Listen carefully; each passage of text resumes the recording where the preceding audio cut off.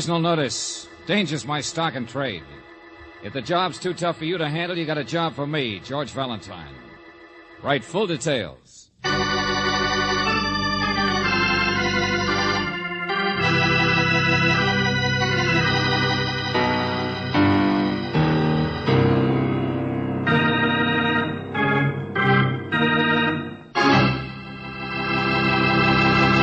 Say, when you were a kid, did you like to go skiing? Now, by that I don't mean chasing the girl next door around the block, but rather the manly art of climbing the nearest snow-capped hill and then returning down said hill on a pair of skis. Of course, you probably know them as skis. Oh, but that's become a peasant term. Now, if you were to use that outmoded expression around the Sun Valley set, they wouldn't know what you were talking about. On the other hand, George Valentine had never heard of skiing, as you will find out in our Let George Do It adventure.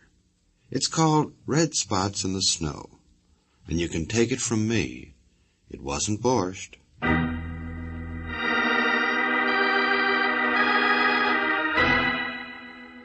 My dear Mr. Valentine, I have never been a violent man, so when I'm threatened I need a professional to, frankly, to act as my bodyguard. I don't expect you to follow me around ostentatiously with drawn revolver, but I will expect continuous protection night and day. You will fly to Snow Valley Lodge, where you will be my guest. Oh, George, did you hear that? Snow Valley. Yes, I heard it, Brooksy. Snow Valley's fabulous. The latest, most up-to-date resort in the whole country. I've read the circulars, too, Angel. Oh, we could have a wonderful time there. Well, you'd better finish the letter before you start packing. Oh, where you will be my guest. Uh-huh. I don't think you will find your duties too arduous. There's skating, skiing, dancing, and entertainment. Oh, George, it sounds heavenly. Yes, it does. Who's it from? Oh, it's signed Herbert Judson. Oh. George, do you think it could be... Only one Herbert Judson, I guess. Oh, who'd threaten a famous picture director like Herbert Judson? Probably not over half the population of Hollywood. Well, he's handsome, he's famous, he's clever. And quite a lady killer. I was reading about his latest heartthrob in one of the gossip columns. Well, then you don't want to take the case. Oh, I didn't say that. If you'd like a vacation... Oh, come to think of it, I'm not invited. The minute Judson sets eyes on you, I'm sure you will be. Oh, thank you. That was a compliment, wasn't it, George? No comment. Well, write him we'll be there. I'll telegraph him. Hey, I'm not made of money. Collect. Oh, George, it'll be wonderful. Skating in the moonlight, dancing under soft lights. Yeah, and Herbert Judson in person. All right, go home and pack, Angel, and don't forget, plenty of woolies.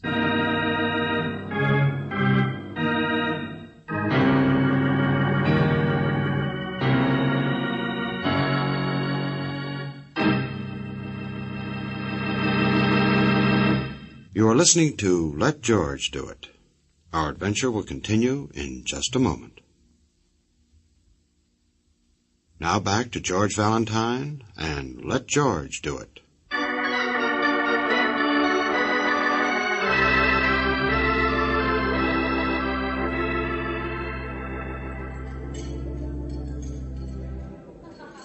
Good of you to take the morning plane, Valentine, and to bring Miss Brooks. Oh, thank you, Mr. Judson. After lunch, we'll go out and try the ski run. She? That's the right way to pronounce S-K-I, George. Ah, thanks. You're welcome. Sorry I wasn't here to welcome you when you arrived. Special events on the ski run this morning. Oh, well, that's okay. We spent the time looking at the photograph albums in the lobby. You're on almost every page, Mr. Judson. Oh, yes, the publicity man here, you know, always snapping off-the-record pictures of well-known people on the ski run. Well, if I may be permitted a pun, there was one she in particular who was posing with you in a good many of the pictures. Well, all the girls like to have their pictures taken with me. Well, this one was very pretty, in spite of the fact that her dark glasses almost covered her face. Did you ever think of going in for pictures, Miss Brooks? Me? Oh, heavens, no. Oh, really? You're extremely photogenic, you know. I can get you a screen test. Incidentally, Mr. Judson... Now, don't worry about your fee, Valentine. It'll be over and above your hotel expenses. Everything's on me. Yeah, well, while we're waiting for lunch, perhaps you'd tell us just how you were threatened. I found this note under the door to my room. Oh? Yeah, words cut out of the newspaper. Better keep your promises if you expect to remain healthy. Is that all? It's enough, isn't it? What promises does it allude to? I haven't the faintest idea. I was sure a clever man like you would find a lot of clues in this. Well, I'm not a movie detective, Mr. Judson, just a troubleshooter who occasionally gets a good idea. Well, whatever the danger is, I'm sure you can cope with it. Mere fact that you're here is very comforting. Ah, here's little Mary with the succulent viands. You know, Pierre used to be chef at the St. Moritz? You're Mr. Valentine, aren't you? Yes, Mary, this is Mr. Valentine. Well, the desk clerk said that this note was left for you. Miss Mark delivered it once, so he sent it in. Oh, thank you. Yes. Will you excuse me? Why, certainly. I wonder who's sending me. Look at this. What is it, George? Just like yours, Mr. Judson. Words cut out of a newspaper. With your advertisement at the top, George. If this is you, you're wasting your time. A man must pay for his sins, and you can't stop it. Better leave here at once. I won't warn you twice. Well, whoever's sending these threats isn't wasting any time, is he? Say, tell me, have you had any disagreements with anyone here? Why, no, nothing of any importance. I had a little argument with Jacques, the she instructor. Maybe you'd better tell me about it. I might find it more important than you think. No, it really isn't anything. Little Mary, the waitress here, is quite a she expert. Their help, you see, are allowed to use the hill back of the lodge. Jacques and Mary are great friends. Or at least they were until the girl who sings arrived. Hey, wait a minute. You're going too fast. The girl who sings? Her name is Jill Drew. She sings during cocktail hour. Hasn't anything to do with the argument I had with Jacques. I mention her because, Jacques is infatuated with her, and Mary is crazy about Jacques. Quite a little triangle. Well, this trouble you had with Jacques. Well, Mary's quite pretty, as you may have noticed. I have always been on the lookout for photogenic faces. I asked her how she would like to have a screen test. Jacques didn't seem to like the idea. But now that his interests are elsewhere, I'm sure he doesn't care. I'd like to meet this Jacques. Oh, you'll meet him, yes. We'll go up the mountain right after lunch.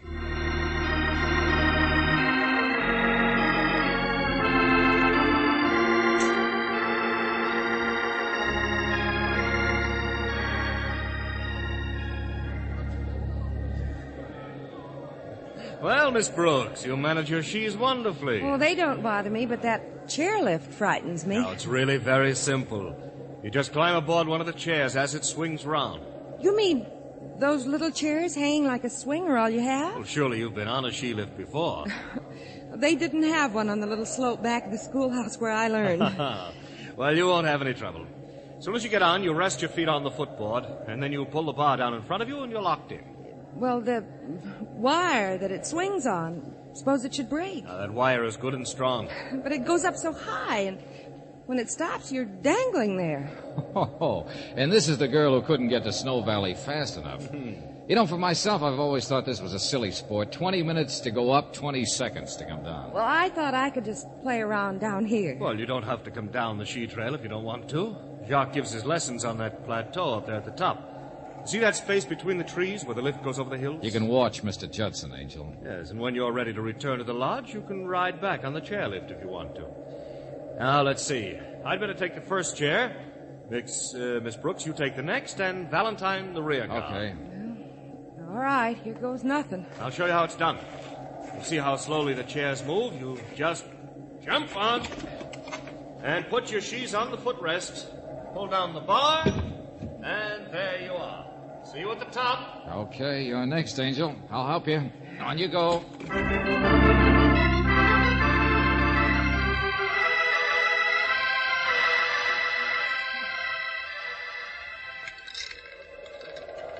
We're awfully high up, George. Yeah, it's a beautiful view, though. I'm afraid to look. I get dizzy. Surely you're not frightened now.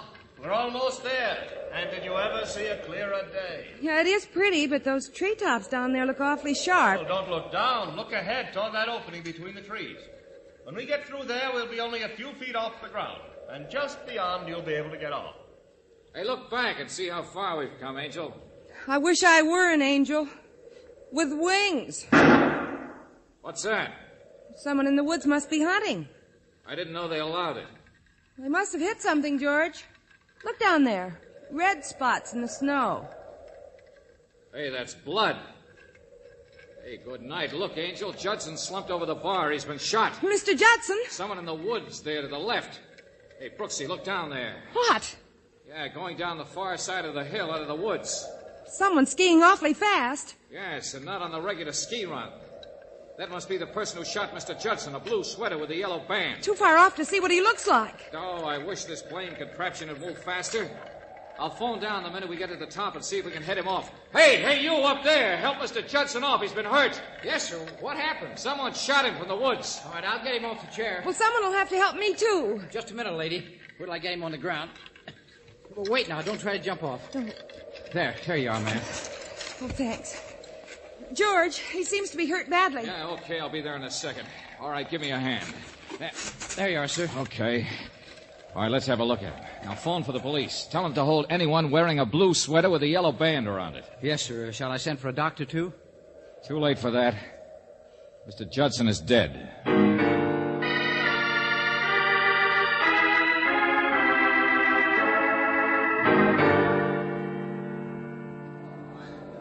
All right, please, folks, keep back. Will you? Everyone keep back. Don't touch him until the police arrive. They'll be here shortly, sir. Did you phone the lodge about the blue sweater with the yellow band? No, sir. I'm afraid I forgot it. Oh, fine help you are, Buster. You know anyone who has an outfit like that? No, sir. Jacques might know. Well, where is he? Get him. We left a little while ago, just before you arrived. He left? I thought his job was here. Well, he said he had to pick up some supplies in town and he'd be right back. Hey, Brooksy. Yes, George. Looks as if we have to ski down the hill back there. Are you game? Well, I've never tried a long hill like... Well, whatever you say. All right, come on then. Now, look, don't let anyone touch the body. No, sir.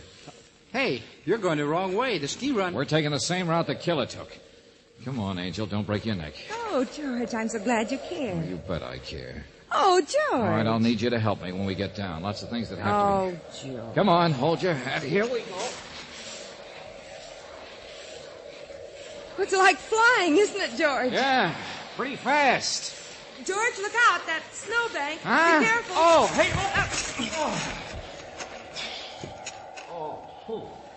Hey, Brooksy, help me out of this, will Are you all right? Yeah, I guess so. Half the snow on the country went down my neck. Are you okay? Yeah, I'm fine. It was certainly bumpy. The man must have been an expert. Yeah, but he slipped up. Nice of him to leave a trail in the snow for us to follow. Yeah, that's right. Well, come on. What are we waiting for? He's way ahead by now. I know, but we can tell the way he went. Duck down, Angel. Get behind that snowbank. We've caught up with our friend, the killer.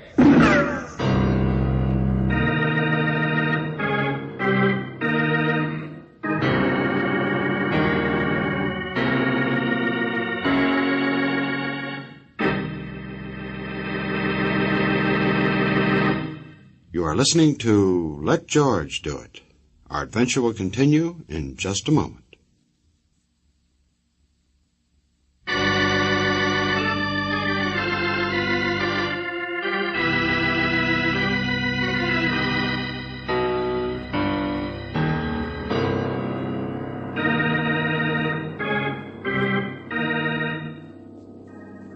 Now, back to George Valentine.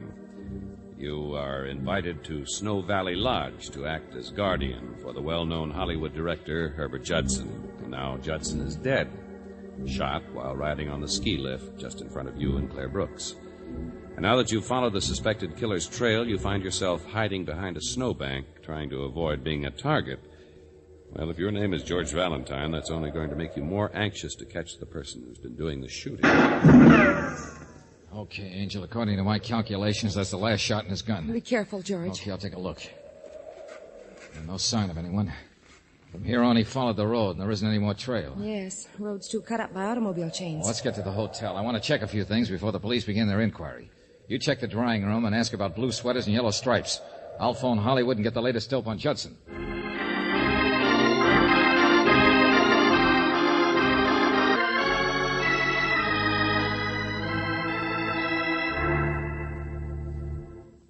Any pay dirt, Brooksy? None. The man in the drawing room says there are several people who have sweaters like that, but none of them wore them this morning. Was Jacques one of them? No. Jacques always wears black. Did you talk to Hollywood? Yeah, I did. Signet Studios was very much upset at the news, naturally. Everyone seemed to like Judson. Due back at the studio next week to make a picture. No recent scandals, no big romance since last year. But one of the newspaper boys said that his death would cause a lot of weeping and wailing among aspiring actresses. Popular, huh? Well, he was always promising to get girls into pictures, never making good. Hey, didn't he ask you if you wanted a screen test? Yes, he did. George, That note he received warned him he'd better keep his promises. Do you suppose one of the girls? I can't imagine why failure to get a screen test is motive enough for murder. But we mustn't pass up anything. Okay, promise Mary a test. Let's see her. George, do you remember these photo albums we looked at before lunch? Yeah, sure. Judson and his she's. Well, maybe one of them had a dark sweater with a light stripe. Oh. Brooksy, what would I do without you? Well, I hope you couldn't, George. I thought... Here they are. Anything wrong? Yeah. Someone tore out all the pages from the front of this book.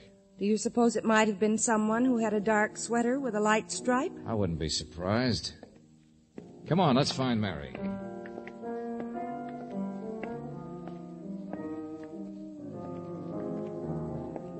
I beg your pardon. I'm looking for a waitress named Mary. Have you, You wouldn't find her here now. She's off in the afternoons. Oh, I see. You're Jill Drew, the singer, aren't you? Yes. My name is Valentine. This is Miss Brooks. Hello. How do you do? You heard about Mr. Judson, I suppose. Yes. Well, I'm asking a few questions before the police arrive.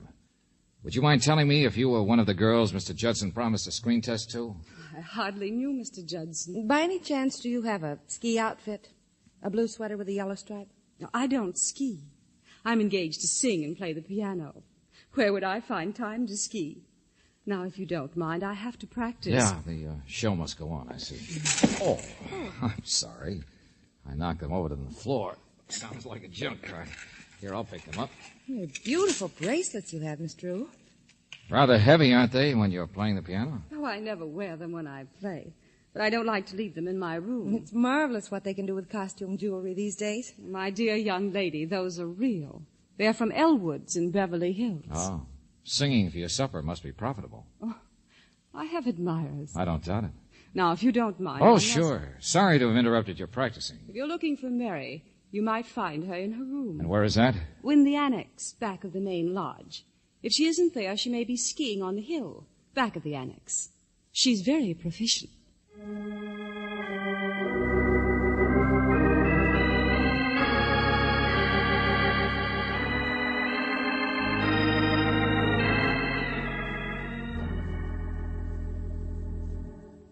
Mary, you've been crying. Yes, Mr. Valentine. Poor Mr. Judson. You liked him a lot, didn't you? Well, he was always so kind and generous. Next week he was going to take me back to Hollywood with him for a picture test. Well, look, Mary, murder is a serious matter. You're in the dining room a lot. Did you ever hear Mr. Judson in an argument with Jacques? What? No, Mr. Valentine. Well, Jacques would Mary, there will be an inquest. You'll be asked questions, and you'll get yourself into a lot of trouble if you hide anything. Mr. Judson admitted he and Jacques had an argument about you. Well, he only warned Mr. Judson not to make any promises he couldn't keep. And Mr. Judson was going to give me Jacques the test. threatened Mr. Judson? Oh, no, Mr. Valentine. It wasn't a threat. Just a friendly warning. Don't you think you'd better tell us all about it? Well, Jacques and I... Well, he used to be kind of attentive until Miss Drew came. I wanted to make him jealous, so I told him about Mr. Judson promising me a chance in pictures. And he warned Mr. Judson not to make any promises he couldn't keep. That was all. Where can I find Jacques when he isn't teaching? Well, if he isn't with Miss Drew, he's usually in his cabin. And that is? Back of the lodge. Jacques doesn't live in the lodge. He has a cabin of his own. It's number 26. Okay, thanks. I'll see you later.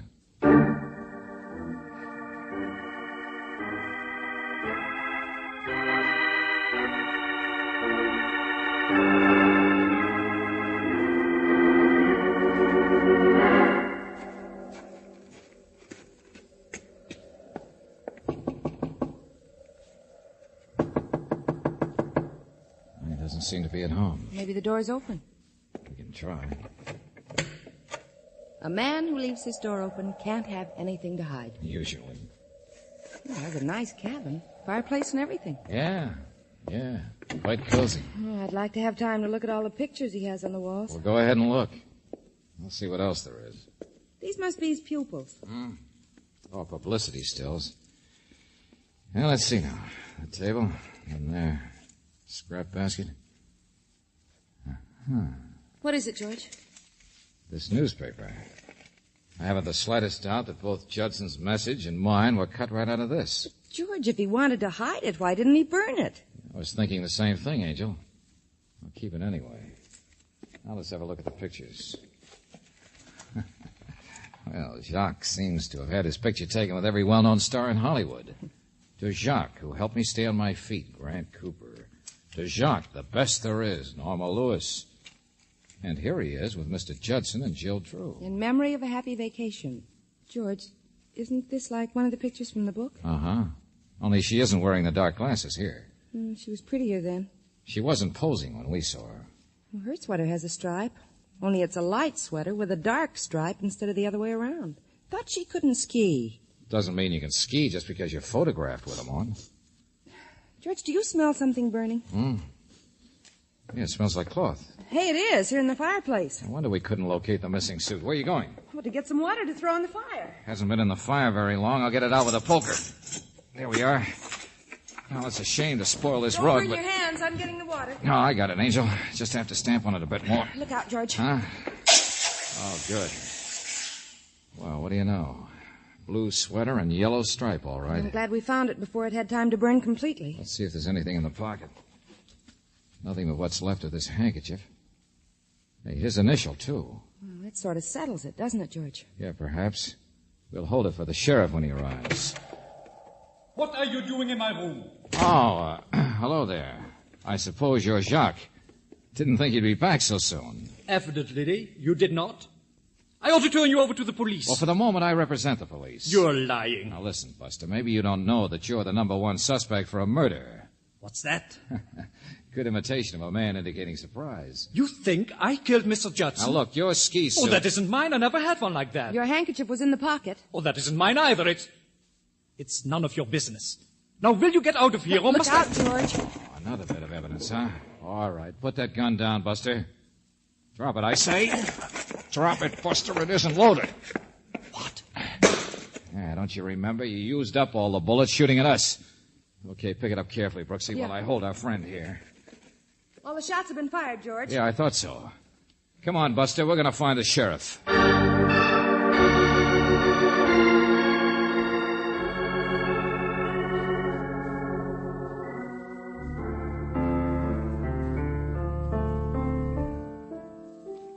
Sorry to disturb you again, Miss Drew, but have the police arrived? I haven't seen them, Mr. Valentine. Come along, Jacques. Jill, Mr. Valentine, where are you taking Jacques? We're on our way to the police, Mary.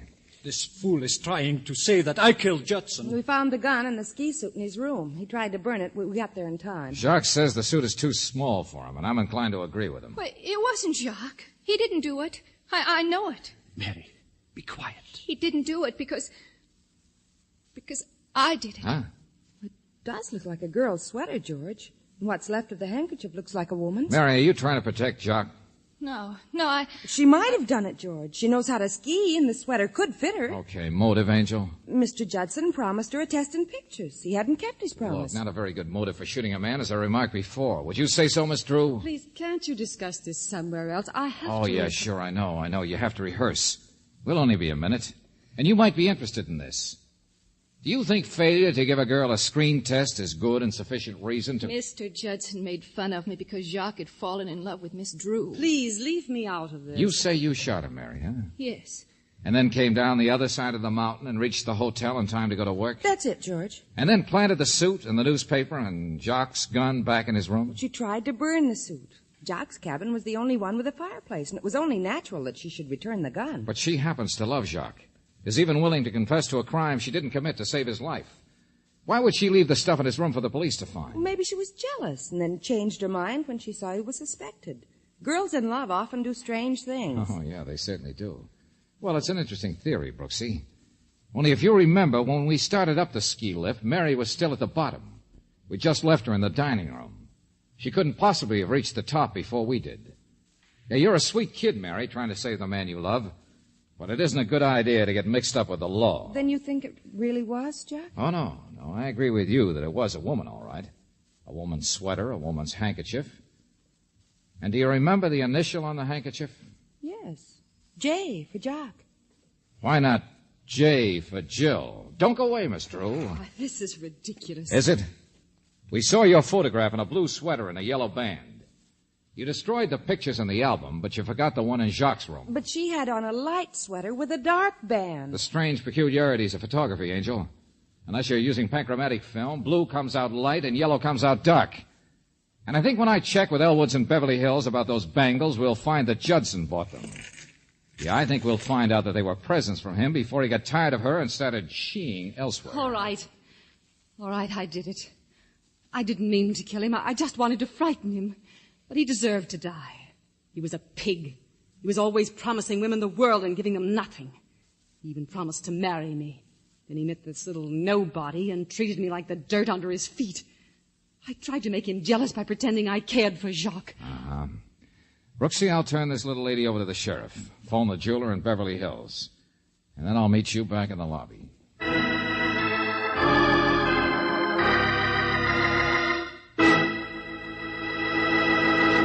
Back to the conclusion of our Let George Do It adventure in just a moment.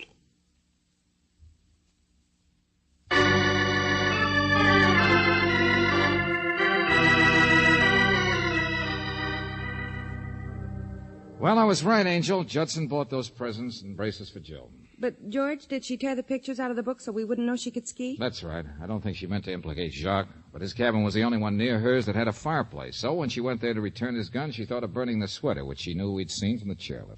Well, how did you know Jacques didn't do it? Well, he didn't know the gun didn't have any bullets in it, for one thing. And now Mary and Jacques can live happily ever after. Can anyone really live happily ever after? Oh, George, you're so cynical. If you don't look out, some girl will take a shot at you for a warning. Not from a ski lift, Angel. The only girl who'd take a shot at me doesn't like dangling from the sky.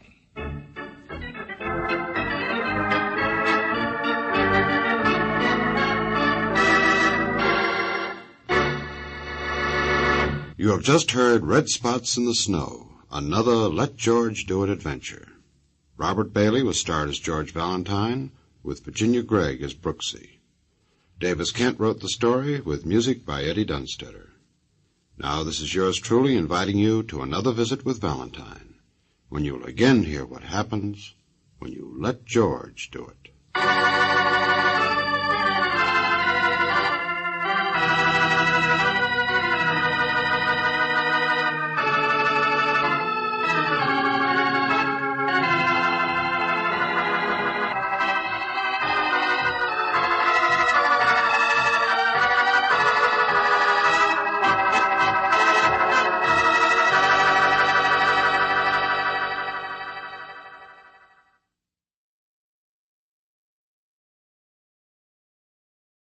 Stay tuned for Man from Homicide, starring Dan Duryea.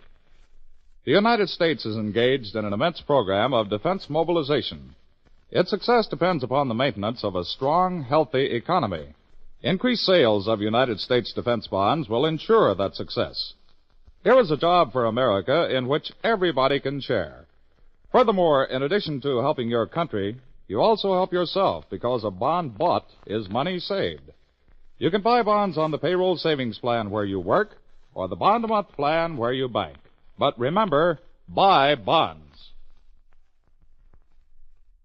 The Man from Homicide. According to Webster's dictionary, homicide is the killing of one human being by another. According to Lieutenant Lou Dana, it's the beginning of a dirty, dangerous job that doesn't end until the killer's found. I don't like killers.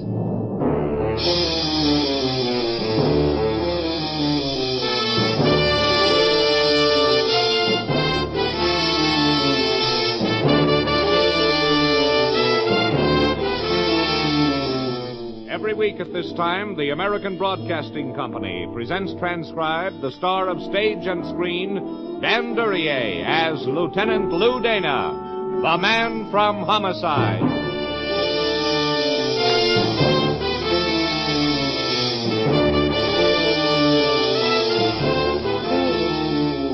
To a cop in homicide, the dead aren't much help. They don't do much except lay there and bleed. After they've bled enough, they die and get cold. And unless you get on it, the trail of the killer gets cold, too. Every second from the moment of the violent act on, the trail of the killer gets colder and colder. She wasn't cold when I got to the ladies' lounge of the local theater. She was still warm and beautiful. No, she wasn't cold, but she was all through bleeding. They bleed out fast with a wrist cut. Her identification said she was Lucille Forbes. I wondered who killed her. She didn't seem to care, the dead being pretty much unconcerned with how they got that way. Looks to me like you got the killer's name right on that card, Lou. Meaning? Lucille Forbes. Why? Oh, slashed wrists. Probably broke up with her boyfriend. She sure did, Pappy. The hard way. Well, it happens. Boyfriend gives her a sweet line. She finds out it wasn't for real. Can't take it. Suicide. Not this time. Oh, how come not? You'll never get on the radio, Pappy, not as a private eye. No? I bet I could replace the fat man. Stick of gum, Pappy? Uh-uh. Well, you've seen people die violently, Dave. Well, so? They don't do it gently, even if they want to die. They lose consciousness, and then the death spasms start. The blood doesn't run out of the wrists in two neat pools. It spatters things up. Oh, yeah, I see. And she didn't cause no fuss. Well, what's it mean? Only one way she could die that easy, with her wrist cut. Yeah? Drugged. Have the lab boys run a test.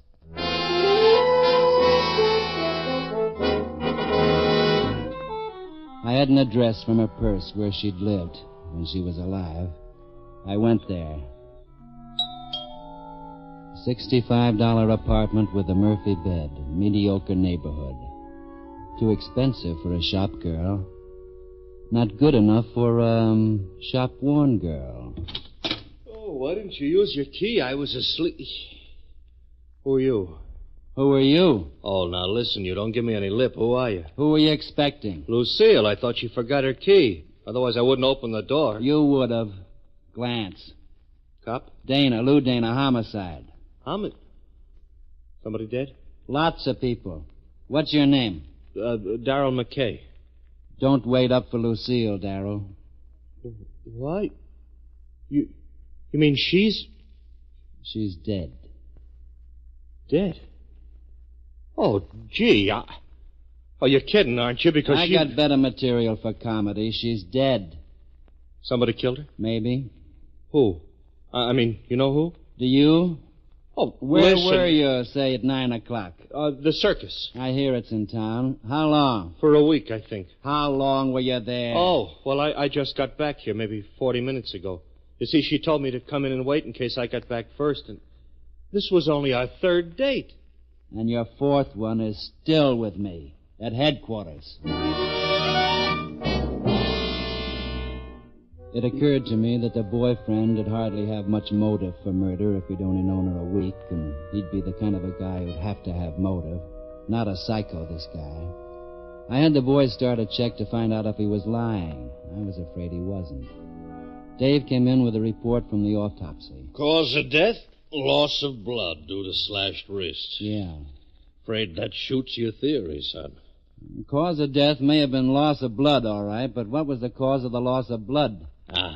Never mind. Let's see the report. Yeah, sure. You know, I still think I'm right. Jilted girlfriend can't take it. Suicide. You didn't read far enough in this report, Pappy. Huh? Listen. While immediate cause of death has been determined as being due to severe loss of blood, Yeah? tests of the victim's stomach show strong concentrate of phenol in sufficient quantity to invoke extremely deep sleep bordering on coma. See what I mean? Yeah, but sleep and death, that's two different things, Lou. But related, maybe. How do you figure? Well, a person who's sound enough asleep might not object too much to being murdered. This is so pat, Lou. Now I tell you. Jilted girl. Jilted, maybe. But there are a lot of ways to jilt a girl, and one of them is to kill her.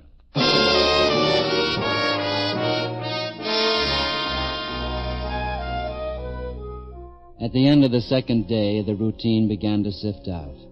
The boyfriend seemed clear. We had it from the landlord that Lucille Forbes had taken the apartment only a week before. Darrell McKay, the boyfriend, had a bachelor up on the floor above. The check on the girl wasn't going so well. I'm telling you, Lou, that girl was a gypsy. Meaning? Well, always on the move. Before the last place, she lived on Harper Street, 2 weeks. Before that, a middle-class hotel up on the Heights. Out of town for a month before then, and then 2 months in a place in the 50s out on Carlisle. How transient. Nobody at any of these places knew her much. She seemed to stay alone most of the time. Had a few boyfriends. Nothing on any of them. Who was she, Dave? Well, I can't find out. Like I said, Lou, nobody knew her. Papers have run stories on her, haven't they? Sure. Anything? Nothing. Now, what about that boyfriend? Nah, he's got Ringling Brothers for an alibi. Any of the papers run pictures? No. We couldn't find any. Except for that post-mortem stuff, and that's never any good for identification. No, but without pictures, one thing is obvious. Yeah, what? Phony name. Otherwise, friends or relatives would have made inquiry from the news breaks. Seems like. Better check missing persons. Yeah. Dana here. Yeah, that's right. Sure, shoot. What?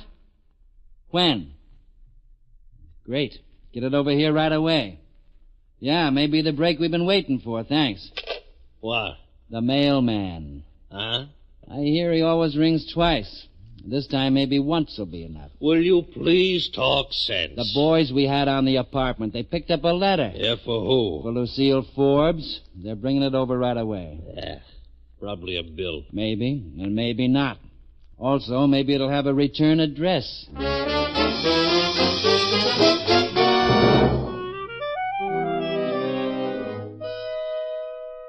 It's not at all like it is in the movies. Cops in Homicide aren't storybook sleuths who walk in and break cases by master deduction. No, in Homicide you wait. After a while, the routine starts sifting in. You get a little here, a little there, and soon you put it together. Sometimes it adds up to an answer. We just had a real fine assist from the U.S. Mail. Listen to this, Dave. Yeah. So we're hoping you'll come home. I know you feel humiliated. I know it will be hard, but when there's trouble like you've had, you ought to be close to those who love you.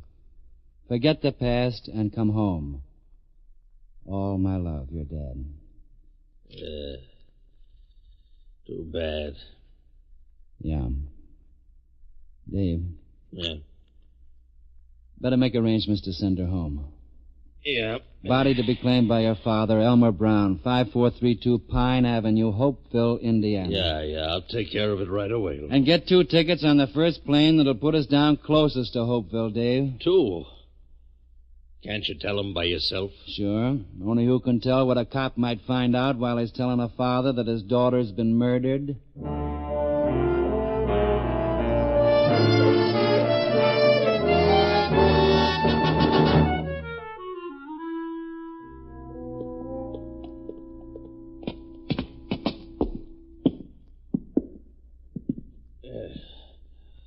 Well?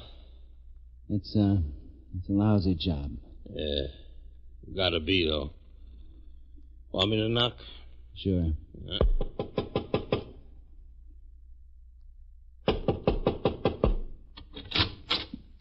Yes?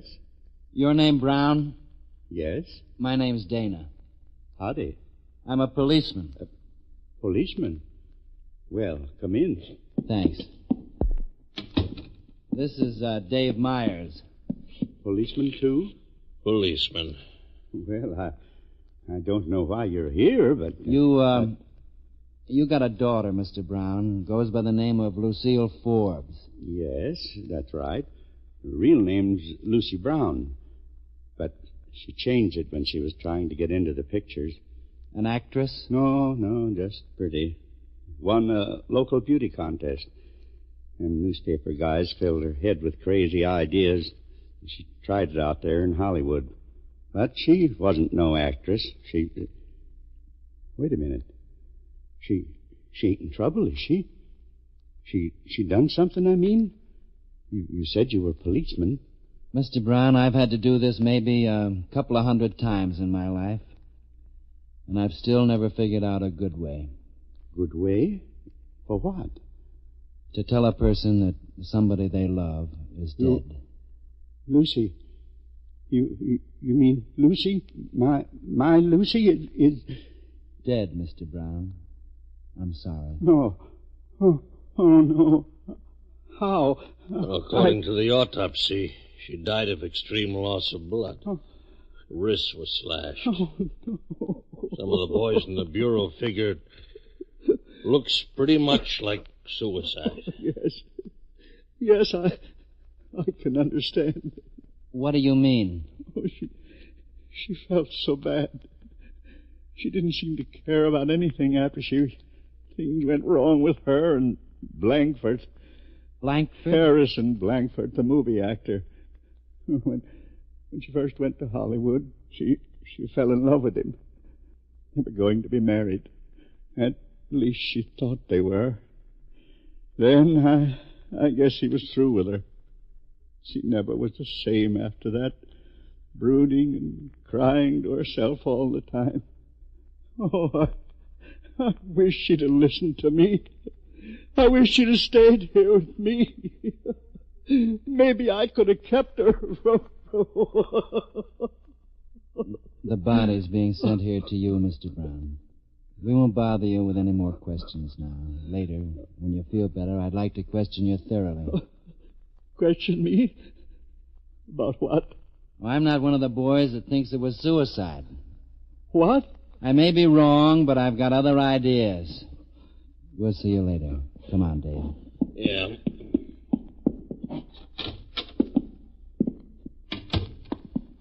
Well, son, looks like I was right. Even the father thinks so. But I don't. Well, what are you going to do now? Well, I thought we might take a little trip to Hollywood. I wouldn't if I were you. Why not? Oh, you'll never make an actor, son. Oh, don't be so sure. I might get a part playing a hard-boiled cop. Too much competition. Like who? Oh, Cagney, Bogart, Duryea. You'd never stand a chance against them. Oh, I don't know. They're not so great. Anyhow, I still want to go to Hollywood. Why? I want to know how long it's been since Harrison Blankford saw Lucille Forbes and why he threw her over.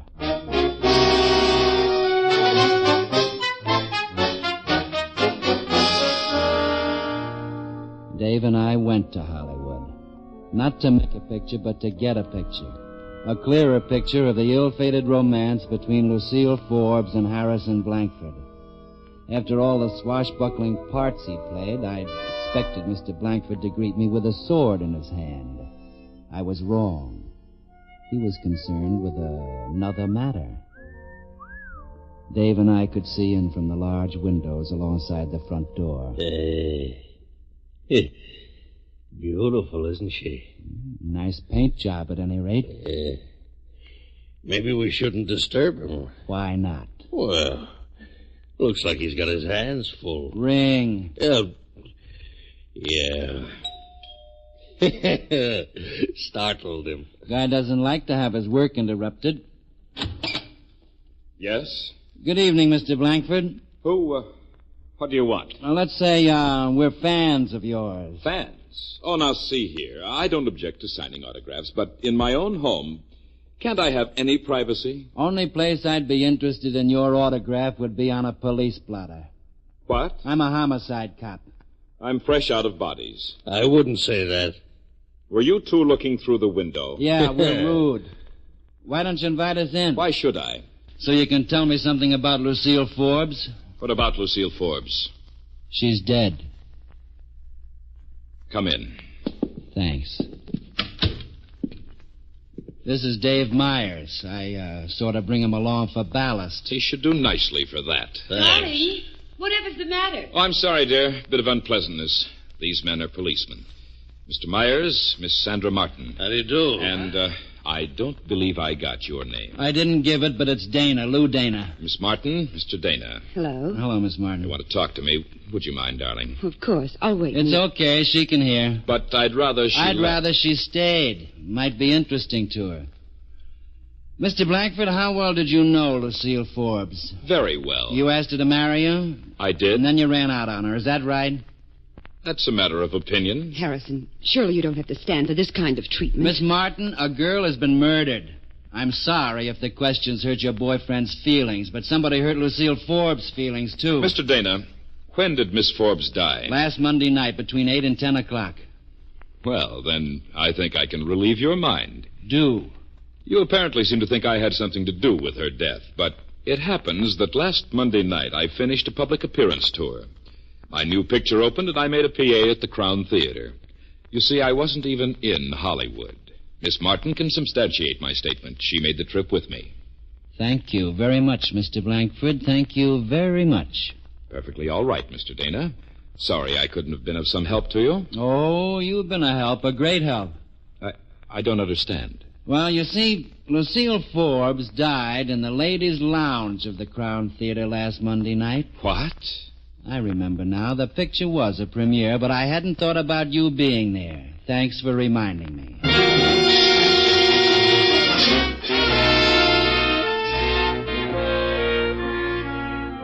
We parked half a block down the street. 3 hours. Nothing. Dave ran true to form. 20 minutes after we stopped, he was in the arms of Morpheus. He had a smile on his face. It occurred to me that he probably figured he was in the arms of Sandra Martin. I envied Dave. My trouble was that I couldn't sleep well with a death on my mind. After a while, the yard lights went on at Harrison Blankford's house. I woke up Dave. Dave! Dave! Wake up. Wake up. We're getting action. Oh, just when I was... Blankford's pulling out. Maybe taking the lady home. That'll be very foolish of him. Quiet. Yeah. Stay on him, Dave. I'm going calling. Right. Meet you at the hotel later. Okay, son. Now be careful. Whoever caught a killer being careful. So long, Pappy.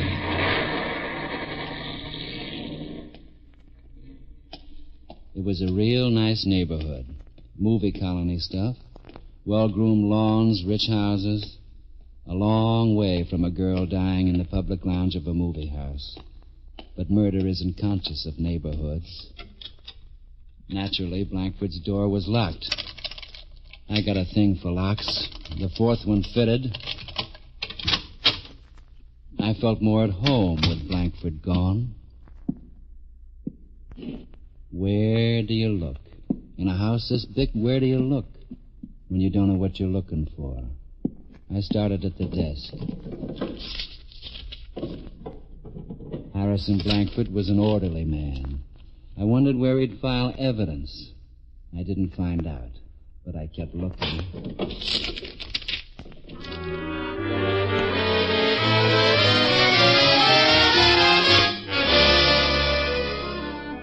I had a good hour and a half. I knew Harrison Blankford pretty well by then, but useless information. I didn't know any more about Lucille Forbes' killer. Then I found it. I opened an old memento book and found it. Marriage license. Lucy Brown to Henry Forbes. Yuma, Arizona, October 12, 1950. It had pictures of flowers and angels around the border. And at the bottom it said, until death do us part. It was right. Enjoying my papers, Mr. Dana. Why, you... You surprised me. Your man didn't know the streets very well. I was able to lose him. How fortunate for you. And unfortunate for you, Mr. Dana. That's a matter of opinion, Mr. Forbes. I see you found the marriage license. Yeah. Explains a lot of things. Secretly married to Lucille Forbes, in love with Sandra Martin. Lucille wasn't giving you a divorce. Lucille is murdered in a theater where you were appearing. She's dead, you're free. Free to marry Sandra. Only thing is, they don't hold much for weddings at San Quentin. Very interesting. But you're wrong. I didn't kill her. A jury will decide that with this evidence. A jury won't get the evidence. Explain. A thing like this could ruin my career. Sure didn't do Lucille Forbes' career any good. Naturally, I'm terribly sorry about Lucille, but the marriage was a mistake. She should have given me a divorce. Sandra and I both begged her. No, Mr. Dana, I didn't kill her. But I have no intention of letting you ruin me by presenting that marriage license in a court. And just how do you intend stopping me? First, I'm going to take it away from you. Then I'm going to thrash you within an inch of your life. You're gonna what? In your business, I believe they'd say, work you over. You started believing the parts you play. I don't use stand-ins, Mr. Dana. I'm a good athlete, and I'm in good condition. Then you better keep that way. In Homicide, we don't do our fighting for a camera. We do it for keeps. Sounds like fun. Take my advice, Blankford. Don't tangle with me. That face of yours is worth too much to you. Only be good for horror films after I get through with you. I can't believe it. You're either a better actor than I thought, or you're crazy enough to try to take me. I'll try. You'll be sorry, but come on. I am. Neat. That's a good left hook. It always looked good on the screen. I didn't think it was real. Try the right. Looks like business. Okay, we get a few lessons in homicide, too. No, you... No.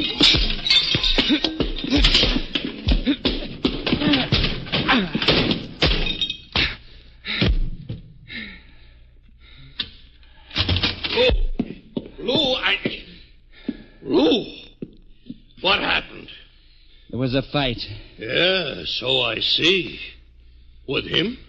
With me. Who won? We both lost. No, you won. You've still got the marriage license. With your pal and his gun there, I guess you'll keep it. I'll keep it. Go ahead and use it. All you'll do is ruin my career. But you'll never prove that I killed Lucy because I didn't. I never thought you did. What? No man could have. Getting back to my theory. Suicide, Lou? Nope. But you just said no man could have killed her. That's what I meant. Ever try getting into the ladies' lounge of a moving picture theater? I did. A dame. Another dame. Another dame. But not just any dame. A specific dame. Your dame, Harrison. Sandra? You can't mean Sandra. I do. Why, that's absurd. Is it? Listen. She was with you when you made that PA. She knew you were married to Lucy Brown. She knew Lucy wouldn't give you a divorce. You told me you'd both begged her. Yes, but... More. She's in love with you. You promised to marry her when you're rid of Lucy, right? Well, yes, but that... Well, you're rid of Lucy. She saw to that. You're only guessing. Maybe, maybe not. But my guesses are usually right. Now let's all go over to her house and see if her guesses are right.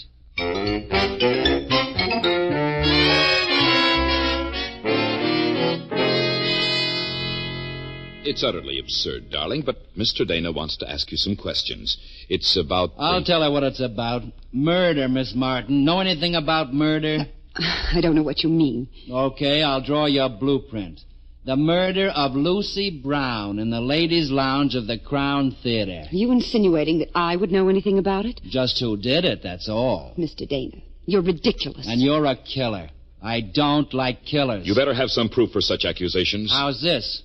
Ever take sleeping pills, Miss Martin? Sometimes. Why? Look around, Dave. See if you can find any. Right, son. You needn't bother. There's half a bottle in my medicine chest. And where's the other half? I've taken them. Over a period of weeks. You took them or you slipped them to Lucy Brown? How could I? You were with Blankford for that PA at the Crown Theater. Now listen. Early in the evening, you went to see Lucy. You asked her again to divorce him. She refused. You had coffee together. You doped hers. Then you tailed her. She went to the Crown Theater for another look at the man she loved. Sometime during the evening, she got sick and drowsy. She went to the lounge. It'd be empty. People wouldn't pay top price to see Harrison Blankford in person and spend their time in the lounge. Inside, she passed out into a deep sleep. You slashed her wrists to make it look like suicide. Only you slipped up. Sandra, of course I don't believe any of this, but tell him that... Be quiet, Harrison. He's bluffing. Am I? You smoke, Miss Martin? Certainly. I thought so. Ever see this, Mr. Blankford? Cigarette case? Elgin American. Pretty, isn't it? You've seen it before, haven't you? On the inside, there's some engraving. Real intimate kind. It just says from H to S. Could that mean from Harrison to Sandra? Yes, I gave it to her. You admit it's yours, Miss Martin? Yes, it's mine. It is mine. What of it? I found it lying alongside Lucy Brown's body. It was a little way off, so it didn't get any blood on it. Not nearly as much as you got on your hand, Sandra. Oh, no. Not nearly as much of her blood as ran out on the floor. Oh, Not no. nearly. All right. I did it. I killed her. I killed her, and I'm glad. She was trying to keep him from me. I killed her. I killed her. Sandra. That's a pretty good confession. 3 witnesses. Well, Pappy, what do you think of your suicide theory now? Well, Lou, it wasn't fair. You didn't tell me about finding that cigarette case beside the girl's body. I didn't find it there. What? I found it between the sofa cushions when I was going through your house, Mr. Blankford. I put it in my pocket. I thought it might come in handy. I think it did.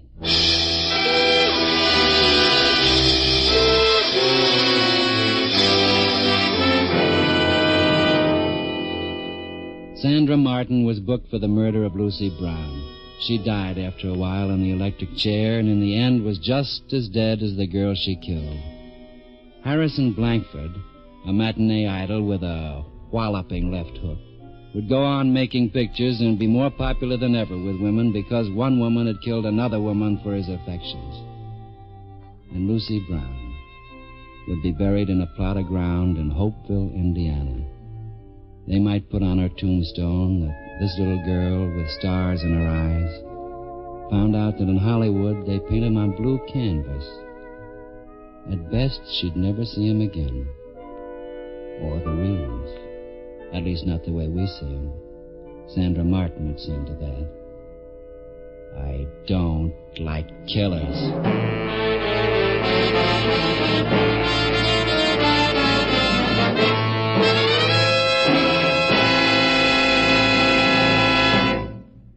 You have just heard another transcribed program in a series starring Dan Duryea as the Man from Homicide, with Larry Dobkin as Dave. Mr. Duryea can soon be seen starring in Chicago Calling. In tonight's cast, you heard Ralph Moody as Mr. Brown, Kay Stewart as Sandra, and Howard Culver as Blankford. Music was by Basil Adlam.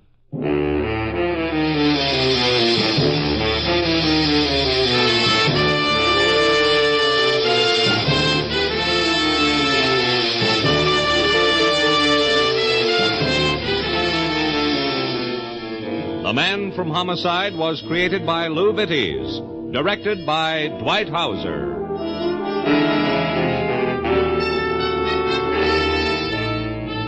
Be with us again next week, same time, over most of these same ABC stations to hear Dan Duryea as the Man from Homicide. Orville Anderson speaking. This program came to you from Hollywood.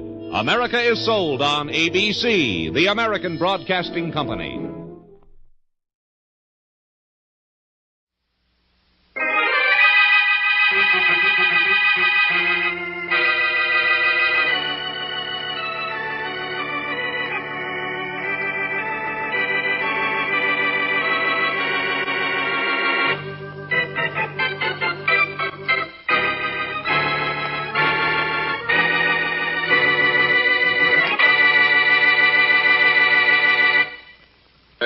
Oh, Mary, you can't mean it.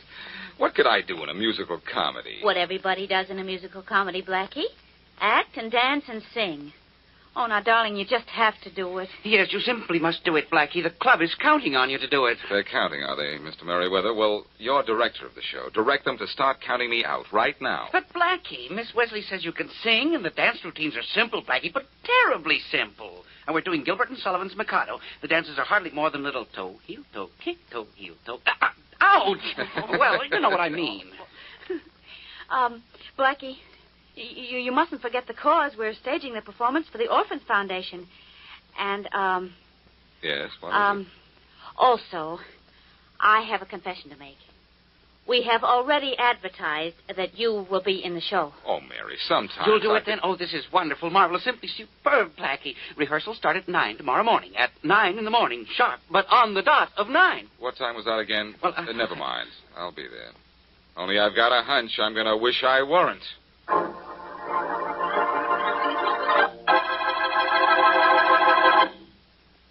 And now back to Dick Calmer as Boston Blackie. Enemy to those who make him an enemy. Friend to those who have no friend.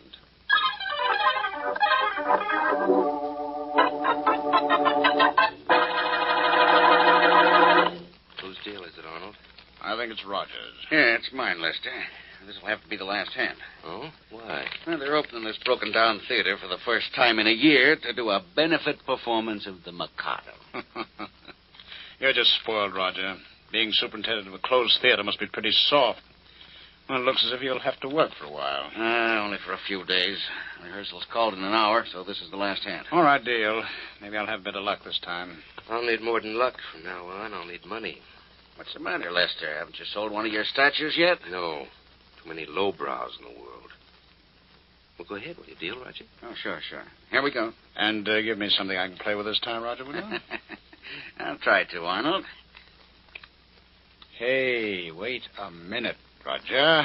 What's the matter? Let me look at those cards. What are you talking about? You know what we're talking about. You've been cheating us, Roger. How long? Now, look, I'll explain later. I've got to get this theater ready for that Mikado. Now, wait a minute, Roger. I want to see those cards. Now, let him go, Lester. But he's been cheating. Yes, I know. I've been losing to him for 2 years, ever since the three of us started playing. So have I, Lester. Yeah, you're rich. You've got more to lose. I know, so I lost more. You know, I never thought a lifelong friend would do this to me. And I never thought I could be tempted to do what I'm thinking to a lifelong friend.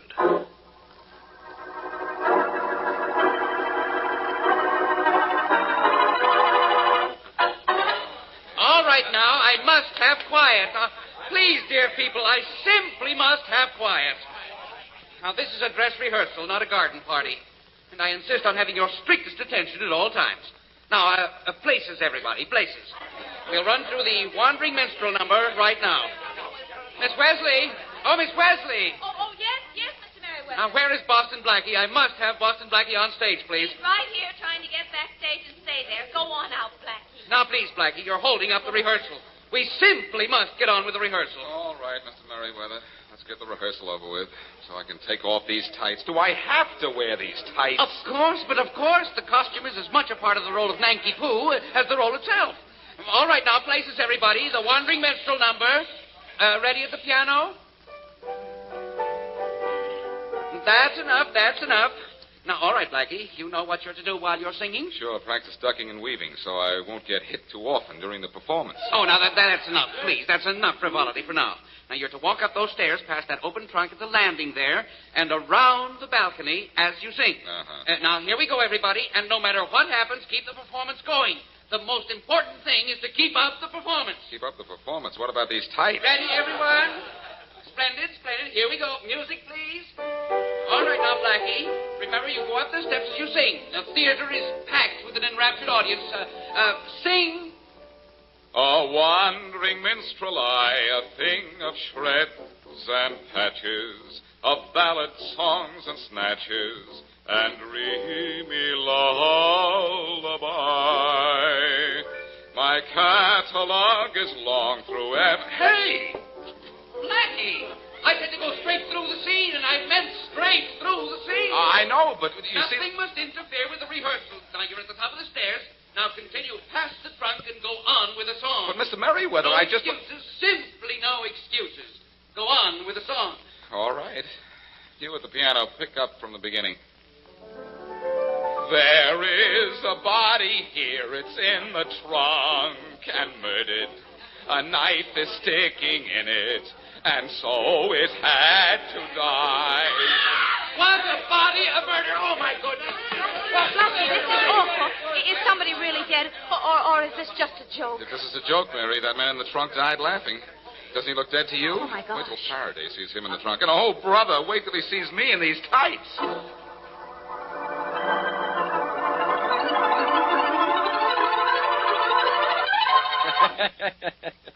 Sure, I'm here on a murder case.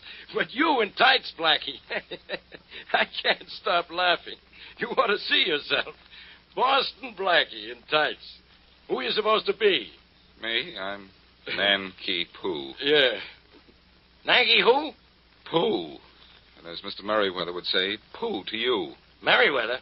Who's Merriweather? Our beloved director. Wait till you see him. Oh, that was Merriweather. The little fellow who kept screaming, "The show must go on." Well, that's him. Look, he's the boss. I've got to... Inspector. Yeah, Rollins? They're the things we found on the dead man, Inspector. We just identified the body. Yeah? Whose is it? It's a man named Roger Knowlton. He's superintendent of this building. His wife identified the body. His wife, huh? Where's she? In her apartment. Down these steps, backstage toward the front. Thanks. I'll have a talk with her later. Let's see what you found on Knowlton's body. Put that in here on the table, huh? Yes, sir. Here you are. It's papers, coins, playing cards, and a lot of junk. Wonder why anyone would kill a theater superintendent. a funny thing to find in a man's pockets. A deck of playing cards. Let me look at those. Well.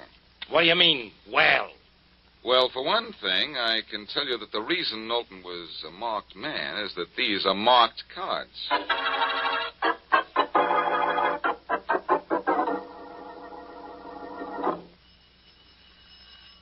You seem to feel a little better, Blackie. Is that why you're going to talk to Mr. Knowlton's wife? I feel better because I'm out of those darn tights.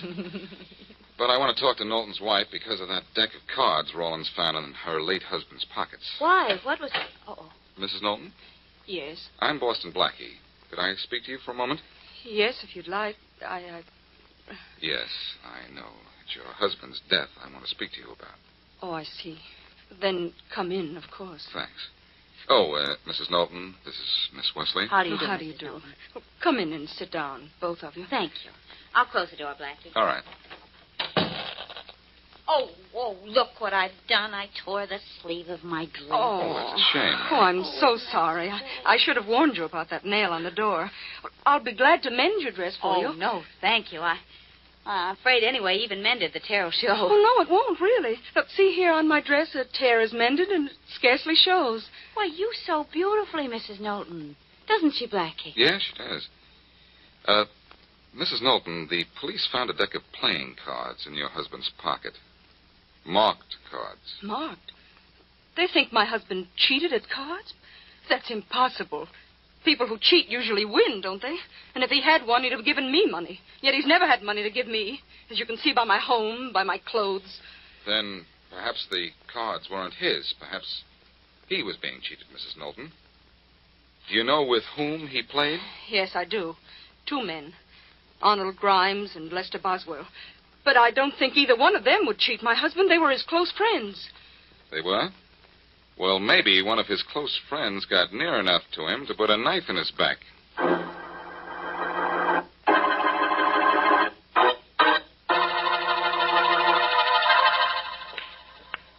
Oh, wrong English. Wrong English. Grimes? Arnold Grimes? Yes? What are you doing in this club? You're not a member. I'm Boston Blackie, Mr. Grimes. Sorry to have to interrupt your billiard game, but I'd like to talk to you. What about... Now, there's a billiard shot I've been trying to make for 6 years. Know anything about 3-cushion billiards, Blackie? Not much, but I know a lot about murder. Did you know Roger Knowlton was dead? Yes. Now, if I give the ball that kind of English... How'd you know? How'd I know what? That Knowlton was dead. Heard it on the radio. You ever seen this shot made? Once. How well did you know Knowlton? What business is that of yours? Look, can you make this shot? I can try. And I can also try to find out how well you knew Knowlton. I'll go ahead. Here's a cue. Let's see you make the shot. All right. You played cards with Knowlton? Did you know Knowlton cheated? Sure. Let's see you make the shot, will you? I didn't say I'd make it. I said I'd try. You knew Knowlton cheated, and still you played with him. Why not? No law says I can't be cheated if I want to be. Well, can you make that 3-cushion shot? Maybe, if I do it like this. Huh. You even made it look easy. It was. If Knowlton cheated you, why did you play cards with him? Because I could afford to lose. I'm rich, you see. He was broke. And he wouldn't let him a dime. Give me a chance to help him. Say, show me again how you made that shot, will you? Sorry, Grimes, I haven't time. The next shot I make won't be at a billiard ball. It'll be at Lester Boswell, the 3rd member of your card-playing trio. Go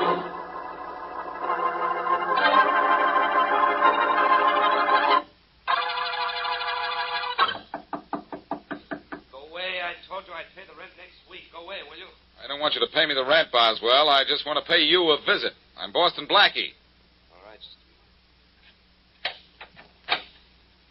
Come in. Thanks. Say, what is this place anyhow? A stone quarry? Stone? I'm a sculptor. This is my workshop. I'm busy working. What do you want? Just a little information about Roger Knowlton. Look, Boswell, did you know Roger Knowlton was found dead this afternoon? What? You dropped your chisel. Now drop the act, Boswell. You knew he was dead when I came in here. He was murdered. Murdered? Yes, for cheating at cards. For cheating you at cards. Well, yes. did cheat, but he cheated Arnold Grimes, too. Grimes had as much reason as I to kill him. Oh, no. Grimes had less reason because he has more money. You're handy with a chisel, Boswell. Maybe you were just as handy with a knife. And maybe your fondness for marble prompted you to leave Knowlton stone dead.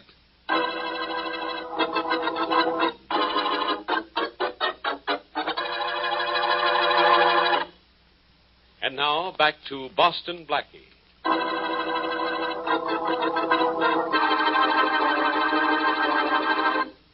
While rehearsing for a benefit performance of The Mikado, Blackie finds Roger Knowlton knifed to death in an open trunk.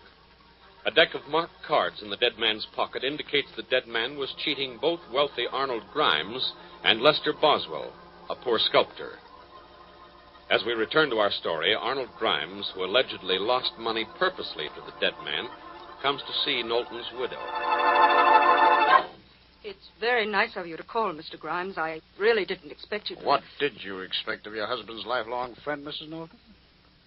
Now, Mrs. Knowlton, let's not pretend with each other. Your husband died a rich man, you know, but before he died, he unfortunately made me a poor one. I don't know what you mean. I mean, he won so much money from me with those marked cards of his that I'm broke. Almost ruined. Now, you should be satisfied with half, don't you think? Half? Half of what? Half of the money he won. Now, I'm perfectly willing to get back only half and let you have the rest.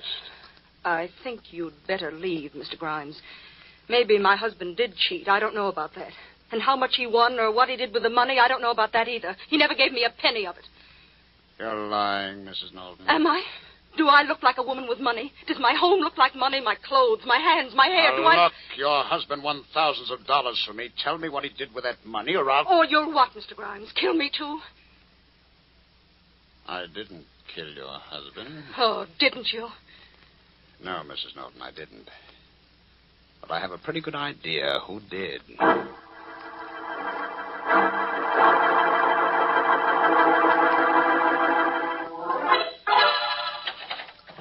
This is Grimes, Arnold Grimes. Open the door, Lester, will you? All right. The door's open. What do you want, Grimes? I want to talk to you. About what? You know very well about what. Some other time. Right now, I'm busy. How come, Lester? Put down that hammer and chisel and quit making those stupid shapes out of that rock. You pig. You murderer. You're the murderer.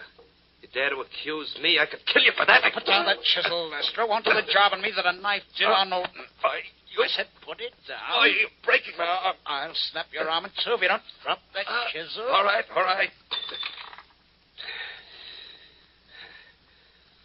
There. Now, are you satisfied? No. No, Lester, I want to know what you did with the money you took from Knowlton after you killed him. I'm sorry I dropped that chisel. I'm sorry you did, too. I could kill you now and claim self-defense. Don't you come near me. No. I'll get near enough to get my hands on you. No, you won't. Put down that statue, Lester. Sure, I'll put it down like this. You don't throw as fast as I can move, Lester. Don't try that again. You might have killed me. Don't give me any ideas about killing. Because it wasn't Knowlton I've always hated. It's you.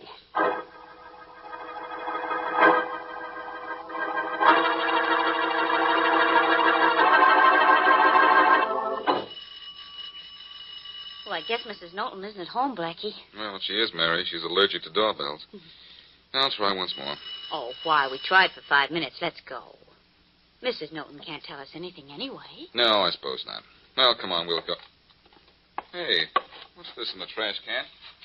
Looks like a rag. An expertly patched rag, Mary, that yesterday was Mrs. Knowlton's dress. Well, what about it?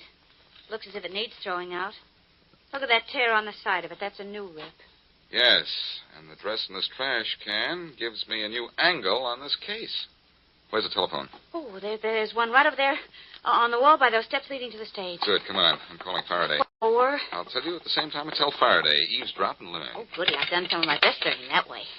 I've taught some of my best lessons that way. Blackie, does that dress in the trash can really mean this much to you? It means I have Knowlton's killer. Isn't that a lot? Faraday speaking. Inspector, this is Blackie. I have Roger Knowlton's killer. Well, stop wasting my time, Blackie. Goodbye. Instead of goodbye, be a good boy and listen to me a minute. All right. 1 minute, that's all. Faraday, arrest Mrs. Knowlton for killing her husband. I found her dress in the trash can. A dress in the trash can? Well, what does that prove? Proves plenty, Faraday. It's a dress with a small tear in it that's going to rip this case wide open. Yeah? How? I'll tell you how. It's little things like a lost button, a paperclip, a speck of dust that spoil the most carefully worked-out murder plots in the world. This torn dress is another killer's little innocent mistake. What's a mistake about it? The dress was torn. Maybe it had to be thrown out. Oh, no, Faraday. Mrs. Knowlton has been mending and patching her torn and worn-out clothing all her life. Why? Because she had to. She seldom had money enough for new clothes. The dress I found in the trash can wasn't badly torn. But she threw it out. Why? All right. Why? Because all of a sudden she has money. Her husband's money, the money she killed him for. Faraday, she suddenly gave up the habit of a lifetime, and only because she suddenly had no reason to keep it up. Hey, this is beginning to make sense at that. Well, you'd better make time and get down here. Mrs. Knowlton's not here, but she'll be back. I'll be down in 10 minutes. Make it 5. Come on, Mary. Let's go out in the theater. Okay. We're going to look for the money Roger Knowlton won from Grimes and Boswell. Have any idea where it is? No, but I know where it isn't. In a bank. Oh, the police would have found it already. He obviously hid it somewhere. Where? I don't know where, but his wife knows. I think it's in the theater somewhere. That's my bet. Let's get our hands on that money, and then Faraday can get his hands on our murderer.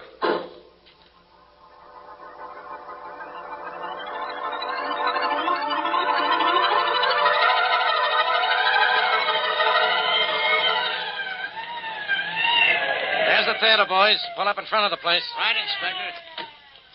Rollins, you take a squad of men around to the back. I'll go in the front way here. Yes, sir. Come on, men. Hey, where'd those shots come from? Inside the theater, Inspector. I think they did, too. Get around back on the double, Rollins. I'll block this exit. Right, let's go, Faraday. Hey, what's going on in here? Faraday, is that you? Yeah. Who's that, Blackie? Yes. What's it so dark in here for? Somebody turned out the lights. Well, what's the idea of the target practice in the dark? Hey, what's the idea of shooting at me, Blackie? Turn off that flashlight, Faraday. I'm not shooting at you. Arnold Grimes is. Arnold Grimes? Well, what's he... Turn off that light. Turn it off. All right, it's off. Who screamed? Mary did. I told her to duck down behind a row of seats and keep quiet. And you better keep quiet, too, or keep moving around. I'm all right. Don't worry about me. Okay, but what's this all about? Where are you, Blackie? Over here. Oh, wow. That was close. Well, what's Grimes shooting at you for? Mary and I were looking for the money Mrs. Knowlton stashed when we saw Grimes across the theater doing the same thing. I yelled to him, and he ran up on the stage. Then the lights went out, and he started shooting. And you thought it was Mrs. Knowlton who killed her husband, huh? Well, I'll admit this. Wow. Gee, that was close. Throws my theory haywire, but I can't be right all the time. Boy, is this a laugh. You send me on a chase for Mrs. Knowlton and run right into the real killer. Blackie, you're not so smart. You're just a... Yipe! I'm not so smart. You're not going to be even alive if you don't keep moving. Oh, no? I'm waiting for a chance to get a good look at the flash of Grimes' gun. Then I'm going to let him have a shot or two from mine. I saw it that time. Here goes. Hear that? I got him, Blackie. Hey, Inspector. Yeah, Rollins? I found the light switch. Well, turn it on. Yes. Oh, it's good to be able to see again. And look up there on that stage. I got Grimes, all right. See the body? Nice shooting, Inspector. Come on. Let's go see if he's still alive. All right. Blackie, may I get up off the floor now? Yes, it's safe, Mary. Come on. Ooh. Thank goodness. Yeah, it's safe, Miss Wesley. Thanks to me. Our pal Blackie didn't even have the right killer. But I got him. So it was Mrs. Knowlton, was it, Blackie? Well, that's what I thought till I saw it Grimes. The lights went out and the shooting started. Up these steps here, Mary. Watch out. Right. Well, Blackie, looks as if I've... Hey, this isn't Grimes. Look, it's a woman. There's a gun in her hand. It's Mrs. Knowlton. But it was Mr. Grimes who ran away from us. Maybe, but it was Mrs. Knowlton who did the shooting. If Grimes was here, he won't get far. I've got men at every exit. Hey, Blackie, this woman's alive. And maybe she'll talk. No. No. But, Blackie, if it wasn't Mr. Grimes who shot at us, where is he? I don't know, Mary. He must have ducked out of the theater. Never mind, Grimes. All right, Mrs. Norton. You killed your husband, didn't you? You might as well tell us, Mrs. Nolan. We know the truth already. Do you? Well, all right. I shot at you. And I killed him. Are you satisfied? Satisfied? Sure. But why did you kill him? Because he was leaving me. He was caught cheating at cards. I followed him. I saw him get the money. He had it hidden. I took it from him after I killed him and hid it myself. Where did you hide it, Mrs. Norton? She'll never tell anybody anything anymore, Faraday. She's dead.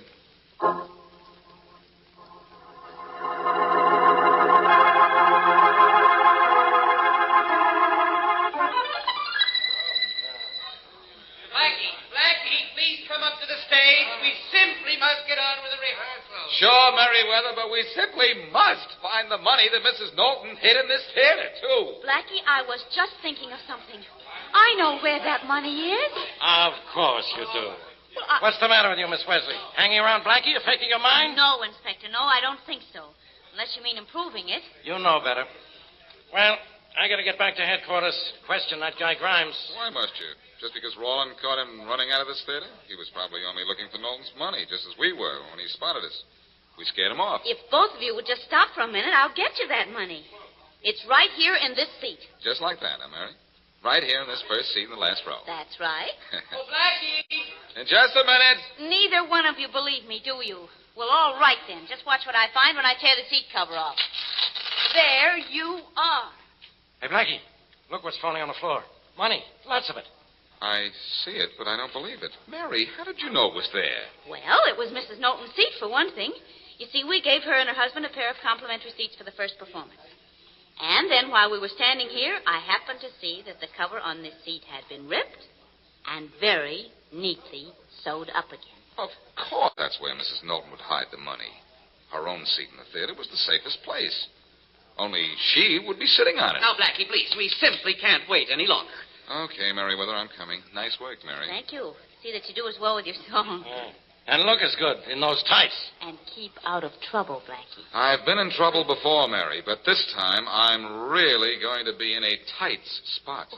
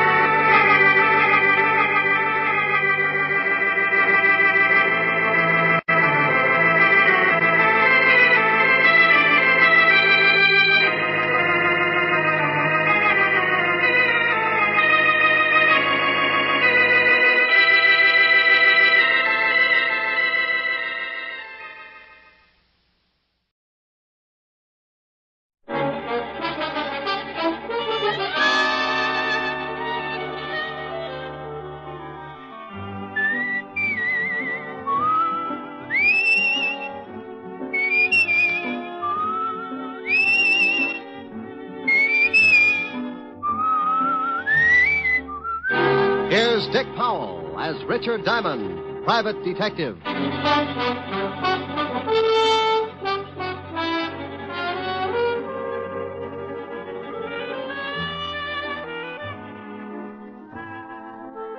Hello there. My name's Diamond. Doesn't that count? But there's one little thing that puts me in the class all by myself. Trouble. Mr. and Mrs. Average John Doe work 6 days a week to keep clear of it. I put in the same time playing footsies with it. It's a kind of silent partner with references dating all the way back to the year one. People get in trouble every second, and I count on a small percentage to come to me to get them out of it. The rest, odds and good advertising. As an example, take the other night in a little bistro over on 48th Street. A couple of guys sitting at a back table were getting set for a special brand of trouble. The big kind that you find under the heading of murder. Oh, Bert, old boy, this is turning out to be a wonderful evening. Well, I'm glad you're enjoying it, George. Yes. Say, who's the blonde over there in the booth? Well, I've never seen her before, but she's cute. Yeah, she sure is. Good evening, baby. Oh, George, Eh? take it What? easy. Maybe she's waiting for someone. Oh, don't be silly. Look, she's smiling. Let's ask her over to the table. Well, huh? I still think she's waiting for someone. If you want to take the chance, go ahead. You ask her. All right, I will. I said good evening. Good evening. My friend and I noticed you were sitting alone, and we wondered if you'd join us. Oh, I don't believe I can. You see... Oh, please, just for a few drinks? No, really. Thank you just the same. Well, if you say so, but I'll be unhappy for the rest of the evening. Hi, baby. Tony. I'm sorry I took so long, but... Hey, who's this guy? Not Tony. I said, who's the guy? If you'll excuse me. No, you, wait a minute. George, come on. I think we'd better leave. This guy a friend of yours? Yes, he is. Was this guy making a pitch, man? No, he only asked me over for a drink. Oh, he did, huh? Now, wait a minute, pal. Please, I made a mistake. I'm sorry. So you made a mistake. Well, I don't like jokers that try and pick up my girl. Hey, wait a minute. You didn't have to slug him. Maybe you'd like to do something about it. Maybe I would. Loud mouth. Well, that's the first time Tony ended up on the short end of a fight in a long time. You all right, George? Yes, I think I cut my head. Yeah, you're bleeding all over the place. You better get out of here, mister. I saw the manager duck in the back room. He's probably calling the cops. Here, let me give you a hand, George. Here, now, take my hat and wear it over the cut until you get home. I'm getting out of here, too. You want me to drop you off? What about your boyfriend? He's still unconscious. He was that way when I met him. You want the lift or not? What about you, Bert? Oh, I'll be all right. Now, go on. Let her take you somewhere so you can get cleaned up. I'll grab a cab and head for my place. I'll call you in the morning. But I don't Now, want stop to... arguing. You can't afford a scandal. Well, all right. Come on, honey, let's go.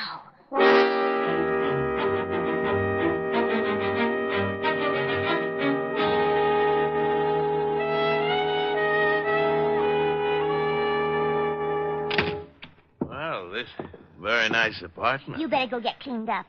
Back to that room. I'll get a couple of drinks. I can sure use a drink. I won't be long. Take your time. Yes. Tony, get out of here. Where is that Go guy? on, get out of here. Why, you cheap little... I'll beat it out of you. Let go of me. Take your hands off me. Take your hands off her. Help. I'll kill the both of you. Help. There's a gun in the desk. A gun? All right. I'll wring your little neck. Oh. You shot him. I did? You better get out of here. Yeah, but what about you? Go on, get out while you can. I'll think of something. Yes. Leave the gun. I'll throw it in the river or something. Huh? Oh, all right. Now go on, beat it. You just killed a man.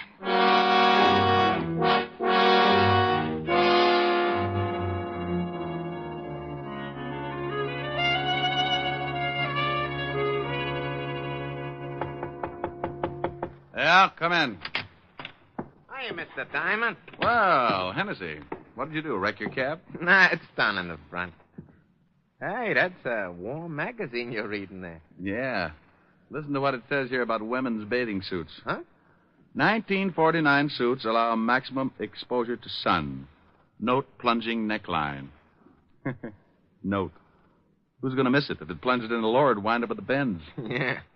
Mr. Diamond, would you mind shoving it in the drawer? The picture distracts me. Not at all, no. I don't blame you, Hennessy. Thanks. Now, what's on your mind? This. A hat? Yeah. Well, I don't think I can do you much good.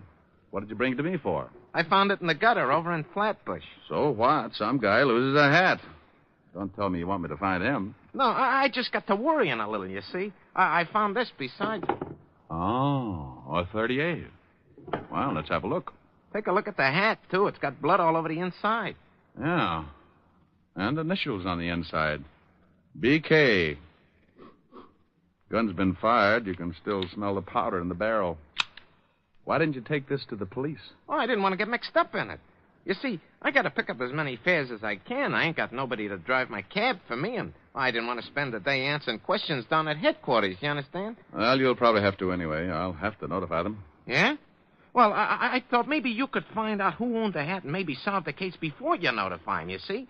That way I wouldn't have to spend too much time. I could just tell them I found it and beat it. Well, I can't withhold evidence. It'd take away my license. And if you did, they'd lock you up. Okay, I just thought well, maybe... I can check the hat store before I get to the 5th precinct. Yeah, well, won't that be a tough job? There's a lot of hat stores, Well, you this know. hat's got a label.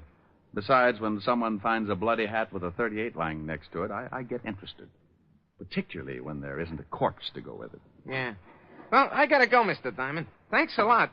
You got a free ride anytime you want it. I may take you up on that. So long, Hennessy. Well, there you are. What did I tell you? When you're working with trouble, something always shows up. Sometimes it's just a routine case. A guy knocks off his wife and he comes to you because he suddenly found out that he had that lonely feeling. Or maybe you get a real screwy one. A taxidermist that got tired of stuffing animals and went to work on a neighbor. Or then you get one that gives you the same feeling you get when you pick up a poker hand and the first 4 cards you look at are all spades. Well, I was holding 2 cards. A hat with blood on it, a gun that had been fired, and all I needed to fill out the hand was a body. By all rights, I should have taken the evidence right down to my friend, Lieutenant Levinson, at Homicide. But I didn't have anything to do, so I decided to see what kind of pieces I could fit into the puzzle. The label in the hat was from a store on 5th Avenue. It wasn't far from my office, so I walked it. Yes, sir. Something I can do for you? Yeah, stop munching your sen-sen and tell me if this hat is from your store. Well, let me see it. These glasses are not telescopes, you know. Yeah, here. Well, if you're planning to return this merchandise, sir, I can assure you the store will not accept it. You've been bleeding on the sweatband. Look, Rosebud, I just want to know if the hat is from this store. It most certainly is. It's one of our custom models. Who did you sell it to? If you found this hat, we will be glad to return it to its owner. We are not supposed to give out the names of our clients. I have a small badge here that should cut this conversation down to a few words. See? Oh. Now, would you mind telling me to whom did you sell this hat? Well, just because you're a detective, I am not impressed. However, under the circumstances, I'll give you the buyer's name. You're a real sport. I suppose you wear a shoulder holster, too. Or is that bulge your tailor's fault? Psst. Come here. I really keep a midget in there. You don't say. Yeah. He spits through the lapel at stupid hat clerks. Oh, really? Now, come on, Bright Eyes. Who bought the hat? Well, if you'll just hold your horses. That's the new line, if I ever heard one. Come on, Bubbles. Yeah. Here it is. This hat was sold to a Mr. Bertram Calmus. We make all his hats for him. Well, bully for you. What's his address? 430 Sutton Place. Now, will that be all, sir? Yes, that will be all, and thank you. You've been a brick through the whole ugly mess. I left him watering his gardenia and headed for the residence of one Mr. Bertram Calmus. The apartment house was about 10 blocks away, and with the money I had in my pocket, all taxicabs started looking like iron claws with 4 wheels. I walked. Yes? How do you mean that? Yes, I don't want any. Oh, and I've got a pretty good sales stock. I never buy anything unless I have a demonstration. My middle name is Semper Paratus.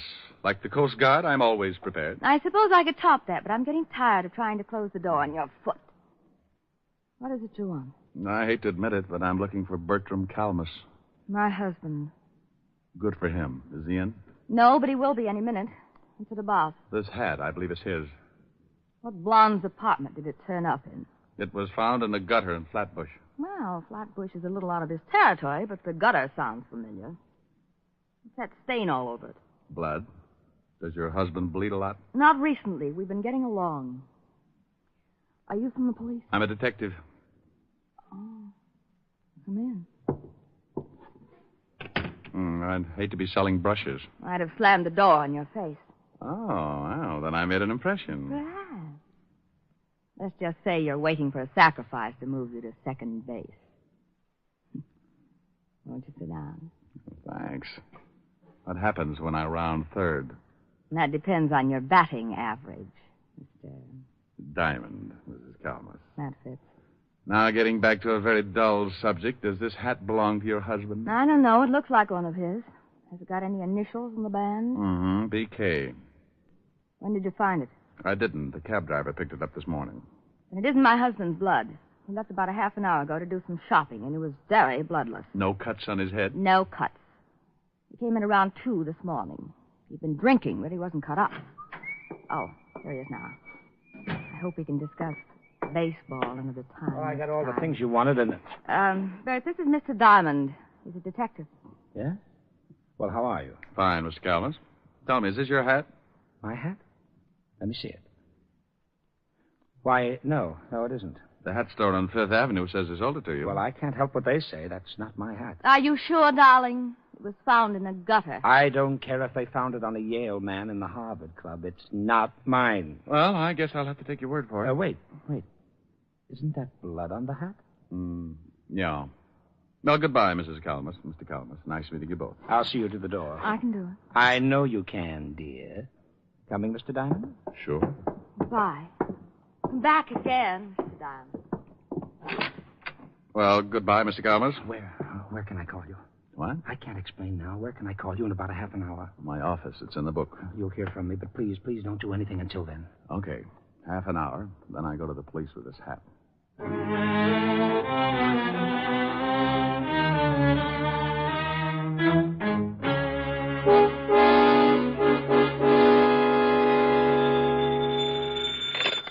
Wuss. Mr. Diamond, this is Bert Calmus. Yeah? Yes, I couldn't say anything to you in front of my wife. That is my hat. Oh, I thought so. Why did you deny it? Well, I was out with a pal last night. There was a fight over a girl. I didn't want to mention it in front of my wife. Oh, how did the blood get on the hat? My friend got hit on the head, and I loaned him my hat to cover up the wound. What was it doing in a gutter in Flatbush? I really don't know. My friend left with the girl, and I went right home. Well, who is this friend of yours? I think something may have happened to him. Well, I called him this morning, and he seemed very nervous about something, and he asked me to come over. I'm in the lobby of this hotel right now. He's probably just worried about the girl he picked up. As long as the blood on the hat was from a cut on his head, I don't think there's too much to worry about. No, Mr. Diamond, I think it's more than that. He's my employer, and I know him pretty well. I do wish you'd come over. Well, all right, Mr. Calmus. What's the address? The Whitsett Hotel on East 54th Street. I'll meet you in the lobby. Don't ask me why I started getting that lousy feeling when all I had was a bloody hat, a gun, and a pretty good explanation for one of the items. But there it was. That jammed-up feeling in the pit of my stomach, like I just swallowed a whole pineapple. Something was wrong, and I wanted to find out what. So I hurried over to the Whitsett Hotel and met Calmus in the lobby. I'm glad you came, Mr. Diamond. I just put in a call to George's room, and someone else answered. So what? Well, the man asked a lot of questions, like who I was and what did I want with George, and... Oh, I take it George is your friend of last night. Yes, George Watkins. He's the president of the firm I work for. Well, let's go up. When someone starts asking questions like that on the phone, it begins to sound like the police have moved in. Come on.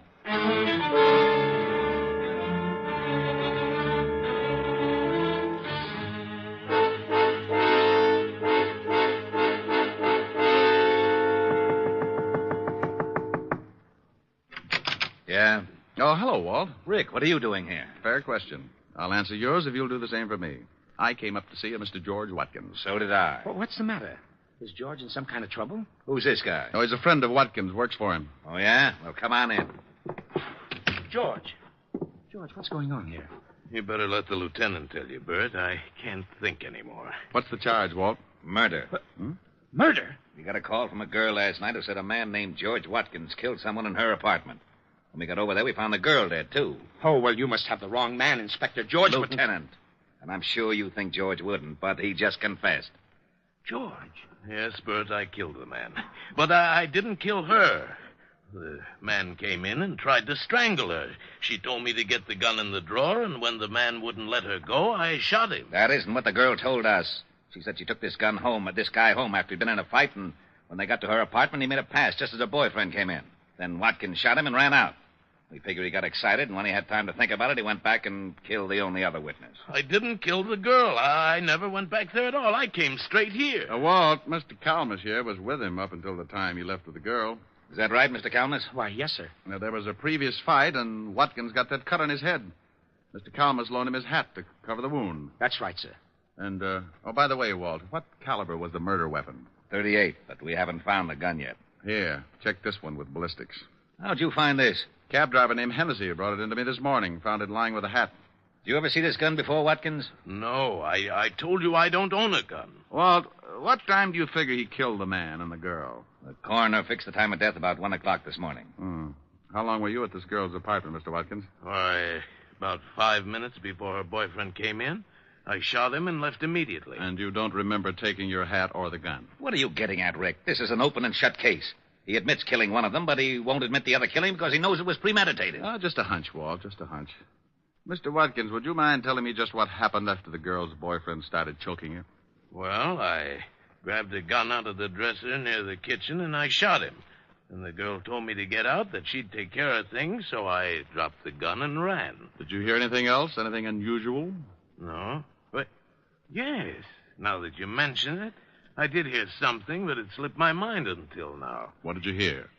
Well, I don't know whether I can describe it or not. It sounded like someone had opened a bottle of flat champagne. What are you getting at, Rick? Oh, wait a minute, Walt. When did you hear this noise? Right after I shot the man. I remember wondering if someone hadn't opened a bottle in the kitchen. Is that where the noise came from? Yes, I think so.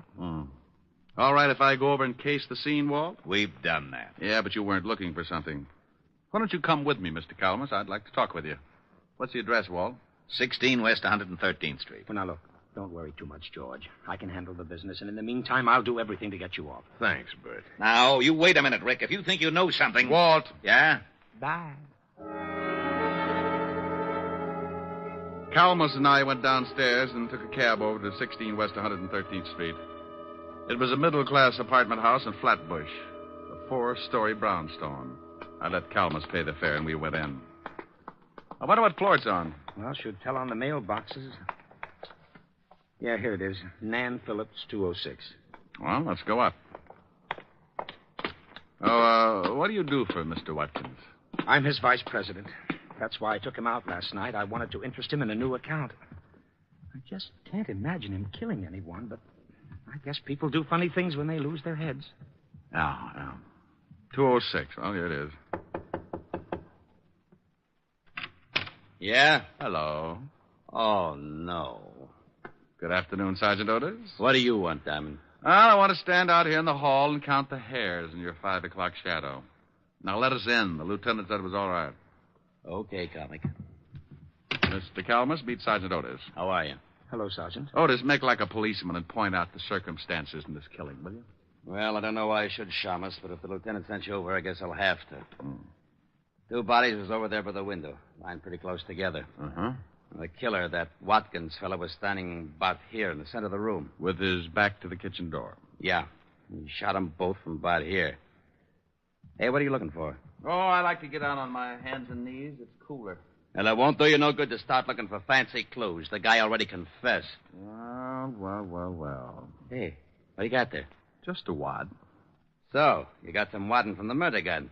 You better give it here. Sure. But hang on to it, Otis, and be sure to give it to the lieutenant. Maybe you haven't noticed, but murder guns don't throw this much wadding unless you can kill someone with a blank cartridge. What? Don't let it throw you.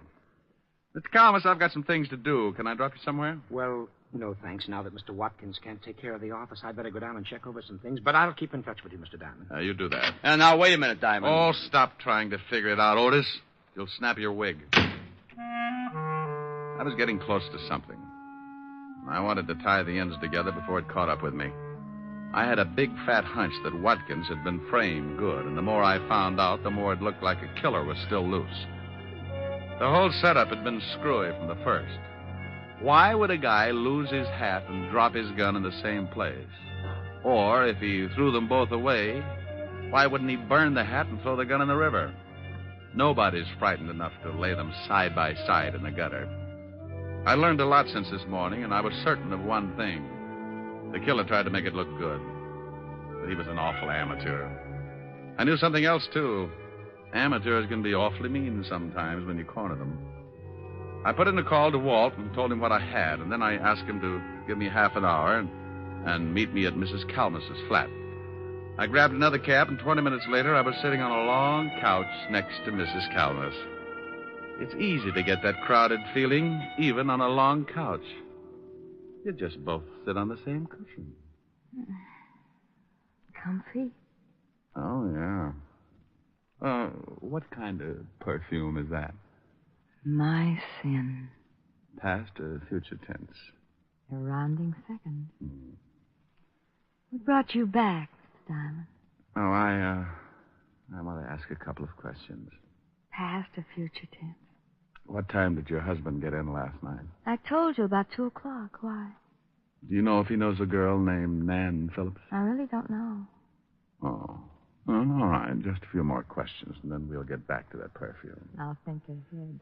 You said you'd been getting along with your husband. Would you mind explaining that? Certainly I like nice things, and lately he's been buying them for me. Oh. What's your husband's salary? About $15,000 a year. Oh. Could he afford to buy you these things? Well, he told me he was getting a raise, and he'd gotten a bigger fan. What's this all about? Maybe I'd better tell you. Bert, I didn't hear you. I did. What are you doing with that gun? I'm going to use it. I found Mr. Diamond making passes at my wife, and I shot him. Are you crazy? Don't ask him that. He's allowed to start thinking about it. You can't shoot me and get away with it, Calmus. What are you going to do with your wife? She won't back you up. No, I guess she wouldn't. All right, both of you, get up and walk downstairs to my car. Bert, what are you doing? Your husband killed 2 people last night, Mrs. Calmus. Now he's going to try and cover because he guessed I knew how it was done. You're not going to kill me, too. Get moving. Bert, please. Go on. Better do as he says. Why did you kill anyone, Bert? He wanted to frame his boss. I'll bet when the company checks, they'll find out he's had his hand in the till. They won't find out, Mr. Diamond. With Mr. Watkins' book for murder, I'm next in line for president.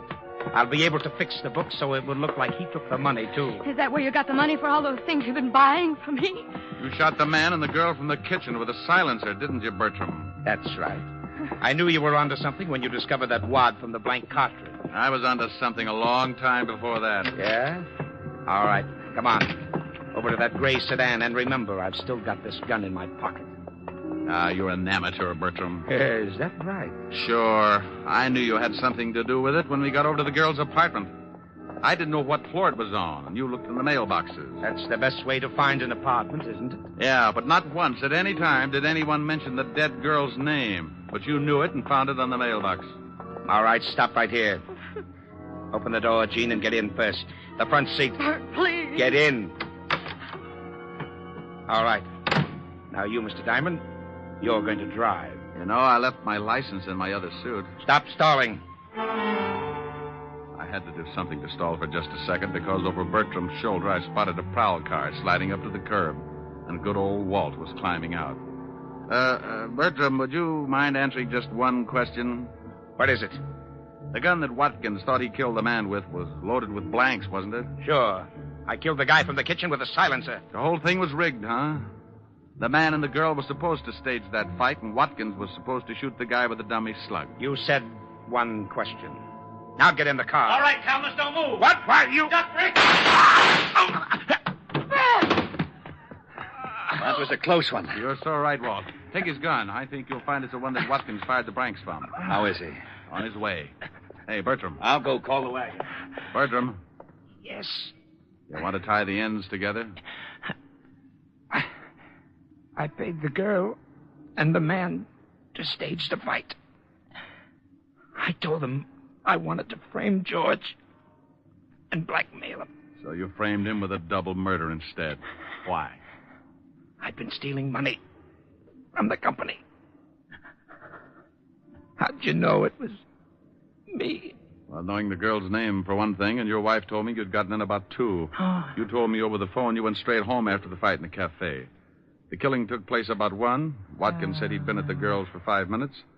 About 15 to get to her place, so that meant you all left the cafe around 12:30. It doesn't take an hour and a half to get... Hey, Bertram. Simon, Huh? I don't think Bert can hear you. Yeah. Well, it was a pretty dull story anyway.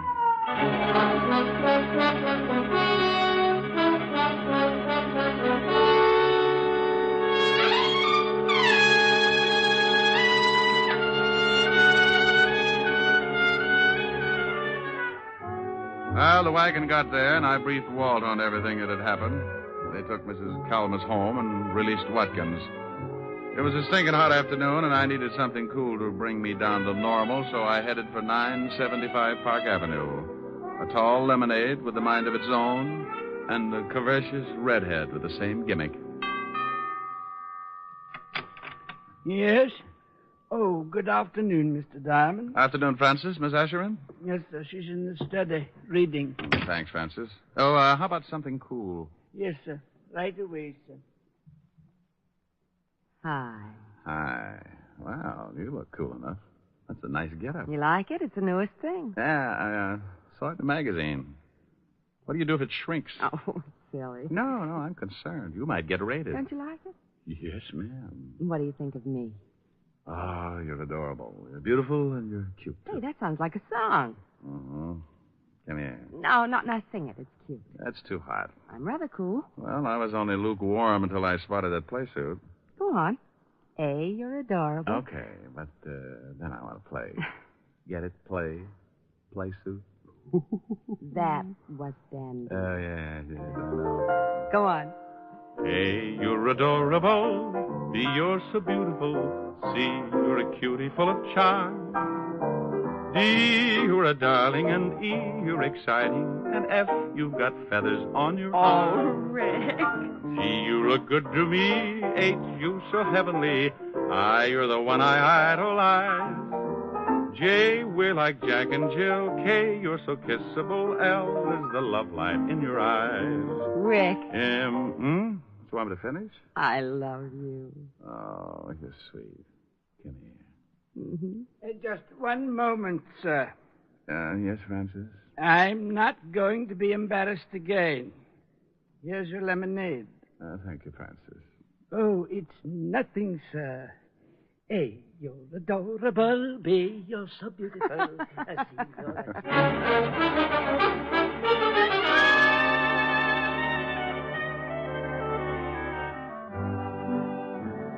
You have just heard Richard Diamond, Private Detective, starring Dick Powell. Helen was played by Virginia Gregg, Lieutenant Levinson by Ed Begley. Also in our cast were Wilms Herbert, Byron Kane, Lorene Tuttle, Paul Freese, and Wally Mayer. Music was under the direction of Frank Worth. Richard Diamond is written by Blake Edwards and directed by William P. Rousseau. Now, this is Eddie King inviting you to be with us again at the same time next week when we will again bring you Dick Powell as Richard Diamond, Private Detective.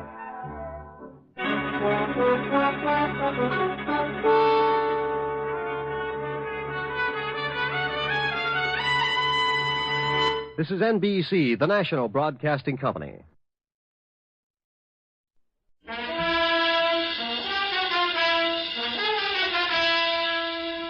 In response to requests representing millions of listening friends, the National Broadcasting Company is pleased indeed to bring you again The Adventures of Sam Spade, Detective.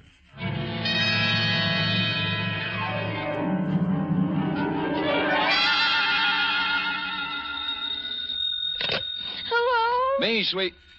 What number have I got? Sam Spade Detective Agency, but... Well, me, sweetheart. Something's happened. Call me later, Dwight. Dwight yet? Look. I didn't know you were in town. You didn't write to me or... Effie. Yes? This is me in the flesh, Sammy the Spade. Oh, now what? Goodbye. Effie, I'm in a payphone. My nickel is running out. Oh, Dwight, how can you be so cruel and play jokes at a time like this? Wait, listen. Ella, you listening? Yes. I am not dead. Don't believe everything you read in the papers. Huh? Or hear on the radio. Yes. You were at my funeral. Is that what you were about to say? Yes. And it was lovely. Don't believe that either. Stay right where you are, sweetheart, because I'll be there, alive and handsomer than ever, with an account of a caper which proves you can kill some of the people part of the time. My exaggerated report on the death of Sam Spade.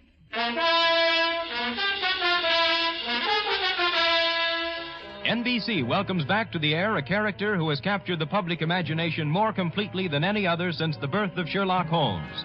William Spear, radio's outstanding producer-director of mystery and crime drama, brings you the greatest private detective of them all in The Adventures of Sam Spade.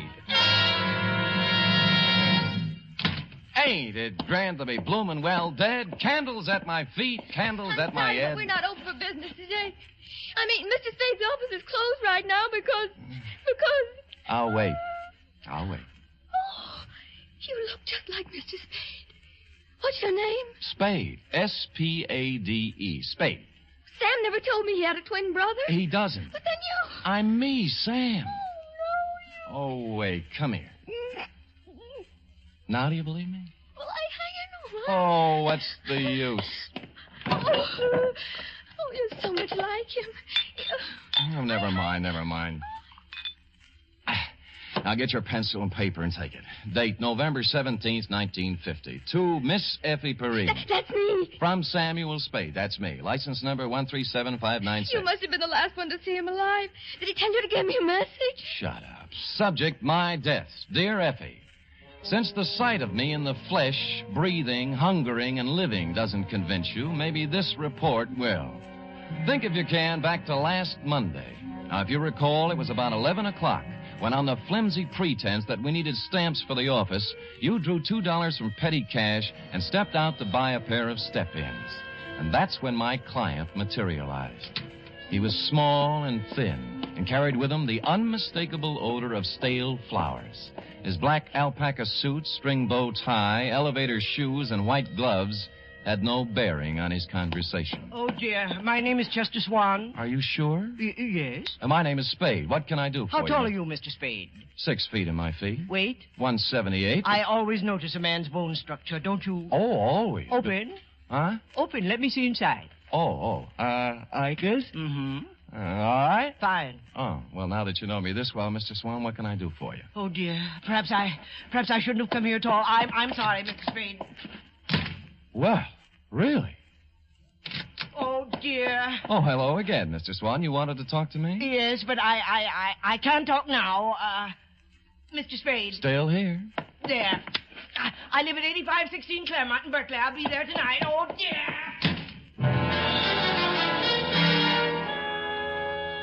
This time, as he made his exit, he left $50 on the edge of my desk. And so, stupid me, I was at 8516 Claremont at the close of the day. It was a small white cottage with green shutters and a white picket fence. There was a hill in back and a brook in front. The sun was beginning to set on it, and it was all very picturesque. In fact, so much so that a girl with red hair, blue jeans, purple smock, oils, and canvas was making it immortal. She liked me immediately.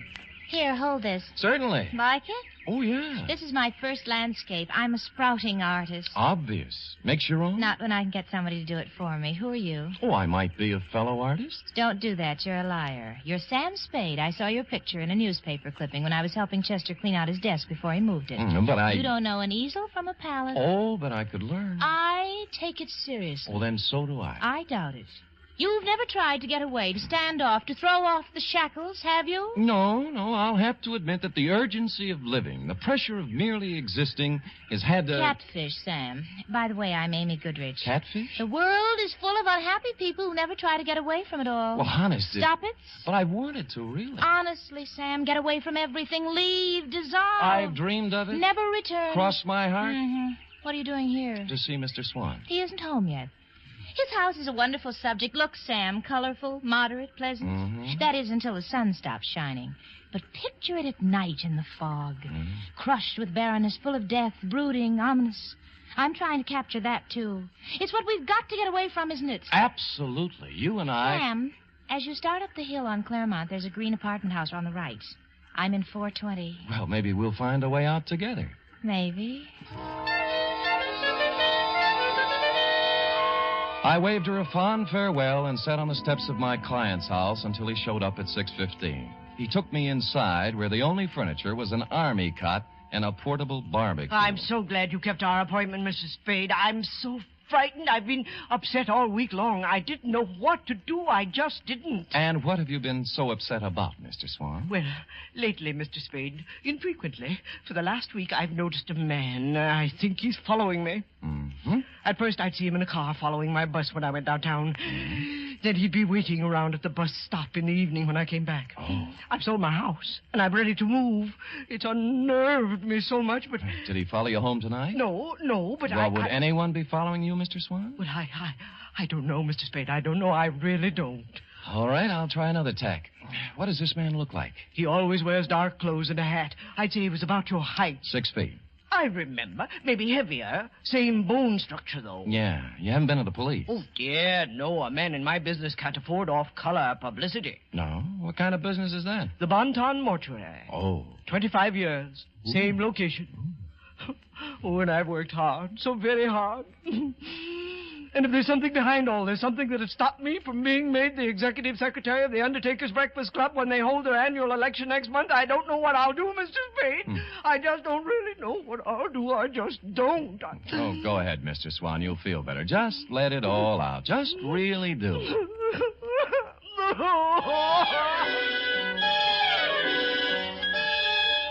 And he did. When he stopped crying, I instructed him to go about his daily habits as always and left, assuring him I'd get to the bottom of it all. I walked down to the corner ostentatiously, which is a neat trick well calculated to throw nefarious observers off the track and lull them into false security. And when the bus showed up 10 minutes later, I got on it, rode 3 blocks, walked back, and took a plant across the street. A clever ruse, as you see, to invite a showdown. 2 hours later, a man about my size and dark clothes appeared over the hill and crept stealthily to the front of my client's cottage. He had his eyes glued to the window when I walked up behind him. Hey, let go of me. Come on, you're going inside. Listen, I'm no peeping Tom. No, you're the bloodhound type. I'm inviting you in for a real sniff at your no, party. you don't. Well, all right, then I'll go quietly. Okay, that's better. Now we'll just walk on. The kick he landed on me wasn't according to Queensberry. I couldn't move for 3 or 4 minutes, and by that time he disappeared. When I recovered my faculties, I reported the incident to my client, who cried himself to sleep. After I bolted him in for the night, I stopped on my way down the hill at apartment 420 in the little green apartment house. She was still wearing the blue jeans and the purple smock. And she still had the same ideas. Come in, Sam. You said you were serious about getting away from it all, and a whole day has passed. It was that pressure of living. I'm here to apologize. You are not, but go ahead. I'm sorry, Angel. I love to be fooled, Sam. You're forgiven. How's the painting coming? The one of Swan's cottage. Slow. Fog is always tough. Looks nice, though. How long you been on it? 3 weeks, all told. Well, then you've had a pretty good plant on the house, haven't you? Ever notice a tall, broad-shouldered guy in a dark suit casing the place? Tall, broad-shouldered. Pretty much like me. Could anybody be pretty much like you, Sam? No, you're right. Sam, is there something wrong? No. Well, then don't stand there doing nothing. Do something. Who, me?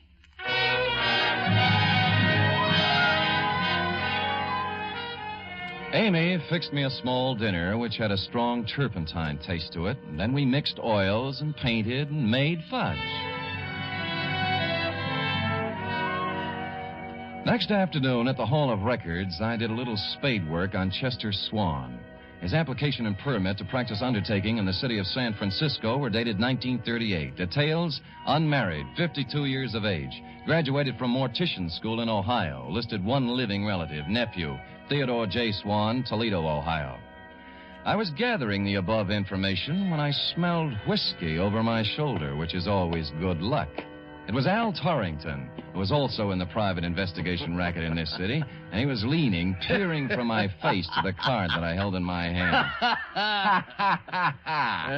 Did he get over to you, too, Sam? Who got over to me, Al? Him? That thinny with the tears. What's his name? My eyes ain't so good. Swan, Al. Chester Swan. Mortician. Yeah, that's him, Sam. The same one exactly. Came to my office 2 weeks complaining about somebody following him. And he did nothing about it. Said I was too fat. Oh, well, you are, Al. Are you sure? Sure, I'm sure. And some other the boys said he was around there, too. Wanted a private eye, but he wanted a man who looked just right. How right? Obviously as right as you are, Sam, because it looks like he picked you. Yeah.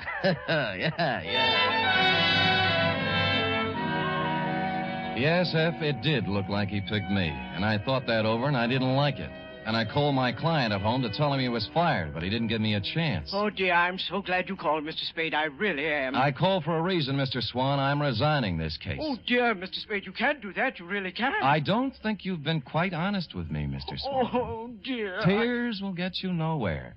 I made a routine check on your reasons for hiring me, and they don't quite fit with the reasons you gave.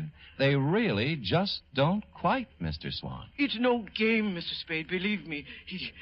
He's back tonight. Right now, he's standing beneath the lamppost outside my window, and I'm frightened to death. Please hurry over, Mr. Spade, and let's get this business straightened out. Please, please.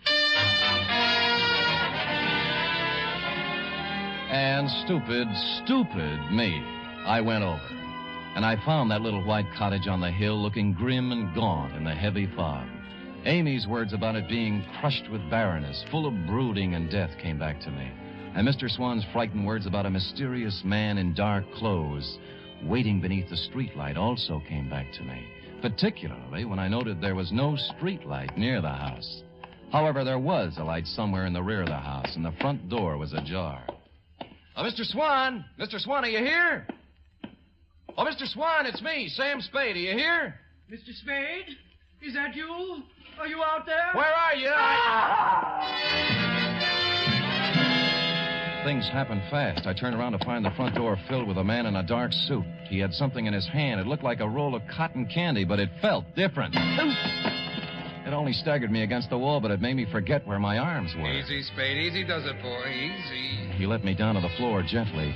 I could still see the lights somewhere in the back of the house, and I could hear him talking way off. Take off his coat, quick. Give me the needle. Hurry. I can't watch. I'm going upstairs. The needle went somewhere in my left arm, but not before somebody pulled my coat off, and for no reason I could think of at the moment, also tried to pull my finger off. Well, I couldn't dwell on it.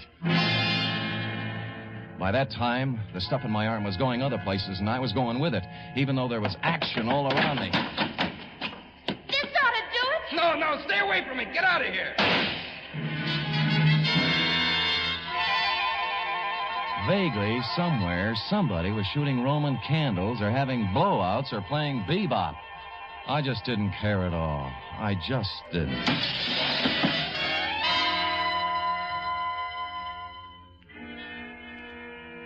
The first thing I saw was sunlight. It was the kind you see in a picture.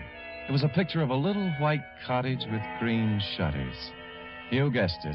I was in Amy's apartment, where we made fudge together.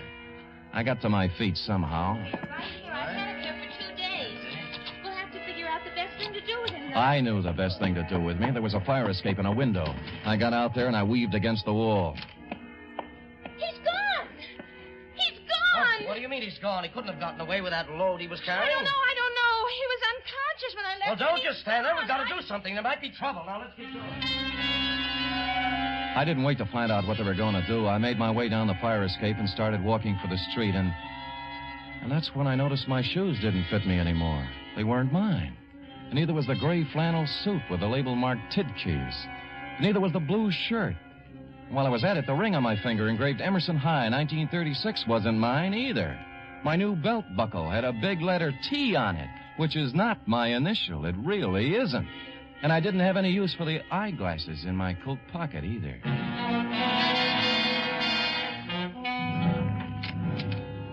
You were out when I walked in the office, F, but you'd been there. There was a black crate done up in a white satin ribbon hanging on the door. The desk blotter was drenched with salt tears, and a newspaper folded back to page 13, and I'll sue the Chronicle on this if it's the last thing I do, gave me a 2-inch spread. Item, November 15th, 1950. 15?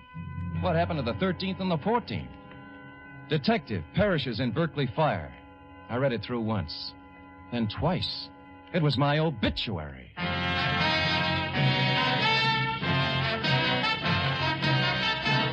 You are listening to the first in a new series of adventures involving radio's most famous detective, Sam Spade.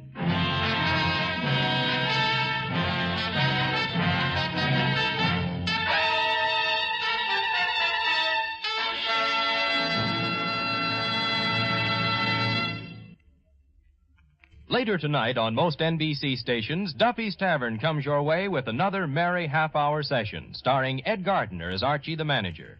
There's a full serving of laughs garnished with chuckles and whipped up by Archie and his unpredictable friends, Miss Duffy, Clifton Finnegan, and Eddie the waiter. It's just one of the many great Friday evening entertainment features on NBC. It's Duffy's Tavern, your cue for better listening where the three chimes always mean good times. Make it a Friday evening habit to tune early and stay late at your favorite NBC station.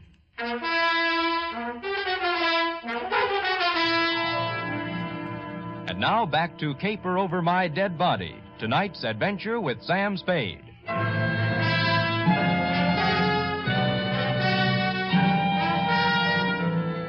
I left the crepe on the door and went out to buy a new desk blotter and some more newspapers. The Hobo News had the best story, which wasn't much. Samuel Spade, licensed private investigator, perished Wednesday night in a fire in a vacant house in Berkeley. His warm friends will feel regret at the passing of a man who was always kind to the poor. None of us ever asked Sam Spade for a handout without receiving a kind word and bon mot as he turned us down. This was nice, but I wanted more.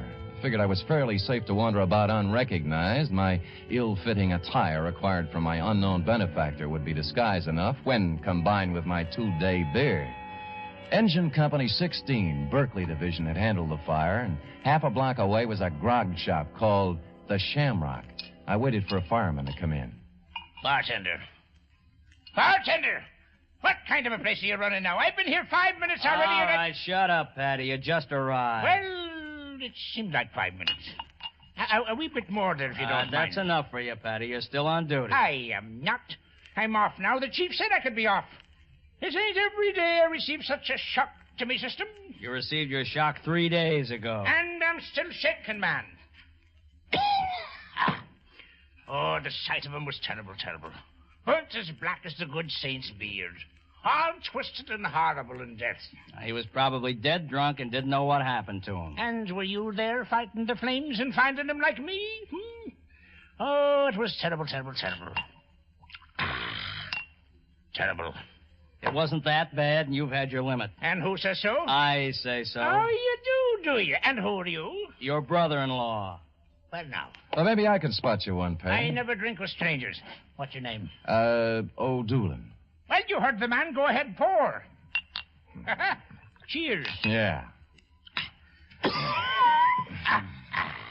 Fireman, you had a terrible experience 3 days ago. Oh, that I did, Mr. O'Doolin. That I did indeed, that I did. I've heard it a dozen times. I'll be at the other end of the bar. 'Twas 3 nights ago, Mr. O'Doolin, and we get a call to the house on Claremont is afire.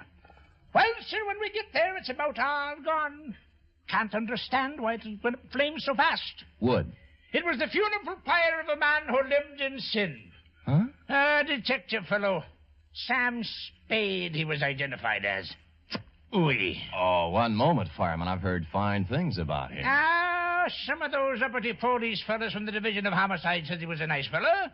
But some of the boys at the fire station and myself, well, we got our own ideas about that. What kind of ideas, Patty, me boy? What kind of good can any man be accomplishing in an empty house late at night, I ask you, Mr. O'Doolin?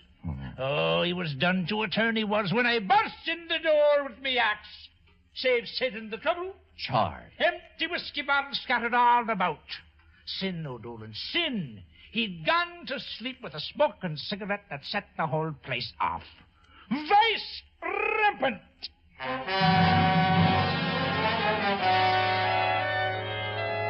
From there, I went downtown to a telegraph office where I sent a wire to Toledo on a long chance. And while I was waiting for an answer on a not-so-long chance, I slunk into the Bon Ton funeral parlor to pay my respects to the departed. I stood in the back of that dimly lit chapel and scanned the scene. 3 of the boys from Homicide were there, blowing their noses. 2 chorus girls I thought had long since forgotten me were there in black, deep V-necks. My insurance man was there, looking awful worried. 1 Chronicle reporter with photographer, and a shoe-shine boy from our building, and the bailiff from the courthouse, just to mention a few I could make out. And you were there, Effie, up front near a closed casket.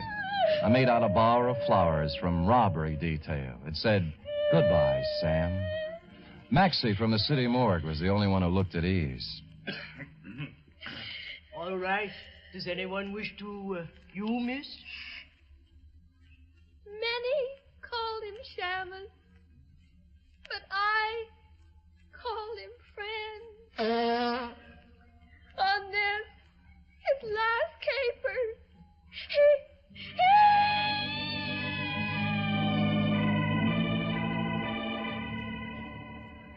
I was touched, Effie, and I would have stopped the whole thing then and there, but I had to find out who was in that casket. I reeled out the front door with tears in my eyes and slid around to the back door and into Chester Swan's private office. And there I made a phone call and got an answer to my telegram, which caused me to make another call to his bank. By that time, most of it was right in place. A search through his desk revealed nothing, and a safe standing in the corner the same. But then my answer walked right in the door. Oh, Sam, darling, I was so worried when I found you'd left, but I saw you at the funeral and I thought you'd be here. And the guy was with you? Was he worried, too? Oh, him. That was Dr. Jesslyn. Sam, you'd been out for 2 days, and I didn't... Oh, Sam, you're safe. You got away from it all. You've escaped, darling. Yeah. They're burying me right now. I'm dead. It's so wonderful, Sam. Only one thing. Where do you fit? The caper. I was supposed to burn up in that fire, and what was left was supposed to look enough like Theodore J. Swan, class of 1936, Toledo, Ohio, to let beneficiary Chester Swan collect a nice pile of insurance money. Sam, what are you talking about? Who's Theodore J.? What did you say? Chester's only living relative. They're burying him right now. Somebody lost his caper. You want to tell me? Darling, I was at the house the night of the fire, working on my foggy picture. You didn't see me when you went in, and later on you didn't come out. And I went over... And I was on the floor, and a man was bending over me. He changed clothes with you, Sam, and I screamed, and he pulled out a gun, and I hit him with a hoe. And I drug you out on the lawn. And then what happened? I put you in my car and took you home. I was going to phone the police, but I decided it was something you were working on, and I went back to the house, and it was burning, and you knew the man you'd hit on the head was in there. Believe me, Sam, I didn't know the house was going to burn down. I wouldn't kill anybody, Sam. I only wanted to... You only wanted to help me, and you did right, Angel. Oh, Sam. That's all right. I'm your witness. You didn't start the fire. You mean somebody really started it? Chester. He thought it was me lying on the floor in there. The bank tells me he's about to go busted. He figured this one out with his nephew to scare up some insurance, though. I'm about the same size. Hold me, Sam. Hold me. It's been horrible. This is the kind of thing I was trying to paint. Now I'm smack dab up against it, and I'm sick. I'm scared. Easy. Sam, you're really dead. There's our way out, Sam. Just leave now. Let it go the way it is. They all think you're dead. Oh, dear. Huh? But we know different, don't we, Mr. Spade? He was holding a Navy Colt revolver in front of him with both hands. I couldn't make up my mind to rush him and count on his bad aim or stand still and be a perfect target while I tried to talk him out of it. Either way, he was a crazy man with a gun. He was getting ready to use it. Sam, he's going to kill us. Quiet, Mr. Spade, Amy. Because my nephew was stupid enough to wear your watch and your suit when he exchanged clothes with you, I'm going to lose the bon ton. And that puts you in quite a spot, doesn't it, Mr. Swan? Until a moment ago, yes, but now... Mr. Spade, the newspapers all say you're dead. The death certificate says the same thing. All of your friends are following your casket and my nephew's corpse to the cemetery at this very moment. Everybody expects you to be dead, Mr. Spade. Thanks to you, Mr. Swan. But now, nobody'd miss you if I killed you. I'd miss you, Sam. But I'd have to kill you, too. Oh. Did you notice you're still wearing Theodore's clothes, even his ring? Why, Mr. Spade, I could kill you and put you in a fire somewhere and collect my insurance on Theodore now, couldn't I? No. Why, that's a terrible thing to think. Huh? Oh, you're not reasoning properly, Chester. You really aren't. How would you explain Amy? You just said you'd have to kill her. And what about the coroner's office? You know how they are. But if I... But and really... don't forget the medical examiner's got something to say, too. Not to mention the fact that you'd have to really burn me up to cover up the bullet hole. And furthermore, Chester, when you shoot me, if you happen to hit a rib and chip off some bone, they'd know I was shot before, and then homicide would be in on it. Oh, no, stop. Nothing works for me. I'm a failure. Oh, go ahead, Mr. Swan. Let it all out. You'll feel better.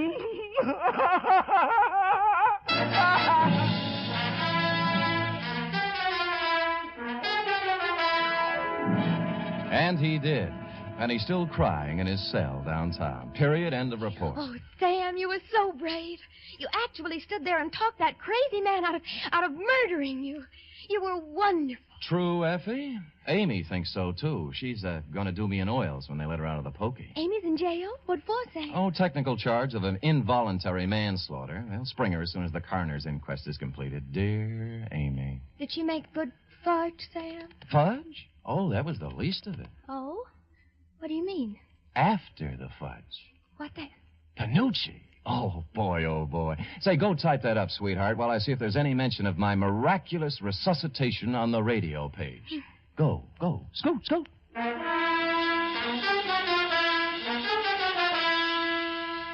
There certainly is a mention of Sam Spade on the radio page for Friday. Sam Spade is one more in the list of great shows to join up in NBC's Parade of the Stars. Have you heard The Big Show? This Sunday, The Big Show comes your way once again on NBC. Listen to just a few of the star names who will be appearing this week. Bob Hope, Jimmy Durante, Perry Como, Jose Ferrer, Mindy Carson, Eddie Cantor, Meredith Wilson and his orchestra, and many, many more. And, of course, your MC once again will be the lady who invented the snappy retort, Tallulah Bankhead. Yes, it's The Big Show. It's big in music, big in drama, and big in comedy. Be sure to hear The Big Show Sunday.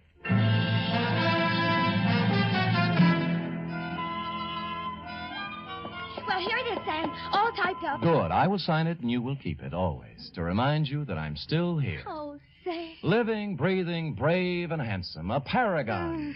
Sam, what will we do about the mail? The mail? What mail? Where? Which? All the letters and postcards and telegrams and all that came when people thought you... when you weren't good... When they thought you were... Oh, there have been enough tears tonight, Effie. Oh, Sam, it's so good to have you back. Will you be the same as you always were? Well, I'm going to try, Effie. Because then you can't help but be, like they say, the greatest private detective of them all. We'll see. Good night, Sam. Good night, sweetheart.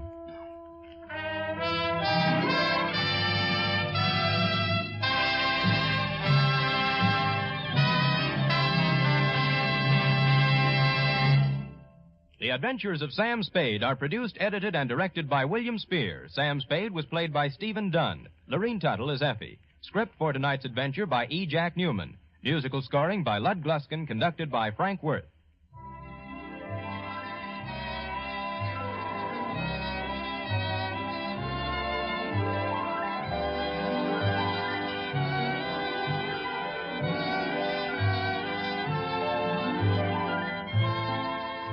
Join us again next week, same time, for another adventure with Sam Spade. Hear the magnificent Montague, then visit Duffy's Tavern on NBC.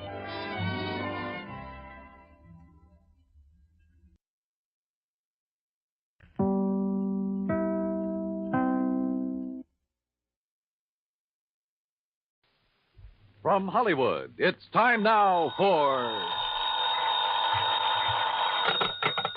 Johnny Dollar. Dave Lawler, Johnny, over at Surety Mutual and Trust Company. Oh, hi, Dave. Long time. Yeah, I know. Listen, do you own a pair of dark sunglasses and some real loud sports shirts? Mine are so loud I have to keep them in a soundproof drawer. Great. But where you'll be at this time tomorrow, nobody will give them a second look. Oh? Like where? Well, according to the travel folders, it's, quote, the land where the summer spends the winter, unquote. In other words... Palm Springs, California. Dave, you're on. Good. But don't forget, this could be pretty expensive for your company. Oh, more than you know, Johnny. $75,000 hard cash. Wowee. Unless you're able to prove the bracelet Dan Galloway gave to his child bride wasn't really stolen. For a trip to Palm Springs at this time of year, I think I could prove anything.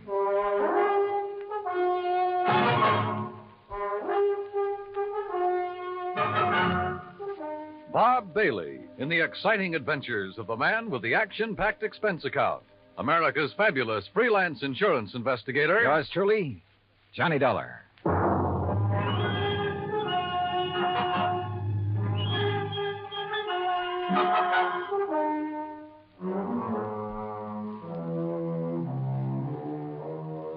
Expense account submitted by Special Investigator Johnny Dollar to the Home Office, Surety Mutual and Trust Company, Franklin Building, Hartford, Connecticut.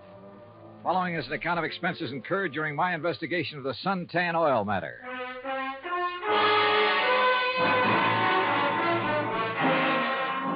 Expense account item 1, $197.40. Airline fare and incidentals, Hartford to Palm Springs, California.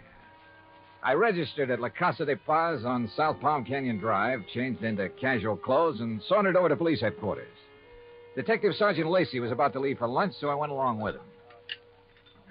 Yeah, Dollar. You'd be surprised at how much stuff is lost in this town during the course of just one season. The report we got says it was stolen, Sergeant. Oh, sure. But I doubt it. A $75,000 bracelet, just 5 days old? That'd be a little careless of the lady, wouldn't it? Well, if you were married to one of the biggest wildcatters in the oil business, maybe you could afford to be careless. What about Dan Galloway? Didn't you say he was drilling somewhere around here? About 80 miles south, in the middle of the desert, down by Salton Sea. Salton Sea. Oh, that's really a big inland lake that lies way down below sea level, isn't it? Want to bring me a check, Dottie? 245 feet below sea level, Dollar. There's oil there? Dan Galloway figures it this way. One of the most successful new fields that's been worked in years is deep under the Gulf of Mexico off the coast of Louisiana. There are a lot of salt domes down there, and underneath them are big pools of oil, millions of barrels. So, why not under the Salton Sea, which is all salt deposits? Who knows? Maybe he has something. Anybody else drilling down there? Just Galloway. Who else needs it? I mean, any more than he does. Well, does he? All yours, Dottie. How would I know if Galloway needs it? But there has been talk around. You know. But if he's hard up, how could he afford that fancy bracelet last week? Yeah, or the snazzy Italian sports car the week before that. I don't know either, Dollar. What about his wife? Oh, that Roberta. What a doll. And in 3D, if you know what I mean. How an old coot like him could ever latch onto a pretty little chick like her? Ruff. I take it Roberta's somewhat younger than her husband. Oh, not more than 35, 40 years. Oh, I see. How long have they been married? 2, maybe 3 years. Down in Dallas, I think it was. She's a Texas girl. Well, is it working out? I mean, are they happy? There's talk about that, too. What kind of talk? Oh, it's really just small-town gossip for the most part. Ever hear of Sonny Wyman? Wyman? No. Well, Sonny's around Roberta's age. One of those kids who came up from nothing, but all the time knew exactly where he was going. You know, made a point of meeting the right people, shaking the right hands. Real nice kid, too. What's he do? Well, when the season's over here, he works Pasadena, Beverly Hills, and L.A. Always has something that'll intrigue his wealthy friends. This season, it's Italian sports cars. Cosmo Romas, I think they are. And he's the one who sold the Galloways theirs, huh? He sold Roberta hers. Any angle there in connection with the bracelet? Huh? There is. You let me know. Well, if there isn't, what have you been working up to? Well, actually, nothing. You see, I still believe it was lost.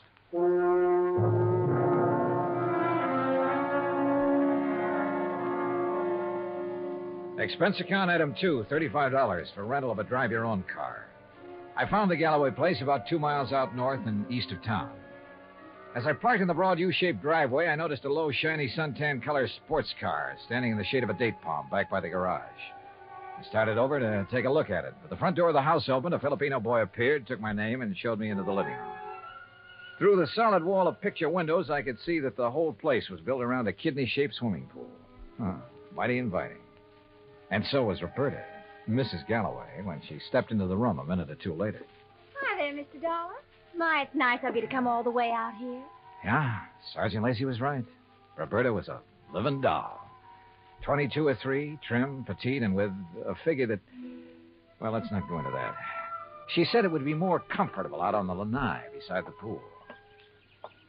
I just wish there was something I could tell you about that bracelet that'd help you find it, Mr. Dollar, but... Well, just must have been stolen. Well, it makes no difference insofar as your claim is concerned, Mrs. Galloway. The company will still have to pay up, you know, unless, of course, it's found. Oh, I know that. How do you go about your investigation? I mean, do you offer a reward or something? Usually, yes. Of course, it depends on... How much have they offered for my bracelet? Well, frankly, I haven't checked on that yet. But now, Mrs. How Galloway... much would you guess, Johnny? Well, claim this size, probably somewhere between 10 and 30%. What's the matter, Johnny? Your ear's out a mile. Nothing. I just thought I heard... Now, that's funny. I didn't hear a thing. But I had. Quick footsteps somewhere in the house. Then a door open and close. Then a few seconds later, the unmistakable growl of a high-powered engine thundering out through twin straight pipes. Oh, that. Probably some hot rod fan in the neighborhood just drove by. Aren't they She all prattled on for another hour or so and again asked about possibilities of a reward for her bracelet.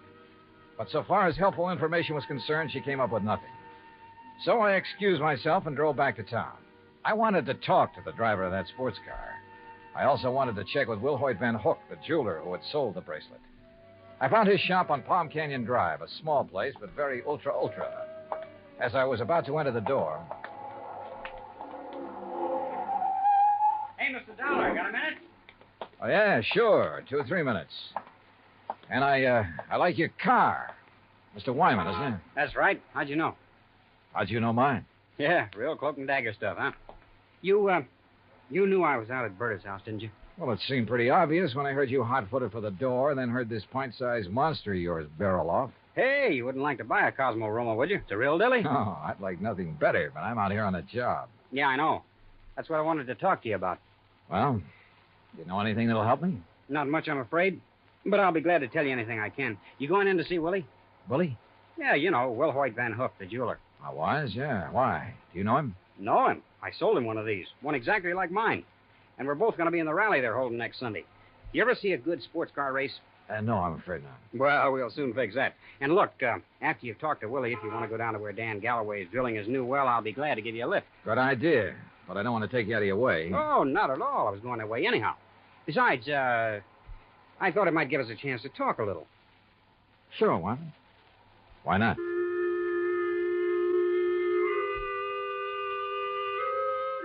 With a name like Wilhoit Van Hook, I expected... Well, I don't know what I expected. As it turned out, he was a smartly dressed chap of about 40, tall and slim, blonde hair and quick blue eyes, an alert mind. I told him why I was in Palm Springs, showed him my credentials, and he immediately offered full cooperation. Now, here we are, Mr. Dollar. Here's a copy of the appraisal. A duplicate of the statement I sent Dan Galloway. And here's a sketch of the bracelet. Ah, very good. Diamonds here, emeralds, and the mounting is yellow gold. Hand-worked, all of it. Mm-hmm. One thing I can't help wondering about, Mr. Van Hook. Yes? Isn't a $75,000 bracelet a bit unusual for a shop in a resort town? As a matter of fact, it is. As you can see, I specialize in rare and exclusive sort of things. But very little over, say, $10,000 or $12,000. Then the Galloway bracelet was an exception. Yes. After Dan told me what he had in mind to give to his wife, I had some sent over from Pasadena and Los Angeles by wholesalers with whom I do business. You know, had them shipped down on consignment. He liked one, and that was that. I see. Mr. Dollar, I wouldn't want this to go any farther, of course. But after all, jewelers and insurance companies our businesses are pretty well tied together, at least on occasion. Yes, unfortunately. But what are you getting at? I'll tell you. 2 days after the bracelet was delivered, one morning, just as I was opening up, Dan came in here. So? He was ill at ease, looked worried. He said he had to have some cash quickly. He asked if I could possibly refund his money. Oh? Did you? No, because I couldn't. Things have been rather slow for me this season. Quite frankly, I'd used all I'd made on the bracelet to pay up some old bills. I told him as much and that I was sorry, but I just couldn't help him. Did Galloway say why he had to have that much cash right away? Yes. Well? I don't know much about oil drilling, but as I understand it, his test well is down some 400 feet further than he'd planned on going. And the day before he came in here, something on his rig had broken loose and left him with a highly expensive repair job before he could proceed any further. Apparently, it was all very serious and very expensive. Yeah. Strange his wife didn't seem to be bothered. I just talked to her. Berta? Believe me, Mr. Dollar, she wouldn't be. In fact, I doubt if she even knows. Oh? Figure it out for yourself. A man of nearly 60 who has to give bracelets and fancy cars to his wife to keep up her interest. Well, you'd hardly expect him to tell her that kind of news, now would you? No, I suppose not. Especially if he's worried about the competition. And if you ask me, he has competition. If only he could see it.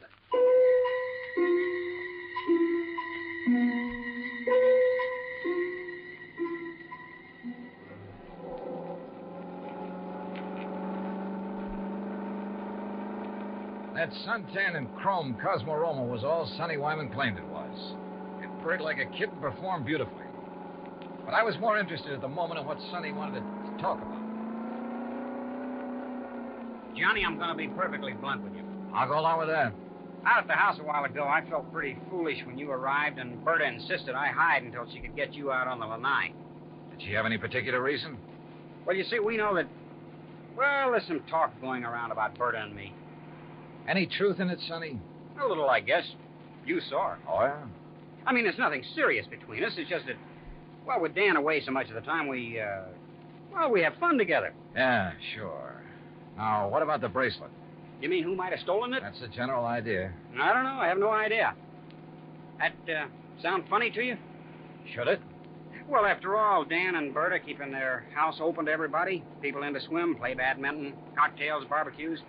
I guess half the population of Palm Springs has been there at one time or another. And even if it weren't an invited guest, why, it'd be simple for someone to just sneak in and walk off with it. Providing, of course, they knew where it was kept. Well, yeah, someone who was close enough to... Well, yeah, I heard Berta ask you about a reward for it. You think a big enough reward would turn it up? I would think so. I understand that stolen jewelry brings about 20 cents on the dollar. Sometimes it brings 20 cents. Sometimes 20 years. Well, yeah. Well, I just wondered. How's the car business doing, Sonny? Oh, great, great. It's really one of the reasons I'm driving out this way. Oh, a prospect? An oil-rich Indian or a well-to-do prairie dog? Hardly. No, I told you we were having a sports car rally on Sunday. Well, being the promoter, so to speak, I'm going down to check the course. If you're still around, you ought to come. Oh, maybe I will. Having some good events, too. Willie Van Hook and I are running a match race. He's quite a bug, you know. And ever since I sold him the twin to this job, he's been working it over. Special carburetor, racing cams, everything. And I wonder I can't afford this kind of stuff. Oh, man. You'd be amazed at the amount of money that changes hands Hey, on wait a some of minute, these races. Sonny. Isn't that an oil rig over there? Yeah, Dan Galloway's. The rig itself's about 50 feet out in the lake. The shack or office or whatever you want to call it's over the other way. You see? About a quarter of a mile beyond those Joshua trees. I'll drive you over. He did. There was an old car parked near the shack, so we figured Dan Galloway must be inside. Sonny Wyman dropped me in front of it, then took off in a cloud of dust and exhaust gas. I picked my way between the cactus plants, opened the door without knocking, and barged right in. Mr. Oh. Oh, hello. Oh, no use asking if Mr. Galloway is here. I can see he isn't. No, he isn't. Is it all right if I wait? I'm Johnny Dollar. I'm Mrs. Galloway, Mr. Dollar. Huh? Hell, that is, I'm the first Mrs. Galloway. The former. The one who scrimped and saved while Dan was booming around every oil field all over the country trying to make his score. I'm the forgotten Mrs. Galloway. Oh, yeah. Well, I'm sorry. Are you expecting him back soon? Who knows? I've been waiting here 3 hours. But I'll wait 3 days if I have to. Promises, that's all, promises. What do you mean, Mrs. Galloway? After working to help him the way I did for all those years, and then to be tossed over for somebody else who never did a lick of work in her life. Oh, sure. Give me anything I want if I let him free. So what have I got? Promises. Well, I'm sorry. But getting all upset is going to help. Well, wouldn't you be upset if you had more than $18,000 in back alimony coming to you? And with them living like royalty? Oh, I see. Well, he's not going to keep on getting away with it. That's why I'm here. Well, now that gun in your handbag isn't the answer, I'm afraid. How'd you know? I've seen that kind of bulge in a handbag before. You really have ideas about using it on him? Well? Why? I don't know. There are times when I feel as though killing would be too good for him. Then there are other times when... Oh, I don't know. Well, here, better let me No, have it. leave me alone. Well, I'm not going to sit here and try to make sense with somebody as upset as you are who has a gun. Well, how would you feel? What would you do if you were me? How should I know? But killing him isn't the answer. Isn't it? Or sitting here shouting at me. Who are you anyway? What are you doing here? I came out here to see your husband, your ex-husband, on business. What kind of business? A friend drove me out here and figured Dan would drive me back. But since he isn't around, there's no point in my staying here. Or you either. Well, maybe you aren't You going have to a car, so you and I are driving back to Palm Springs. I'm not leaving here till I see Dan. Until I get some money from him. Or see him dead. Maybe he's at the well. All right. Maybe he is over there. Now, come on. Why I took this on, I didn't know.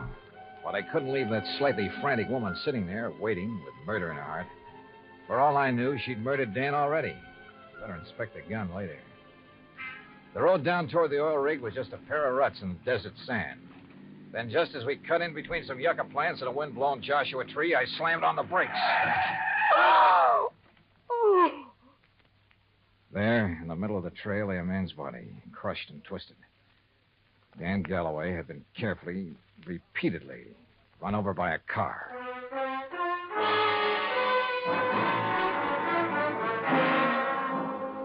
Expense account item 3, $1.19 for a quick phone call to Sergeant Lacey in Palm Springs and smelling salts and a bromide for Flora, the ex-Mrs. Galloway. Then I dropped her off at the Galloway house. She and Roberta ended up consoling each other while I huddled with Lacey in his office at headquarters. Some of the boys are still out there, Dollar, checking tire prints, taking pictures, and so on. No clue as to who ran Galloway down? Not yet. Looked to me as though Galloway stepped out of his own car to see whoever had pulled up in the other and was run down for his trouble. The car that did it ran around in a circle over and over him. Any suspects, Sergeant? You found his ex-wife, Flora, waiting for him in the field office, you said. That's right. And she was pretty nervous, on edge, you said. So? Also, she was carrying a gun. Whoa, now, wait a minute. Any reason why she couldn't have run him down earlier, then gone back and just waited for somebody like you to come along? Somebody with whom she could then discover the body? Only one hitch. You told me yourself, Dollar, that she was pretty insistent about your going over there to look for Galloway. Yeah, I know. But, Sergeant, you're off on the wrong foot. Why? Because of the tracks left by the killer's car. They didn't match the tires on Flora's car. You checked? I checked. And if I were you, I'd have your boys find out whose car did make those tracks. I'm way ahead of you. Well, if you know, then what do you... Hey, wait a second. Yeah? Levine, Sergeant. I got news for you. Hey, listen to this, Dollar. About those tire tracks at the scene of the killing. Wow, right on cue. They're the same make and size as the tires on Sonny Wyman's Cosmo Roma. You sure? Well, I told you at the scene I thought it was a sports car by the small size of the circle the tracks made. Yeah? And knowing the feeling between Wyman and Galloway, I went right over to his place. Nice, clean tracks all over. And they match. You holding Wyman? Oh, well, I don't know where he is, Sergeant. He wasn't at his place, and there was no answer to the phone at his showroom. Well, then get after him. Put out a flash on him. With that car, he shouldn't be too hard to find. Let me know when he's picked up. Yes, sir. What do you think, Sergeant? You know something, Dollar? I have a notion that when we find Sonny Wyman, we'll also find out what happened to that bracelet. Yeah, could be. One thing was certain. Dan Galloway could no longer be suspect in the case. But Roberta? Why not? Maybe she did know that Dan had run out of money. Maybe that's why she was so interested in the amount of reward for the bracelet. And what about Sonny Wyman? Well, it looked bad. A smart young opportunist out for the fast buck. And, of course, close to Galloway's wife. Anything he could do to hurt Galloway would help him. And now these tire tracks, the one solid clue to Galloway's killer. Sergeant Lacey and I drove out to the Galloway house. No, Johnny. I haven't seen Sonny since he left here this afternoon. That's when you were here. He didn't call up? Why should he call up? Why shouldn't he call, Roberta, if he'd heard that Dan was killed? Now, you listen here, Mr. Dollar. If you're trying to trick me into saying something about Sonny having anything to do with Dan's death, you're wasting your time. And what's more... Pardon me. Hello? Oh, yes. Just a minute. For you, Sergeant Lacey. Oh, thanks. Hello? Yes? Yes, when? Yeah, I see. Okay, Levine, thanks. Has he found Sonny Wyman? He sure has. And if you want to see him, you'll have to go to the coroner's office. What? Oh, no. Yeah, that souped-up car of his. A couple of miles out of town. Ran off a curve and over a 100-foot bank. Within minutes, Lacey and I were at the scene of the accident, looking things over with the help of flashlights. Yeah, he must have been really burning up the road to spin and roll this far off the highway. But surely he must have been familiar with that curve. Oh, sure. He knew these roads around here as well as anybody in the county. Tires still in one piece, too. And these sport cars usually corner pretty well. Well, this one didn't. Hey, Lacey, you look here. Yeah? This left rear fender. Looks to me like this car was sideswiped. Hey, you're right. Rolling over would never make a long crease like that. Uh-huh. No, wait. If another car sideswiped him, there'd be paint on this fender. Paint from the other car. Sergeant, you're absolutely right. And since there's none here... Sergeant, you're absolutely wrong. How far to the nearest filling station? What? I want to make a couple of calls to some wholesale jewelers in Pasadena and Los Angeles. Right now, in the middle of the night? Right now. Wholesale jewelers? Expense account item 4, $11.90 phone calls to Pasadena and L.A. The third call yielded Mr. Alfred Mencken of Mencken Imports Incorporated, who was pretty cheerful about having been gotten out of bed. It's quite all right, Mr. Dollar. Now that I'm up. I'm wide awake almost. Well, I hate to throw something like this at you in the middle of the night, Mr. Macon, but tell me, please. Did you ship a diamond and emerald bracelet to Will Hoyt Van Hook in Palm Springs within the past few weeks? Why, yes, Mr. Dollar. Oh? As a matter of fact, I sent him 3. That was 2 weeks ago, and he returned them all. Returned them? When? Well, 2 of them the day after he got them. But the third one he kept for a while. I got it back just last Thursday. Now, I don't know if that means anything to you. You bet it does. Thanks very much. Lacey and I piled into one squad car, 4 patrolmen in another. It was several miles out to the little ranch where Van Hook lived, and Lacey and I chewed it over as we drove along. Don't hold out on me, Johnny. Whatever made you think a Willie Van Hook is the one who drove Sonny Wyman off the road? Well, apparently there was no paint on that fender from the car that sideswiped him. Actually, there was. Holy... Of course. Van Hook's car is exactly the same color as Sonny's. Another thing. The car that ran down Galloway, like the one Sonny drove, even down to the tires, but not necessarily the same car. Plus the fact I couldn't help wondering about Van Hook all along. Yeah, but why? In a job like mine, you have to wonder about everybody connected with a case. Anything particular about Van Hook? Well, he told me that he'd used the money he got from Galloway to pay off some overdue bills. And yet, a few weeks ago, he was able to buy an $8,000 sports car. It ties up, Dollar. It all ties up. But how did Sonny Wyman figure in it? Oh, Sonny was a fellow who lived by his wits. He may have reached the same conclusion about Van Hook that I did. May have had an idea for latching onto the reward money. He mentioned the matter of reward to me a couple of times. Or he may have had ideas for blackmailing Van Hook. Another thing. Van Hook saw me drive away from his shop in Sonny's car. That meant he had to act fast, get rid of Galloway, who'd given him back the bracelet, and, of course, take Sonny out of the picture, too. Yeah, it all seems to add up very nicely. And when we face Van Hook, well, there's his place now. Yeah, here's his driveway. Well, either he's skipped out or he's asleep. No lights on in the place. Well, if you ask me, he's far... No, wait. Yeah? The third window on the right. The blind was pulled away for a second or two. Well, then let's get out of this car. We're sitting ducks in here. Well, how about it, Sergeant? What do we do? You boys split up. Cover the back and sides of the house. He's in there? Yeah. Okay, boys. Come on. Hey, Johnny, maybe you better keep out of this. Are you kidding? Hey, listen. That car door, I'm sure of it. Yeah, I know. Holy... What's he up to? Gonna lock himself in and take the monoxide route? Come on. Are the back doors in that garage? Not that I know of. Here, wait a minute. Van Hook! This is the police. We've got men all around this place. Turn off that engine and come out of there with your hands over your head. Don't be a fool, Van Hook. You haven't got a chance. Come out of that garage. Hey, did you see that? He drove right through the door of his garage. Come on, Lacey, the car. Get after him, you guys. Get moving. Yeah, come on, boys.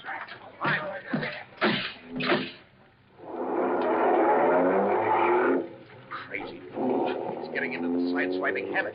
See what he did to that other patrol car? Yeah, they're okay. They're off and tailing us. Come on, step on it, Lacey. This is one time we ought to have a Cosmo Roma. Well, maybe he can outrun us, but with 2 cars on his tail, he may get careless, take chances. If so... Yeah, hang on.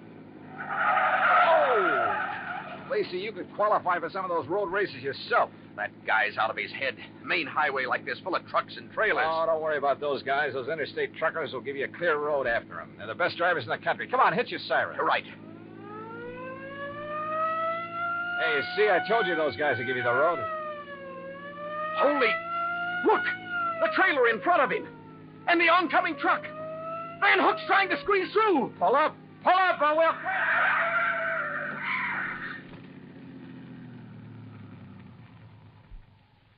Well, he squeezed through all right. Squeezed right through the pearly gates.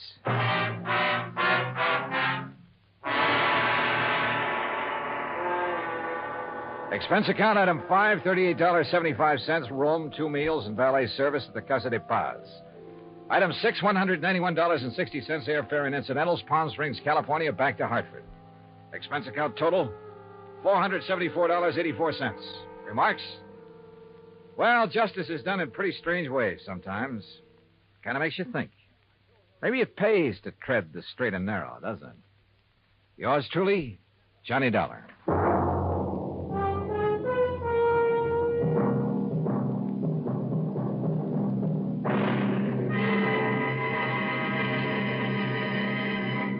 Now, here is our star to tell you about next week's story. Next week, international intrigue.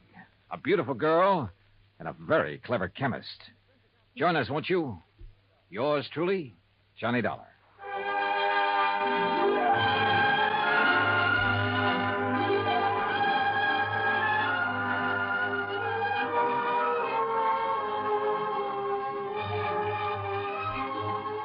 Yours truly, Johnny Dollar, starring Bob Bailey, originates in Hollywood. It is written by Paul Franklin and is produced and directed by Jack Johnstone. Heard in our cast were Barbara Eiler, Paula Winslow, Forrest Lewis, Frank Nelson, Sam Edwards, Austin Green, and Shep Menken. Musical supervision is by Amerigo Marino.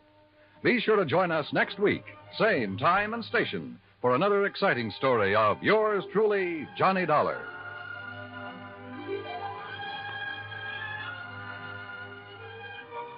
This is Dan Cubberly speaking.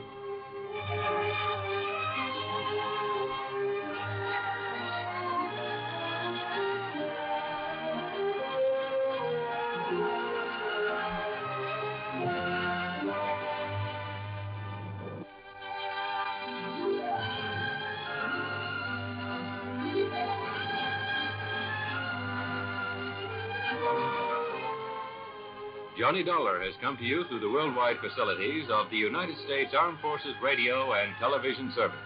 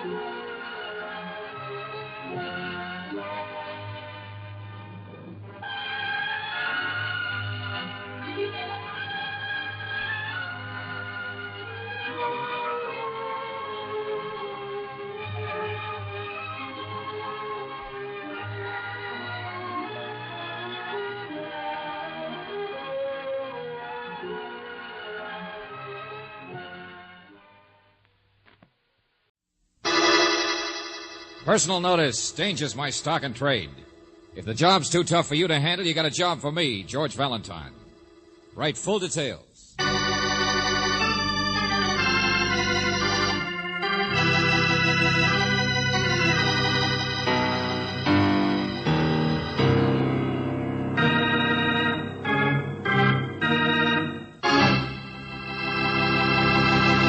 Well, greetings as usual, friend.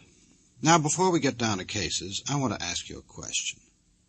What, in your opinion, is the dirtiest trick man can play on his fellow man?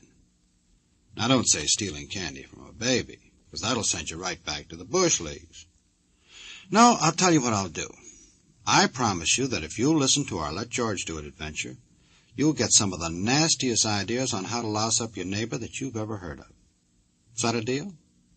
Okay, suppose I let George Valentine take it from here.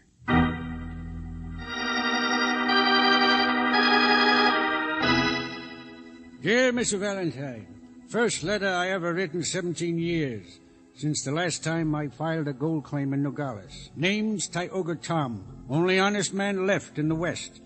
If you ever heard of the castle I live in out by the desert, then you know what these railroad tickets are for. To come see me, but you don't know anything else, understand?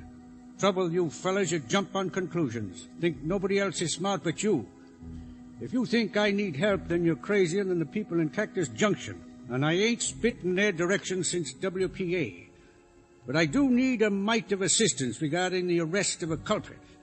I'm a man everybody tries to pester, on account of how rich they think I struck it. But me, I like my privacy, and I aim to maintain it. P.S. The culprit I make reference to is the one who stole or made disappear or killed my dog. Only botheration is, it was my C&I dog.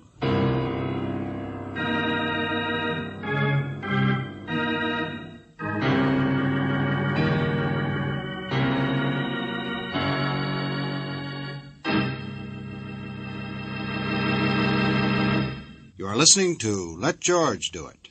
Our adventure will continue in just a moment. Now back to Let George Do It and George Valentine.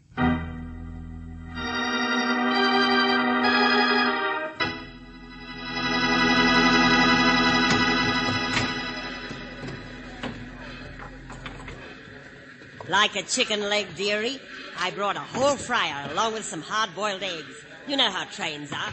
Oops. Excuse me while I just get my valise on the rack here. It's all right. I'll move my coat, only this Guess seat you came all the way through from the city, huh, dearie? Claire Brooks, it says on the baggage thing. Oh, my, that's a nice name.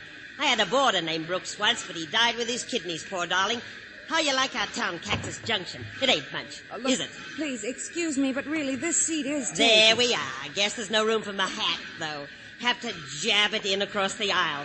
Mind me to keep my eye on it. You never know. So now let's eat. Well, I'm awfully sorry, madam, but I'm trying Go to tell you on, that dearie. There's plenty of chicken for both of us. Oh, but I had the most awful time wringing its neck. Oh, you should have seen me. I chased him all around the yard. Oh, no. I said, will you please not sit down here? This seat is taken. Oh, George. Yeah, here I am, Angel. Well, if I'd known you was that tight. Oh, that's all right, lady. Sit still, sit still. But, George... Going out for a smoke. Have a nice time, Brooksy. Oh, George! Isn't he sweet after all? Now, my name's Carmichael, dearie, and let me tell you about this chicken. What? Let it go, Jake. Well, here we go, Mr. Valentine. Last stop before Emery Switch. Emery Switch. That's where we get off, huh, conductor, for Tom's? Yep. 2-3 mile walk, I guess, up the hill. But there's a moon tonight. Road around the back way, but of course it's its father. Uh-huh. Kind of a lonely spot for a blind man, isn't it? Yeah, desert rat with money. Probably never let a doctor touch him in his life. Seen him out there once just a couple of weeks ago, fumbling along, hanging on to his dog. Doesn't like people, huh? Oh, there's an old Oriental been with him for years, if that's what you mean. Po Sing, cook and bottle washer. Richer in creases, Tom is. A whole fortune might have paid in his castle, they say. I can't feel too sorry for him. Tioga Tom, last honest man in the West. Says him. Well, you'll be the first visitor up there for a long time, I guess. Maybe you can get your hands on some of that gold. Underway now. Hey, save me another. Hey, wait for me! Hey, stop it! Oh, conductor, there seems to be a guy out here who wants to Never get make it, will he? Always somebody too late for a train. Huh? Ridiculous. Shows a man's got no efficiency. I'm never late. Wait, will you? Wait! Come on, let's give him a hand. Drinking, too. Can't even run straight, you see? Help me, fellas, will you, please? Here, let me reach him. Now, here, I can reach him. Oh, gee, thanks. Oh! Easy there. Couldn't even hang onto my hand. Don't know why we bother. He's liable to fall. Get out of the way, friend. I'll get him. Here we go, boys. Come on out. Here we are. Oh, gee. Oh, thanks. Sorry to be in trouble. I was in the bar. Everybody's so nice they couldn't get away. Okay, friend. You made it all right. Oh, yeah. Wait a minute. Here's your hat over here. My name's Loosefoot. Want a drink? What? Loosefoot. It's a name. Somebody just give it to me, I guess. I don't remember. Come on. Have Wait a minute. sifter, It's your ticket, huh? too. Hey, look, it fell off your hat. Take it. Here, give me that. Yeah, well, it's sure nice of you, Hey, pal. Emery Switch, it said. Yeah, didn't it? Oh, sure. I'm a necktie salesman. Got a few samples for the switchman who works there, that's all. Well, thanks again, and you too. Where'd the other guy go? Back in the car, I guess. Oh, well, thank him for giving me a hand, will you? I mean, thanks. I sure appreciate Yeah, sure. Only didn't you notice, Loose Brain?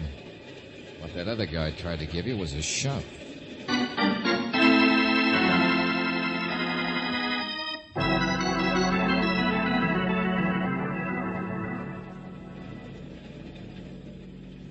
I didn't shove him, Mr. Valentine.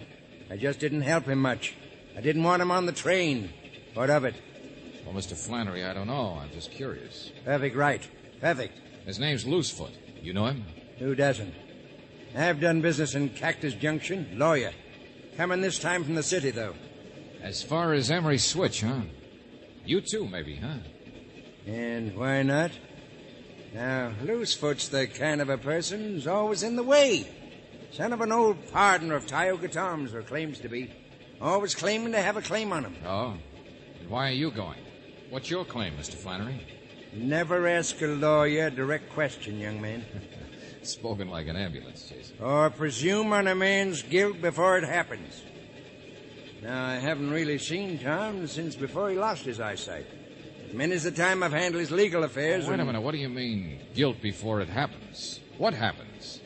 What's going on tonight? You and Loosefoot. That makes 3 of us headed for the same place to visit a guy nobody ever visits. And all on the same night. Why? Oh, you too, eh? Well. What's your angle? You need counsel, say so. You don't, leave me alone. Why should I say why? I'll tell you this, though. There's 4, not 3. Huh? His common-law wife for 6 months back in 1917. Or she says she was, but that's her claim. Not a bad one. You mean Tioga Tom's... That big, overdeveloped appetite out there in the coach. Notice her eating fried chicken. A woman, Mr. Valentine, who'd wring your neck for a favor, but charged to tell you the time. The widow Carmichael.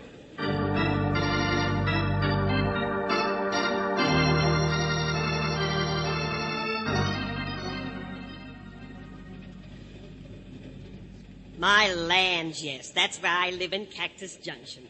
Just to be near the poor dear. 33 years I've waited. The one true love of my life. All right, so you're going to see him too, but would you... 4 of us? 4 of us?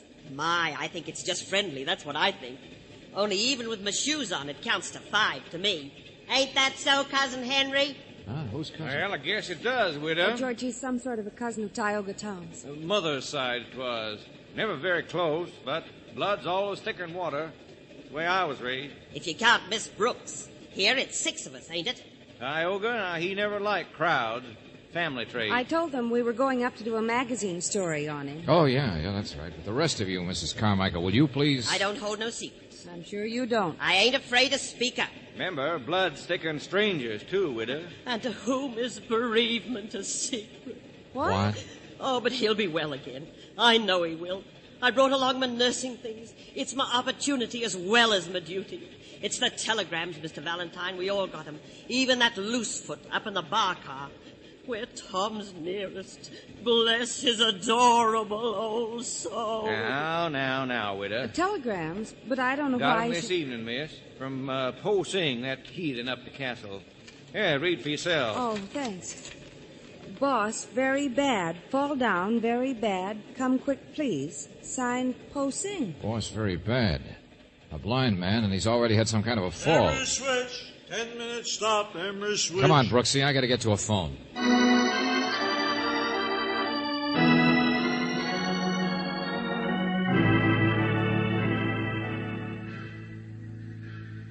Trap? What trap? What is it? Quiet, Angel.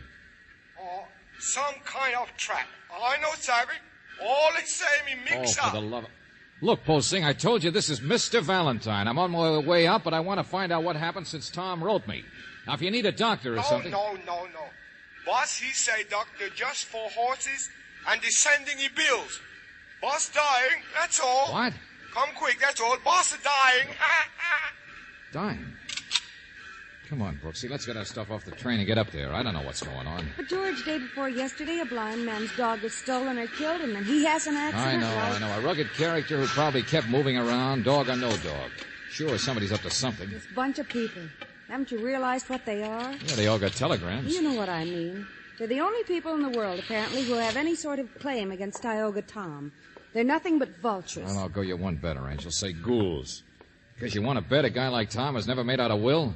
So if he did die, they'd all want to be handy to stake out those claims, start grabbing for his gold. There they go, George. All walking out together. Yeah. About 3 miles up the hill, somebody said. Only suppose you and I just walk fast and beat him, huh?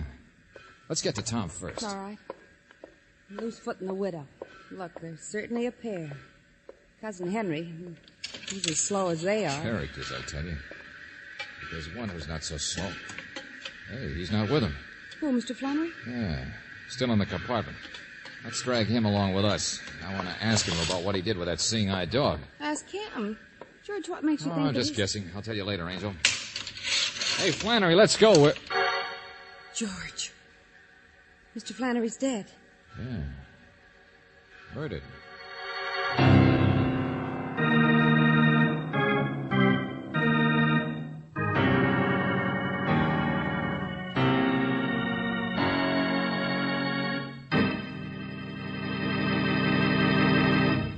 are listening to Let George Do It.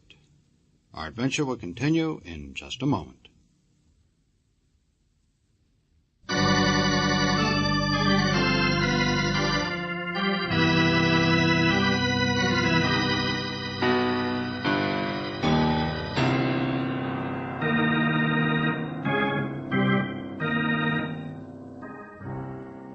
And now, back to George Valentine. Tioga Tom, the legendary man in the castle overlooking the desert. He thought he didn't need help, but that was yesterday, when all that worried him was the disappearance of his seeing-eye dog. Once his protection was gone, something happened to Tom, an accident. And his only friend, Po Sing, says that he is dying, says, "Come quick." The vultures, the only relatives or ones with claims against Tom, they're gathering too. But if your name is George Valentine, you can't hurry to the castle quite as quickly as you'd like, because one of the vultures is dead. Yes, Mr. Flannery has been murdered. Holy brother of McIntosh, what are we going to do? All right, take it easy, conductor. Take it easy. Some sort of a sharp weapon, George. Yeah, a little tiny wound in his throat. Yeah, but I got a train to worry about, and them people all scattered now. I better get on the telegraph. George, you said you had a hunch Mr. Flannery was the one who did something to the dog. Why? Oh, any of these people could have got at that dog, you know, Angel. It happened yesterday. It's only 15-20 miles from Cactus Junction out to the castle, so they could have gone back and forth. Well, what's on your mind? But Mr. Flannery told you he'd come all the way from the city, didn't he? Yeah, he did. Neat, sharp little guy, man with efficiency. How about that, did he? Well, I don't know. I don't remember. I'm so rattled that I can't tell. There's mud, clay on the bottom of his shoes, in the instep, see it? I noticed when he crossed his leg and carefully creased his trousers. Mr. Valentine, wait till the sheriff... If he'd been in the city the day before, how'd mud get there? I'm the kind of guy who'd have a shine before breakfast. Hey, well, wait a minute. I got the stubs here. Yes. Flannery, compartment... But you're right. He just got on at Cactus Junction, just like the others. Uh-huh. So then maybe I'm wrong about the dog. Oh, George, now you're confusing me even worse. Well, why was he murdered? Who murdered him? Maybe somebody else did something, and he was up here snooping around and saw it. Quite an operator, you know that. That'd be his style. See something and just keep quiet. Hey, Al, you see him? No. See a little woman, a little wobbly guy, and a stiff-jointed slowpoke? I know, sure. I know. No, I didn't see him. I couldn't catch up. Already left the road, I guess. Took the trail up the hill. Oh, brother. This road run around the backside of the castle? Sure, about 5 miles up there. There's a place you Okay, stay and help the conductor, will you? Let me have your truck. Well, he's got to get us off on the side and then All right. You guys worry about the train and the body. Come on, Brooksy. The ghouls are on foot. We can beat them. Yeah, sure, Only get that sheriff here fast. One murder's enough for tonight. Particularly if the second one should be me.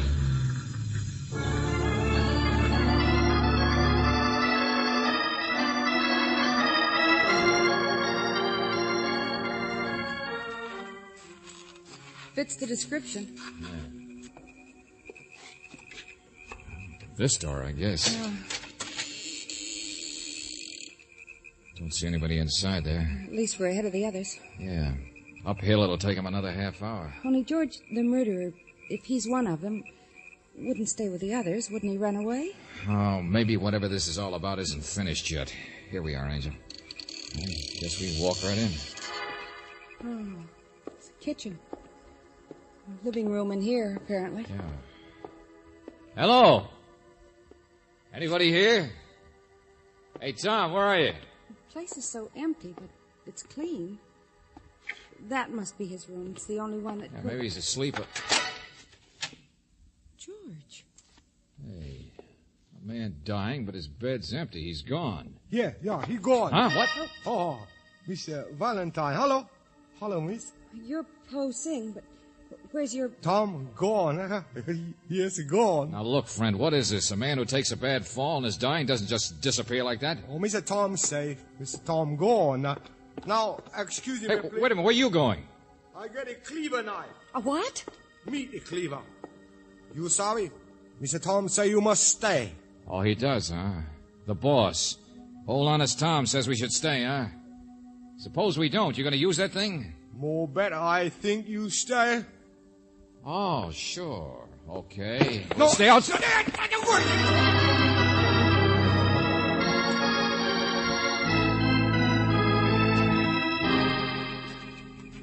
Oh, brother. Valentine the sucker. Valentine George, the there's smart. a fence down here the front way, too. Supposed to be a gate half a mile from the house. Yeah, and this was a path when we started out on it. Where the deuce did we lose it? Valentine, the Pathfinder, the Boy Scout. Oh, George, you don't know yet. Hey, look out now. Easy there. Ooh. We seem to be down in a gully. What? Yeah. The trail must be up there, George. Little bridge right up over us. Come on. Oh, wait a minute. Wasn't what I was looking at. Sawdust. Hmm? Yeah, sawdust. Scattered. All around here, too. Farther under the bridge. Seems to be just a little footbridge. Pretty far up there, though, isn't it? Yeah, sawdust has been here for a day or two. Wet. Fell here, and there's some on top of the crosspiece, too. Yeah, I see it. Somebody said trap. Something up there has been freshly sawed, Angel. And anybody coming up the trail from the front gate would have to go across that bridge, wouldn't they? And it's so dark they couldn't see. Yeah, come on. Get up there before somebody tries to walk across it. Hey! Look out where you're going. What? Bump into a man just sitting peaceful like that. Hey there. Woman's voice, wasn't it? Well, yes, couldn't you see it? Tom, Tioga Tom, wouldn't you know? You wouldn't know anything. Who is it, Valentine? Yeah, I'm standing right here in front of you. You're sitting on a rock waiting for something to happen. Detectives always thinking. Trouble with you, fella. But sitting nice and healthy, huh? The poor guy who had the bad tumble. Only honest man left in the West. And he gets his hired boy to send out telegrams saying he's dying. Huh. Had a tumble. Broke 10 ribs back in 1922. Never told a lie in my life. So that's the way you stretch it. Poor dying Tom. Been dying since the day I was born. So have you. So now you're sitting here waiting to hear wood break, huh? Po Sing brings you out where you can, waiting to hear people tumble through that little trap you set up there. Pester me, every one of them. I told you that... I'm afraid we don't believe anything you told us. Told you I like my privacy. I aim to maintain it. Bunch of vultures, all pester me looking for my gold. So you hire me Seeing I dog disappeared. Don't you think somebody's up to something? You jump on conclusions. Say, I had that bridge sawed. Well, one of them did it. Like one of them did a murder, I suppose. Ain't interested in murders. Gonna die myself sometime. That's enough to worry about. Just trying to slow up the process, that's all. Steal my dog and then saw my bridge. Who do you think uses that bridge? I do. Even without my dog, I can find my way around this place, but I found him out, yes, sir. Tom isn't going to go down with it. Huh? Go on, Munchausen. Hold your tongue. Ain't you got ears? George, yes, somebody's coming. I'm going to get up on that bridge before... No, this way. Hey! Hey, where am I? Who is that over there? Where's the trail? I can't see. My loving vultures. Tell everybody they're friends of mine can't even find their way around. Hello, Henry. Your voice, ain't it? Tom. Fitter than a fiddle. What in the name of... Never mind. Where's the rest of them? Loosefoot and the lady. Oh, coming, I guess. We moved kind of separate. Only that telegram, Tom. What kind of a stunt... Let me take your arm. Help me out. Quiet, both of you. Henry Loosefoot. Mrs. Carmichael. Another county you heard from. Could hear that one across 3 counties. Yeah, there she is, over on the other side. She's headed for the bridge. Come on. But Hurry Tom, up and get her. I'll be all right. George, we can't get up there in time. We're on the wrong side. She's coming this way. Mrs. Carmichael, stop. Who's that? Where are you? Stay where you are. Don't come across that bridge. What did you say? Oh, the bridge, yes, I see it. All right. Stop! Don't walk on it! Oh, it's you, dearie. I'm coming. Stop, I said. Stop, will you? Well, I can't stop till I get there, Oh, can Lord, she'll fall. Stop. My heavens, what's all the fuss? Oh, we... Out of the way, Angel. Let me see something. What's the matter with him? Oh, dearie, what a climb. And the wind blowing my hat off all the time. What are you trying to see, George? The gird is sawed half through, all right. But a board's been freshly nailed across to support it. George, But who could have nailed the board across? Tom and Po Sing are the only ones up here. So Tom was telling the truth. Someone else sawed it, then Tom had it fixed. Wait a minute. Mrs. Carmichael, where's your hat pin? What? Yeah. When Flannery was murdered, a little tiny wound. He was stabbed with something sharp. Well, how in blazes should I know where the pin is? George, she pinned her hat to the seat opposite us. The seat across the aisle. I remember it. Did I? Couldn't find it when I left the train. And the only person who would have noticed it or thought of using it was the one who sat down there. Cousin Henry. Yes, Cousin Henry. And George, he's down there with Tom. Wait a minute. What about Loosefoot? Where's he? Ran on ahead, I guess. He was the fastest. And the trail's easy marked. So we haven't seen him because he's probably already crossed this bridge. Probably clear up at the house by now. But George, Tom is down there with Henry. Sure, with Henry. Don't you see, Angel? Tom wanted to know who killed his dog and sawed the bridge. That was the reason for the phony telegrams, this whole shindig. It was to get all the vultures up here and see which one of them wouldn't walk across the bridge. Henry. And 5 minutes ago, Tom discovered who was guilty. Well, hurry up. Yeah, but quietly. Because now it's all backwards. Now the question is what Tom intends to do to Henry. There they are. And they're not moving toward the house, not moving at all. Tom's got a gun, George. He's hanging onto Henry's arm. Even a blind man could shoot somebody as long as he had a... Yeah, come on, around this way. Look out. Well, come back, did you? Get down here, Mr. Valentine. This crazy... Shut up, dog killer. You'll get your chance to grovel. He's a murderer, too, you say, huh? Don't answer, Angel. Around the rock here. Yeah, that's right. Now, come on. He's crazy. You're both crazy. Everybody comes pestering me. Well, it's going to stop once for all. Sure, he killed Flannery. Flannery's another pest, snooping around the same day he was. Let go of me. Let go of me. Get your hand off my... Oh, no, you don't. You move. The gun goes off. Okay, Tom, I'm here now, right beside you. You can hand me that gun. Georgie, let go. He just let go. Look out. I'll get him. Give me that gun, I said. Where are you? Where is he? No, you don't. Detectives. Knocking my gun The sheriff out. will get him, don't worry. I just got an idea. It might be good to save you from dying for a while, Tom. Man's dying from the day he's born. Oh, sure. Honest Tom. Rugged independent. I know I hate that guy, but shooting him while escaping might not go down so well with a jury. Just shooting wild? I couldn't actually... Well, would have been just blind luck if I hit him, I mean. Oh, sure, Tom. Be careful what you say. Don't want to tell a lie. Only honest man left in the West. Yep, that's me. Don't want to admit you might be a dead shot. Don't want to say right out you're blind. Even though that's how you suckered these people into coming after you. But, George, he said... Ain't a lie if a man always talks like he had to hear people to recognize him, is it? Ain't a lie to stumble around the few times you've seen, is it? Buster, you take the cake. Honest as the day is short. Sure, we all jumped at conclusions, all right. Because I guess there's no law against a man with good eyesight owning a seeing-eye dog.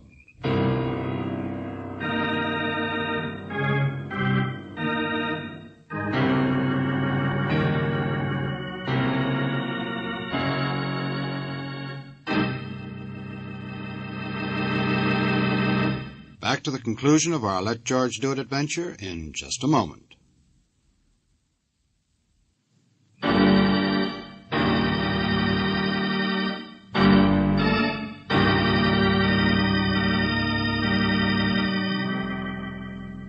Listen. Music. Don't like it. People. Don't like them. Well, you can leave for the castle pretty soon, Tom. Taking down your cousin Henry's confession now. Worthless bunch of vultures. Won't be pestered anymore. Sure, Tom. You've got your privacy. You know, we did stop you from doing the one thing that really would have been wrong. Do I appreciate it? Obligations ain't for me, young lady. Well, the reason people pester you is because of your gold. And I thought maybe you'd tell us what... Tell you a secret. Sure, I got barbed wire and fences, but I never actually said I have gold, did I? What? Oh, for the love... Oh, George, come on, let's get out of here. Jump on conclusions like everybody else. Oh, that awful man. George, I want to go out someplace and go dancing and forget about him. Okay, spend my gold. Well, at least I know you haven't got any. I'll tell you something that'll worry you for years. You notice? Tom didn't say he didn't have any either.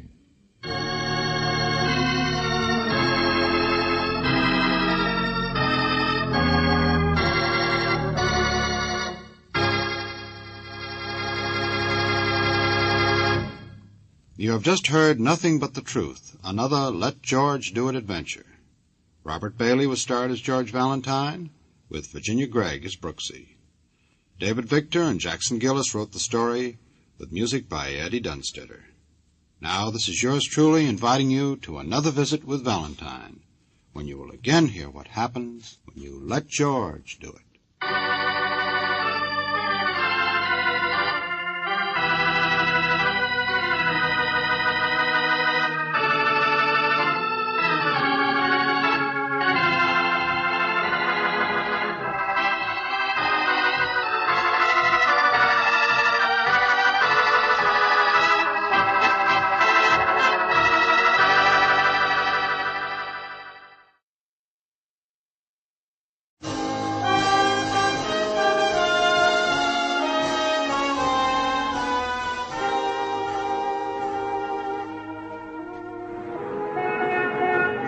Broadway's My Beat, from Times Square to Columbus Circle, the gaudiest, the most violent, the lonesomest mile in the world.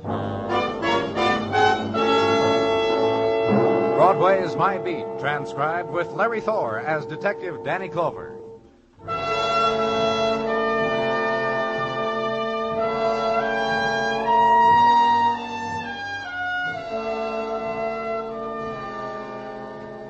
It's October's passing on Broadway, the time that drifts down into winter. And now there's the wind, the searching wind, the one that puffs around corners and gathers itself into squalls, rushes into doorways and down alleys looking for what the world has left behind. And it fingers its way against the buildings, drifts again, wraps newspapers around hurrying feet, and collars are turned up against it. And the season for stray hats spinning across Times Square is at hand. Autumn song. Wind and beauty on a Manhattan corner. It's yours.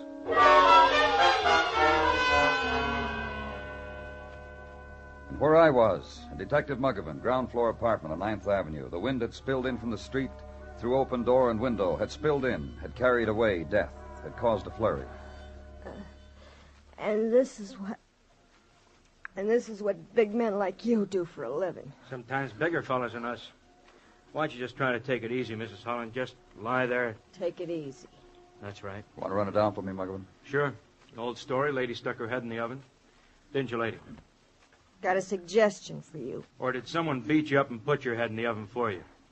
Suggestion's got your head in it. And the oven. And the gas. How'd you get these bruises, Mrs. Holland? Oh, Someone tried to kill you, like Detective Muggavan said? Or did you try to kill yourself? Okay, Muggavan. Well, lady across the hall came banging on the door to return a pot. Kept banging, knew Mrs. Holland was home. Put her eye to the keyhole, smelled gas, her nose not being far away. How'd you get in? A little fellow lives upstairs, couldn't kick in the door, so he took it off the hinges. Lady across the hall got the fire department, called us. Little fellow upstairs put the door back on the hinges. You try to kill yourself, lady? in France they say, "Ce n'est la mort." Among other things, that's the very words they use when wishing that one should drop dead. Now, think of the advantages you've had, lady. All this education and all, someone comes along and bruises you up and turns on the gas. Who did all that? The gist of the conversation is you should drop... Who let you in, mister? Ruth. Who are you? The cop outside said to go in. Ruth, you Hi, have... Glenn. Hi. Hi-ho, and a big locomotive. Why did the officer tell you to come in here? Ruth, you... Come on. Who are you, mister? Glenn who? Gilbert. Glenn Gilbert. With a great big firecracker for Glenn Gilbert. Remember, sweetie? Where's your husband? Why isn't he here? Remember, sweetie? This husband business is another one she won't answer, Danny. Sweetie. Sweetie, Glenn. Doctors? Come and gone. Will you listen to me? What?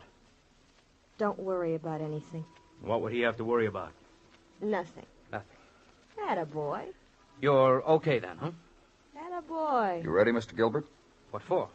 Talk. What for? Oh, a real doll, aren't you, Mr. Gilbert? What do you mean, talk?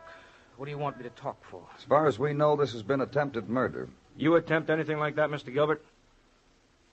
Glenn. What? I'm okay. You're sure now? I'm okay. Just tell them... I know what to tell them. Which one of you? Come on. Stay here with her, Marilyn. Mm-hmm.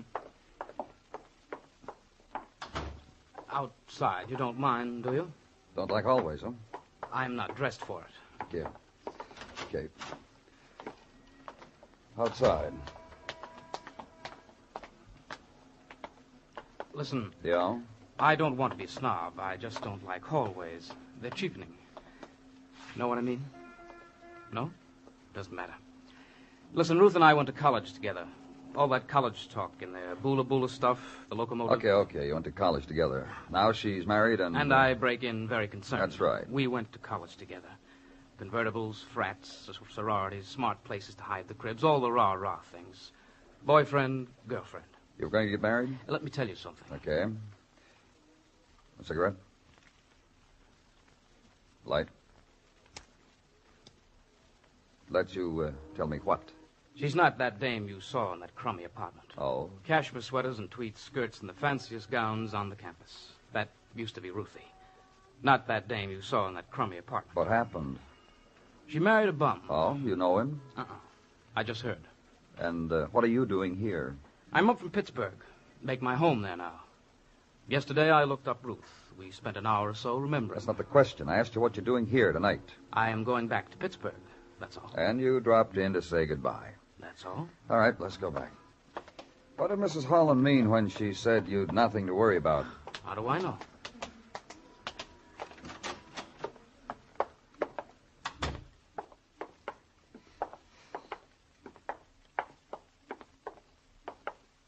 Kill yourself. I didn't say that. Close the door, will you? Oh, hello, Danny. Who's this? Look, Buster. You drifted in while you were outside. Look, Buster. Yeah? You sober, Paul? Sure I'm sober. Gentlemen, this is my sober husband, Paul. Lagerman. Yeah? Get Mr. Gilbert's address, huh? Ruxton Plaza. Mm-hmm. Out-of-towner? I told your friend. Don't go back to Pittsburgh, Mr. Gilbert. Stick around your hotel. Good night, Mr. Gilbert. Okay. Okay, now what is this? My sober husband. Husband, I'll handle it, honey. how'd your deal make out, honey? Honey, how'd your deal make out? I'm interested in knowing.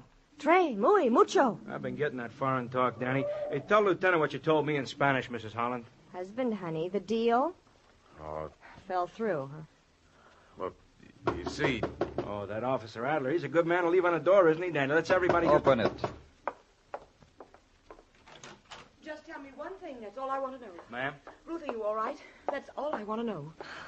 There have been days, boys, but this is the day. Hi, Mom. Are you all right? Mom, I want you to meet my husband. Paul, this is your new mother, Mrs. Stella Wallace. As a ma, you've had her for 6 years, Paul, but you've never met her before, and... Well, there she is. Hi. Say hello to your son-in-law, Ma, and tell us how come you're here. At one time or another, you must have told one of your neighbors who you were, who you used to be. I got a phone call. And you came running? What happened? What difference does it make? 6 years. We don't know and whether your finally... daughter tried to commit suicide or someone tried to murder her. You're not paying attention. Police is just what we don't need. Myron. Listen, Myron, get down here. My daughter's in trouble. Yes, my daughter. Trouble a big lawyer like you can earn his retainer on. Now get down here. 1212 9th Avenue. Right away, Myron. No talk.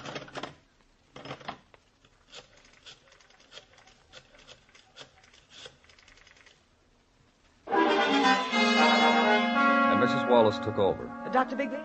This is Stella Wallace, and don't ask me any questions. Just write down 1212 9th Avenue and get down here right away. Doctors and lawyers, and names prominent on rosters of people to know. And in a little while, the filled room and instructions received that Ruth Holland was released in the custody of her mother, very socially and civically prominent, pending further questioning. So leave there, home now, and sleep, and be glad. And the alarm clock always rings 2 minutes of the dream. A new day, and headquarters, office, detail, routine. New day becomes half a day old, grows older, is late afternoon, then evening, and detail keeps you past then, is after 10. Danny? Come on in. Sit down. Yeah. Going home soon? Soon. You know what I think? About what? About yesterday, about Ruth Holland. Huh? You know what I think? I think somebody laced her up good in a bar brawl. Her husband, Paul, maybe. She went home, tried to kill herself. Loaded, probably. That's what I think. What do you think? I think I'd like to talk to her. I think as soon as the court order says so... I'll get it. Lieutenant Clover's office, Detective Mugman speaking. Yeah? Who? I'll say that again. Yeah. Okay. Danny? What's the matter? I told you what I think. Now tell me what you think. I said, what's the matter? Homicide in Central Park. Paul Holland. What? Paul Holland. Found shot to death in Central Park. Murdered, Danny. Now you know what's the matter.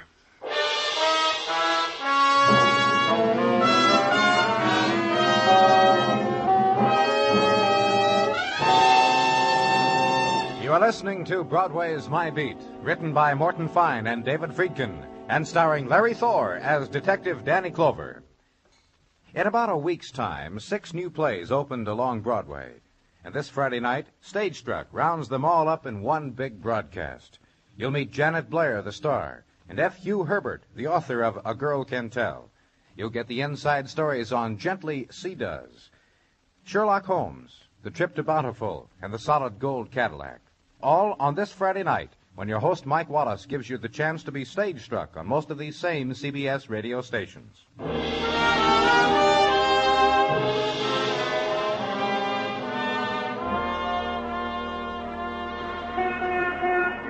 The light of the morning touches Broadway's shoulder softly and with chill, breaks the clinch that held it together in the night. And this is the waking and the wonder, the search and category of night memories. Time to rise, to shine, to pace the chill room, to hold the head in the hands. And morning mist to dissolve the stains of autumn nighttime. And from a place from across the river, the last cry of night, first shriek of morning, claw of whistle, percussion of bell, steel hammer electrically tripped. A million clocks sounding the alarm. So kick the regret into a corner and turn out the lights. A new day has dawned. And at headquarters from Sergeant Gino Tartaglia, the greeting. Good morning, Danny. And the offering. A pot java, Danny, from the commissary. A paper cup.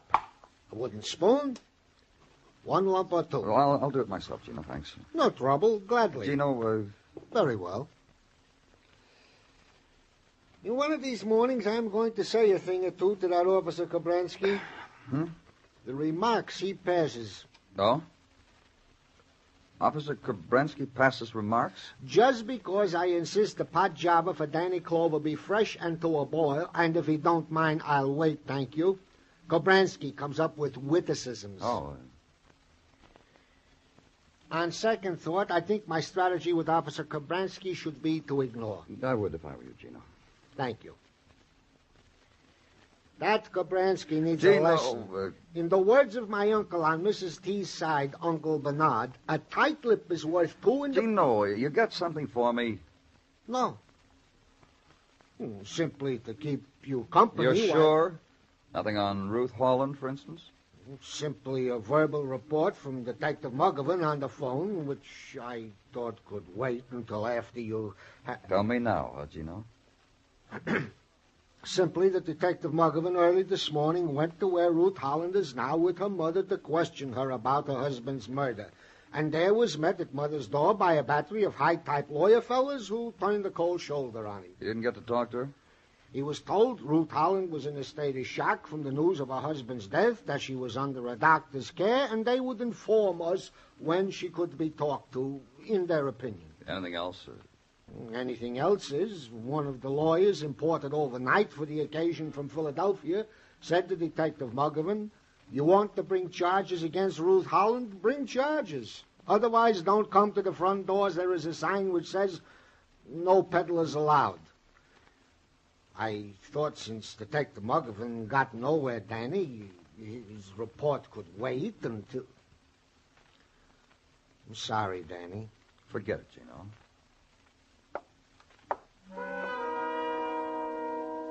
The bowed shoulders, the slow walk, the sorrows of Gino Tartaglia. And in a little while, get up, go to his desk, pat his back, reassure him that he had not been remiss in the matter of the report of Detective Muggavan, that you understood that what he could do for you now was order a squad car, which put the marvelous world of Sergeant Gino Tartaglia back together again.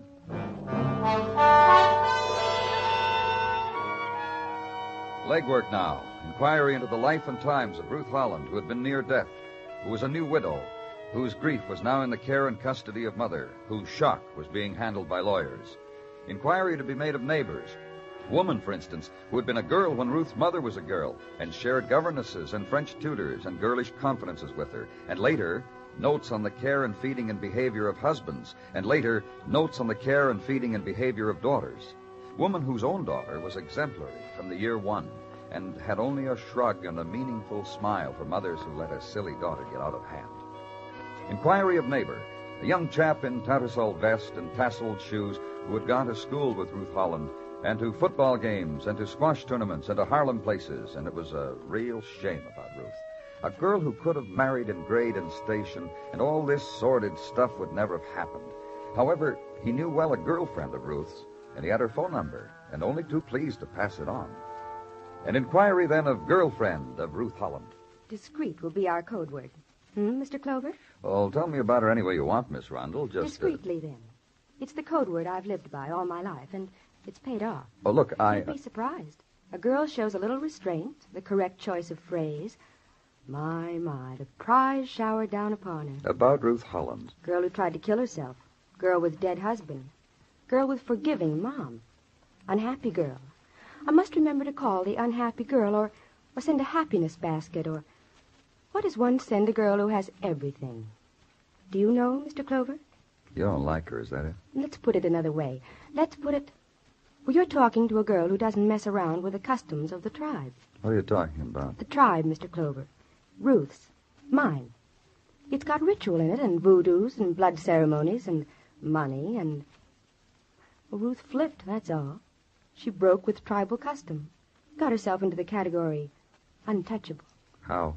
Strayed from the herd one night, prayed at the moon, ended up marrying what is known in our corner of the jungle as a rotter, which, according to our rule book, unleashes a chain of events as follows. Go on, Miss Rundle. Well, as follows. Mom disowns of her own flesh and blood. A few Tiffany-type cauldrons are boiled. Curses are hurled into the night, and a new untouchable goes the way of all untouchables. Which is what, Miss Rundle?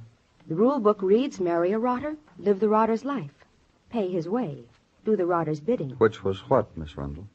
I told you. Me and discreet. Close. Like that. Then, Ruth and her husband... Me and discreet. Like that. Look. This much I'll give you. I visited them once, Ruth and her husband. The place they were living in then, the way they were living. Oh, it made me glad I'm a life member. Not like Ruth. I like it in the tribe. Warm. Fuzzy. Easy. Where was the place? I'll break it to you on your way out. That much I'll give you. No more. I've been practically no help at all, have I, Mr. Clover? Aren't I good? So start now the track of the marriage of Ruth and Paul Holland. Their first home, Side Street Hotel, place of transience and of the weekly rate flashed in green neon above the sign that read, Car parties arranged, share expenses, Miami, New Orleans, L.A. Inquire at desk, place of jukebox centered in lobby bar and casting the autumn songs in the many-colored lights on this day's transients, sipping one more for the road. Place of desk clerk who grins a lot and remembers a lot. Anyone you can mention, he remembers. Mr. and Mrs. Holland, for instance, had to be thrown out because one night they beat up on each other and were lax about the door, left it open, and this infringement of house rules made them to be thrown out. And a couple of days later, a card was received with a forwarding address for Ruth and Mr. Holland in case mail came, which never did. And, care for the card, mister? And another place, then, where Ruth Holland had lived with her husband.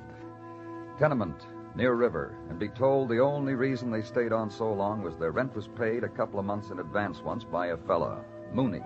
Everett Moon, called Mooney. Runs a place corner 12th and 3rd, Mooney's place. And go there.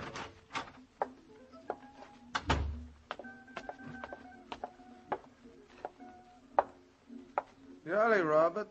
Come back 2 hours from here. The room, the world will come to life for you. You Everett Moon? That's right, Robert. Police. Danny Clover. I'll just call you Robert, huh? I understand you know Ruth Holland. You really a cop, Robert? Sometimes boys put on man's clothes and play. Yeah. Real cop. Look. Thank you, Robert. Yeah, a couple of years ago, Ruthie worked for me. Camera girl, arranged the customers, took pictures of them the way they was arranged. She didn't make out so good, huh? Come again, Robert? I understand you paid 2 months' rent for her and her husband. One night, Ruthie ran out of negatives. My best client was sobbing for a 3/4 profile. It was him or her, he said. I picked Ruthie to let go. Paul, that was her husband. He screamed at me when I did that. Still, you paid the rent for 2 months. Why? Liked her, hated him. Why?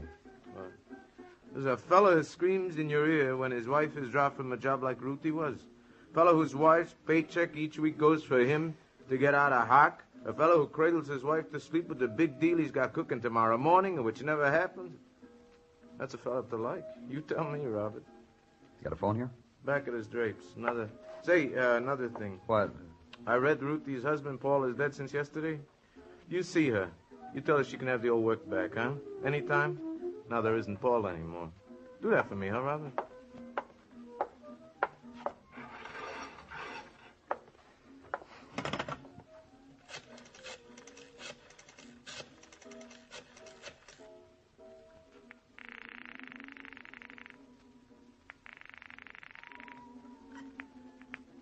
Sergeant Tartaglia speaking. Danny, Gino. Tell Muggavan to bring in Glenn Gilbert. That's the fellow. The fellow I want to question again. Glenn Gilbert, Ruxton Arms Hotel. Tell Muggavan, Gino.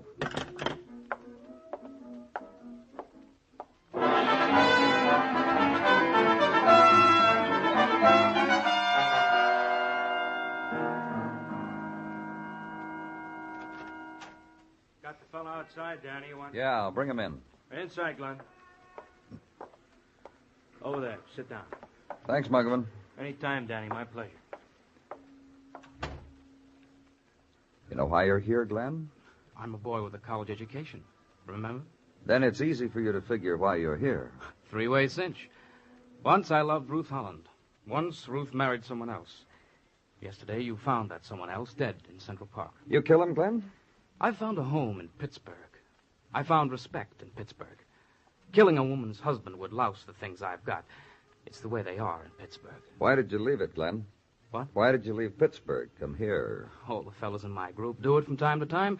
Change of perspective, we college chums call it. Fresh outlook, fresh material. That's why you came here? The time has come, the tortoise said. Yeah. I came to find Ruth. I found her. Old flame, old memories. For that, huh? A girl like Ruth, they never died. You'll forgive the cliche? Go on. Never died. It was the approach I was going to use with her to get her back. Lovers' rock, the night football games, the gravel against a sorority window when there was a moon. That was the approach I was going to use. When I saw her, I figured I didn't need to. Tell me about it. I lied to you. I saw Ruth a couple of times before the time I told you about, and once after. I saw what she'd become. I figured, who needs an approach? Why waste an approach? Go on. I spelled it out for her. She just stared at me. And that's when I hit her. That's how she got those bruises where I hit her. Then, after She tried to kill herself. I'll tell you something. I wish she had. I just wish she had. She had no right to spoil something sacred. All right, Glenn. You're under arrest. Assault? For now. Yeah.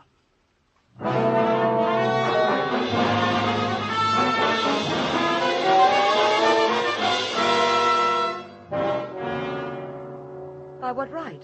By what right? That stinking little piece of paper? That's right. That's his warrant that your lawyer shrugged his shoulders about. Now I want to see your daughter. She's in a coma. She's in shock. Look, Mrs. Wallace, when I first came into this house, I spoke to a lawyer. I showed him this warrant. That's when he shrugged. Then I spoke to your Dr. Macklin. He said his patient was doing fine. His patient happens to be your daughter, Ruth. This way. Ruth. What do you want? This man brought... Which man? Oh. Hello, Mr. Clover. Come into my parlor. Oh, my sitting room. What did we used to call this room, Ma? Thanks. Thanks for saving my life, Danny. How about those people out there? You too, Ma. That's all past, Ruth. It's over. It's done. You've made your mistakes. I've made mine. Now you're a widow. I'm a widow, How and... cozy you make it. Let me hug myself to me. Oh, it's good to be home. Sneer at it, but you'll get used to it. What about it, Mr. Clover? Think I ought to get used to it? No. Neither do I. I don't approve of the joint. Ruth, that's all past. I told you. Now you tell me, Danny. We've been spending a lot of time finding out about you. Really? Yeah. It's a comic strip, isn't it? Isn't it? Isn't it, Mother? Oh, stop it. All I asked was an opinion of my life. Tragic, comic, tragicomic. An appraisal, that's what I want. Once... Now, there's a word. Once. That's the story of my life. I know. What is this? What is this? What are you talking about? About once. For instance, when, Danny? College. And Glenn Gilbert? Such a nice boy. He really was. He told me what happened. How he came here a few days ago. How we remembered together? Yes. He wanted to remember too hard. That was his approach. But it didn't turn out any different. Poor boy. So he beat you up. He didn't even do that well. Beat you up? Yeah, Ma. Glenn? Yeah, Ma. Beat you up? Yeah, Ma. I don't believe it. She doesn't believe it. But why? She believes it. Ma, he forgot I was a married woman and tried to romance me. I said no. He slugged me. Then you know what I did? Ruth, Suddenly I realized what's happened to me. 6 years. I warned you. Oh, Ma, you're always right. Gee, Ma. Golly, Ma. You see? 6 years. What I went through for that husband I had. From chrysanthemums in college to winking at the butcher for a quarter of a pound of meat. 6 short years. Could have made it more quickly. Now, that's all past. Yeah, Ma. Then my college beau slugged me. And I felt very bad. I tried to kill myself, and I didn't make it. And, Ma, you got me and brought me here. And last night I sneaked out to see a fellow. And I shot him. The fellow happened to be my husband. The fellow happened to have made me what I am today. Why should I kill me when killing him would be more clever? Ruth. More adult, more collegiate. You know, savoir-faire. That's French, Danny. Let's go. Ma. Goodbye. Au revoir. Arrivederci. Auf Wiedersehen. Adios. Various languages, Ma. Let's go, Danny.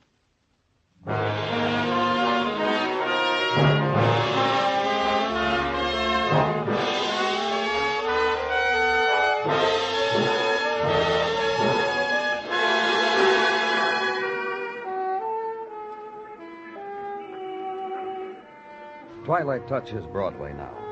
It's quitting time. The subway hour of tired faces. Blue plate special time. But soon will be the instant when a man will dart from a doorway, beckon over his shoulder to another. Then the mob will gather and scream its heart out at the night. It's Broadway. The gaudiest.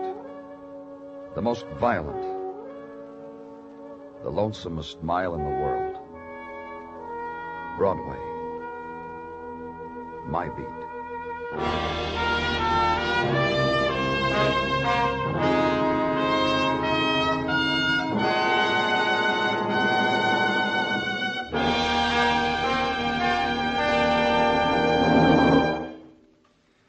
Broadway's My Beat stars Larry Thor as Detective Danny Clover, with Charles Calvert as Tartaglia and Jack Crucian as Muggavan.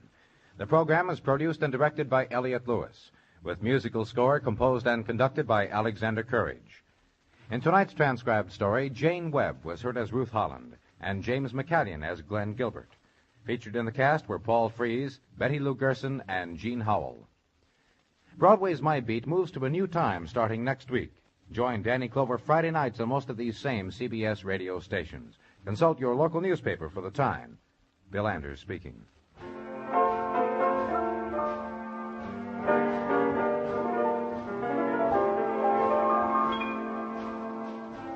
Tomorrow night, Professor McNutley, played by Ray Milland, gets a mysterious offering of romantic poetry in the mail. When the well-intentioned prof takes steps to cure the secret admirer of her crush, he gets into a comedy of errors up to his surprised eyebrows. Meet Mr. McNutley tomorrow night on most of these same CBS radio stations. It's a Thursday night riot.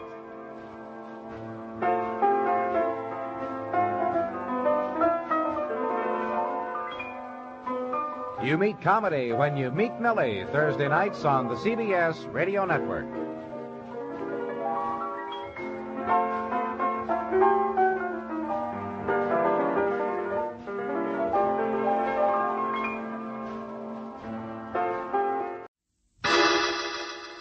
Personal notice. Danger's my stock and trade. If the job's too tough for you to handle, you got a job for me, George Valentine. Write full details.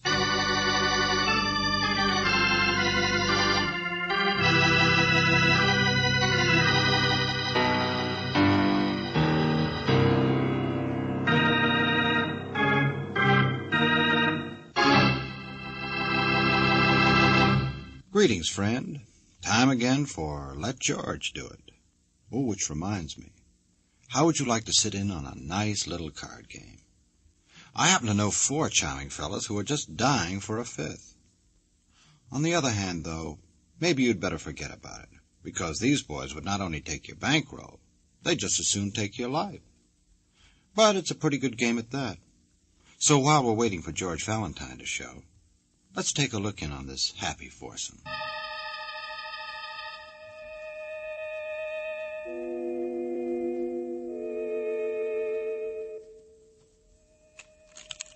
Well, it's 10 o'clock already, gentlemen. Shouldn't we... I mean, my watch says 10. Chester has the cards and... Sure, what are we waiting for? We're going to do it, let's get... No! No. Ames, Salto, this is crazy. It's insane. It was your idea, wasn't it, Norton? Yes, but a man's guilt is no more to be bandied about. Oh, get off the words. There's the good name of the man to be thought of afterwards. Let's get it over with now, now! All right. Need a piece of paper. Envelope here in your jacket. Do you mind? Of course I do, if it's got my name on it. Valentine. George Valentine. What? Oh, your wife's letter. From somebody named Valentine. If I'd know her friends. Here's a blank sheet, club stationery. Couldn't we get on with the... Dear Mrs. Ames, I am so sorry to hear of your concern over your husband. Naturally, I will do whatever I can to help. Sincerely, George Valentine. You mean concern? How do you For like... heaven's sake, stop the stalling, both of you. Will you get... All right. I draw one. Go on, draw a card. Me? Go on, Salto. All right. 9 of diamonds. Yeah. Norton. 9 of clubs. 9 again. Give me one of those. Jack. Diamonds. All right, Chester. Chester. Huh? Your turn. Draw. Oh, I'm all right. Draw? Oh, yes. King. King of Hearts, look. Chester drew the King of Hearts. Shut up. You understand, Chester. High card. Yes. Yes, the paper. Here. You can use the pen there. I'm all right. I, Jeffrey Chester, hereby confess 1 year ago to this date it was I who murdered Miss Dorothy Fullman. It is after 10 o'clock now, Chester. I'd like to have a drink or two. I'll have to run down to my boarding house. There's a bill I should pay. The watchman's spare gun is in the locker room, and it would look better if you did it at the same place that... Leave him alone, Salto. I'm all right. I could run downtown first, then come back, have the drinks, if I could borrow your car, Mr. Ames. Sure, Chester. Let's go over and get you my car. Sure. Thank you. You can mail my confession of guilt to the police. I got the high card. I'll be dead by midnight.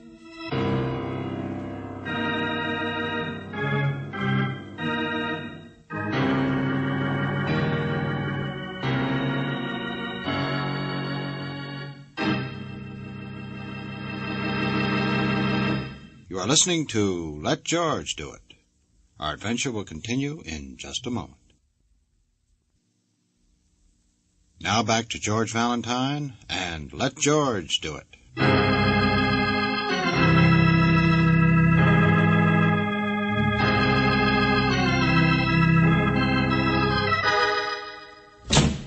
Where are you, Sylvia? It's the big idea, that letter in my coat pocket. This Valentine, who is he? Honey? Oh, there you are. So sorry to hear of your concern over your husband. Of all the meddling... Please. Hello? This is Mr. Valentine. Miss Brooks, my husband, Mr. Ames. Oh, how do you do, Mr. Ames? With my foot in my mouth. Just who are you? Did you have a nice time, darling? Where have you been? Huh? Oh, over to the club. Yeah, they let me in. Just playing a little cards, that's all. Look, Mr. Ames, I had a letter from your wife. My wife I'm is only... leaving me. What difference does it make? Go on, get out. She's hired snoopers before, my friend. You can't. Oh, shut up. Listen to me. You were beaten up the other night. Get them out of here. Get yourself out of Ouch! here. Oh, no, you don't. Stop it, will No, you? listen. What's the matter with you, friend? Victor, that was your car, wasn't it? Driving away? Yes. Yes, I loaned it. Somebody needs it for a while tonight. He's got some things to do. Mr. Ames, I know I'm butting in, but your wife has been worried, and I'm only Please. here. I'm going back over to the club. There's nothing anybody can do now except to make things worse. What? Darling! Send him home, Sylvia. I'll take care of myself. I put your letter in his pocket on purpose, Mr. Valentine. He'll never listen to me or believe in it. It was certainly an understatement when you said he was upset. Yes. But you haven't said why yet. Now, just what's going on tonight, Mrs. Ames? Where's your husband really been? I don't know. Playing cards, I guess. He doesn't generally, but no harm could come out of that, could it? Maybe not. You said he'd been beaten up. Oh, yes, I know he's in danger. Go on, go on. Your husband's a lawyer, isn't he? He was until a year ago. His practice disappeared on him. What do you mean? Suspicion, distrust, whispers. This is a small town, Mr. Valentine. A very nice town. My husband used to be a very nice person. What happened? Have you ever heard of the Dorothy Folman murder case? Well, yes, I think so, only I don't remember the It was never details. solved. She was murdered, beaten up. It was horrible. They never even found the weapon. Police, experts, everyone's been over it 1,000,000 times. It was a whole year ago. They'll never get a confession from anyone. Mrs. Ames, was your husband... My husband was very nearly tried for that murder. Oh, I see. But then if he weren't tried, then... There are people in this town who really believe that he killed her. Who'll always believe it. There wasn't any actual evidence. But the circumstances... horrible, sordid, awful. Mrs. Ames, just tell me one thing, will you? Do you think your husband killed this Dorothy Folman? Mr. Valentine, I don't want anything worse to happen. That's all.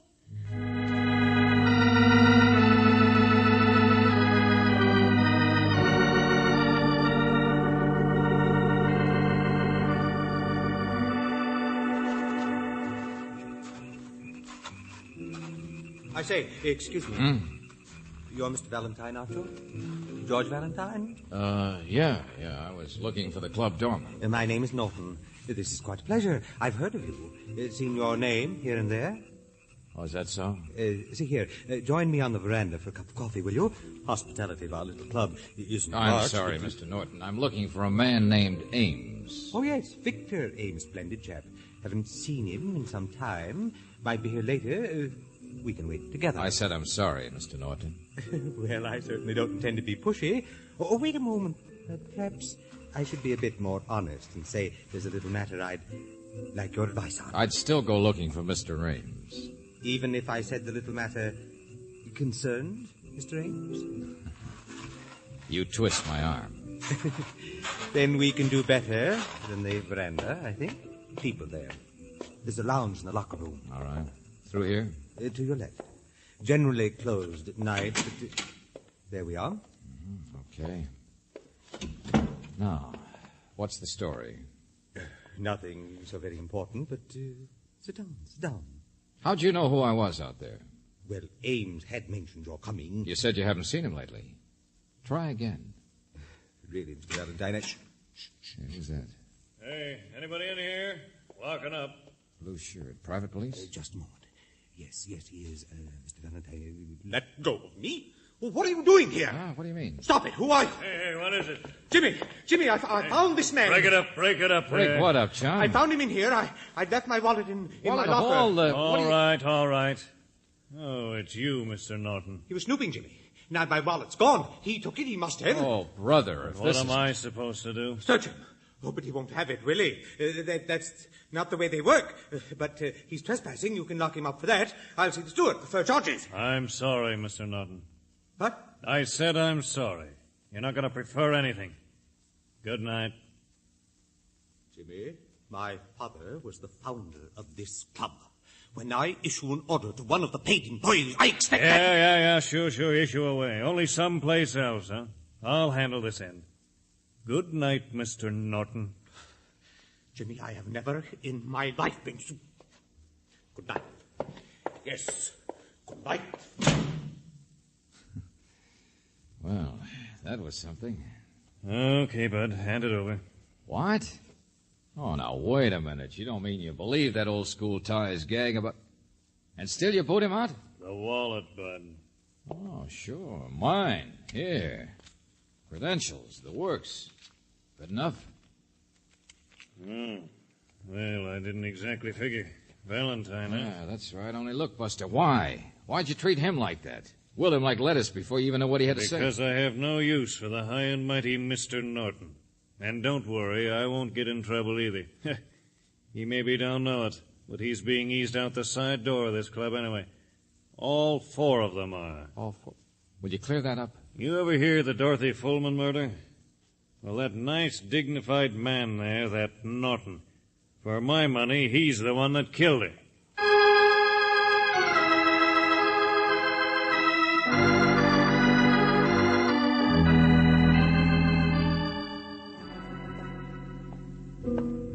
All right, so you've got your opinions, Jimmy. It's just an opinion. I'll stick to it, Mr. Valentine. But there wasn't any concrete evidence against either him or Victor Ames. And what did you mean, all 4 of them? And why did Norton want to stall me like that? That's all he was trying to do, keep me away from something. You're the detective, mister. Excuse me. Huh? Yeah, hello, Mr. Chester. Oh, Jimmy. Just standing here having a couple of drinks. I was downtown. Yes, that's done. Looks like you've had enough. Oh, no. I'm all right. I'm fine. I'm all right. Sure, Mr. Chester. See him? Oh, that guy? He's one of them. Say it faster, will you? One of the 4. Dorothy Fullman was murdered in her house just over the bluffs across the golf course. Yeah? They never got enough evidence. They never will.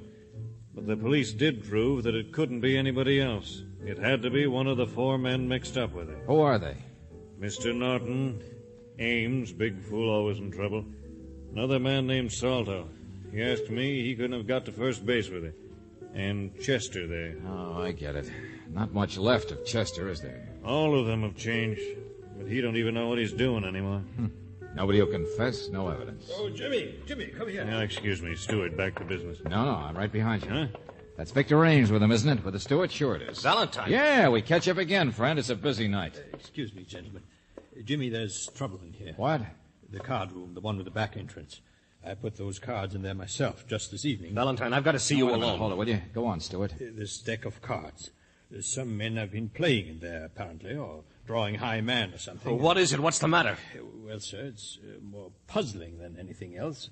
At a club like this, someone was being dishonest. A rather hasty job, but here you see, this deck has been marked.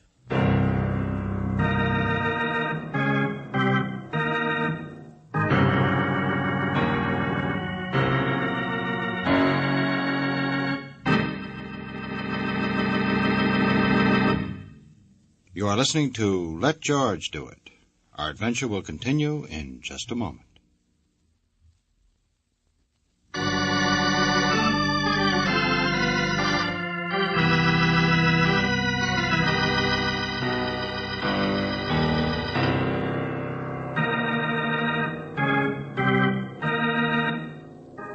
And now back to George Valentine.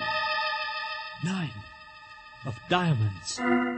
9 of clubs. Jack, diamonds. Your turn, Chester. Draw. Yes, I'm King of Hearts. I hereby confess 1 year ago it was I who murdered Miss Dorothy Fullman. I got the high card. I'll be dead by midnight.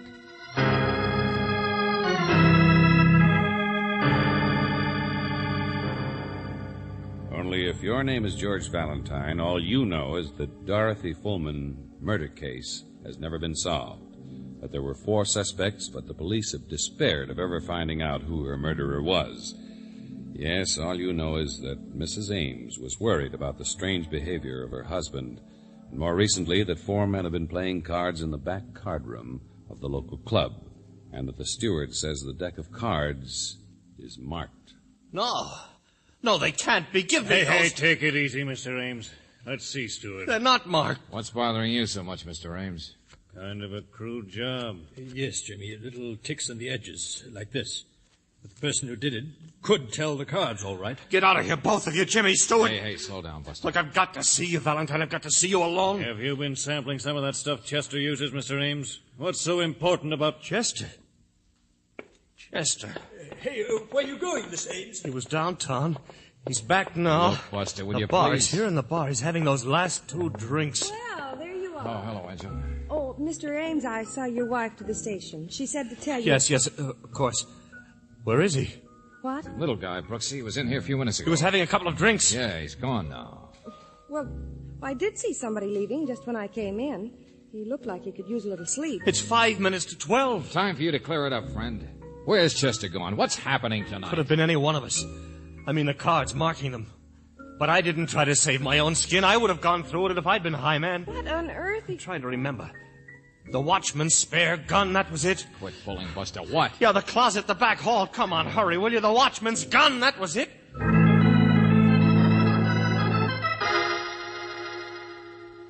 Only the cupboard was bare. He's taken it already. Chester. Certainly no gun in here. We drew. High man. He had the king of hearts. Little Chester, the weakest one in the whole bunch. Didn't even seem to react. What do you look? I know I'm talking wildly. I'll explain later. We've got to find him first. Hurry. Oh, we're with you, all right, but who's he going to use this gun on? Who's he? Oh. Isn't it perfectly obvious, Mr. Valentine? On himself.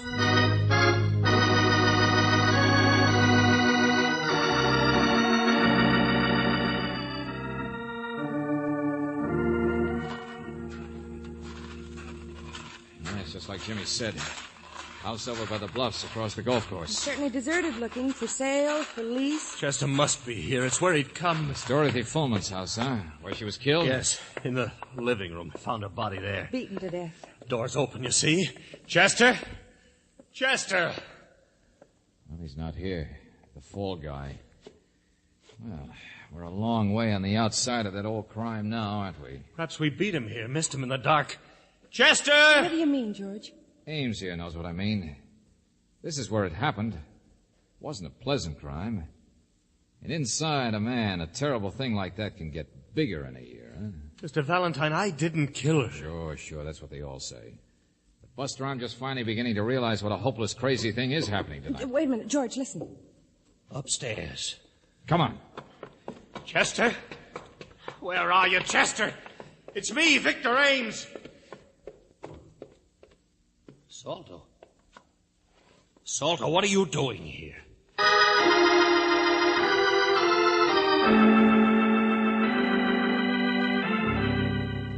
Mr. Valentine's all right, Salto. He knows the whole story now. But I didn't mark any cards. It wasn't me. Then what are you doing here, Salto? Hiding? Leave him alone, Ames. Leave him alone.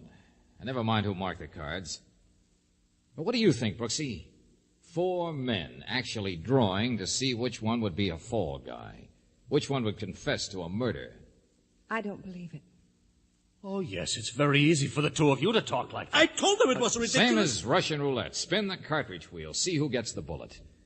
Yeah, they couldn't stand to be pointed at. The suspicion, the shadow of guilt. The crime that would never be solved otherwise. Yes, I told them that, but Ames and Norton kept You saying... were willing enough, Salter. You didn't have any solution anyway to keep yourself from going insane. Maybe you can't believe it, Miss Brooks. Why should you? You don't have a private hell to live in.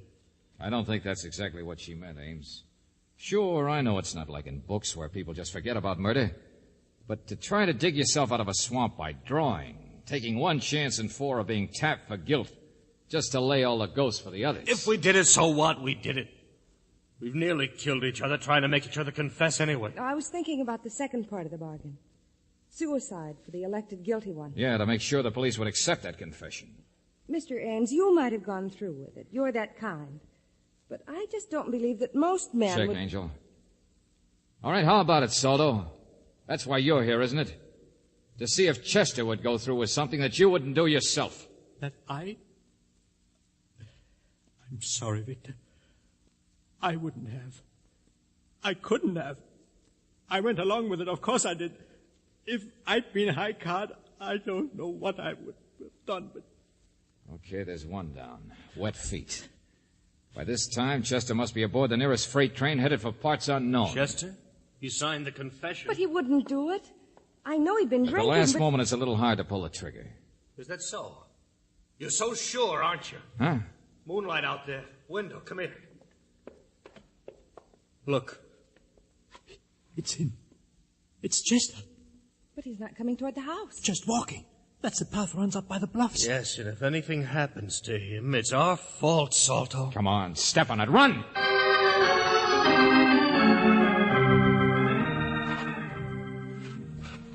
Chester! Chester! What's the matter with him? He doesn't even listen. Oh, look out, George. Now, these bluffs are pretty steep, aren't they? Chester! I'm going to climb up this way, too. Oh, no, you don't, Buster. Huh? You What? just stay behind me with Miss Brooks. Valentine. There's another way this whole thing tonight can work, but I'm going to see that it doesn't. George, look, he's up on one of the edges. Stand still! Oh, What in... Norton! get out of here. Leave him alone. Norton, wouldn't you know? Stand still! I'm warning you, I have a gun. Oh, yeah, sure. The one from the watchman's locker? He didn't take it. Chester didn't take it. What's all this? So you did. Sure. You guys wouldn't just make a deal for somebody to commit suicide. You'd get him to write a confession and then murder him. He killed her.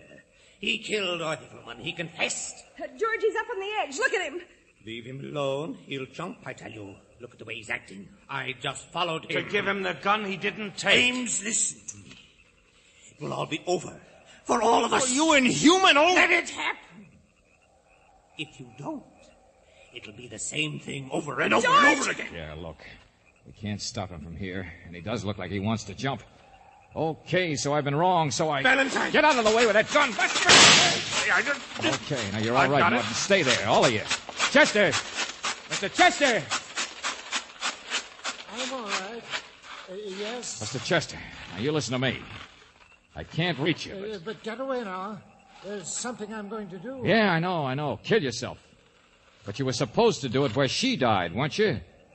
Wasn't that the agreement, Chester, to make it look good? Can you understand me, Mr. Chester? Oh, I'm all right. That's it. Just keep looking at me. It should have been the living room, though. Or were they always wrong? She was beaten, bruised. I remember they said they never found a weapon. Was it really up here that she died? Was she thrown? It would have looked the same if somebody then carried her body back to her house. I'm going to jump, you know. Get back, get back. No, you're not. You're too curious, Chester. This year, since Dorothy Fullman died, must have been the worst for the one who really killed her. Don't you think so, Mr. Chester? What do you mean? But admitting it is worse. Some people can't ever do that.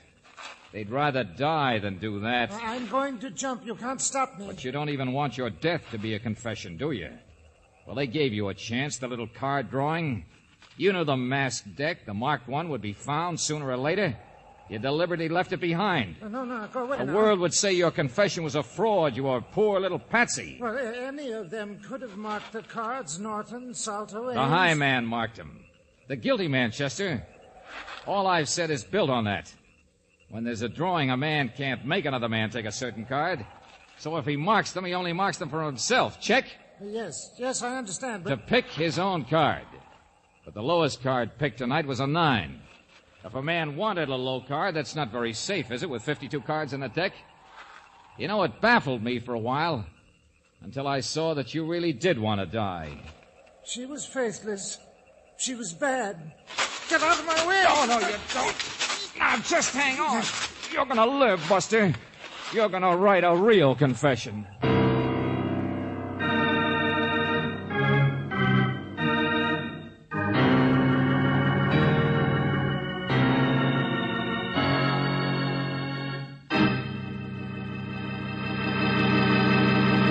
Back to the conclusion of our Let George Do It adventure in just a moment.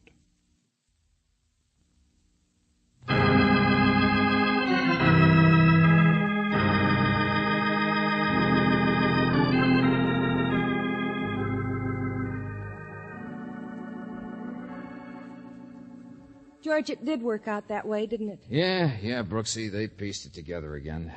That's why Chester went up to the Bluffs instead of taking the gun. That's how he had killed Dorothy Fullman a year back. And if the first confession had gone through, if he'd shot himself, nobody ever would have believed it. Well, the other three would have always thought they railroaded the poor little Punchy. Trade their private little hells for new ones. If Mrs. Ames weren't still in love with her husband and called you here. Mm-hmm. George, isn't it remarkable what a woman will do for the man she loves? Remarkable. Forgive, forget, protect. I'll remember that. Darling. The very next time I'm suspected of murder. Oh! Good night, Brooksy.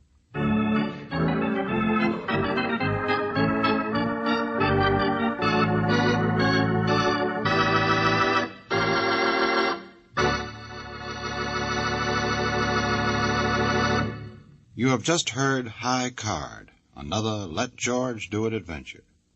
Robert Bailey was starred as George Valentine, with Virginia Gregg as Brooksy. David Victor and Jackson Gillis wrote the story, with music by Eddie Dunstetter. Now this is yours truly inviting you to another visit with Valentine, when you will again hear what happens when you let George do it.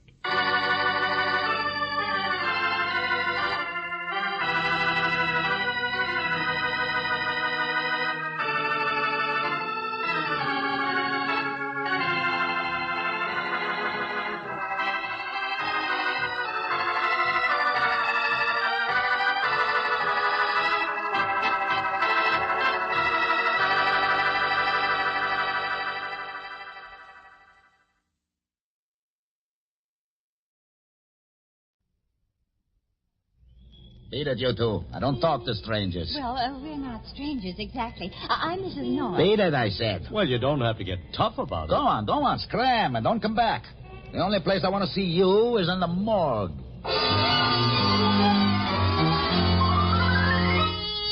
Mr. and Mrs. North, starring Joseph Curtin and Alice Frost. Listen as Pam and Jerry solve the mystery, The Death Trap. A few miles uptown from where the Norths live, in the cellar of an old brownstone apartment house, a woman sits at a table playing solitaire. Her hair is blonde, platinum blonde, and her eyes are sultry. Behind her, an anxious young man is nervously pacing the floor. You're going to wear out those shoes, Benny. Won't be the first time.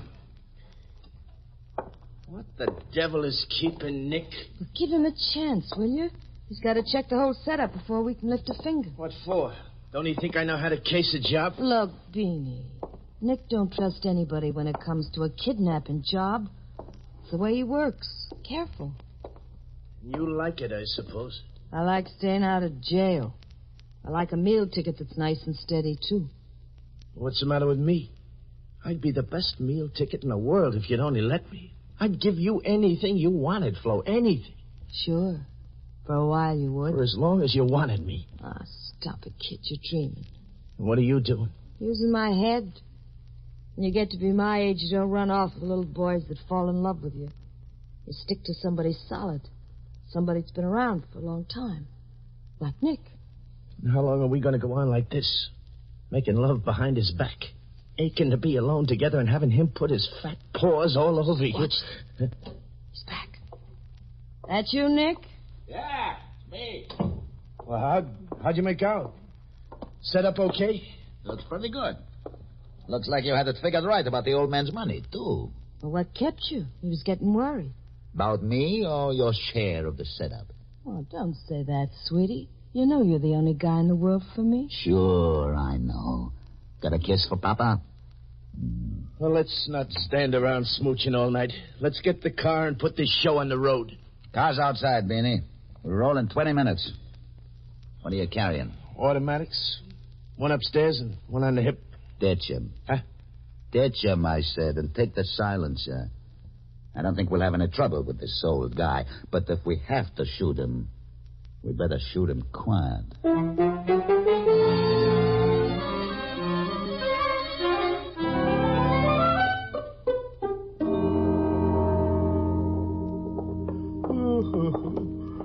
Oh, I'm glad we decided to go to the early movie, Pam. I don't think I could have sat through the late one. Well, if I'd have known you were so tired, dear, we wouldn't have gone to the movies at all. Have you got your keys? Mm-hmm. Mr. North. What's that? Oh, Mrs. Rowland, dear, across the hall. Mr. North, did you happen to see my husband when you came upstairs just now? Why, no, Mrs. Rowland. Is he outside? Well, I don't know where he is, Mr. North. He said he was just going down to put the car in the garage, but he left here almost an hour ago. Well, maybe he stopped off someplace on the way back. Oh, no, I'm sure he wouldn't do that. You know, he hasn't been well lately, and with all the work we've been doing these past few weeks, selling things and making arrangements to live down in Florida, he's been getting to bed very early. Oh, I'm sure nothing's happened to him, Mrs. Rowland. It's only a few blocks from the garage. Oh. There. I'll bet that's him calling now. I hope so. Will you wait? I'll see who it is. Yes, sure.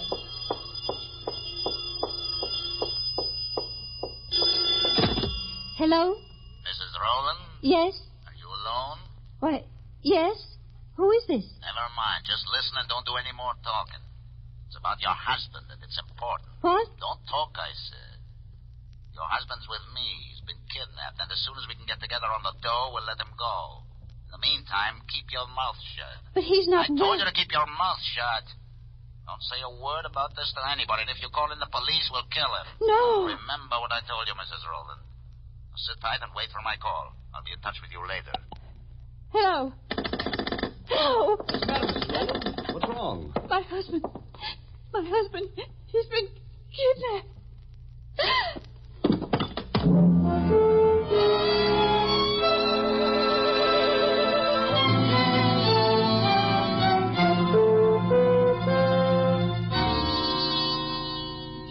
Done it, Mr. North.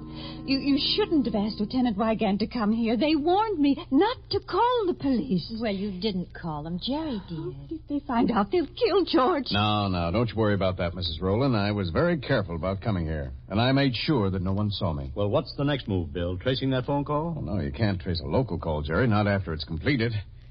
That's why I was so anxious to know when your husband left this apartment, Mrs. Rowland. Well, I told you as near as I could remember, Lieutenant.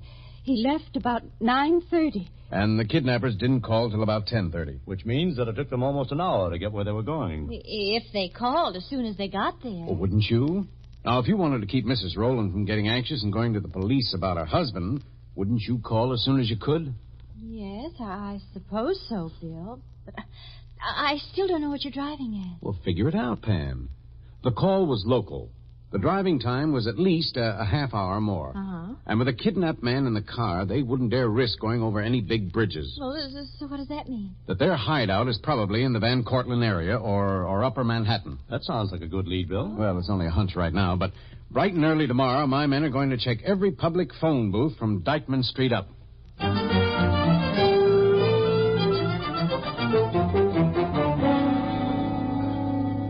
What are you doing, Nick? Why don't you turn the light off and let the old man get some sleep? He'll get sleep when the ransom dough is in, and so will we. Well, what are you fiddling with those bandages for? You taking off the adhesive tape? I'm not taking anything off. I just want to make sure he can breathe underneath the gag.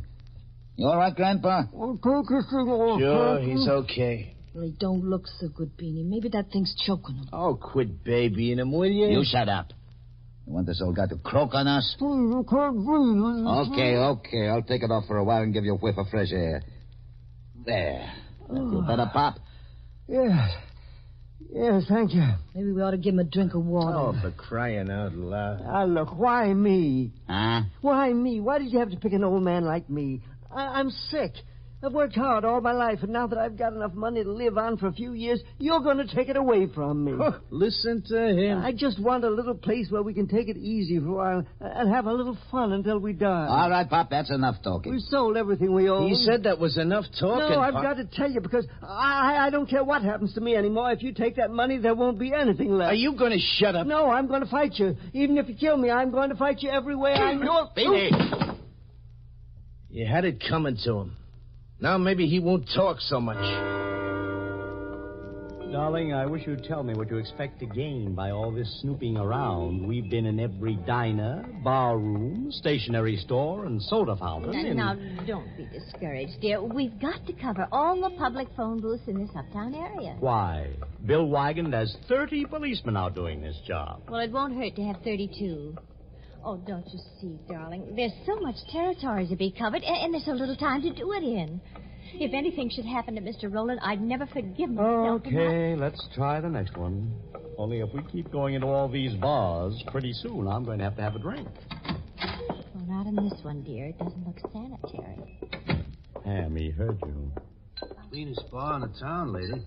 Oh, I wash every one of these glasses with my lily white hands. Well, we didn't mean to... I'm not kidding you, mister. I'm a bug on killing germs. I got disinfectant all over the place. yes, I smell it. It smells good, don't it? Nice and clean. I put it in the mop water all the time.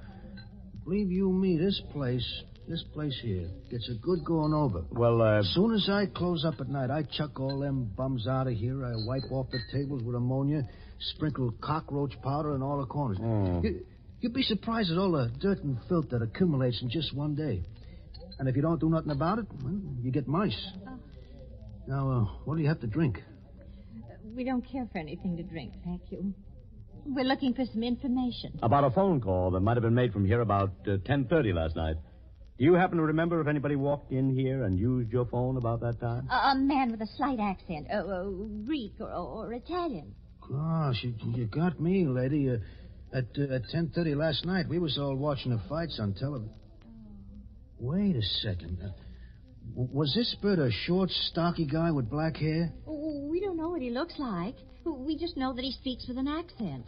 Well, now that you mention it, I think this guy did talk kind of funny, and he acted kind of funny too, like he didn't want nobody to see him, you know? No kidding. Do you know where we can find him? No, I don't even know what his name is. Hey, wait a minute. What's the matter?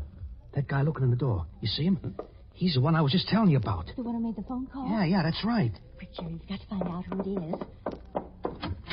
Oh, excuse me. I didn't mean to bump into you. That's okay. You looking for someone, mister? No. Are you? Well, not exactly. Hey, where are you going? What business is it of yours? We're strangers around here. We thought you Sorry, might... lady, I'm in a hurry. Oh, wait a minute. Take your hands off me, bud, or you won't have any. Well, you don't have to get tough. Don't I? I don't like your looks, mister. Now beat it, and beat it fast, or you'll wind up with a slug in you.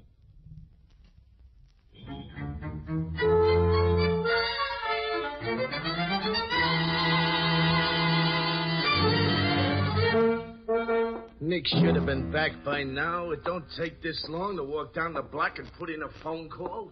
What's he telling that old lady? How we want the ransom, I guess, and when to have it ready. Even so, it don't take no 40 minutes. Sit down, will you, Beanie? You're wearing out the floor again. What else is there to do? Want me to play nursemaid, old man Roland? You might go in there and see if he's okay. It was a pretty hard sock you gave him last night. He got over it. Yeah, he got over it.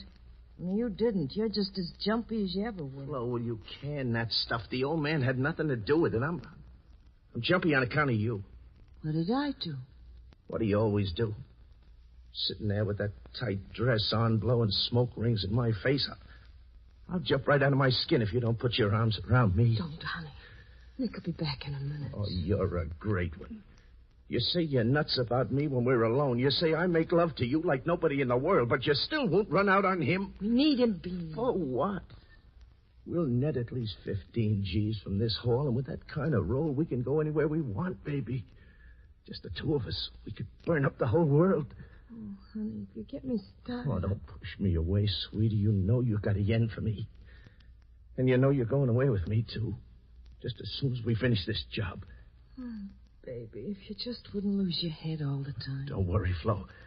I'll take care of you good. Uh-oh. What took you so long, Nick? I thought you were coming right back. I couldn't. I ran into trouble. What kind of trouble? With the old lady? No, I didn't call the old lady. Didn't get a chance to.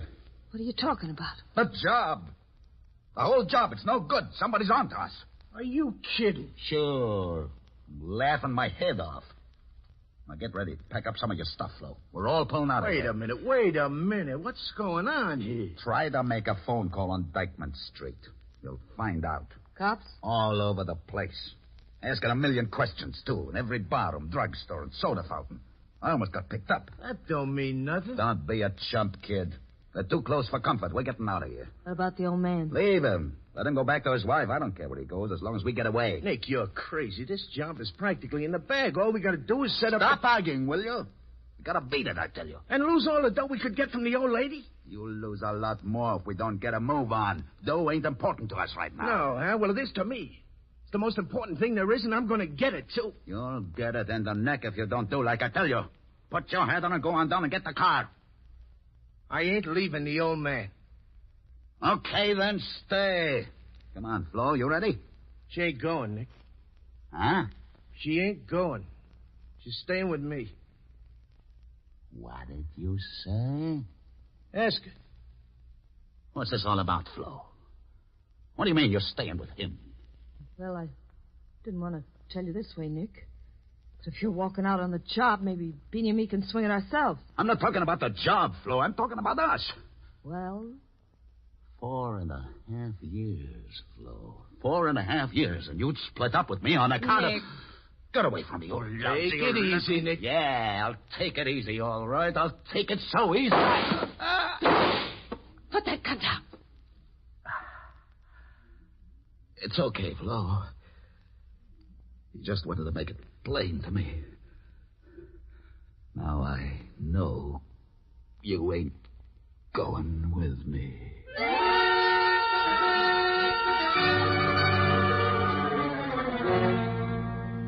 That's him, Bill. I know it is. I'd recognize that face anywhere. Are you sure, Pam? Are you sure this is the same man you bumped into at that bar uptown? Because this picture was taken several years ago. It's the same man, all right. Have you got a record on him? Oh, yeah, we got a long record. His name's Hadris, Nick Hadris, alias Joe Nicholas, alias Nick Haynes. Well, if you've got a line on him, the rest ought to be easy. We know he's in that uptown area somewhere. And if you pick him up, you can make him tell you where they're holding Mr. Rowland. That's right, Bill. All you have to do is locate Nick Hadris. Well, I'm afraid that's not enough, Pam. We've located Nick already. Oh, and he won't talk? He can't talk. By the time my men got to him, he was dead. No. Murdered? Mm-hmm. They found his body on the bank of the Harlem River.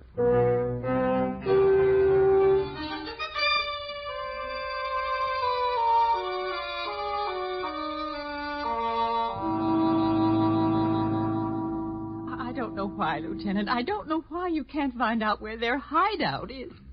With all the men you've got working on this case, you'd think... Well, now, we're doing the best we can, Mrs. Rowland. I don't know how I can make you understand that. Bill, let me talk to her. No use talking, Mrs. North. They've done something to my husband. Something must have happened to him. Otherwise, they would have called me. Almost a whole day has gone by, and they haven't even tried to reach me. Well, you did get that postcard this morning telling you how much money they wanted. And they asked you to draw it out of the bank and have it ready. I know, but that postcard was mailed last night. Mrs. Rowland, let me call the doctor. doctor. No, please, I'm all right. It's just that I keep thinking about him. If he's warm enough, they let him rest. They give him enough food. You know, there's certain things that he can't eat.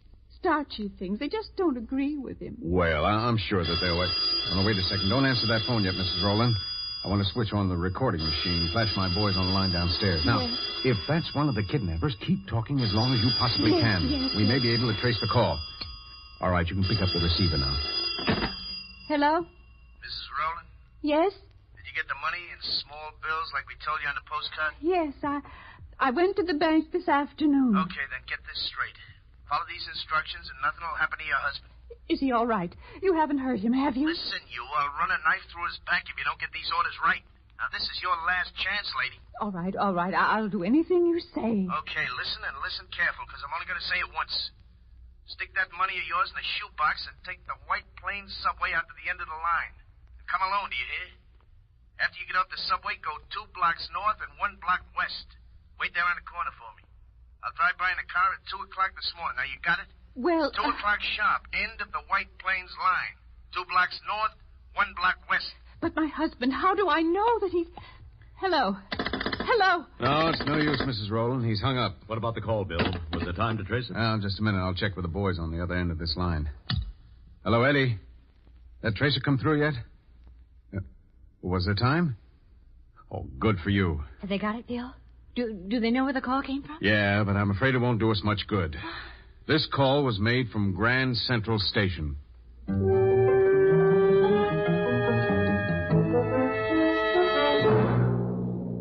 Now, look, men, this is a big job, but it's got to be done to protect Mrs. Rowland. I'm staking out this entire area around where she'll be meeting the kidnappers. Now, no cars are to be stopped, but If anybody drives past this red line on the map after 1:45, nail him.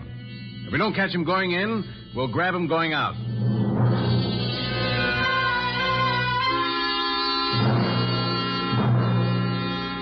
What are we going to do about the old man, Beanie? Looks to me like he's getting ready to pass out. What do I care what he's getting ready to do? As long as his old lady shows up with that dough. You think she will? She better, or there won't be nothing left of him. All right, come on, kid. Time to get ready. Ready for what? It's only 12 o'clock. You don't have to meet Mrs. Rowland till 2. Well, I'm going to change the plans around a little. Just be on the safe side in case there's cops around.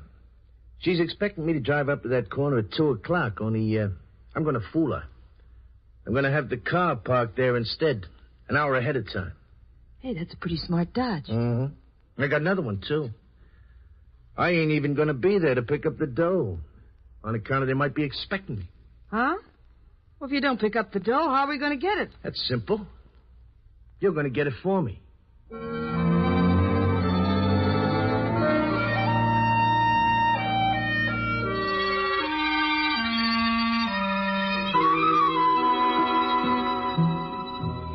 We're going to get soaked waiting out here in the rain just to see what's going to happen. Did Bill tell you we could stand on this side of the street? If we keep in close to the building, we can. We can't be seen from the corner. Well, I hope that kidnapper shows up early. I'd like to get this over with. So would Mrs. Rowland. Is she there yet? Yes, she's just coming up to the corner. Where's Bill? He's down the street away. If we see anything funny going on, we're to call him. Say, there is something funny. What? That parked car over there. I never knew there was a woman sitting in it. Neither did I. She must have been slumped down in the seat, or we'd have seen her. How long do you suppose she's been there? I don't know. But I'm going to find out. Pam. Hurry, Jerry. She started the motor. Hey, wait a second. Just a minute, young lady. What's the matter? Well, that's what we'd like to know. How long have you been parked here? Just a little while. I had a dizzy spell while I was driving, so I pulled over to the side to rest for a minute. Is this your car? Of course it's my car. Who are you? Why you ask me all these questions? Because there's a police officer down there. Police officer? Hey, what are you doing? Get away from that car! Jerry! Oh, brother, she almost knocked us down. Well, don't stand there, Jerry. Get Bill Wagon. Hey, Bill! That car, Bill! Go after that car! Hiya, baby. Did you get the dough? No, nothing. We're hot, Beanie. Red hot. What are you talking about? That place up there was a trap. Cops were waiting for us. What cops? How did you get through them? How do you know they didn't tail you here? I don't. I just drove as fast as I could and left the car right out front. You crazy half-wit. What's the idea of leading them to me? What the devil did you come back here for? I don't know, honey. I was scared. I wanted you to help me. How can I help you if you bring the cops? I ought to bust you in the nose. Beanie. Shut up and get out of the way. What are you doing? Looking outside. Gotta see if we can make a break for it. Anybody out there? I don't see anybody. Not yet. Hey, wait. Wait. 2 cops coming around the corner. 2 more up the street. I told you shouldn't have come back here. Well, where else could I go? What could I do? Anything at all but what you did. Hold it up. Hold it up in there. They got us, Beanie. They got us for good. Not me, they ain't. I still got an ace in the hole. The old man. Roland. You heard me. Go on back in the kitchen. Bring him out here, quick. Open up, I said. Open up or we'll break right through. Get away from that door, copper. You try to bust in here and I'll kill the old man. I'll blow his head off. You better stop. Pam, get back here. I'm warning you, copper, if you want the old man to live back up from that door. Get your men out of here. Don't be crazy. You haven't got a chance. Get him out, I tell you. Get him out or I start shooting. Flo, where are you? Coming. What do you want of me? Haven't you done enough already? Shut up. Mr. Rowland. Come on, copper. Quit stalling. Either you get your men out of here or I plug Roland. Now, which is it? Make up your mind. Wait. I'll wait 3 seconds. 1. Now look. 2. Beanie. 3.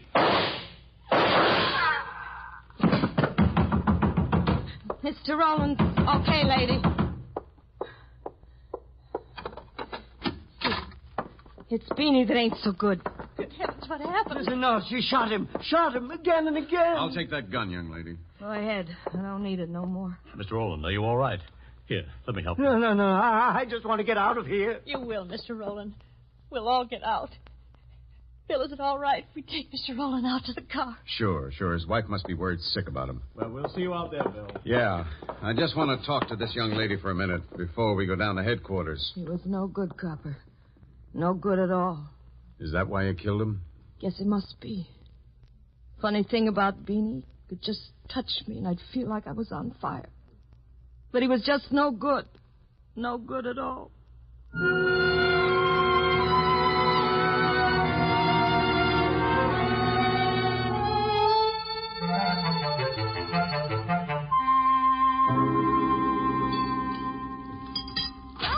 We're on the front page of this morning's newspaper, Jerry. Oh, really? Does it say something about the kidnapping? Of course. Tells the whole story, dear. About the way we tracked down the first clue up in that bar room where we bumped into Nick? Well, no, it doesn't say anything about that, dear. No?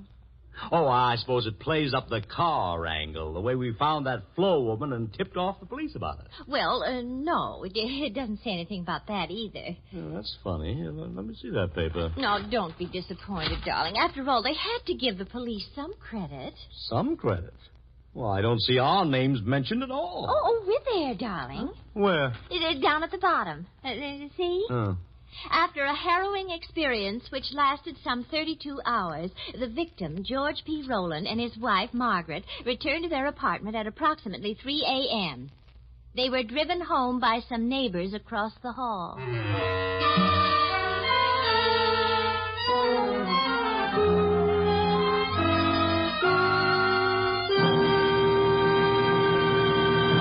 Next week, more adventure of Mr. and Mrs. North, starring Alice Frost and Joseph Curtin. This is the United States Armed Forces Radio Service.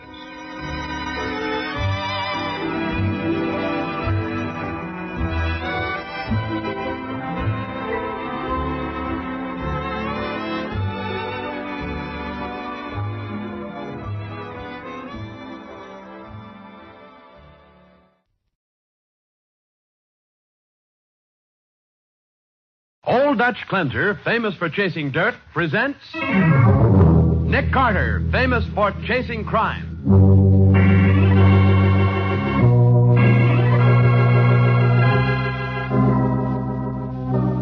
Every week at this time, two great names are joined as Old Dutch Cleanser brings you one of the most resourceful and daring characters in all detective fiction, Nick Carter, Master Detective.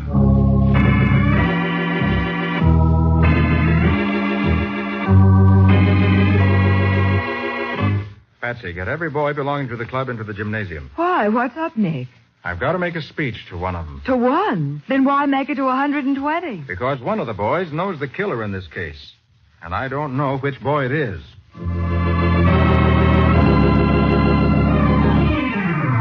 Now, the case of the luminous spots. Today's adventure with Nick Carter, brought to you by Old Dutch Cleanser.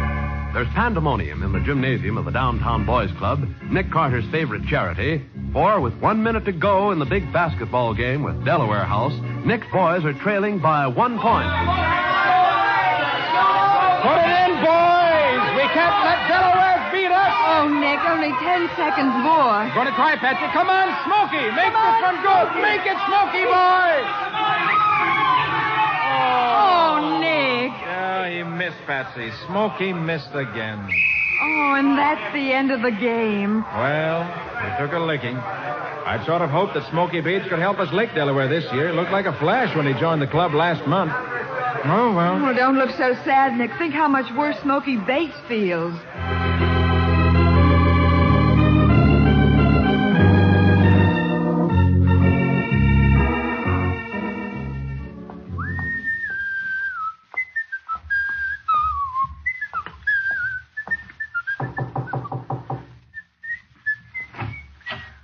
Oh, hiya, Smokey. I've been expecting you. Come in, come in. Hi, Noonan. Why? Nice little joint you got here, fella. Yeah. Place upstairs used to be a dance hall. This is the basement. Costs us $3 a month rent. Hey, who's the dame? Oh, that's Fran Hollis. Hey, Fran. Yeah? This here's Smokey Bates. Oh, hello, Smokey. Hiya, Fran. Nice game you played tonight. Thanks. Say, which reminds me, here's your dough, Smokey. $25. Nice pay for just missing a few baskets now and then, huh? Yeah, I'll say so. We cleaned up pretty good on the bets, too. Made some nice dough. Yeah, boy, this 25 feels good in the pocket. Ah, that's pin money, kid. Peanuts. We could cut you in on some real dough if you want to play ball. You mean throw another game? Wake up, kid. Wake up. Life ain't all basketball games. But if you're the kind of guy that's got nerve and brains and likes plenty of excitement, you could make plenty of dough. Yeah, Jerry and Jean from your club joined up with Noonan last month. Yeah? Well, what do they make a week, Noonan? Oh, $40-50 easy. What do you say, Smokey? I think maybe this is just what I've been looking for. You can count me in, Noonan. Good, it's a deal. Meet me here tomorrow morning at 7:30, Smokey. Bring 20 newspapers and a screwdriver. What's the papers got to do with it? Look, Smokey, here's the pitch. You and me's gonna make like we're newsboys in case we get stopped. Oh, I get it. We make like we're on a delivery route. That's right. Only we don't work for no pikers, though, like regular newsies do.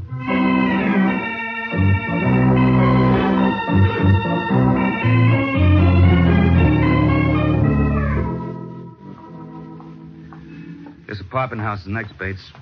What do we do here? Same as the last place? Ah, no. We use a different technique in here. The first apartment on the right. Ring the bell. You kidding? Ring it, I said.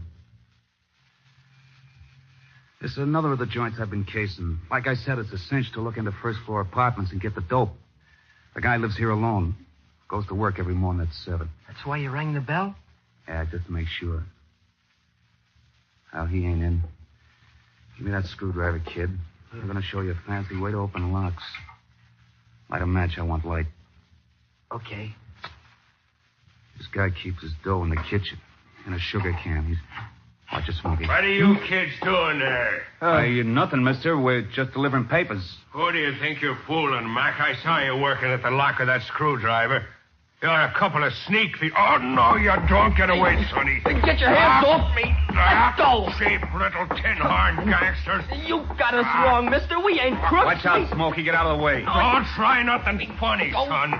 What do you got in your hand there? A gun, mister. Ah, little toy pistol. I don't think I'll fall for that, Sonny boy. You're falling for it, but good, Grandpa.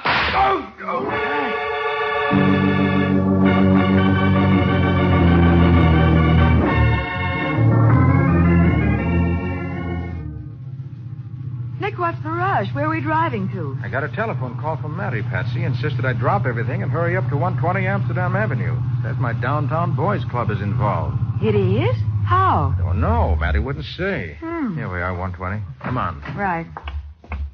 Oh, all Matty would say was that he discovered a murder. Murder? Hey, that you, Nick? Yes, Matty. It's a nasty case, Nick. Looks like one of your boys is mixed up in it. I'd hate to believe that, Matty. Yeah, well, look here.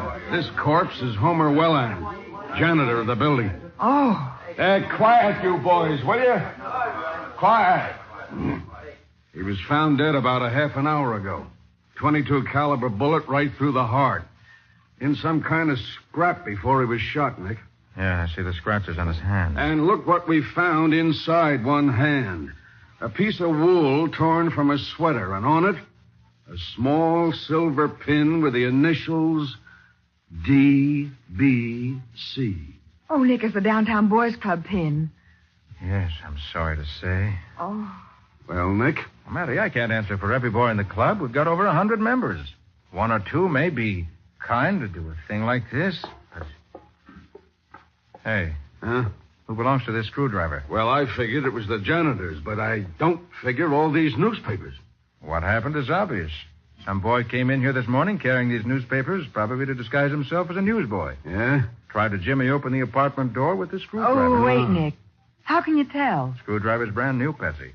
And there are flakes of metal on the end of it that match the metal of the door lock. Oh. See the fresh scratches on the brass? Holy smoke, I didn't... The boy used matches for light.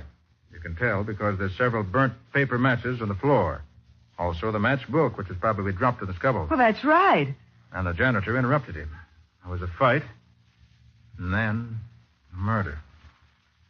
Typical case of juvenile delinquency. Nick, we gotta get down to your club and pick this kid up right away. Matty, there are more than 100 kids in that club. It'll take a week to question everyone and a month to check their alibis. We've got to work quicker than that. Well, how can we, Nick? The wool from the sweater is your lead, Patsy. Check the stores that sell sweaters. It may be possible to trace the sale to the boy who's wearing it. Uh-huh. Also check the club. Someone may be able to identify the sweater there. Right. Now, what are you going to do? This matchbook is my lead, Matty. It's got the address of a candy store on Sherman Avenue on it, near the old Sherman dance hall. You know the place. Yeah. Gang may be operating from around there. If they are, I'll find them. I don't like cheap tin horn crooks, especially in my club.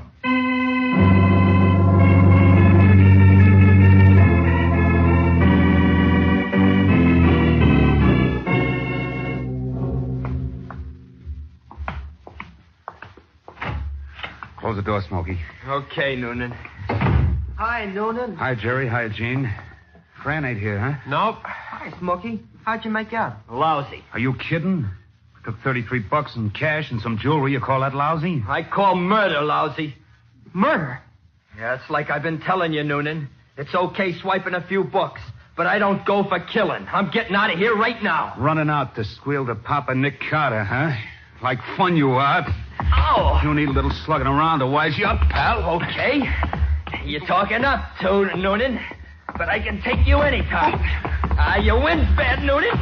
You're weak. Why don't you play a little basketball, huh? Easy, Smoke, easy. You'll knock his head off. Watch out, Smoke. He's reaching for his pistol.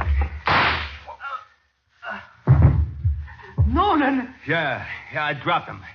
He'd have squealed on me sure as anything. Listen, Noonan. Now, look, you guys got to help me get rid of the body. Yeah, get rid of it yourself. I'm getting out of here. Me too, and don't wave that gun at us, Noonan. It only holds one shot. We'll be gone before you can reload it. You're in on this killing, too. Remember that. We're in, but we're getting out. Like Smokey said, bucks is one thing, but murder's something else. If you guys start to We talk... ain't gonna squeal, Noonan. Don't worry about us. Just start worrying about Smokey. He'll do more talking dead than he'd ever done alive.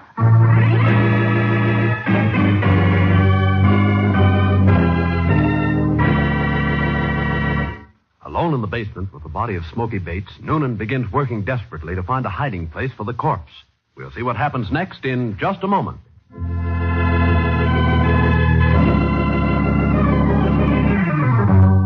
Now, back to the case of the luminous spots. Today's adventure with Nick Carter, brought to you by Old Dutch Cleanser. An hour after the murder of Smoky Bates, Nick and Mattie cautiously descend the steps leading to the basement of the Sherman Dance Hall.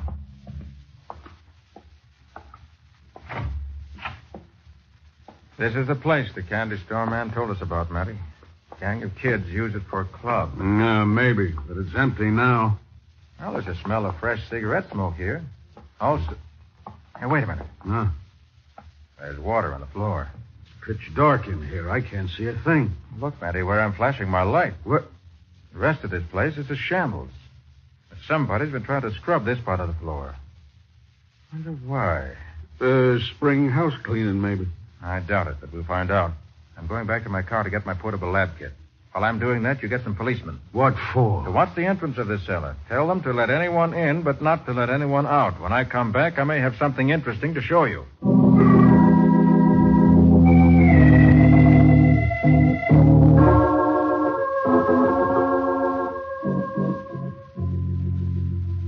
All ready, Matty? Yeah, sure. Hey, what's that thing you got there? A spray gun. Filled with a derivative of tolic acid. What?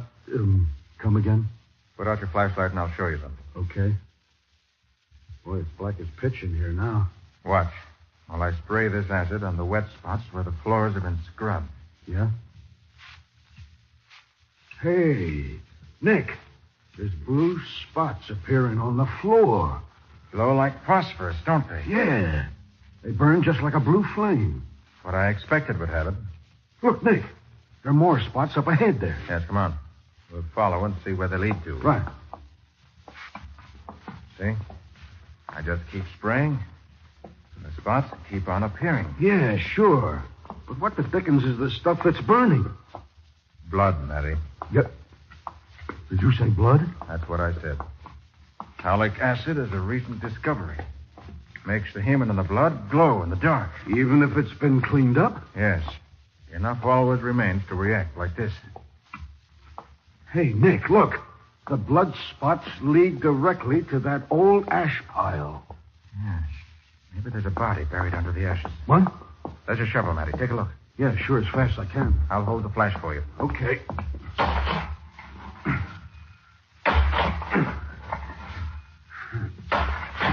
Come on, Matty. Hurry. I am.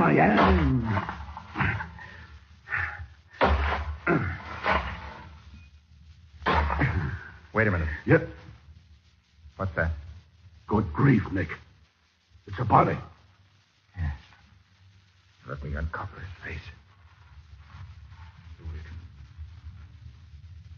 Oh, good heavens. Nick, you know who he is? It's Smokey Bates, one of the kids in my downtown boys club. Oh, that's too bad. Poor kid shot through the heart. Probably by the same murderer that killed Wellen. Nick, he's wearing the sweater that matches the piece of yarn found in Wellen's hand. Yeah. Hey, fellas, what are you doing back there? Hey, Nick, it's a girl. Yeah, I'll douse the light so she can't see us. Yeah, sure, but When she comes close, I'll flash the light in her face. Stella's doing back in the ash bin. Hello? Oh, you're blinding me. Looking for someone? Who wants to know? This is Sergeant Matheson of the Homicide Squad. I'm Nick Carter. What's your name? Friend, Frances Hollis. Looking for someone in particular, Miss Hollis? Oh, no. Oh, well, that is a friend of mine wanted me to meet her here, and Her? You usually refer to your girlfriends as fellows? Oh, sure. It's kind of a gag. What's the name of the friend you're supposed to meet here? Sally Brown. You usually meet her here? No, I've never been here before, Mr. Carter. And you know nothing about a gang of boys that hang out here? What's the gang? Oh, no, Mr. Carter. How old are you, Miss Hollis? Oh, almost 17. It's 2:00. Why aren't you in school? Well, I had a study period, and I kind of slipped out. I guess Sally must have been playing a trick on me. Yeah, look, you better go back to school, Miss Hollis. You might get into trouble. Yeah, sure. I'd hate to get caught playing hooky. Matty. Yeah. Have one of your men follow that girl. Okay, Nick. And tell him to let her see she's being followed. Also tell him to make sure she goes to school. Then he's to wait and follow her home after school. Right. In the meantime, I'll do a little checking on her and then rush down to the club. If Smokey Bates was mixed up with this gang, there's a chance some of my other boys may be, too. Okay. Between Francis Hollis and the Downtown Boys Club, we ought to be able to pick up the killer.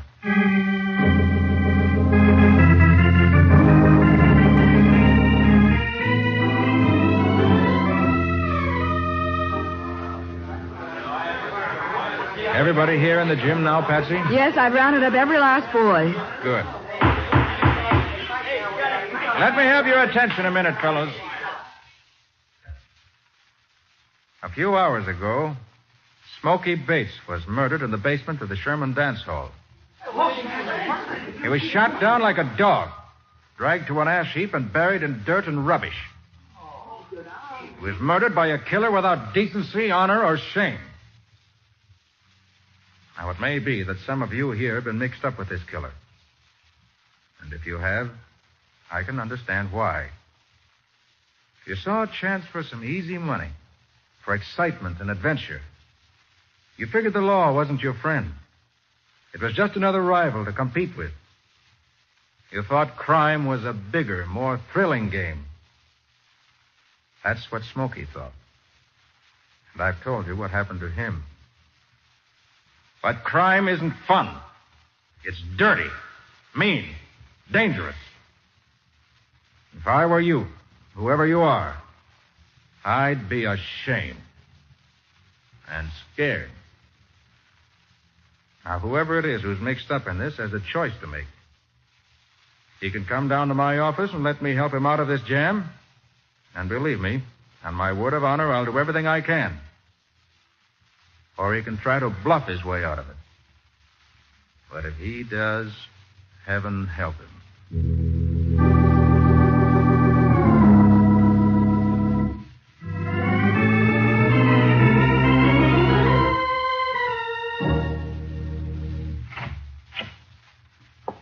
Mr. Carter. Oh, hello, Jerry. Come on in. Come in, Jane. We're the guys. Yeah. Well, fellows, I'm glad you came to me. You're in a bad mess. This is the only way to work it out. Yeah, I guess you're right. I guess it's like you said, Mr. Carter. We just started off doing it for fun. But when he killed Smokey... Who killed Smokey, Gene? I can't tell you, Mr. Carter. Oh, look, Mr. Carter, we'll tell you everything we did. We'll pay back every nickel we swiped. We'll do anything you say. But we can't squeal on this guy. We gave him our word we wouldn't. Okay, Jerry. If that's the way you feel, I'm not going to insist. I'll get him, without your help. But there's one thing I do insist on, fellas. And it's not going to be easy for you. You're going to the police. You're going to confess everything you've done. you're going to take what's coming to you. Understand? Yes, Mr. Carter. Sure, Mr. Carter. Good, boys. And if it'll give you any satisfaction, Miss Bone and I are driving to Fran Hollis's home right now. And inside of an hour, the killer of Smoky Bates is going to get what's coming to him.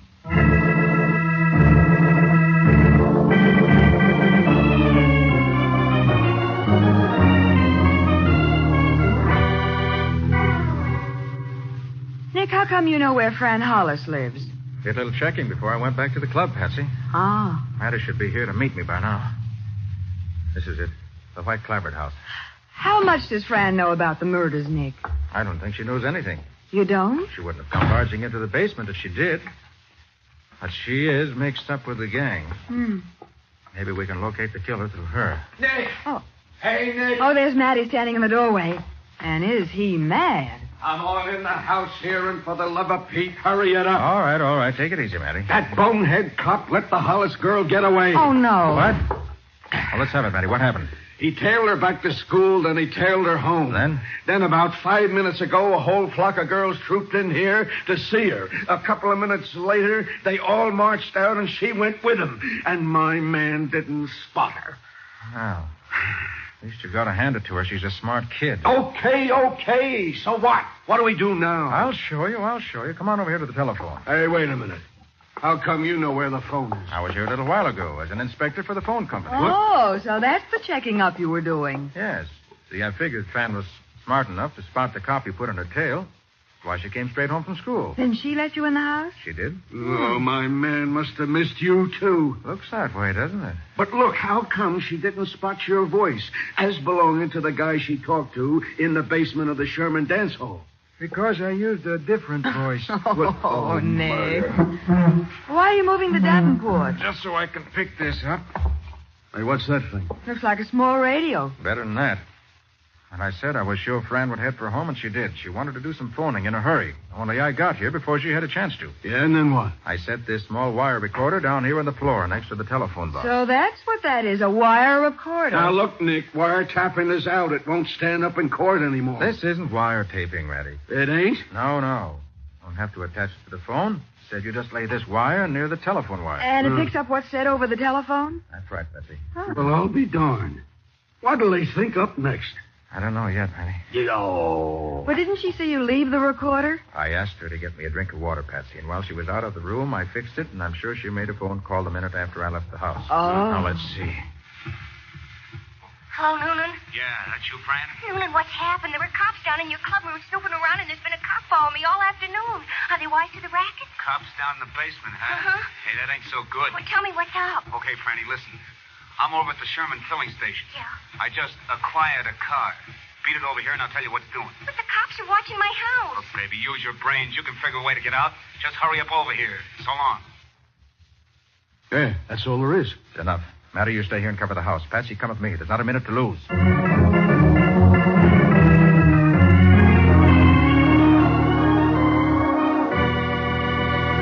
Nick and Patsy dash out of Fran Hollis's house, hoping to meet her and Smoky Bates' killer. In just a minute, we'll see whether they left in time.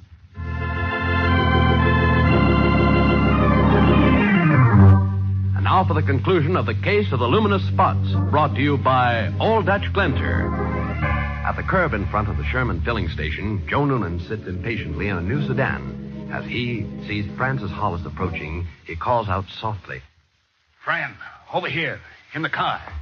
Get away, Noonan. Nobody followed me. What kept you so long? I'm in a hurry. I told you on the phone I've been followed all afternoon. And I had to get rid of some kids, and I had to duck in and out of alleys to make sure nobody followed me here. Okay.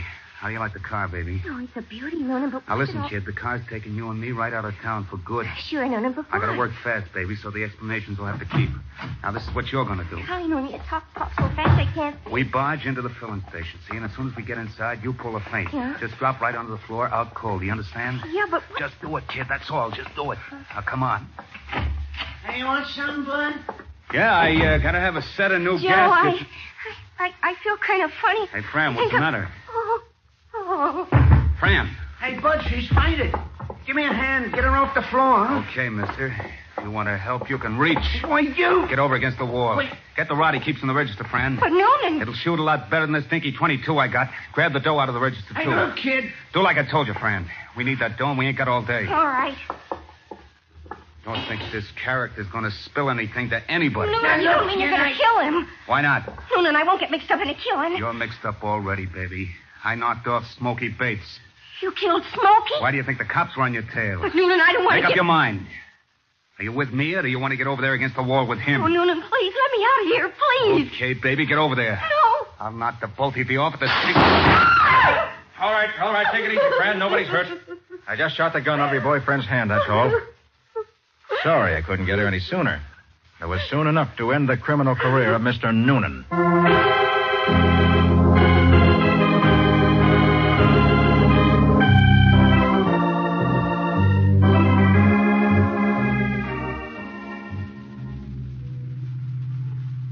Well, that's about all there is to the case, Patsy.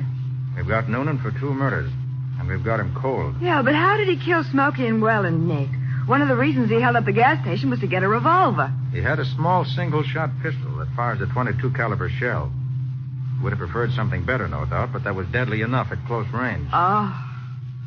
Well, if the case is finished, Nick, where are we driving to this morning? Oh, the case isn't finished, Patsy. As far as I'm concerned, it's just started. What do you mean? We're getting out here. Come on. Oh, but this is the courthouse. We're headed for court. I don't get it. Patsy, you and I are going into that court and put up the fight of our lives for Jerry, Jean, and Fran Hollis. Oh, but Nick, what can you do? Get them suspended sentences, I hope. And then we're really going to work on them at the Downtown Boys Club. You mean Fran, a girl at the Downtown Boys Club? Oh, I forgot to tell you, Patsy. The Boys Club is opening a girls' auxiliary. And you're running it. I'm running it. Mm-hmm. Oh, now see here, Nick Carter. Now, listen, Patsy, if I do any arguing this morning, I'm going to do it in court. Those kids aren't hardened criminals. And I'm not counting this case a success unless I save them.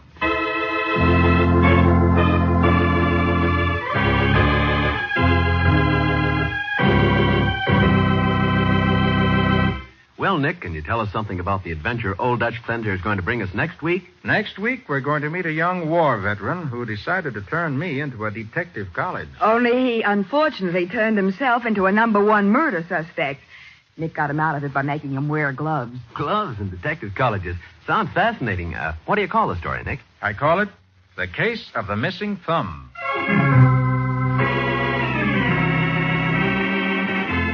Nick Carter, Master Detective, is presented each week at this time and over these same stations by the Cudahy Packing Company, makers of Old Dutch Cleanser.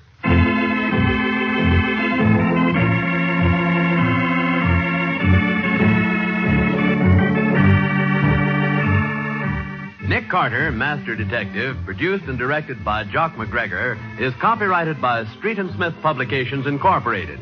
Lon Clark is starred as Nick, with Charlotte Manson featured as Patsy. Mattie is played by Ed Latimer. Today's script was written by Alfred Bester. Original music is played by George Wright. This program is fictional, and any resemblance to actual persons living or dead is purely coincidental. This is Bob Martin saying, when minutes count, use Old Dutch Cleanser.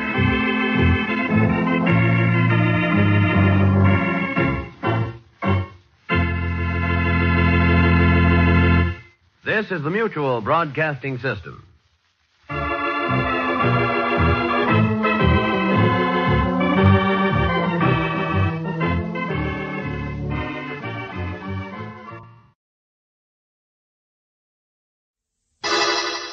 Personal notice changes my stock and trade. If the job's too tough for you to handle, you got a job for me, George Valentine. Write full details.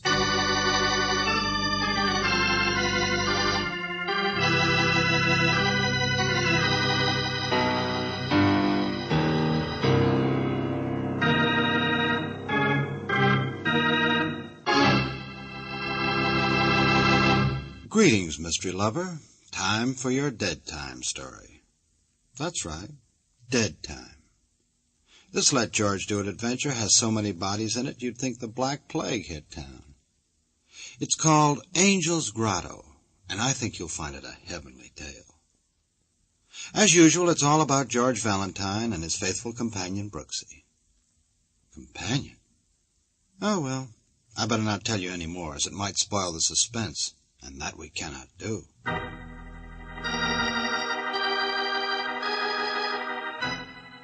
Dear Mr. Valentine, you are fired.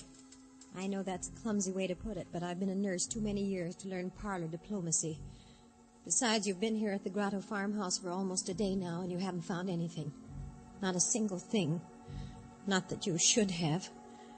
Perhaps I was just hysterical this morning when I called you out here. But now even the police seem to agree, don't they?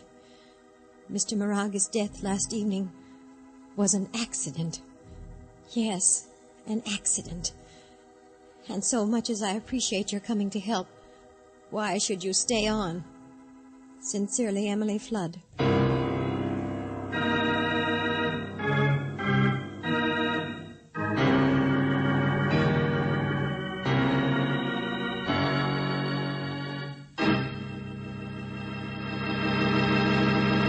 You are listening to Let George Do It. Our adventure will continue in just a moment. Now back to Let George Do It and George Valentine.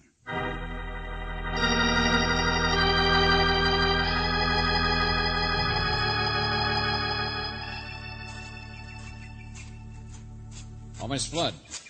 Miss Flood. Yes? Oh, Mr. Valentine. Oh, here you are. We've been looking all over. Did you get my note? Yes, back at the house, but we wanted to... I don't like it back there. I Look, came out Miss to... Flood, I was a little surprised. After all, I've barely even had a chance to talk to you since we got here. You see, there's very little factual evidence of any kind. Here. Did you check here? There might have been fingerprints on the handrail that might show... No, we checked all that. Best fingerprint man in the state found nothing to prove anything, not even on the wheelchair. No sign of a struggle. He hated that wheelchair. Imagine a man only 45 who usually couldn't sit still for a minute, having to spend 6 months in that thing. It was from a sailing accident. The bone wouldn't heal. Uh-huh. Most of the nurses were scared to death of him. But he liked me, because I wasn't good looking and I didn't have an eye on his purse. And he had told me about this grotto. The Angel's Grotto. It's beautiful, isn't it? All that moss and the ferns. Yes. I saw it first about this same time yesterday. I just brought him out from the train, and he had to come here first thing, even before supper.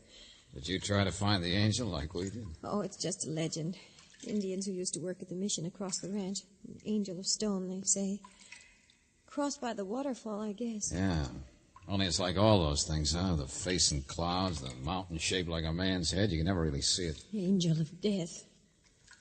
He used to come out here and just sit when he was a little boy, you know. It was all so different then, he said. A farm, I mean. Just a place in the woods. And an exciting, scary grotto for boys to tell stories about and dare each other to come close to the edge. They were lovely boys, I guess. Herman hadn't met the bottle and the blondes yet. And that whiny stepbrother who still lives here was just like the real brothers. And John hadn't taken up sailing or broken hips, or even gone out to the city to build his steel mills to become the richest man in the state. Why? All been murdered. Mr. Valentine. All right, lady, we're sorry. We know you're upset. Anyway, there aren't any facts. But last night at supper, well, those guys aren't boys anymore, are they? He hated his family. He said this was the last time he'd ever come back. You want the rest of it? If you're going to fire me, you want my report, why I say murder? Go on. Well, you were there. You and he and the boys last night, remember? You were all sitting around the table. No, I don't want to talk business tonight. I don't want to talk anything. I'm tired. Emily, have you done my unpacking yet? Well, I thought as soon as supper is over, while you sit outside for a while. Sure, your nurse will take care of things, John. Here, have another glass of wine. It's special. No, I said. Well, the farm isn't business. I only waited till you came, John, to talk about buying a new tractor instead of riding. Oh, for the love Leave him alone, Jake. He's tired. Can't you hear what he Well, I said? got a setter coming around tonight. Got to get out there, help her with the pups.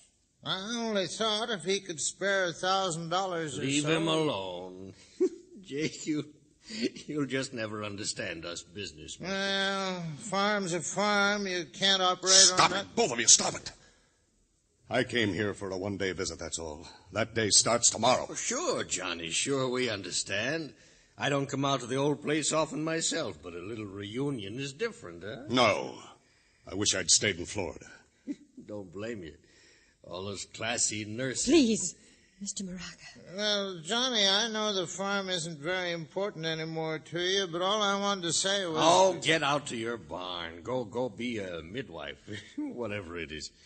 Now, you nurse, see if you can't give the cook out there a hand with the dishes.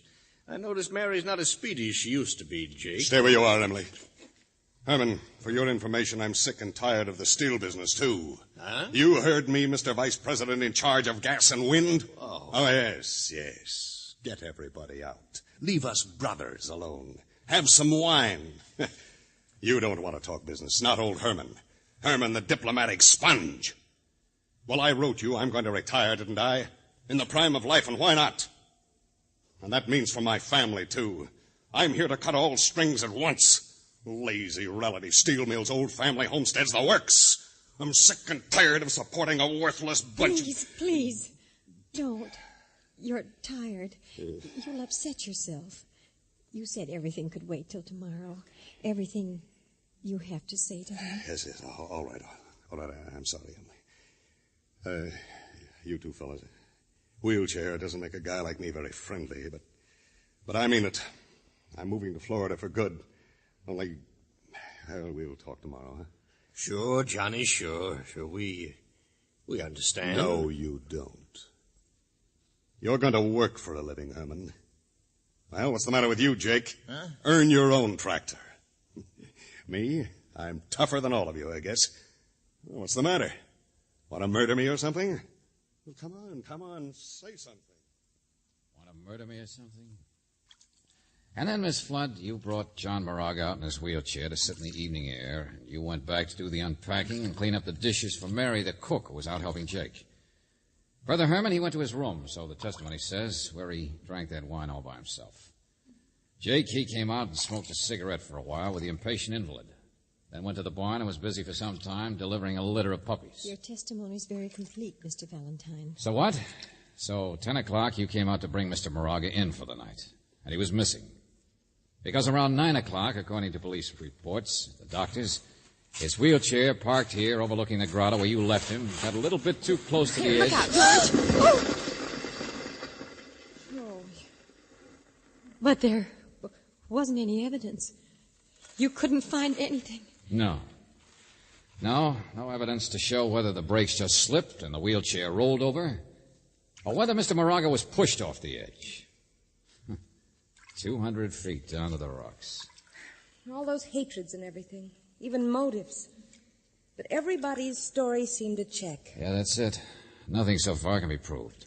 Mr. Valentine, you kicked that rock just now to see how I would react. Maybe. Well, I think you should understand there won't ever be any evidence. His death was an accident. I believe that now. So get out. Get out. Please, go away.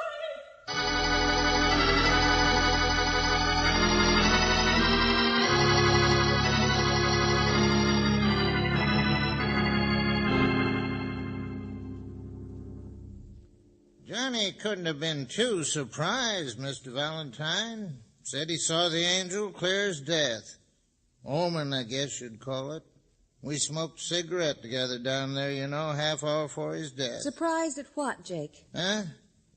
Well, the brake slipped on his chair, don't you think? You figure he was unconscious when it happened. We don't even know that. Look, we're leaving. I only asked to see... His own fault in one way. Had a fixation on that place, he did. Ought to be the devil's grotto, I always claimed. Or maybe we could blast the marble and make a quarry. You see me, Mr. Valentine? Oh, yes, Mr. Moraga. Look, Jake, do you mind... Sure, Mr. Valentine, sure. Got to see about... Mr. Moraga, testimony showed that last night your brother called you vice president in charge... In charge of gas and wind. Yeah. Old Johnny was the only one had any brains or... Are you part owner of the Moraga Steel Mills, or just a paid employee? You mean am I just the boss's brother? Yes, if you like. Uh-huh. And now that he's dead, Weren't you leaving, Mr. Valentine? Oh, no, don't get me wrong. Jake and I, we appreciate what you've done. But also we're tired of everybody looking cross-eyed at the guys who benefit.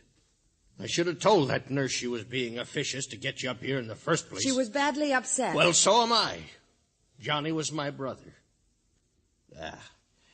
These little nurses get more conscientious the richer the patient is. Oh, how dare you! Mary, listen to me. What in the name? I will not, and I won't leave here until I'm sorry. I didn't mean to hit you, but you can't talk like that to me. I'll talk any way I please. I've been here 15 years. I'll call you all the names I Stop can. it, I said stop it. All right, Nursey, now cut it out. Cut it out. What'd she do to you, Mary? Huh. What'd she do? Don't look at me that Miss way. Flood? Hey, easy, please. Huh. Miss Flood. Know what she was up to, Mr. Moraga? She was firing me. Yes, she fired me. She. You what? Now, look here, Miss Flood. You've been butting Take it in easy, a will lot. you? Here, Emily, you're all right. It was the way she looked. The way she... I'm sorry, Mary. I didn't mean You to... see, Mr. Moraga, I happened to overhear this young lady and a policeman Please, talking. no. You just found out the nurse is really a wife, eh, Mary? What's that, George? Just guessing. But it would explain why she could try to fire you, Mary. Why you laugh at the word miss. Not to mention some things John Moraga said last night. Or why just a nurse should be so curious and hire me You and mean try... this mousy little Yes, flat-heeled... yes. We were married a week ago in Florida. I did tell the police, Mr. Valentine. I wanted to tell you, but I wanted to wait until... Oh, just because I'm his nurse and he was wealthy. Just because... Stop looking at me like that. Nobody's looking any way they shouldn't. I wondered what his big announcement today was going to be. What made that hot-headed sucker want to sell his business, cut us off, go gallivanting off? Get out of here! Every one of you! This is my house now. Get out! So you married a week and now he's dead. Yes, he's dead. He's dead. Don't look that way. Can't you understand? I loved him. And he loved me. Don't give me that Oh, hug. I wish I were dead, too. Leave me alone or I will be! Yes. A good act. Good act, Mr. Moraga? Are you changing your mind? I thought you were so sure your brother's death was an accident.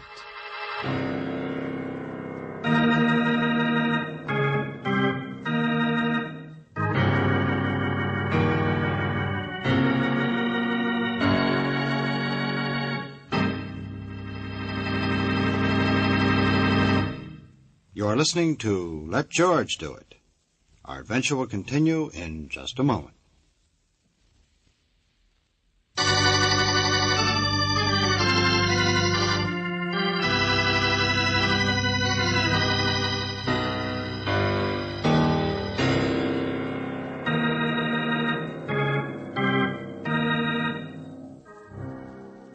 And now back to George Valentine. Angel's Grotto. Place of great beauty, a place where a man fell 200 feet to his death on the rocks below. A man in a wheelchair sitting alone in the moonlight. But, according to the police, that death was an accident. There's no further reason for you to stay around.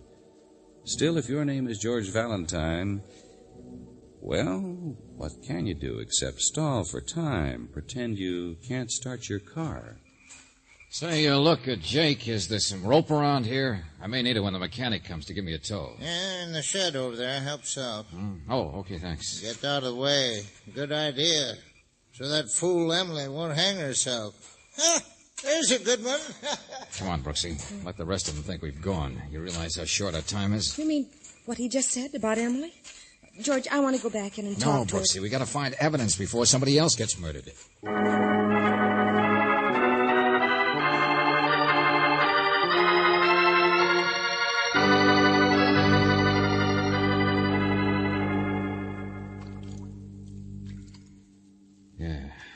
Tracks, all right, Brooksy. And here's where the wheelchair stood. George, you and the police went over it inch by inch. Jake gave me an idea. He was wondering earlier if John Moraga was conscious when he fell, remember? Yes. Okay, now look, I'm John Moraga. I'm in a wheelchair, see, and I'm sitting here. I'm a strong guy. Strong? George, John had been laid up for 6 months. Well, that's not long enough to break down a dynamo like him. The point is, when he was sitting here, it would have been pretty hard to take him by surprise. You mean somebody slugged him first? I don't know. There's no sign of a struggle. Police thought he might have fallen asleep. George, suppose he'd been drugged. Huh? I mean, remember that wine last night at supper? Oh, yeah, I thought of that. But it's like everything else. Nothing left to show. Nothing left but the tracks of the 2 wheels here. And hey, Brooksy, look. They just go in practically a dead straight line all the way out to the edge and over.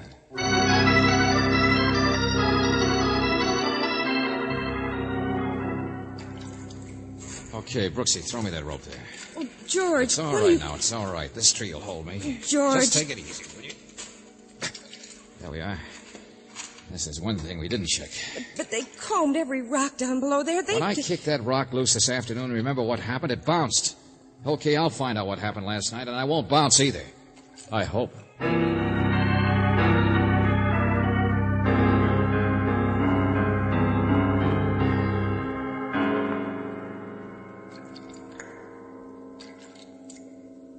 Hey, Brooksy, I can see the angel from down here. Yeah, it really does look like one, you know. Across by the... George, your rope's twisting. I'm all right. There's some stuff to hang on to here. Angel of death, huh? I can't even see you anymore. Brooksy. What'd you say, George? Hey, not so loud, will you? I was just looking down before. It's a watch. What? No. Piece of watch chain. Sure. He did hit here before he dropped to the rocks. I thought so. The way the cliff curves out, it's... Don't go any farther. What if he did lose part of his watch chain? It doesn't tell you anything Oh, doesn't it? Hooked on a little twig, some scrub trees here growing in a crevice. Well, you know, it doesn't have any bark. Yeah, that's right. 2 places here, no bark. I'll tell better in the daylight. But, Brooksy, there are kick marks, too. He grabbed here as he fell. Must have hung on for some time, several minutes maybe, before his strength gave out. Somebody's coming, George.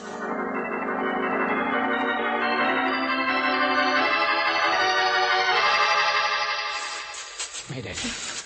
Hey, I called you, but I didn't hear you answer it. Well, I went to see George. Listen. Listen to what? Oh, it's gone now. Okay, come on. Get this rope out of sight.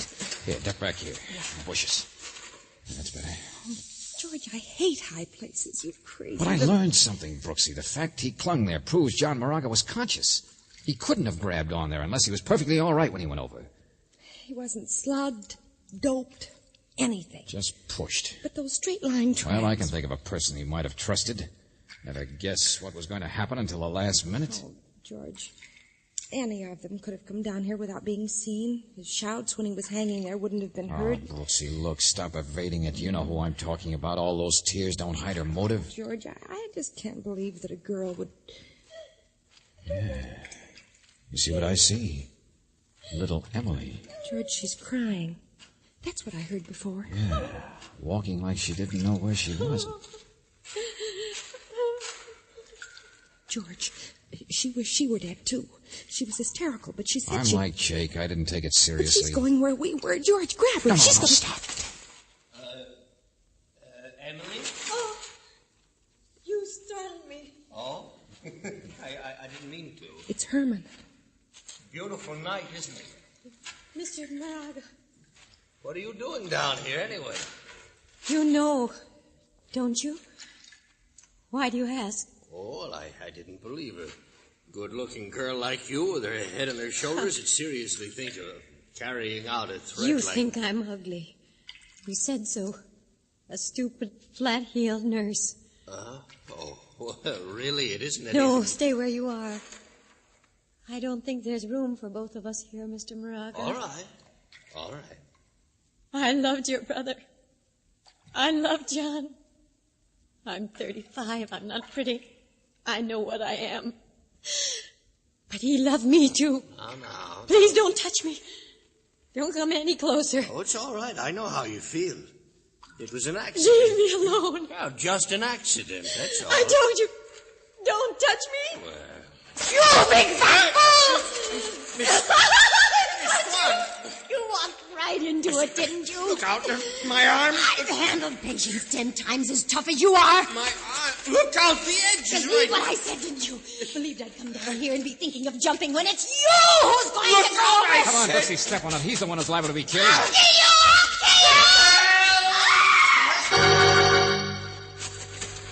Get back here, I said. Get back. Let go of me! Okay, sister.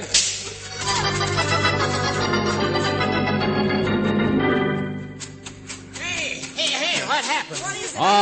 All right. Take it easy, all of you. Good Lord, what's the matter with She's her? all right, George. Let go. Leave me alone. She would have killed me. She was trying to push me. I know. We saw We it thought all. it was going to be the other way around. Oh? It never occurred to me. She has the same motive for getting rid of you, Mr. Moraga. You're the only real brother. You're in her way, too. Herman, for the love of Pete, what the crazy little fool... I thought that she was... Shove me. What she All tried right, to will you do, please tried to stop shove- it? Yeah, that's right. We prevented a murder. Now I can prove it. Murder number 2. Hey, did you find out something? Mr. Lady, Valentine. will you stop crying for 1 minute, please? I didn't say you killed your husband. You didn't kill John Moraga. George. Emily, the tragedy we prevented tonight was you killing for vengeance because you thought the murder would never be solved. Herman did it. I was sure. The police couldn't find any clues for you, but you were like I was. You knew it had to be murder, and so you tricked Herman into following you down here. The only trouble was when you tried to take the law in your own hands, you picked the wrong person.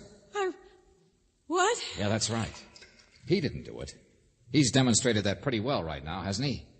Only, what's your name, Cook? Mary? Oh, Did you ever see the angel? did I? What? Come on, the angel on the rocks. You've lived around here 15 years, you said. You've heard the legend. Oh, that. No, I don't know what you're talking about. There's no angel in the rocks, Valentine. That's just an old... Yes, there is.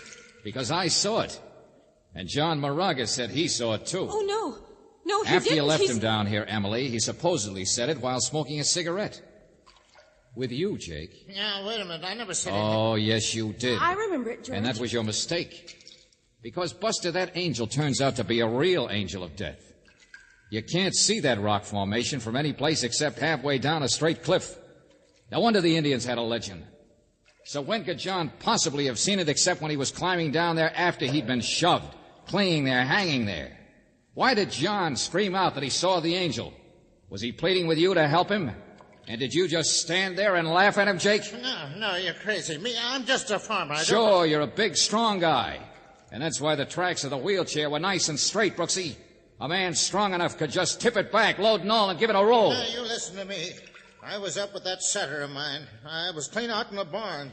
Mary, help me. Mary, do you know what the penalty is for providing a false alibi in a murder case? No, I don't even know what you're You talking... better tell me fast, lady, how many of those puppies you delivered? Mr. Valentine... How much of that 2 hours Jake really spent with you in that barn? Hey, get her, she's running. No, we'll get her all right. I don't believe anything that dumb old thing... That's all, Jake!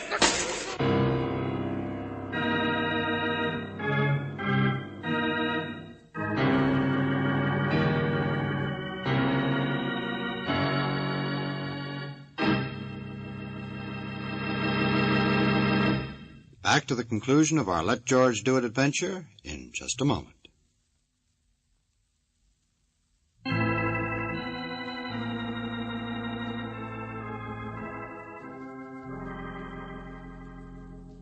Angel's grotto. And the angel really did solve it. Well, Brooksy, the weak-kneed accomplice didn't help Jake much. But Mary wasn't really mixed up in But the... she started the ball rolling. Nothing else he could do but confess after that. I suppose she wanted to keep the farm as much as he did. And Moraga was going to take it away, sell everything. And to think it all started with our being fired.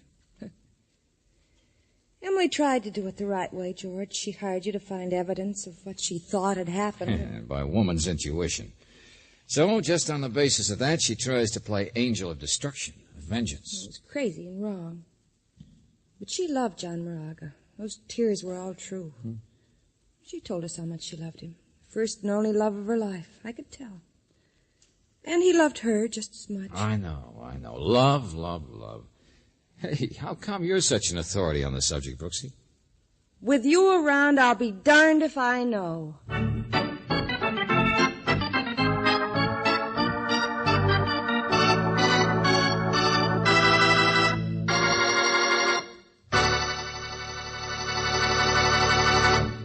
You have just heard Angel's Grotto, another Let George Do It adventure.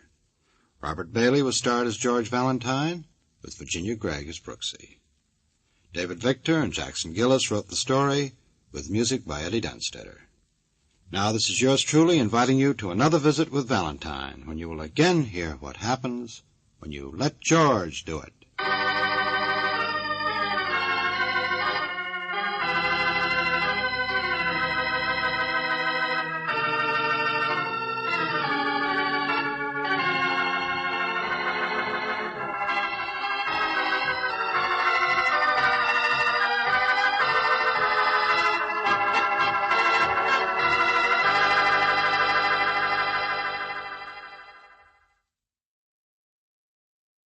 From Hollywood, it's time now for... Johnny Dollar. This is Harry Branson at Philadelphia Mutual Life and Casualty Company. Oh, hello, Harry. What's with you? John, I have a case I'd like you to handle for us. It's somewhat unusual. Have you ever handed me one that wasn't completely screwy? I said unusual. And I said screwy. So now that we understand each other, what's it all about? Well, absolutely nothing yet. But I'm very apprehensive about one of our clients. Oh, Harry, you're the biggest worrywart I ever knew. What was that? I said, who is this client? Oh, Dr. Walter Merrill. Merrill? The scientist? That's right. Nobel Prize winner? The man who worked out the molecular orbital contraction something or other? Yes, that's the one. As I say, John, I'm worried. Well, who wouldn't be about him? I'll be right down to see you.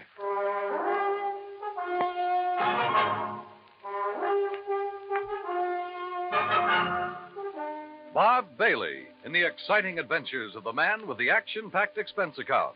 America's fabulous freelance insurance investigator. Yours truly, Johnny Dollar.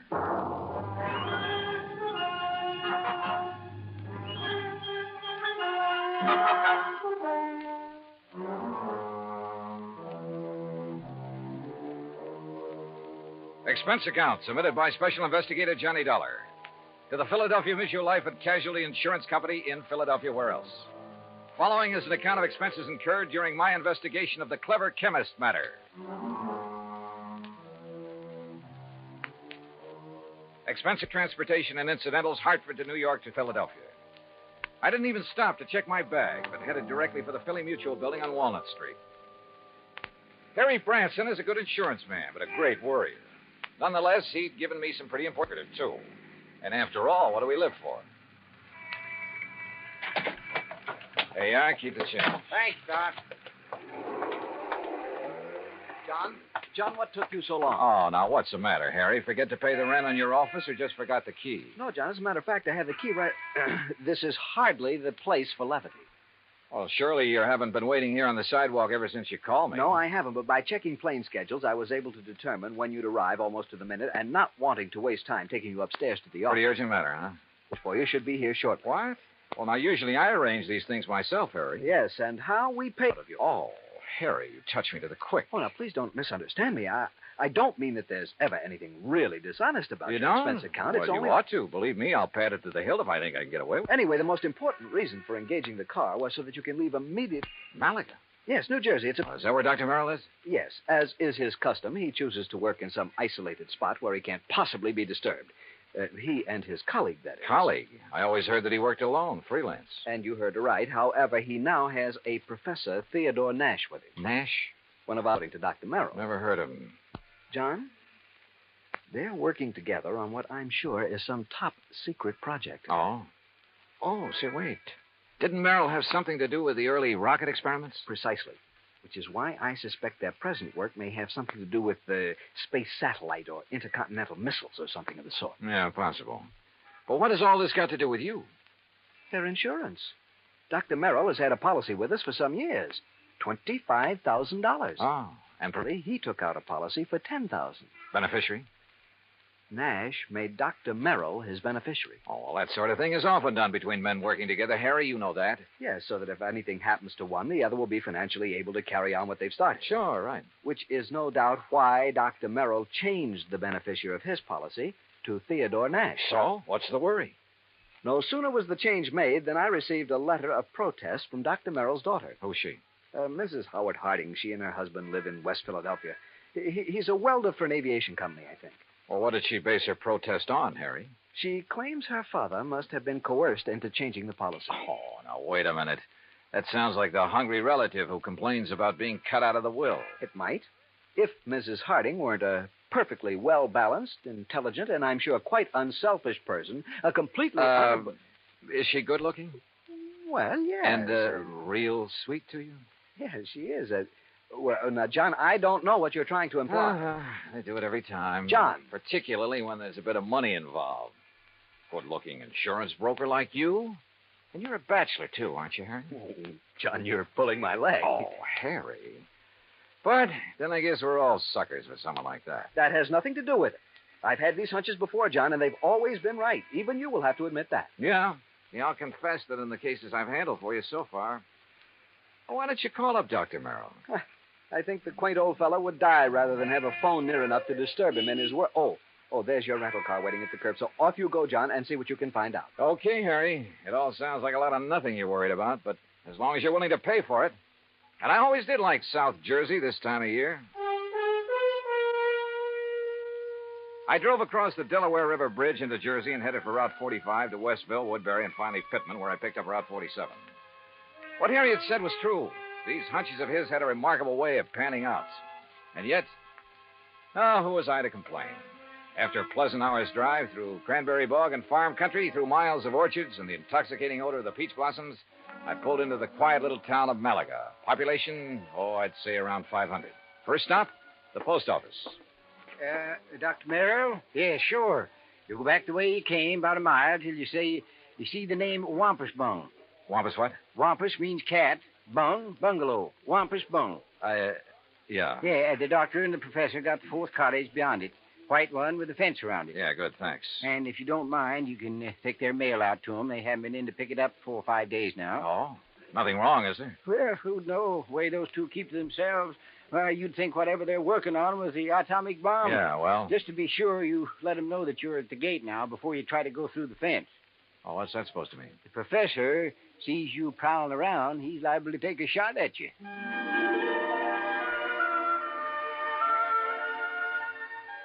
As I drove back and toward the edge of Little Malaga Lake, the idea of getting shot at by anyone living in this peaceful, quiet place seemed ridiculous. The lake itself, by the way, looked pretty inviting. I made a mental note to come back here on my own sometime after the fishing season opened. As the postmaster had indicated, the fourth cottage beyond Wampus Bung was heavily fenced in, so I gave notice of my arrival.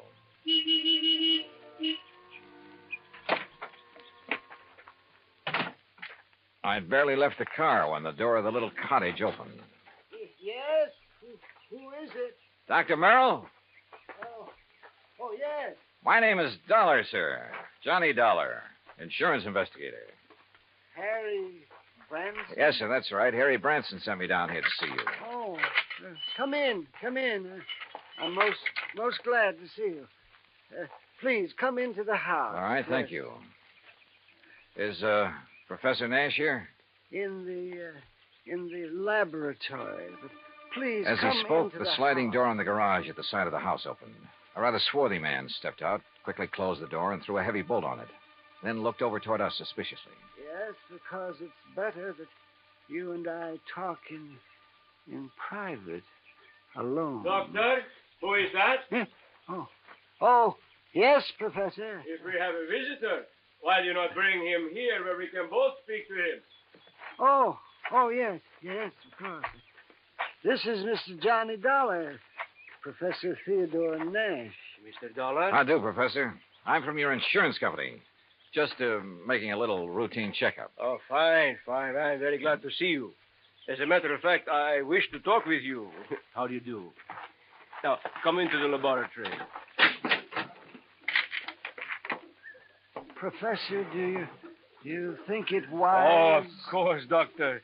Since he is not a man of science, I'm sure there is no harm in his seeing it. And you have an experiment going, remember? But I wish to Mr. speak Dollar, to him alone. within these four walls, the genius of Dr. Merrill and my own poor efforts are creating things that will startle the world. Outside, the small building looked like an ordinary two-car garage, someone in need of paint and repair. But inside, it was immaculate and loaded with scientific equipment of all shapes and sorts and sizes. There were racks of test tubes, bottles of chemicals, beakers, a centrifuge, machines and apparatus I'd never seen before, that I imagine much of the world never dreamed of. And all of it as neat as a pin, not so much as a stirring rod out of place. Ah, look, Doctor. The polymerization step is almost complete. Yeah? Now, you must continue the molecular balance check immediately. Oh. Oh, yes, yes. And you must both leave me. This must not be seen by anyone. Yeah, we understand, Doctor. We understand. I hope you will pardon me, Mr. Dollar. Yes, of course, Doctor. Oh, come, Mr. Dollar. Yes, I will lock the door. Yes. He does require privacy, doesn't he? Yes. Oh, hey, you're not going to bolt that door, are you? Oh, of course not. Force of habit, I guess. Oh, it is he who keeps things locked so tightly when he's working, unnecessarily so. But then genius is permitted his idiosyncrasies, huh? Harry Branson seems to think you two may be working on something to do with guided missiles. Very perceptive man. But that is something we must not speak about. Now, why have you come here, Mr. Dollar? Well, like I said, just a routine checkup. We usually do this when a sizable policy has changed. Oh, there is something unusual about two men working together on important things, ensuring in each other's favor? Well, no. But when his daughter perhaps objects. You know Dr. Merrill's daughter? Oh, I know about her and about her unfortunate marriage to that day laborer. Nothing wrong with day labor, Professor? Yeah, but one who waits for a great man like the doctor to die so that he can get his hands on the insurance money. You think that's why his daughter objected to the change? Of course. But his money will be used to further his work by me. And, of course, for the good of humanity. I see. Well, how soon do you think the doctor will be through with his experiment? An hour, perhaps two. And then he will call me in to assist him with the next, the crucial step. But now, about this look, why don't I insurance- run in town, arrange for a place to stay, grab a bite to eat, and then come back here, huh? If you like. I'm sorry we have no room in the cottage. No, to don't put give it you a second up. thought. I'll see you later. Something of Harry Branson's hunch had passed on to me. A strange feeling about the whole setup. There was something wrong about both Merrill and Nash, particularly the latter. Something I couldn't quite put my finger on. Was Dr. Merrill afraid of Nash? I don't know. Item 2, $1 even for a quick bite in a little cafe along the highway after I'd made arrangements for a room for the night in a private home. It was not much over an hour later when I drove back to the little cottage by the lake.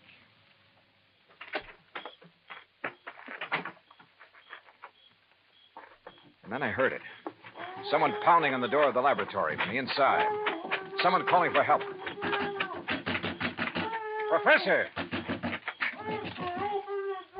But the lock's on the inside. Turn the lock. What? Bolt here on the... Oh, what are you... Oh. Oh, thank heaven. Good Lord, Professor. What happened to you? You look like you've been run over by... Dr. Merrill. Oh, too late. Too late. Professor, what happened here? He beat me. Threw acid at me. The doctor? No, the man who... Then he killed the doctor with a gun. He killed him. Who, Professor? Who? I don't know.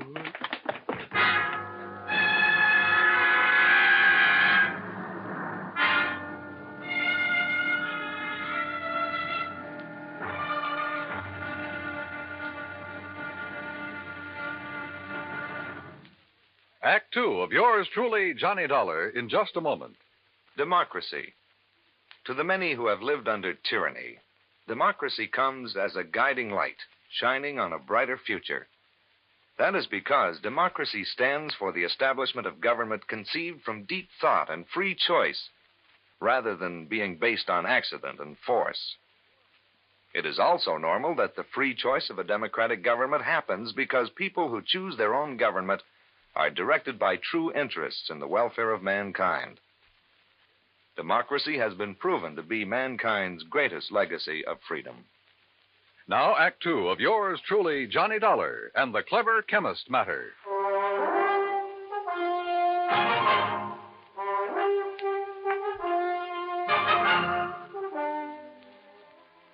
Expense account item 3, $10 for the services of one Dr. Frederick Foote, the only resident medico in the little town of Malaga, New Jersey. After pronouncing Dr. Walter Merrill dead, he took the badly beaten Professor Nash to his office clinic.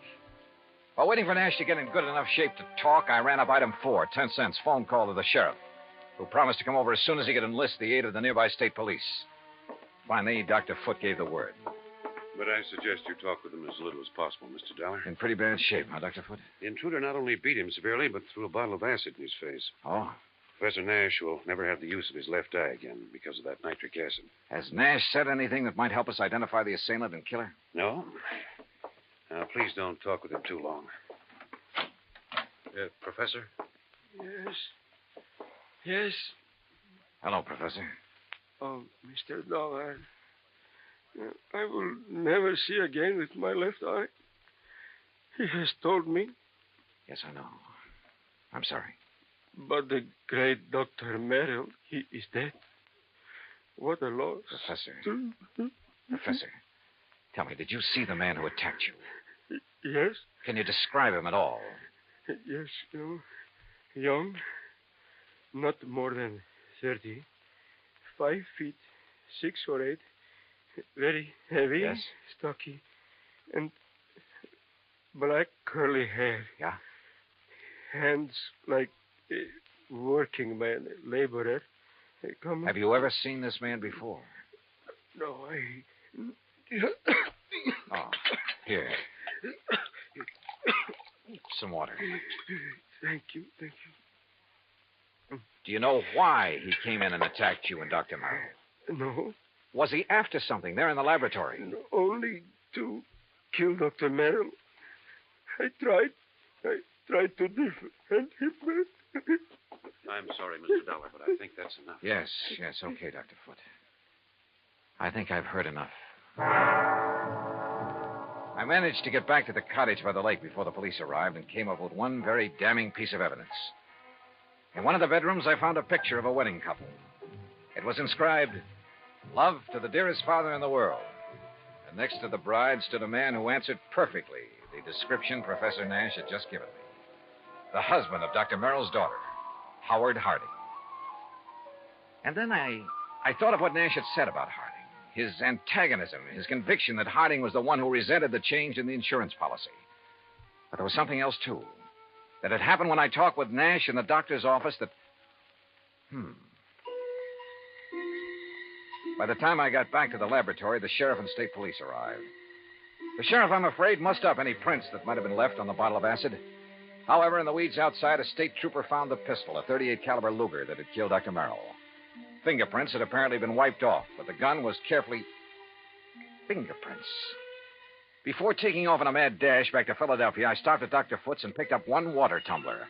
Item 5, $3.70 for a tank full of gas. Item 6, 50 cents. Parking in Philadelphia as close as possible to Harry Branson's office. John, what have you found out about Dr. Merrill? Harry, he's dead. Well, oh, dear. Now, listen. Write down the address of Mr. and Mrs. Howard Harding for me.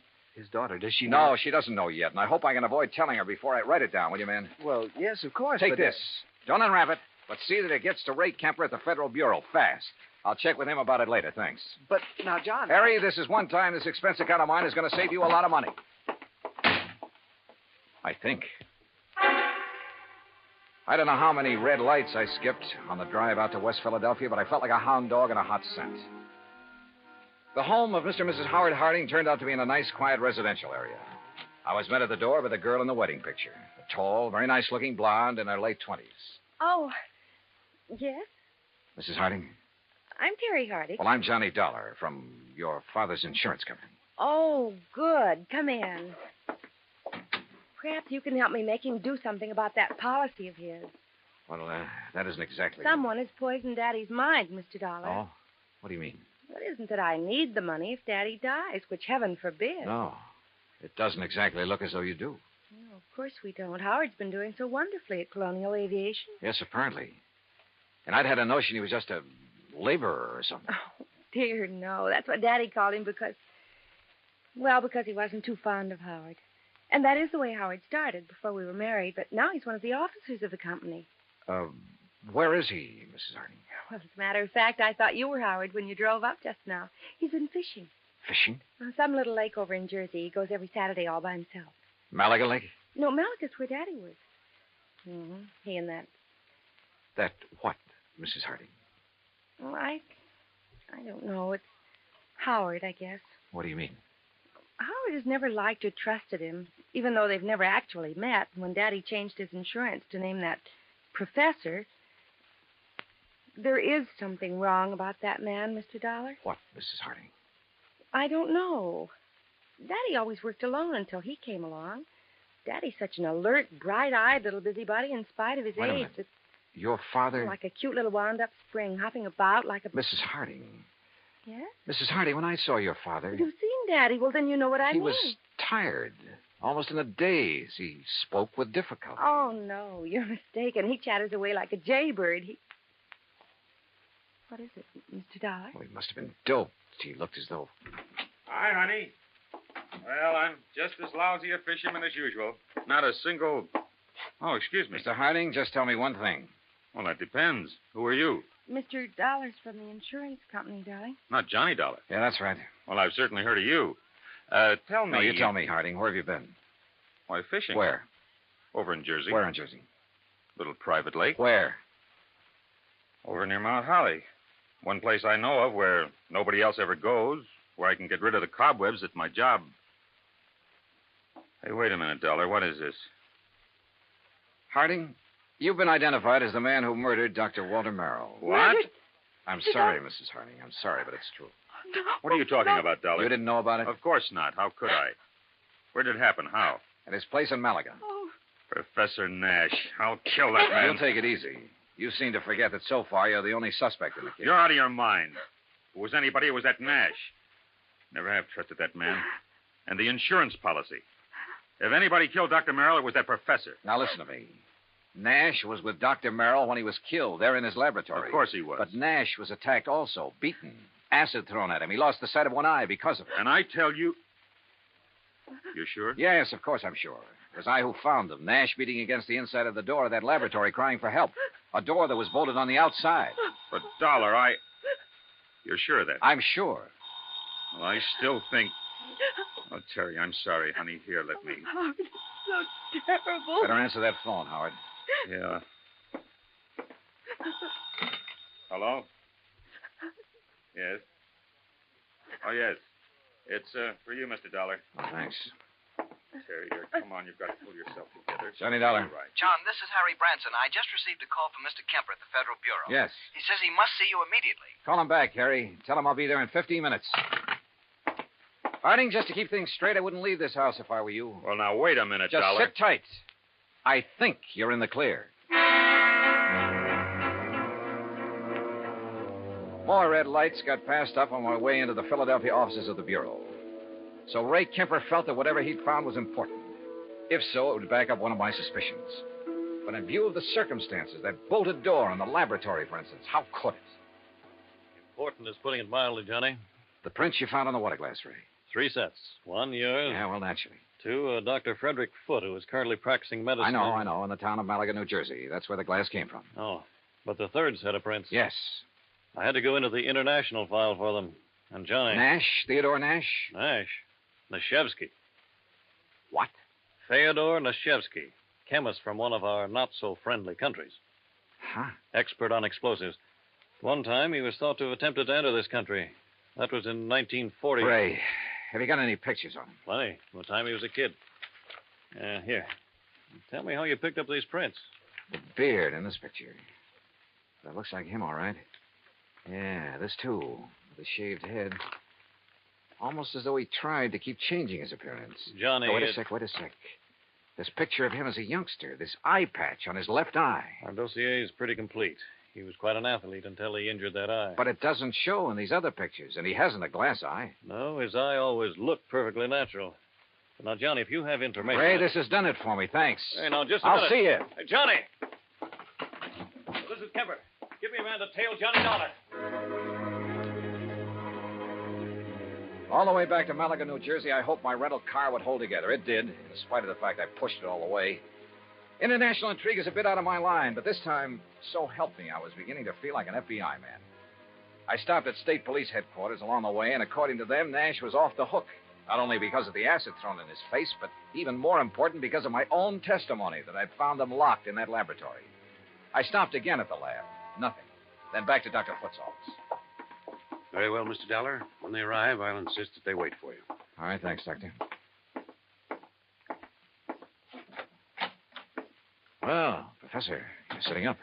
Oh, have they found anything, Mr. Dollar? Have they found the man who attacked us and killed poor Dr. Merrill? Professor, I think I have. Oh? But tell me something. Yes, of course. Your government doesn't pay you very well, does it? Merrill and I were not working for the government, Mr. Dollar. Although, of course, the results of our work... I'm talking about your government, your own real boss.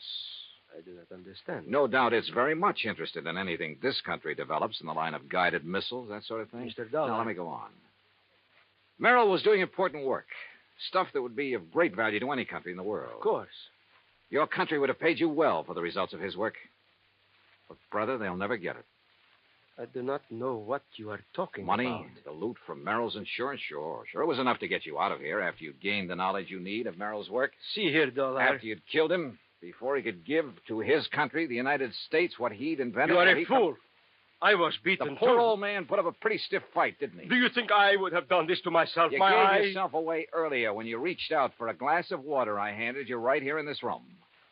A man who'd lost his sight in one eye would have lost his aim until he got used to it. Funny, though, it didn't come to me until You later. are mad. You haven't seen out of that left eye since you were a kid. I tell you, you are mad. And a little acid burn to make it look like somebody had thrown it at you would be well worth the alibi it gave you. Fyodor. That's right, Fyodor Nashevsky. Listen to me. You were the one who found us locked in, the door bolted from the outside. You found us. Yeah. Also the cord, the string you used to pull the bolt to. That you looped over the bolt and pulled after you got inside. You couldn't have. I dropped it in a vat of acid. Yeah. Thanks. I was bluffing. But I made a lucky guess. What? Oh, what a brain. Nashevsky, I'm sure glad you're not working on our side.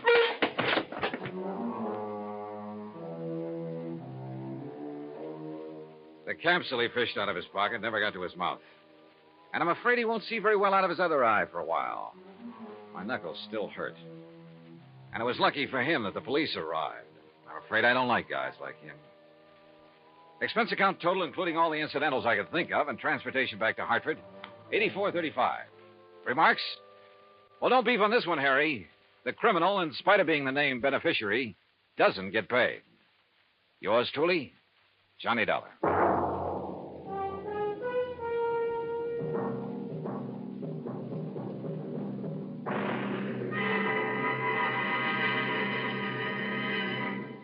Now, here's our star to tell you about next week's story. Next week, a real close look at a little-known but very dramatic side of Hollywood. Join us, won't you? Yours truly, Johnny Dollar.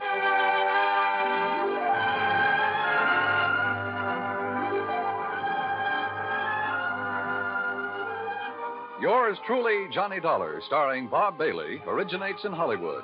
It is produced and directed by Jack Johnstone, who also wrote tonight's story.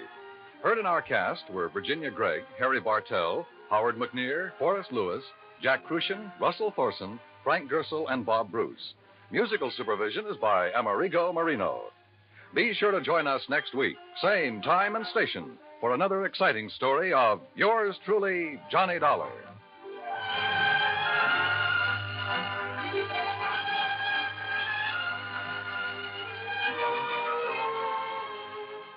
Johnny Dollar has come to you through the worldwide facilities of the United States Armed Forces Radio and Television Service.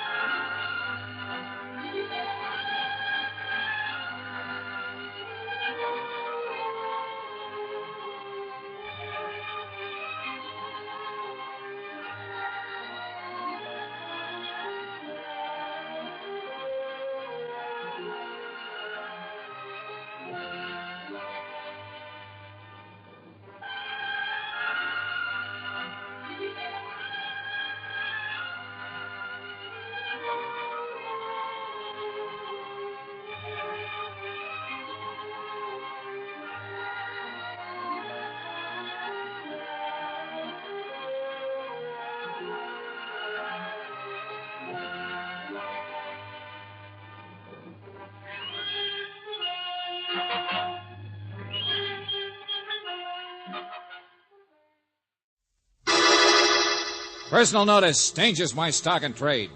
If the job's too tough for you to handle, you got a job for me, George Valentine. Write full details.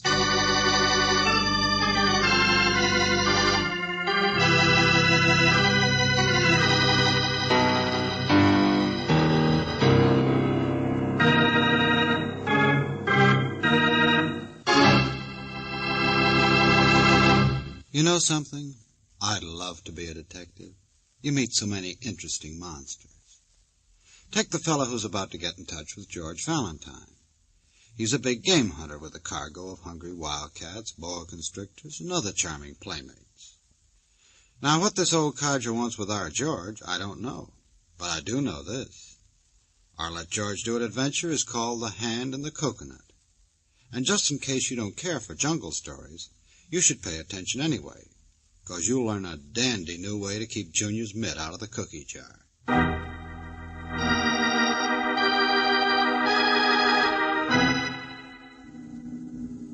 My dear Mr. Valentine, this is a letter about monkeys.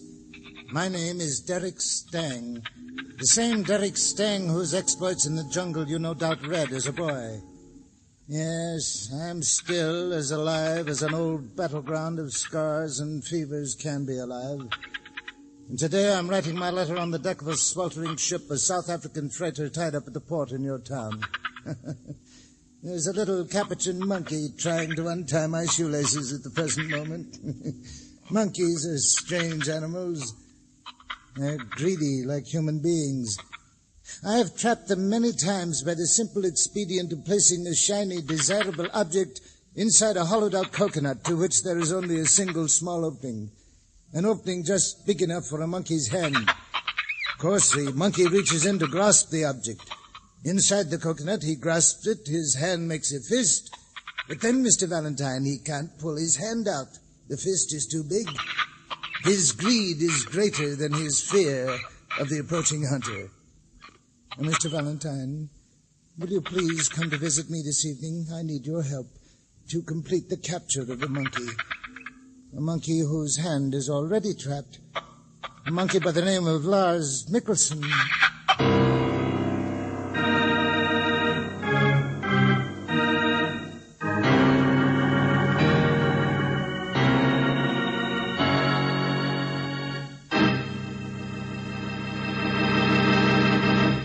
You are listening to Let George Do It.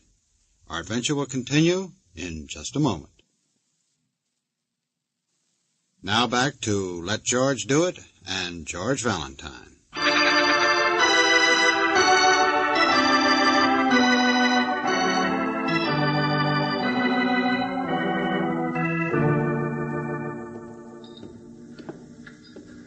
You didn't think I could stay away, did you, Mr. Stang? Here we are, through here.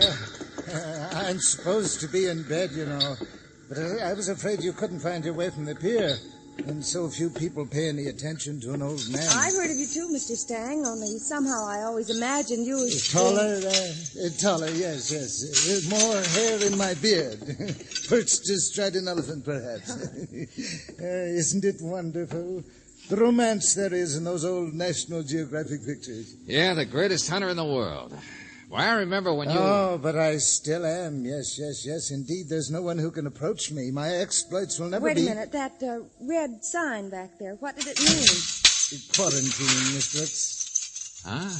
Animal quarantine. 10 days I've been stewing here because of some ridiculous, nonsensical... careful there. Oh, yes. The gangplank runs straight into the ship, into the hold. I'm all right. But quarantine for what? It's a plot against me, that's what it is. No lights on, the captain disappears. Oh, yes, he's ashore. He's having fun. I have matches. Here, the ladder to the... Oh! What in the... Steady, it's all right. It's a panther. Very rare specimen. Tore a couple of native boys to shreds when he got him. But he's in a cage now, aren't you, old boy? Yes, they're all in cages. Animals. A ship full of wild animals. Here, look here, see? It's a constrictor. 33 feet. Takes quite a crate to pack them in, doesn't it? Yeah. You see, through the little bars? And over here, the poisonous... Oh, thanks. I'm not much interested in snakes. No, of course not. Too easy, much too easy. All of them are, you know. 60 years old I am. Living from pill to pill, fever to fever. Well, I guess you're still the greatest Red animal... tape to be finally caught myself in red tape. Oh, you mean this quarantine? Yes, not one of my animals is sick, mind you, not one. Zoos all over the country waiting for delivery. But the day we dock, what happens?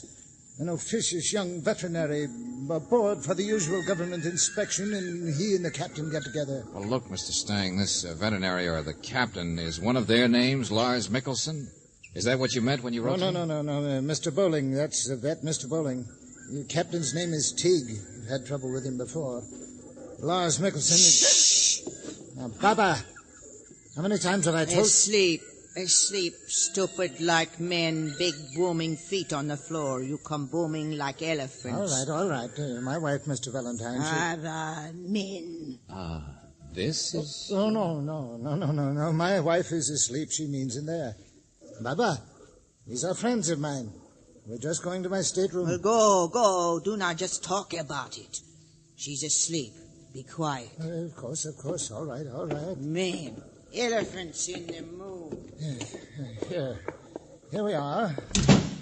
What in heaven's name was that old thing in earrings? Baba. Old-fashioned notion of my wife's the personal servant, the devoted slave. I found her in Cairo 25 years ago. Claimed she could talk to animals.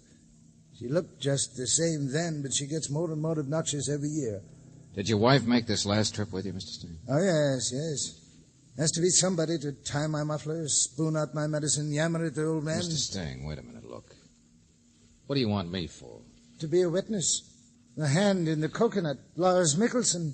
But who is The captain left the ship in charge of this man, an ugly, conniving rogue, the second mate, Lars Mickelson. Well, what did he do? What do you want me to be a witness to?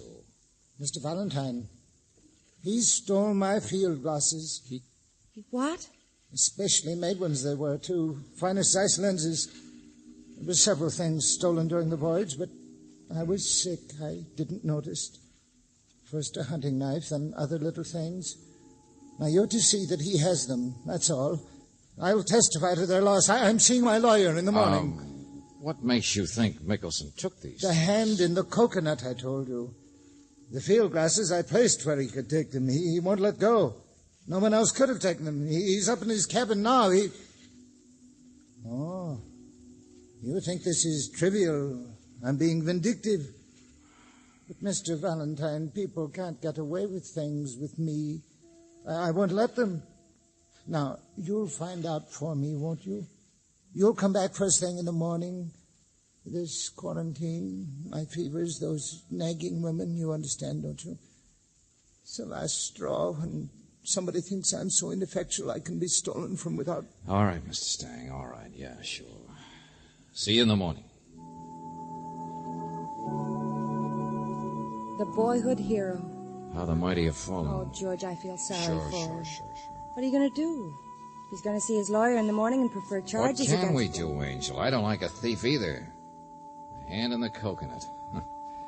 Poor, worn-out, suspicious old guy. Well, least we can do is find out if he's right.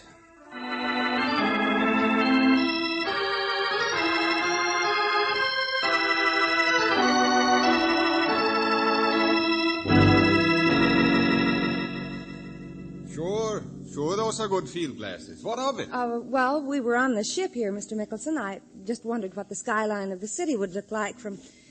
Well, I saw you with them around your neck, and... The name is Lars, sister. Second mates don't rate that mister stuff on a tub like this. I just been cleaning them in my cabin there. You want to go out on deck? Oh, wait a second. Zeiss lenses, huh? Nothing but the best. Who are you? What are you doing aboard? Oh, we're just visiting Mr. Stang. Oh, nasty old coot, isn't he? What's the matter, buddy? Whose glasses are these? Mine, of course. What are you talking about? They're a gift, that's all. Look, what's in the name of... Oh, excuse me. Mr. Mickelson, have you seen my... Well, how handy. Those are what I came for. These? Yes, of course, my glasses. I wanted to take a look at What? Wait a minute, Lorna, baby. You said you... Beg your pardon? I don't know who you are, but if this fresh sailor's a friend of yours... Baby, I don't... Mr. Mickelson, I want these field glasses. I loaned them to you, remember? Are you so stupid? Here you are, lady. Here you are. Thank you. You're not stupid at all. But then, maybe you're not a sailor. Bye-bye. Well, here's one for you, Angel. Tempest in a teapot. So much fuss over a pair of field glasses. Here's. They're on this ship, tourist. Now get off, both What of are you so mad about? Who is she, friend? Passenger. Lorna Stang. Mrs. Stang. Mrs. Stang, but she was supposed to be asleep. Look, both of you, there's a gangway off the forward deck through here. Now, come on, be good, will you?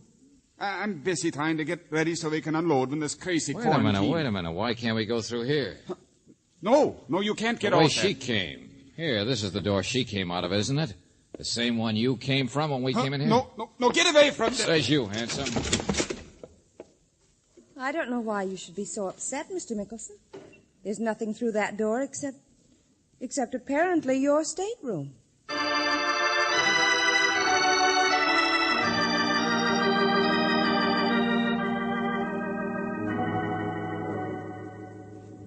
I don't know what goes on that ship, Mr. Valentine. I'm just a veterinarian.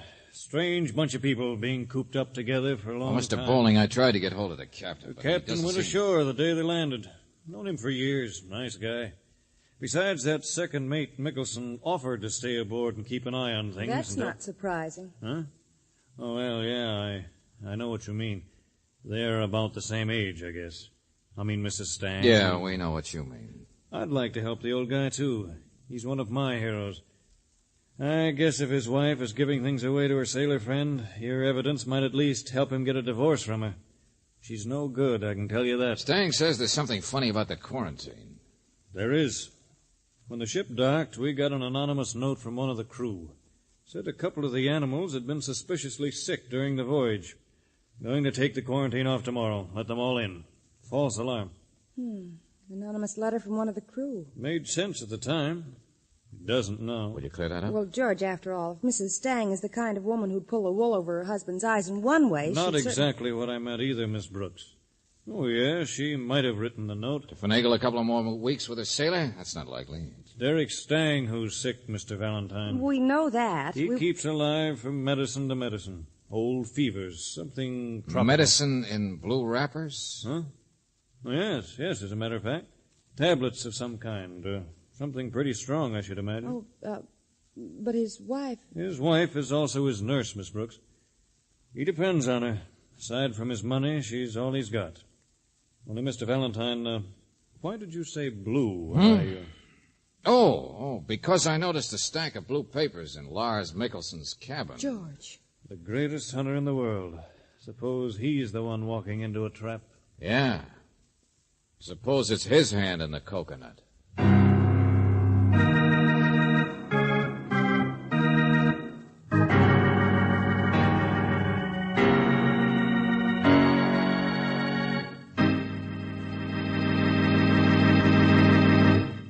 You are listening to Let George Do It. Our adventure will continue in just a moment.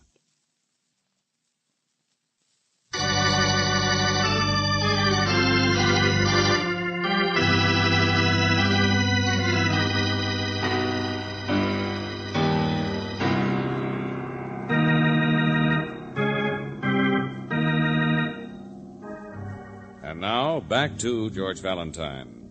The Hand in the Coconut. You meet one of your childhood heroes, the greatest hunter in the world, Derek Stang. You find that he is still the greatest hunter when it comes to animals, but his observation of human beings is a little less acute. He thought you would trap Lars Mickelson for stealing a pair of field glasses. Instead, you have trapped him for stealing Mr. Stang's wife. Or is it the other way around? If your name is George Valentine, you have begun to suspect that the person who is really in danger of being trapped is the hunter himself. I don't know what I can do in this situation, Mr. Valentine, dragging me down to the waterfront. I know, Doctor, I know. I'm sorry we had to get you out of bed. Oh, look at that fog. Stang must have his own physician, you know. I can't interfere. Mr. Stang's stateroom is right here. Don't see his wife's watchdog around any place, do you, Angel? Come on, let's slip into his cabin. We'll wake him up. Georgie's not here. He's gone. Well, you dragged me out to look at a man you think might be sick or... There, you see? He's so sick he's out walking around deck someplace at 6 a.m. or going someplace else.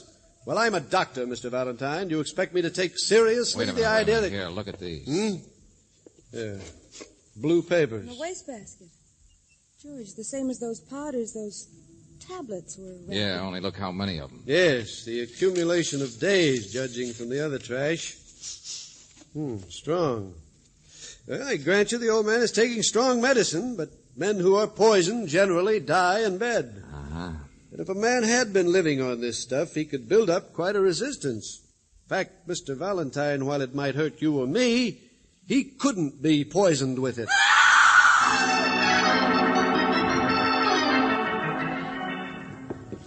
There's a Stang. George, here she is. Hey, what's the matter? What happened? Hey, lady, snap out of it. Snap out of it. I'm all right. Lorna, what is it? What are you doing to her? What's the big idea? Oh, take it easy, Buster. Take it easy. It wasn't me. She's just staring at something down there in the fog. Baba, she screamed. I heard her, but I can't see. Stang, where are you? Mr. Stang, look out! Look out!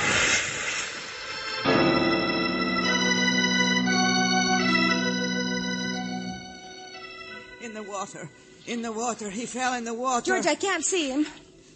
There's his cane, but it's so far from the wharf. Not there. He's not there. He's gone down. I could see him go down. The current's so fast I can't do anything. Hey, there's the police over there. Get a boat for him, Mickelson. Step on it. The current's so fast. All right. Do what you can. He just fall. I could see him fall. Now listen, old lady, will you there tell was us? something the matter with him. He walked like the blind. I call out, I shout. I tried to grab him in time, but he falls. Policeman over there on the deck saw the splash too, Valentine. Looks like Stang's been swept out. All right. Only Mrs. Stang. Leave me alone. My baby, I could not grab in time. Don't touch me, Baba. Oh, my baby. Baba, come here, will you? Now, look, he fell here, huh? Over this rail? Yes, I think. It was in the fog. I Okay, couldn't... now listen, I don't believe you. And I don't mean just the rail. I mean the scuppers, wide and deep, see? If a man fell, he'd only land against the rail. Men. He fall, I say. I saw him fall. They're not doing much good, Valentine. Mickelson. The police couldn't get out in time, neither could I. He didn't come up. He's gone. He's gone, you understand me? Yeah, I understand. It's as phony as a lead nickel.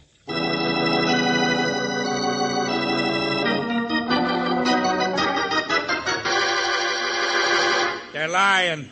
Of course they're lying. But there's nobody aboard the ship except the three of them, was there? Riley, suppose that old Harridan gave the poor guy a shove. Of course she did. What else? You already saw how Baba was covering for Mrs. Stang, didn't you? The good, faithful old duenna helping out in all kinds of cute ways. No real witnesses. You'll never get a conviction. I'll get a confession, my friend. You were with the other two, so they couldn't have shoved him. All right, Mrs. Stang, let's go inside and... Mrs. Stang. Oh, I'm sorry. What? Leave her alone. Still staring at nothing, huh? But you ought to stop shaking, Mrs. Stang. I'm all right. Oh, sure. You're fine. Just a little upset because you're going to get all of Stang's money at the expense of your stooge, poor faithful old Baba, who'll be locked up for murder. She told you he fell. She told you, didn't she? She told you. Well, go on. Oh, Doctor, what's the matter? Medical convention, Lieutenant. That other man over there with the bag, colleague of mine, Dr. Morrison, just got here. Says a woman called him from the ship almost an hour ago. Before we came aboard, Valentine. No. Had to hurry all the way across town. Woman identified herself as Lorna Stang. No. Said she'd just gone into her husband's stateroom to give him his regular medicine, only he wouldn't wake up for it. She was afraid he was dead. Oh.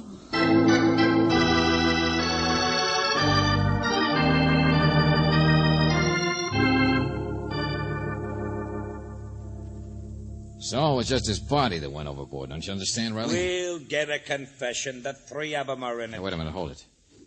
Doctor, what else in that wastebasket? Same wrappers, same medicine. So they poisoned him. What difference does it make? Will you ever prove it? I don't have to. No. Even if you had his body, you wouldn't either. Tablets are gone from the mate's cabin where I saw them, aren't they? Huh? What's that got Hey, to do Doctor, with it? tell me. Derek Stang lived on this stuff. What would happen if it were taken away? It's hard to tell. Die sooner or later, probably. Uh-huh. Well, suppose Lorna Stang had left those tablets with the mate. Suppose they were substituting something harmless for the strong stuff in the blue papers. Suppose that was the idea. Even an autopsy couldn't prove that absence of medicine had killed a man. Hey, where you going? Where do you think, Riley? To catch a monkey.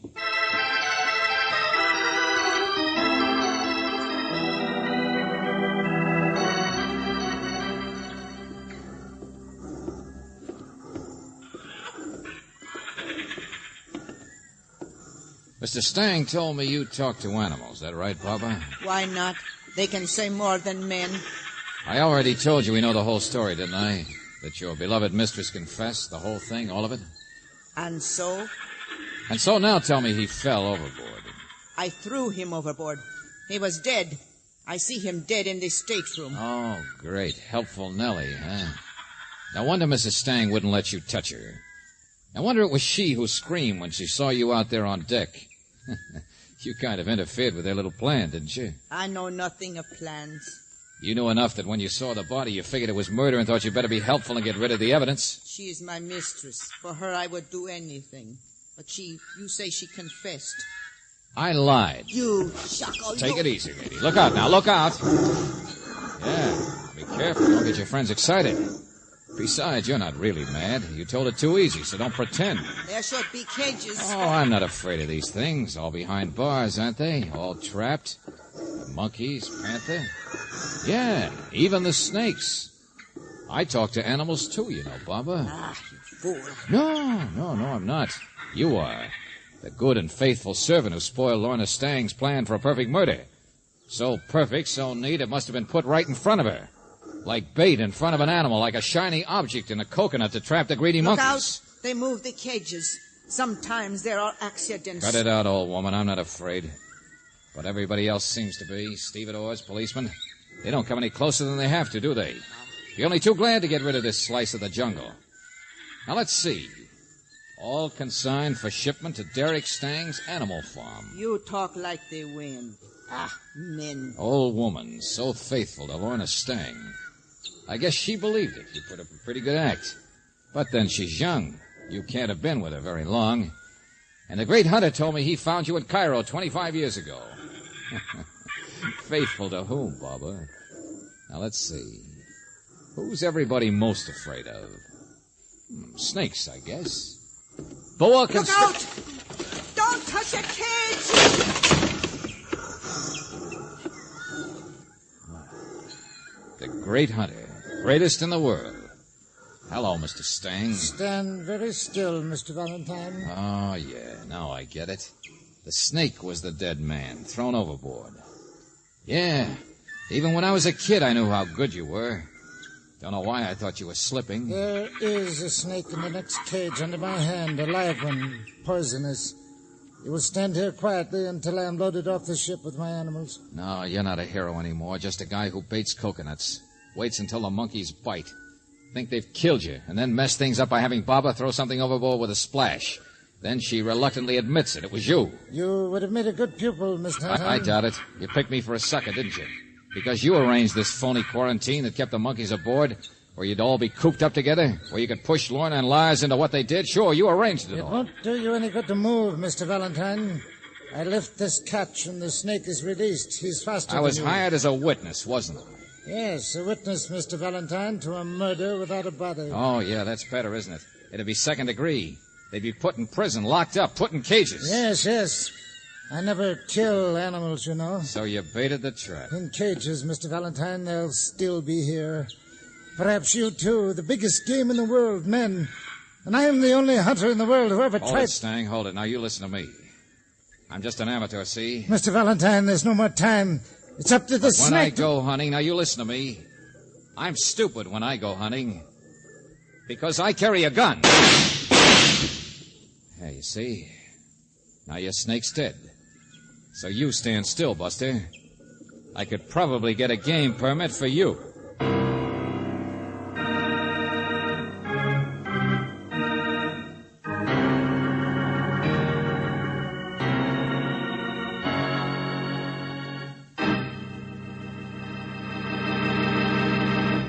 Back to the conclusion of our Let George Do It adventure in just a moment.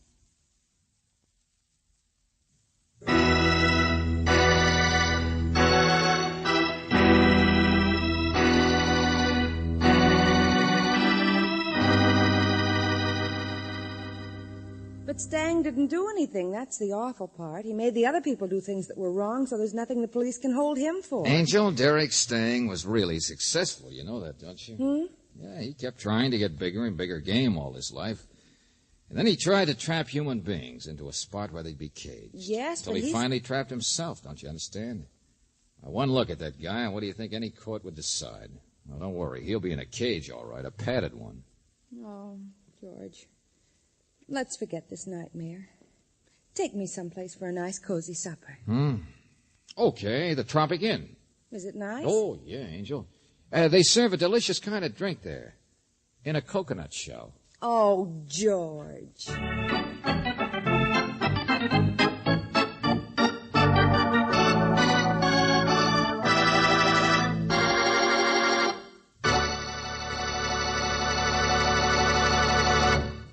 You have just heard The Hand in the Coconut, another Let George Do It adventure. Robert Bailey was starred as George Valentine, with Virginia Gregg as Brooksy. David Victor and Jackson Gillis wrote the story, with music by Eddie Dunstetter. Now this is yours truly inviting you to another visit with Valentine, when you will again hear what happens when you let George do it.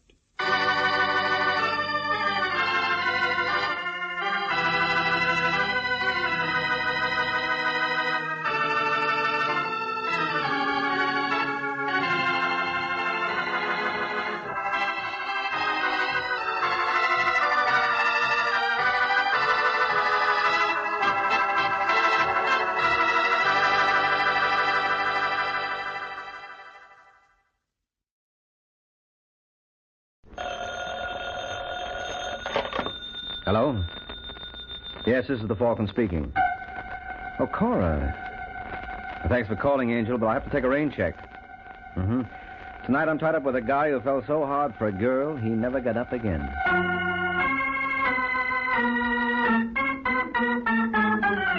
The Adventures of the Falcon, starring Les Damon. You met the Falcon first in his best-selling novels. Then you saw him in his thrilling motion picture series. Now join him on the air when the Falcon solves the case of the Invisible Thug.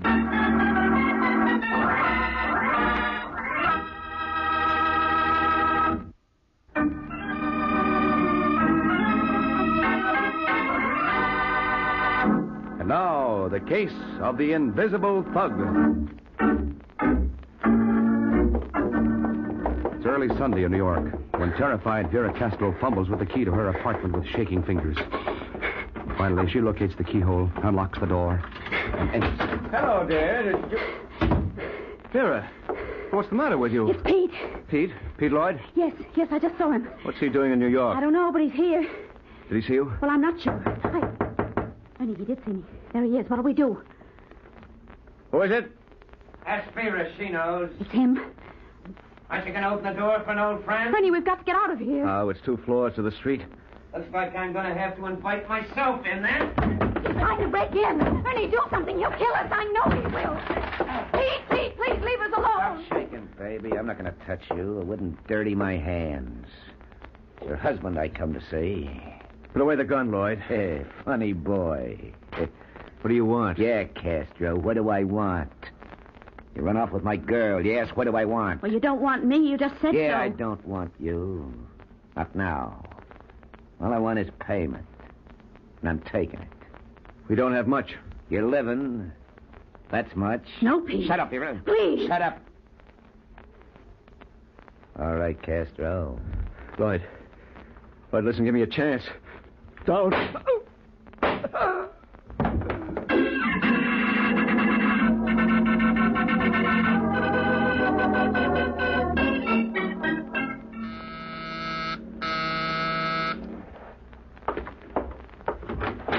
Yeah?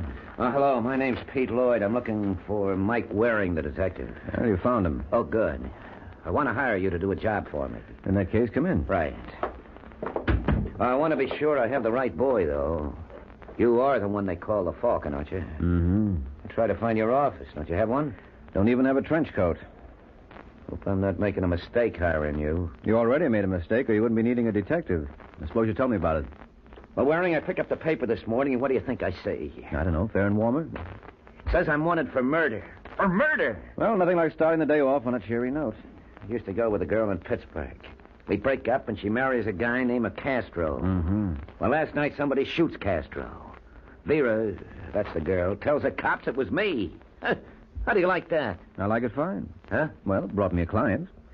You have an alibi, no doubt. Well, I wasn't even in town. That's how come the law hasn't picked me up yet. Well, it's going to pick you up. What? I'm not shielding you. Oh, no, sure not, Waring. I'll give myself up. They can't hang this on me. Only, I wanted to hire you first. Mm-hmm. You got to prove I didn't do it. Suppose I prove you did. I'll take my chances. Oh, fair enough. I'll work on it. At $50 a day in expenses. Yeah, sure. But I can't figure. Why'd Vera do a thing like this to me? Why? Well, maybe she killed Castro. Thought you'd make a good patsy. Hey, let's go. Take that back, Waring. Vera wouldn't kill nobody. Not Vera. You're not going to say... All right, chum, but let's call off the dance. I said let go.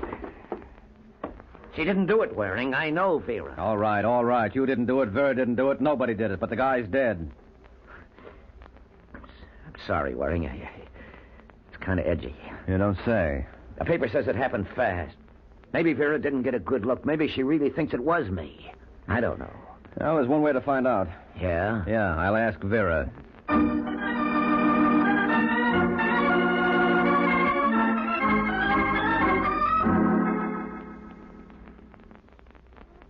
I'm sure, Mr. Waring. It was Pete Lloyd. I know it. There can't be any mistake about it. I saw the whole thing. Mm-hmm. I talked to Pete. I begged him to listen to reason, but he wouldn't. He tells me you used to carry a gun. Well, yes, I had a night job. A girl out late, you know. Yeah, sure, I know. You still have the gun? No, I sold it when I got married. Lloyd told me you used to hide the gun in the blue urn you had on the living room table. Is this the urn? I told you that I sold the gun, Yeah, so sure why you did, but you kept the urn after you married, and... Well, what's this? Wait a minute. I never saw that before.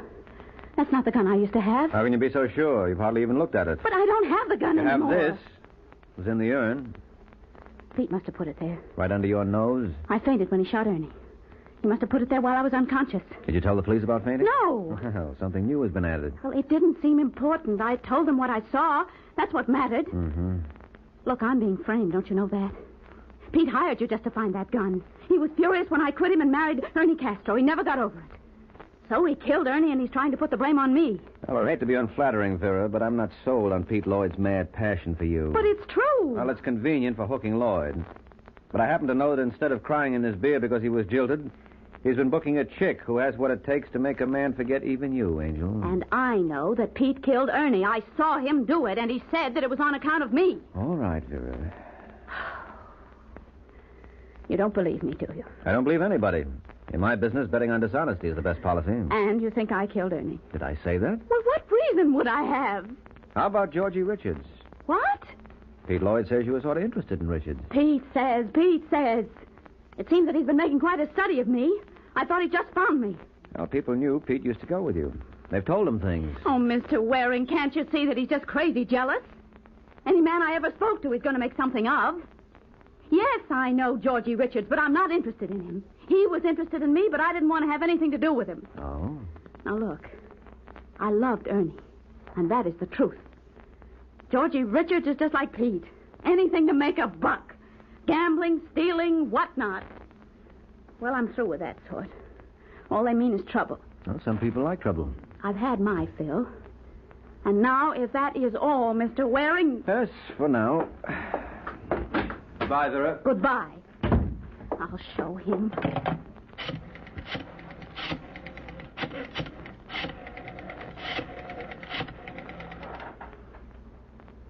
Hello. Georgie Richards, please.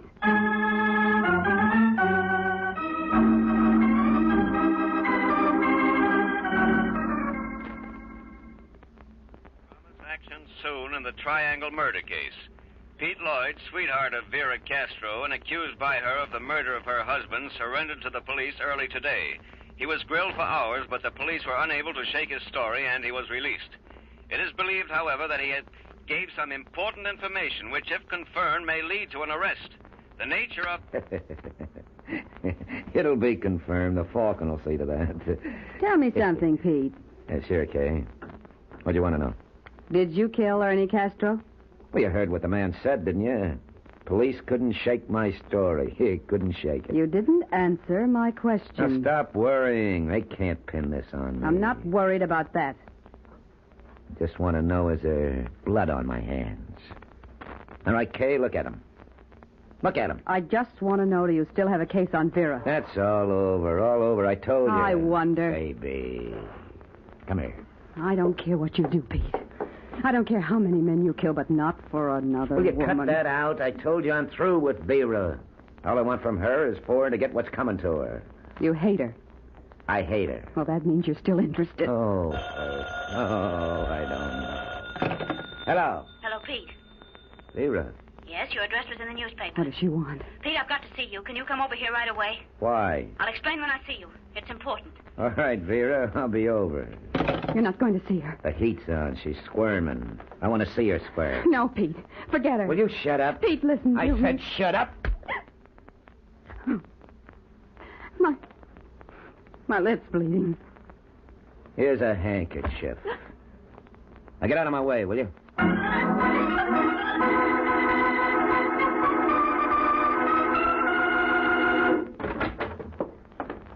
Come on in, Pete. Yeah, sure, baby, sure. And now, Vera? Why don't you come on over here? Sit down beside me. Sure, why not? That's it, Vera. Turn on the glamour. See how far it gets you. All right, Pete. Isn't it enough that you killed Ernie? Can't you leave me alone? Leave you alone? You asked me over. It was your idea. I mean the gun. And hiring Mike Waring. Telling him there's something between me and Georgie Richards.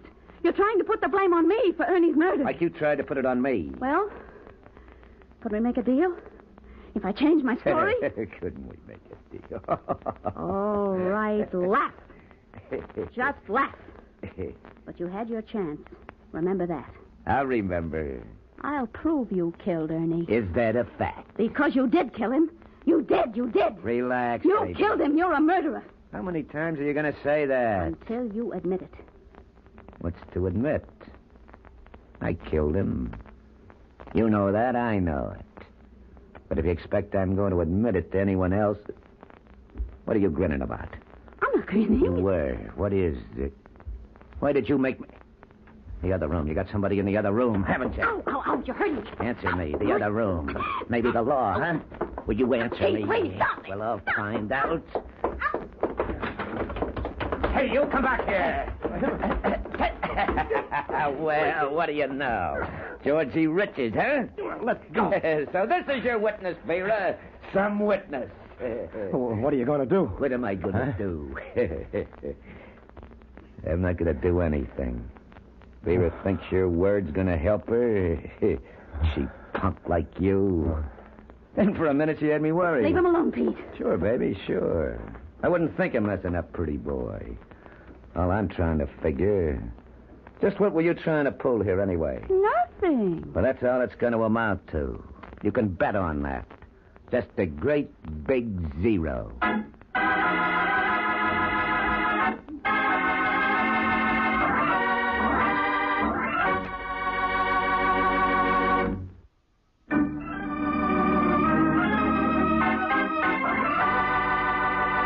And now, back to the adventures of the Falcon.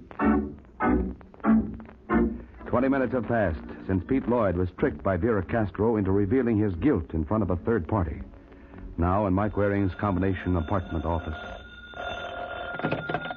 Hello? Is this the Falcon?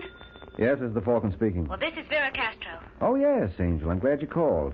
Just got a report on the gun. It's the murder weapon, all right. Oh, so now you're sure I killed Ernie? I didn't say that. Not in so many words. Well, it's not important. What do you want? An apology. When I see proof. I have proof, positive proof, that Pete Lloyd killed Ernie. That's why I phoned. Oh? If you will meet me at police headquarters in half an hour, I'll show it to you. You will see that... Ow! Vera. Hello. Hello.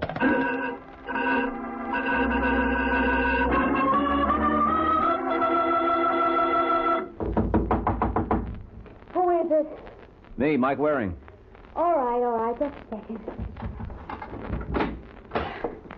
Hello, Mr. Waring. Come on in. What happened to you, Angel? I got knocked out. And that proof you were talking about? Gone. Surprise. You don't believe me, do you? You think I just faked the whole thing? Well, it does look phony. As phony as the gun in the urn. Oh, then you realize that was a plan. No, I didn't say that. I just said it looked like it. But you never can tell. Just what was the proof you were supposed to have had? A tape recording of a conversation between me and Pete Lloyd. How'd you get it? Well, I remembered that Georgie Richards had a tape recorder, so I called him. I thought Richards was nothing but trouble. You weren't going to have anything to do with him. I needed his machine. Uh-huh. You don't believe me, do you? You think there's something more to it? Look, why are you so concerned about what I believe? I don't know. All right, anyway, you made a recording. Yes, I did. Georgie hid the microphone under the pillows on the sofa. I got Pete to admit that he killed Ernie, and we got it on the tape. And then when he left, I called you. Mm-hmm. But Pete must have figured out that something was wrong, because he came back, heard me talking to you, and knocked me out. How about Richards? What about him? Was he here when you phoned me? No, he'd gone too. Oh, too bad. He might have seen. But he was here when we made the recording. He'll tell you. Yes, I'm sure he will. But I'd rather hear what Pete Lloyd has to say about it, so let's go, shall we?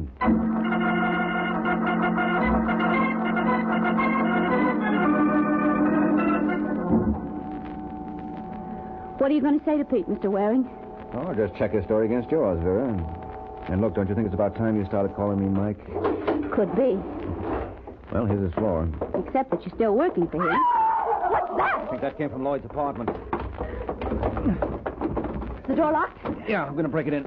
Wait a minute. I think someone's coming. Yeah. Well, hello, Angel. What happened? It's Pete. Where is he? Right there. On the floor. Oh, Mike. I see him, Angel. Oh, no wonder she screamed. Is he dead? Yes, Vera. Somebody knifed him. He's very dead.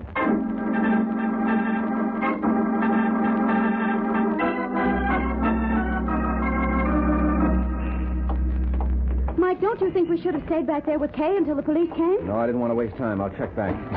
How do I get in? What's the hurry? Where are we going? To see Georgie Richards. You said you wouldn't take his word. No, I won't. Well, then why? Now, you'll see. Mike, Yeah? I didn't kill Pete. Mm-hmm. You don't believe me. I wish you'd believe me. Where does Richards live? Clyburn apartment. But I still don't understand. Look, you borrowed his recording machine. Now it's my turn, that's all. Well, what do you want it for? You didn't notice me pick this up at Lloyd's, did you? What's that? The tape! A tape.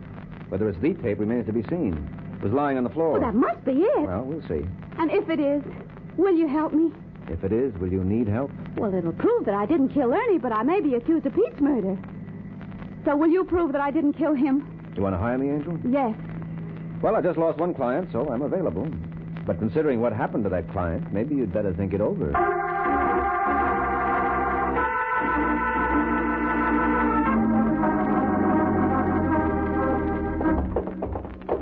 Here's Richard's apartment, 205.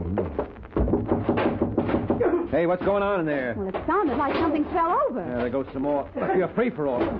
Come on, open up. What do we do? Well, I just guess I'll have to... Wait a minute, stopped. I was just about to break it in. No. Anybody coming? No, I don't think so. Maybe they couldn't hear me during the fight. I'll try again. Wonder what that was all about. I wouldn't know. Seems we're always butting into something. Hello, Mike, catch him! I got him. Wait till I get him into this chair. Close the door, Vera. All right. Well, I don't see anybody else in the apartment, Mike. But look, everything's all upside down. He's gone, the window. Who was it, Richard? I don't know. Big guy. I never saw him before. What was he doing here? When he was searching the apartment, he had all the drawers out. I came in, caught him, and right away started swinging. Uh-huh. Say, Vera, go in the kitchen, see if there's some ice in the refrigerator. Hey, what's that for? You should see your face, chum. It's all out of shape. Huh? And that shiner's a honey. Well, we'll patch you up, and then I want to try your recording machine, okay?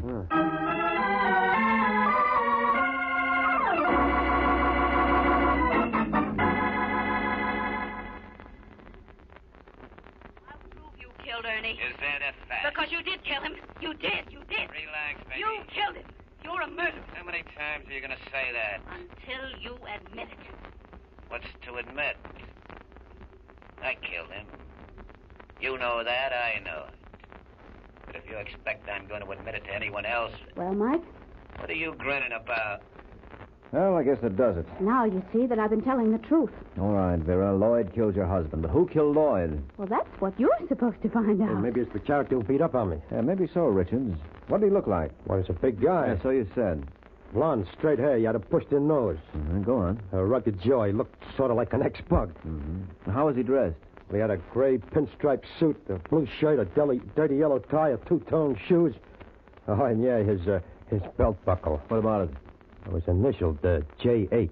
J.H., huh? Well, now we're getting somewhere. You think you know who it is, Mike? Think I know where I can find out? Where? Phone book. The phone book? Yes, I'm not the only private detective in town. I'll try all the J.H.'s till I land our boy. You think he's a detective? Think it's worth a try. This case is tightly knit. You, Vera, Kay. I don't see an outsider fitting in, unless he was working for one of you. So a detective looks like a good bet. You could be right, Mike. Well, sure, Angel. Why so surprised? Come on, I'll take you home, then I'll go to work on it.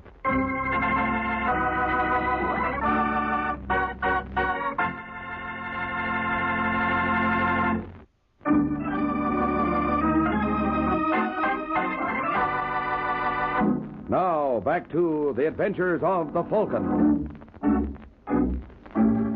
10 minutes have passed, and the Falcon is fulfilling his promise to drop Vera at her house on his way to solving the case. Well, so long, Vera. I'll let you know how I make out. All right, Mike. Good night. Oh! I've been waiting for you, sister. Hey, stop it! Tear your eyes out. You'll have to clear out mine first, Kay. That's a good idea. Come on, break it up. Break it up. She killed Pete. She killed him, and now I'm gonna kill her. You're not going to do anything. Ow, you're breaking my arm. Let go of her. Let go of her. Ow. All right. You all right, Vera? Yeah. Good. Now you, Kay. No use making like a maniac. That won't help anything. You don't understand. I loved him. Yeah, sure. Well, everyone to his taste. Why, you... Ow! I don't like to hurt you, Kay, but I can't let you go till you calm down. Now, come on, Kay. You better go with me. So long, Vera. Goodbye. Sorry if I hurt you, Kay. I don't like to rough a lady, but you haven't exactly been a lady, Angel. Now, come on.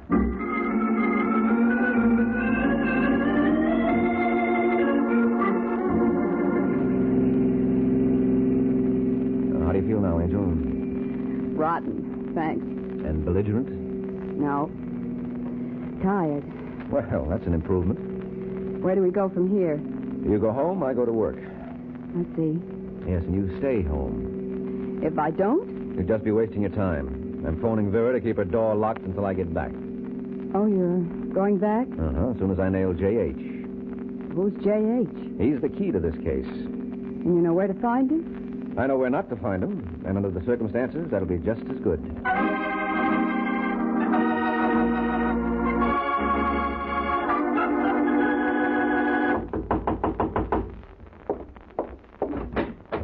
Oh. Hello, Waring. Did you find J.H.? I have a lead on him, Richards. Oh, good. Come in and tell me, huh? Yeah. If you saw him again, Richards, could you identify him? Sure. Well, maybe I can arrange it. But I want to be sure I'm not making a mistake.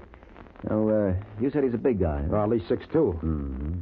Now, how'd you say he was dressed? Pinstripe suit, gray. Gray? Thought you said it was brown. Did I? I'm pretty sure you did. Vera remembered. Yeah, well, wait a minute. Yeah, that's right. It was brown. Brown pinstripe. I forgot. Mm-hmm. You should have kept notes, Richards. Oh, so I made a mistake. Yeah, it's a big mistake. Because you did say gray before. Well, okay, then. I told you. Yeah, sure. And you switched when I bluffed. Because you weren't sure.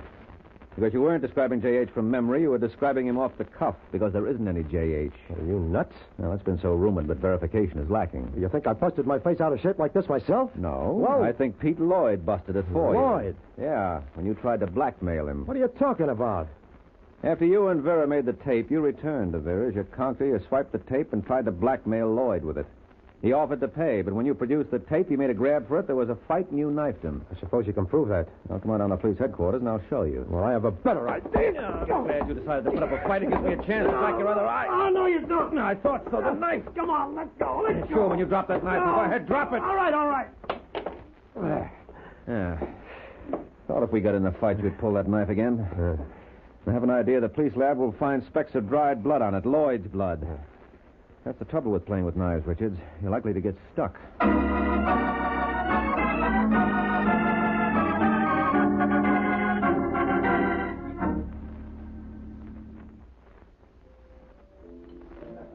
for a detective who operates out of his hat, you do all right, Mike. Oh, What's the matter?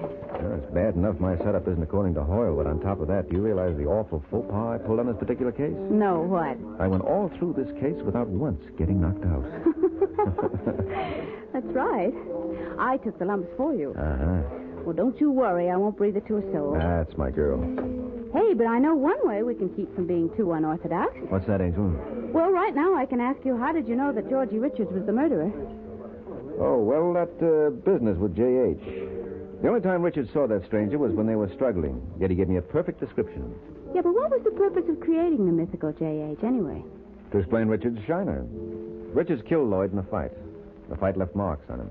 He had to explain them away, so when we arrived at his place, he staged the sound effects of battle and invented J.H. to account for the condition of his face. I see. And I pretended to go along with the gag to give him time to forget some details. Well, he did, and that's it. And now you see that I didn't have anything to do with either of the murders. You didn't want to believe that at first. Oh, what gave you that idea? I could tell by the look in your eyes. You mean you can tell what I'm thinking by just looking in my eyes? That's right. Well, can you tell what I'm thinking now, Angel? I certainly can. Good night, Mike.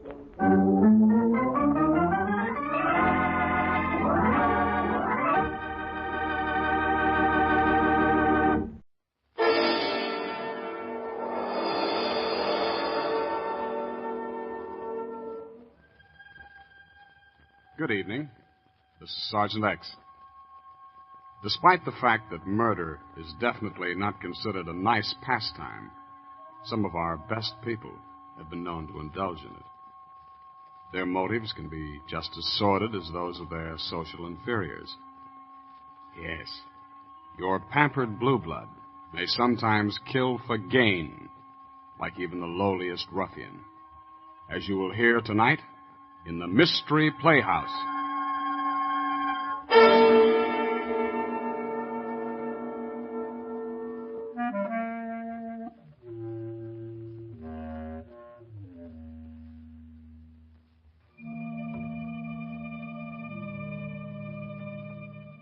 Tonight, we welcome back to the Mystery Playhouse stage two of our favorite guests, the famous young couple of crime detection, Mr. and Mrs. North.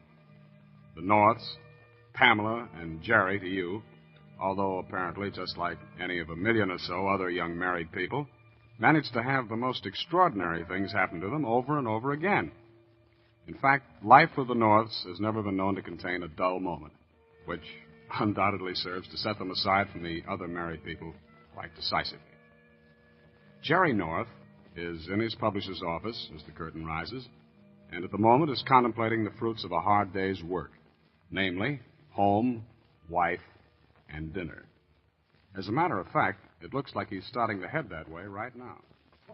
Hello, darling. I didn't expect you. What brings you here? My yellow handbag. What? Yes, it doesn't match this hat. Well? So I left it home. Oh. It has all my money in it. Uh-huh. And my feet are tired, darling. I walked down, but I don't feel like walking home, so I dropped in here to let you take me. Okay.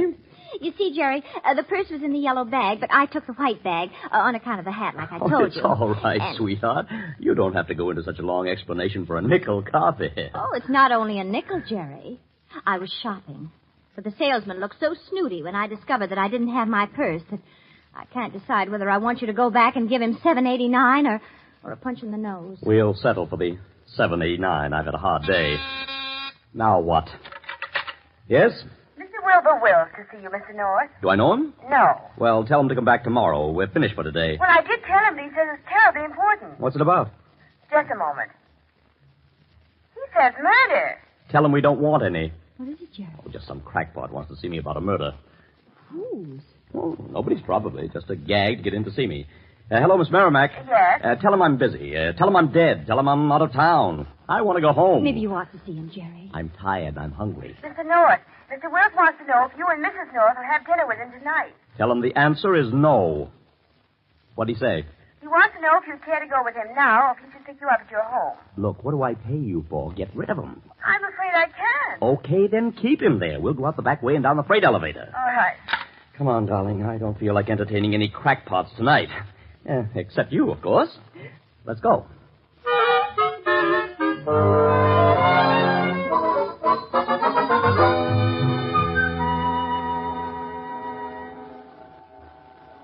Mr. North rides the freight elevator. Fine business. Well, you could have at least talked to Mr. Wills, Jerry. No, sweetheart. He'd have talked to me, and I didn't feel like listening. It might have been important. Well, he can come back tomorrow. Now, right through this side door. And we can get out of the building before he... Mr. and Mrs. North, hello.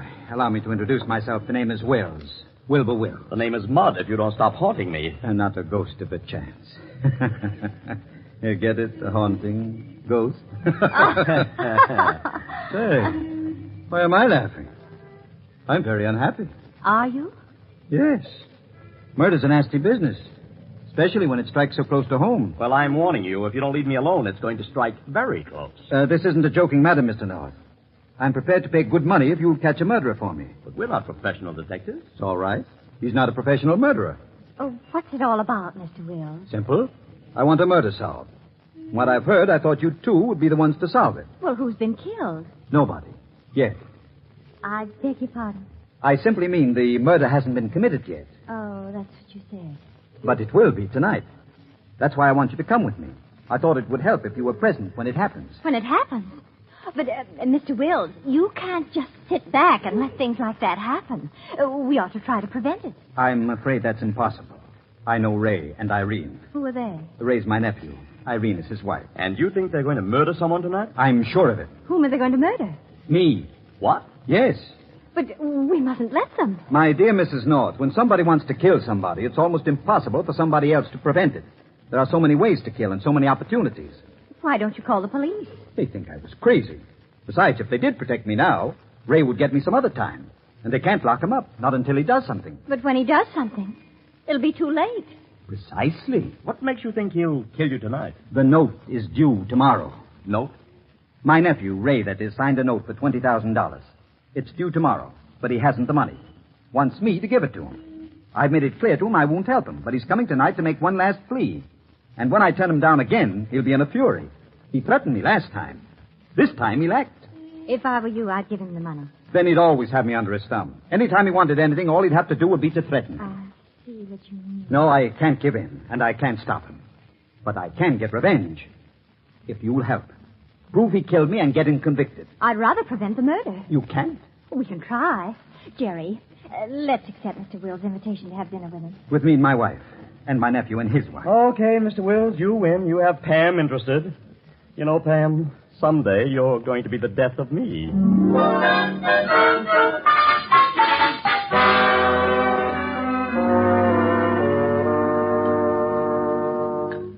No, Ray, not a single penny. The way you and that spendthrift wife of yours throw money around. Ray, you just going to sit there and let me be insulted? Who's just sitting here? Now, listen, Uncle. Just because you're a pinch-penny old miser is no reason to expect everyone else to be the same. I keep my money. Yes, and it doesn't do anybody else any good. Not even you. We're young. We have a right to... Now, don't start that again. Now, everyone. Must we carry on like this at the table? Remember, we have guests. Oh, it's quite all right, Mrs. Wills. Jerry and I don't mind. But it's bad for the digestion. I read an article that said more stomach trouble is caused by arguments than by pastry. And you know how that can distress one. State of mind. That's the important thing. Sure. Fine state of mind I should be in, with $20,000 to raise, and you and Uncle hanging on to more than you know what to do with. Well, if you'd speak nicely to your uncle instead of shouting at him, you might have a better chance. Sugar catches more flies than vinegar, you know. Okay. Uncle, dear, will you please lend me $20,000? I think it's a fine thing when a man's own relatives won't help him. What do you expect Ray and me to do? Starve? Starve. You have more furs and jewelry than you need. 2 cars, a swanky apartment. Sell some of those things, and then maybe we can begin to talk. The Lord helps those who help themselves, you know. Oh, shut up with your blamed preaching. Sit down, Ray. I will not sit down. I'm getting darn sick and tired of being pushed around. Everybody else in our whole family lives better than Irene and I do, and just... Everybody else in the family works. Just because Ray and I want a few simple luxuries. Simple. All right. We're extravagant. We light our cigarettes with $1,000 bills. We fill our swimming pool with imported champagne. We use diamonds for paperweight. That's not much of an exaggeration. All right. Forget it. Don't help us. Don't give us anything. You selfish, rotten, cheap, stingy old miser. Go on, hang on to your filthy money. But if you wake up some morning with a knife in your stomach, don't say I didn't warn you. Now, Raymond. Must we raise our voice? Oh, nuts. Ray, wait! Oh, dear me, Wilbur. When Raymond gets into one of those fits, there's no telling what he'll do. I know what he's going to do. Perhaps you should give him what he wants. Never. I'm terribly sorry your dinner was spoiled this way, Mr. and Mrs. North. But Ray has such a nasty temper, and he can be so mean. I warned them to expect it. I can't help worrying when he acts like this, dear. Perhaps his bark is worse than his bite, Mrs. Wills. Oh, you don't know Raymond, Mrs. North. You don't know how mean he can be. Tell them about Waffles, Wilbur. Waffles? He was a puppy. Chewed up Ray's favorite jacket. Raymond strangled him. That's what he did. Strangled him. How awful. I'm worried. Well, Pam and I'll try to see that nothing happens, Mrs. Wills. What can you do? Well, when Ray calms down a bit, I'd like to have a talk with him. In the meantime, I think you two had better go upstairs and lock your door. It's useless, North. We'll see. Anyway, do what I tell you, will you, please? But I tell you, there's no way... Look, you asked us to come here. It was your idea. If you want us to stay, please do what we tell you. All right, then. We will. And don't worry. Nobody's going to stick any knives in anybody tonight. I hope.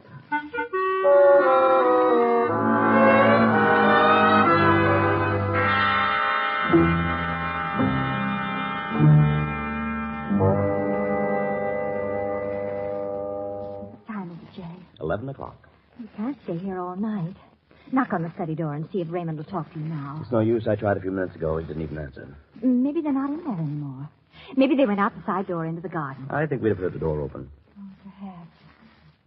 Jerry, do you really think that Raymond will try to kill his uncle? No, I think Mr. and Mrs. Wills are letting their imagination run away with them. Still, there's no use in taking chances. But if they keep their door locked... How about the window? Oh, it's right above this window. We'd see or hear anyone trying to get to it. You know, darling, I wonder... I do, too. I wonder how we always get into things like this. By now, I'm beginning to think it must be habit. Well, if we prevented murder, it was worth getting into.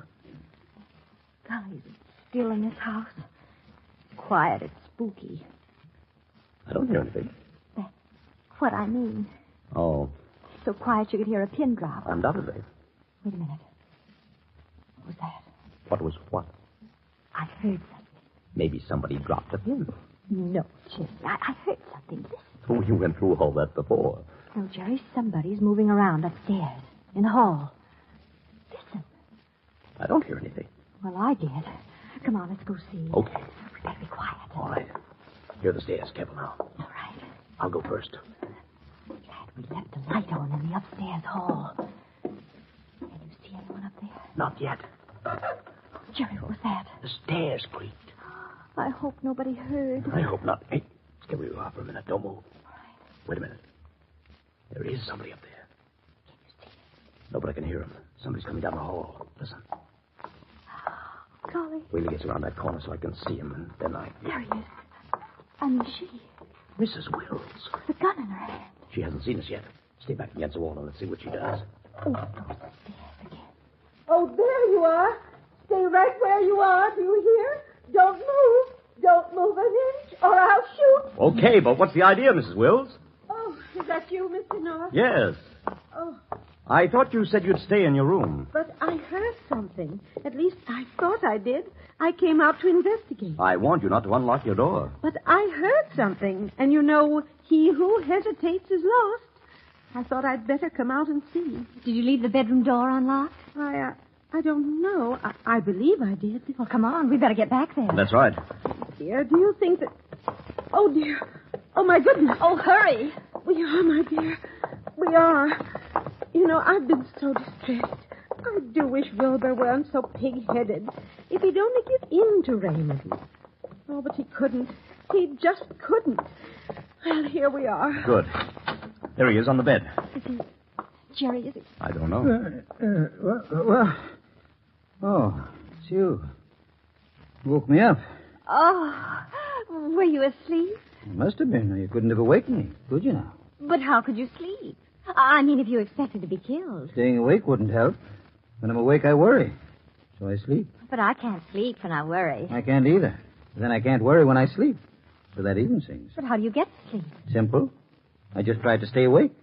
Oh. Linda, what's that you've got in your hand? What?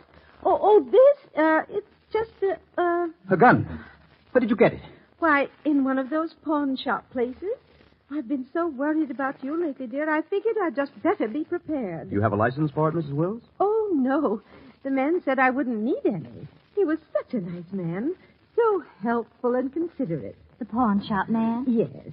First, he did say something about a license, but when I promised not to shoot anybody unless they tried to kill somebody first, he said it would be all right. If I paid him $100, that is. Wasn't that nice? Yes, wasn't it? So's $100. I beg your pardon? Never mind. But you better let me have that gun. And then please stay in this room and don't unlock the door again. Oh, I can't let you have my gun. I might need it. Anyway, Melinda, you wouldn't know how to shoot it. Oh, I don't want to shoot it. I wouldn't think of it. As a matter of fact, I don't believe it will shoot. I just wanted to frighten people with. I think you'd better give it to Mr. North, my dear. But I don't want to. And if it won't shoot... How do you know it won't shoot? Well, it's so old and rusty. Of course, the man assured me it would shoot, but... Oh, what was that? The man was right. Oh, my goodness. Oh, my heavens. Oh, dear. Here, Mr. North, take it quickly. Thank you. Oh, my, what did I hit? Oh, nothing. The bullet went in the wall next to Pam. Uh-oh. What's the matter, Jerry? Darling, you have only one earring. What? Have only one earring. Oh.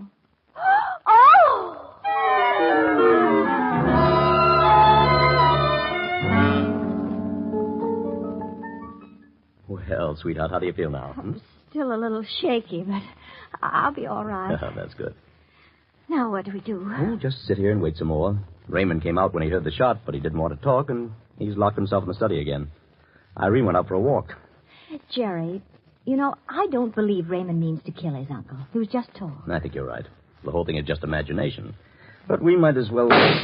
Gollies, that wasn't imagination. Somebody playing with guns again. Only this time, I'm afraid they weren't playing. Come on, it came from the study. But the Wills promised to stay in their room. Promises in this house aren't worth much. Oh, here it is. Let's see. Oh, it's locked. Hello. Hello in there. No answer. I'm going to break in the door. Look out, Pam. There we are. Now... Oh, Jerry, look. Yeah, I see. So Raymond did kill somebody after all. Yes. Himself.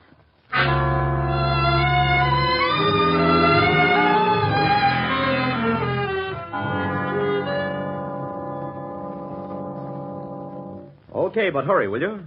Sure, we'll be right here. Goodbye. The police will be right over, Pam. Oh, good. Because it's not going to be easy keeping the Wills and Irene out of the study. Don't you think they all acted rather strangely when we told them Raymond was dead? Well, the Wills seemed relieved. Yes, and Irene seemed to take it pretty coolly, don't you think? Yes. But she's crying now. I guess she was just stunned before. Yeah, I guess so. You know, Jerry, it's strange that Raymond killed himself, though, isn't it? Somehow he didn't seem the type. Of course, he was in bed, but he didn't kill himself, Donna. Raymond didn't kill himself. He was murdered. Are you sure, Jerry? Pretty sure. He was shot in the heart from the front. But from the position of the shot, he'd have had to hold the gun in a very awkward position to do it himself. I see. Well, in that case... Jerry, were there any powder burns? Yes, why? I have a hunch. I'll bet I know who killed him. Good, but can you prove it? Let's see. If we make believe that we saw what happened, that we saw someone leaving the study... that wouldn't fool anyone. Well, how do you know? Well, I mean, it wouldn't fool the murderer, because the murderer knows what really happened in detail, and wouldn't believe us unless we gave enough details. Well, we'll give details. But we don't know the details. Did the murderer run from the study or just creep away? Did he or she go toward the front of the house or the back? Did he or she... Oh, don't worry, Jerry. We'll have plenty of details. But will they be the right details? Of course not, Jerry, but that won't matter. Well, what do you mean it won't matter? Well, there are some things the murderer doesn't know. And sometimes, darling, what you don't know does hurt you.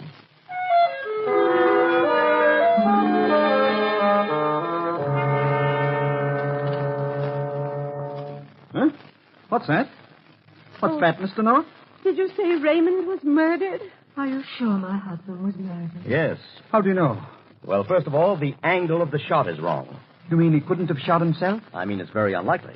But not impossible? No, not impossible. I see. But the angle of the shot isn't all. There's something else. What? Well, you and your wife claim you were in your bedroom when the shot was fired. And Raymond's wife claims she was outside taking a walk. That's right. Yes. Well, Pam and I were also outside, where we could see the side door leading from the alcove off the study. We heard the shot, and a moment later, the doors from the alcove opened, and one of you came out. What? One of us? Yes. Why, my dear Mrs. North, do you realize what you're saying? Well, I'm simply telling you what we saw. We saw one of you come through the door, turn and lock the door, look around, and then hurry to the back of the house and go in the back door. We followed and found you left the back door open, so we came in. But you'd already gotten upstairs. Then we went in the study and found Raymond's body. Then you think you know who killed my poor husband? I think we do. But, my dear Mrs. North, if you saw anyone, it must have been you, Mrs. Wills. I? Yes, Mrs. Wills. You. That's absurd, Mr. North. Indeed, accusing me of murder. How dare you? Yes, how dare you? Don't you realize you are guests in this house? I'm sorry if we've done wrong by Emily Post, Mrs. Wills, but we saw what we saw. You lie, sir. Melinda was upstairs with me the whole time. I don't know what your scheme is, but I warn you, I'm not going to... Now, my dear, let's not lose our temper. But the nerve, the confounded nerve. Mr. North, Mrs. North, can you give me one good reason why my wife would kill Raymond? To keep him from killing you. You had no right to say... Really, dear, let's not discuss it anymore. I have a headache. I'm going upstairs and lie down until the police get here. Very well, my dear. Now see what you've done. You've given her a headache.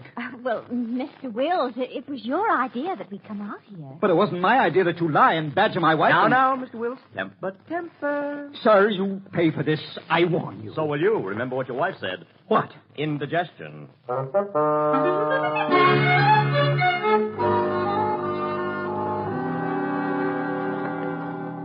Here's her room, Jerry. Okay. Who's there? The Norths. What do you want? We'd like to talk to you. But I have a headache. Well, take an aspirin and open the door. It's important. All right. Just a minute. Jerry, I hope our plan works. Oh, we'll soon know. Now, what do you want? Let us in. There. What is it? Why did you lie about me? Well, we had to work fast, Mrs. Wills. The police will be here any minute. Thank heavens. They certainly won't believe that ridiculous story you told. But they'll interfere with our plan. Interfere with your plan? Their being here would. But then if you don't want the police here, that must mean you... Oh, that is... Oh, here. Oh, my goodness. I'm beginning to understand a few things. Oh, my. No, Mrs. Wills, I don't think you are. But if you... What is it? Somebody's coming upstairs. Okay. Mrs. Wills, get in bed quickly and pretend to be asleep. What's that? Hurry, do as I say. What are you doing? Just turning out the light. What is this? It's what we've been waiting for, I hope. Come on, Pam. Let's get behind the screen. All right. Now there are footsteps in the hall. Yeah. And stopping at the door. Well, Jerry, this is it. Who's there? What do you want? What is it? I want to talk to you. Irene. Yes. What did you see downstairs? What? You were in the alcove off the study when Ray was killed. Did you see how he died? No, it isn't true. I wasn't there. The North saw you. That's not so. Perhaps. What did you see? Nothing. I wasn't there. Okay, just see that you stick to that story. I will. It's the truth. And honesty is the best policy, you know. Well, you just see that you stick to it, because if you don't... Yes. Oh, so that's it. Oh, my, how stupid of me. Of course. And I thought, oh, dear. What's the matter? You killed Raymond. You were afraid he'd have to sell your furs and jewelry and things. But now his insurance will cover the debt. Of course. You killed him. Don't talk so loud. You don't know. You weren't there. You just said so. But you did. You did. Well, how are you going to prove it? Well? I warn you, if you so much as open your mouth when the police get here, I won't, I promise. Well, you better keep that promise. No, why should I take the chance? What do you mean? You won't get a chance to talk to the police. I'm going to... No! Oh, you don't, Irene. Oh, you stop it! Let go! Drop that letter opener. Oh, my arm! Drop it. Yeah, that's better. What's that? I guess it's the police. Better late than never. Good. Get them up here and let them take this wildcat off my hands. My goodness. I'll get even with you for this. All of you, you dirty Oh, now, Irene. Let's not say anything we'll be sorry for. Oh, shut up. Oh, what manners.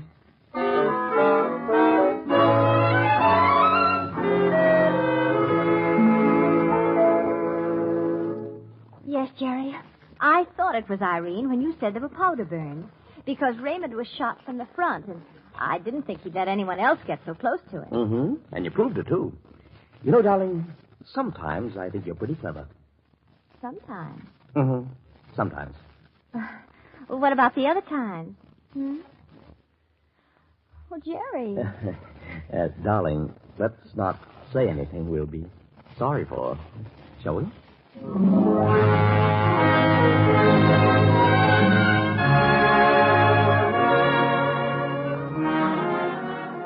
Well, Jerry and Pam, nice to have had you with us once again. We'll be running into you two in the near future, I'm sure.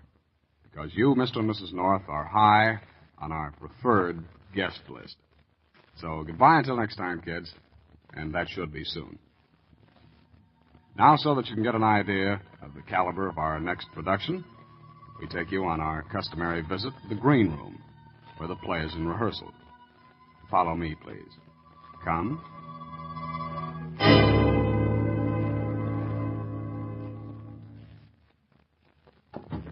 Oh, good afternoon, Miss Blair. Sit down. Thank you. I called you in because I just wanted just a few words with you before the trial. All right, I'm here. What is it? Miss Blair, I'm going to be very frank with you.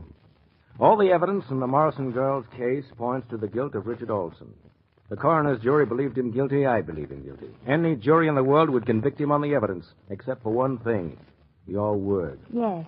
I know he's innocent because he was with me. That's your story. You don't believe me? That's beside the point. It's my job to convict Richard Olson if he's guilty. I'll try to do that.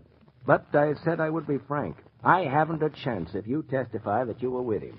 The jury will take the word of Miss Sally Blair, the daughter of a powerful and famous family. Yes, of course. But it's for that very reason, Miss Blair, that I ask you to stop and think a moment. Think of what? Of yourself, of your family, of your position. If it should turn out later that Richard Olson was indeed guilty, could you forgive yourself for having aided a murderer? But he's not guilty. He was with me. Perhaps you haven't heard that Richard Olson and I are going to be married. Married? Yes, as soon as this farce is over. So you see, Mr. District Attorney, you're wasting your time. I see. And you think that you, the daughter of one of the best families in San Francisco, will be happy living the rest of your life with a murderer? Crime has to be proved. Rick will be acquitted. Yes, I guess he will. And so, Miss Blair, you will go that far for another thrill. I don't know what you mean. I'm marrying the man I love. He's accused of a crime of which I know he's innocent. I will testify to that effect. Rick was with me. Very well, Miss Blair. May I wish you a very happy married life?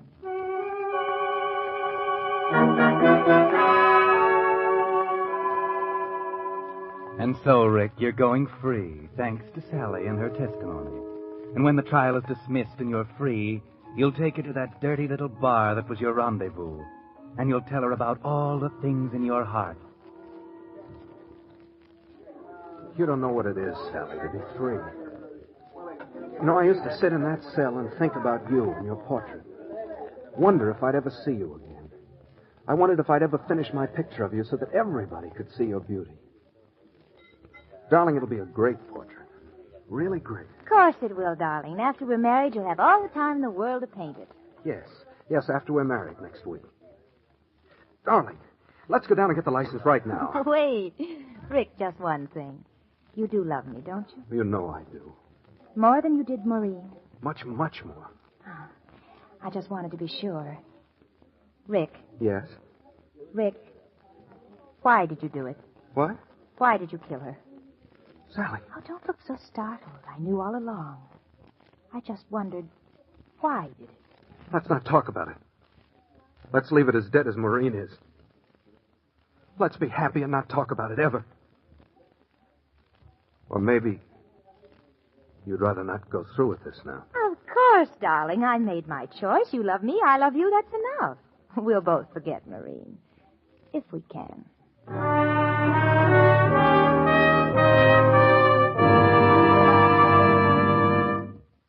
that was the appetizer for our next main course, as served up here in the Mystery Playhouse.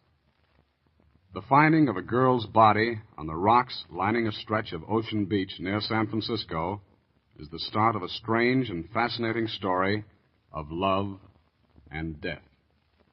A tale that should find you right back in your seats next time when our old friend the Whistler tells you of a wild night on foggy Seal Rocks and the girl who was married to a murderer. This is Sergeant X, closing the doors of the Mystery Playhouse. Good night. Sleep tight.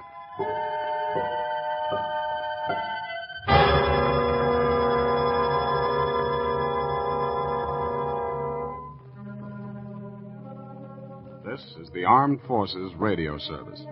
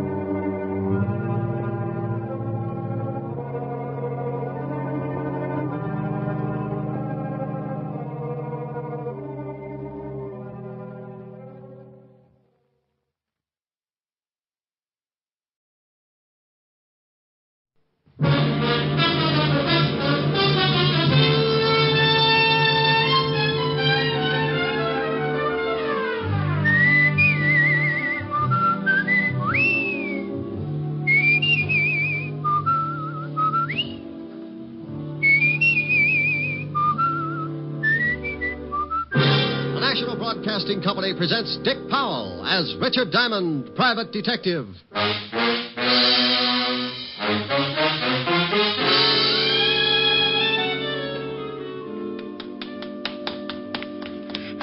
it is. I've got it. Let me see it. Here you are. Oh, yes, indeed. My friend, you have just made us independently wealthy. Many men have died in the past because of this. And unless we're extremely cautious, you and I will be added to the already long list of its victims. Come, hurry. Here's another exciting half hour with Richard Diamond, Private Detective, starring Dick Powell.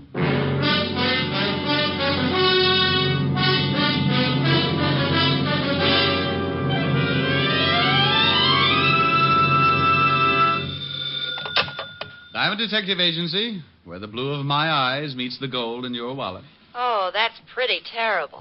You may be right. You admit it. Yes, I've seen your wallet. Oh, Rick. Hello, Helen, baby. Hi. What are you doing? Oh, just finished cleaning out my desk. Oh, find anything interesting? Mm-hmm. Sam Spade. Guess he hadn't paid his rent. Oh, you're impossible. So, Sam. Well, I'm not going to try to keep up with this. Am I going to see you tonight? Oh, sure, darling. Wait a minute, honey. Company just walked in. Oh.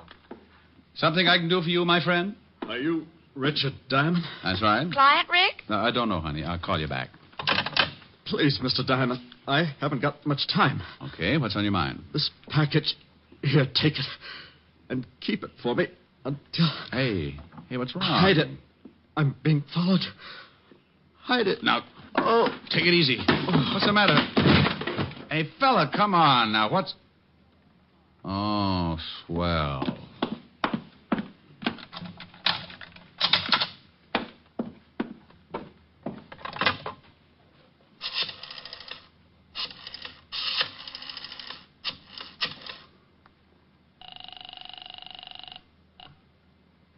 Precinct Police Station, Sergeant Otis. Otis, let me talk to the lieutenant. This Diamond? No, it's Ponder, and I think I've been doped. Now put the lieutenant on the line. Oh. Homicide, Lieutenant Levinson. Walt, Rick. Oh, no, it's only 4 o'clock in the afternoon. Nobody gets killed at 4 o'clock in the afternoon. You better check up on your statistics. There's a guy in my office who makes a liar out of them. What? Yeah, lying right here in front of my desk. He's dead? Well, if he isn't, he's got a lazy heart. Maybe he just fainted. Maybe he's suffering from some kind of a shock. Maybe he's got some terrible disease, and he'll give it to you. Walt, if this guy isn't dead, he's sure going to have a hard time explaining the bullet hole in his back. Don't touch anything. Can't he even scratch my head? Oh, You know what I mean. All I did was lock the door. Now get over here. Knock 3 times and say, Ricky loves Walter, and I'll open up. What did you lock the door for? Well, because this guy came in and gave me a... Gave you a what? Wait a minute, Walt. Come on, what are you mumbling about? Will you shut up? Someone's trying to get in the door. I'll see you when you get here, Walt. I have one of those locks that any skeleton key would fit, and that was exactly what my visitor was using. He opened the door. I moved back against the wall as the door swung in. My visitor was a young, well-dressed man, about 5'8" or 9, red hair, nose full of freckles, and on top of the nose, a pair of black-rimmed glasses. There was a big bulge under his coat that he started reaching for just as I rolled his arm around behind him. You're backing me off! No, not yet. I still got a little way to go. No! Just making you more comfortable. Now, I'll take this big gun. It must weigh you down. You can't do this stuff. Oh, sure I can. See, I just twist a little. No! Just locking the door again. Now sit down in that chair. My arm. I'll be happy you still got it. Now, what are you doing patty-footing it around here, using a pass key to get into my office? I got the wrong office. Look, Sonny, you see that over there? What is it? It's a guy, and it's very dead. I'll send some flowers. Make it enough for a duet. Someone else gonna die? Someone else is going to get pretty close to it if I don't get the answers I want. Well, I'll see what I can find out. That's to see how fast you can talk. I don't have to talk to you. I don't have to talk to nobody. Want to bet? You're gonna be sorry for that. You're mixed up. Let me straighten you out. Now, wait a minute. Now, then let's have it. What were you doing busting in here? What do you know about the dead guy? I don't know nothing about him. What gave you the idea you could break into my office? I found out the door was locked. I didn't want to wait around in the hall. You got a permit to carry this gun? Well, of course I have. Let's see it. I haven't got it with me. Oh, well, then we'd better start at the beginning. Come on. Ricky loves Walter. Now open this door. I'll have Otis kick it in. Who's that? That's the law, Buster. Now, you stay put while I let the big fat policeman in. Come on, Diamond. Should I, Lieutenant? Oh, not with your head. Well, greetings. Come on in, Walt. I got somebody. Hey, what the... Oh, I had somebody. Some guy jumped through Diamond's window. It's 8 floors up. Yeah, but there's a roof only 1 floor below.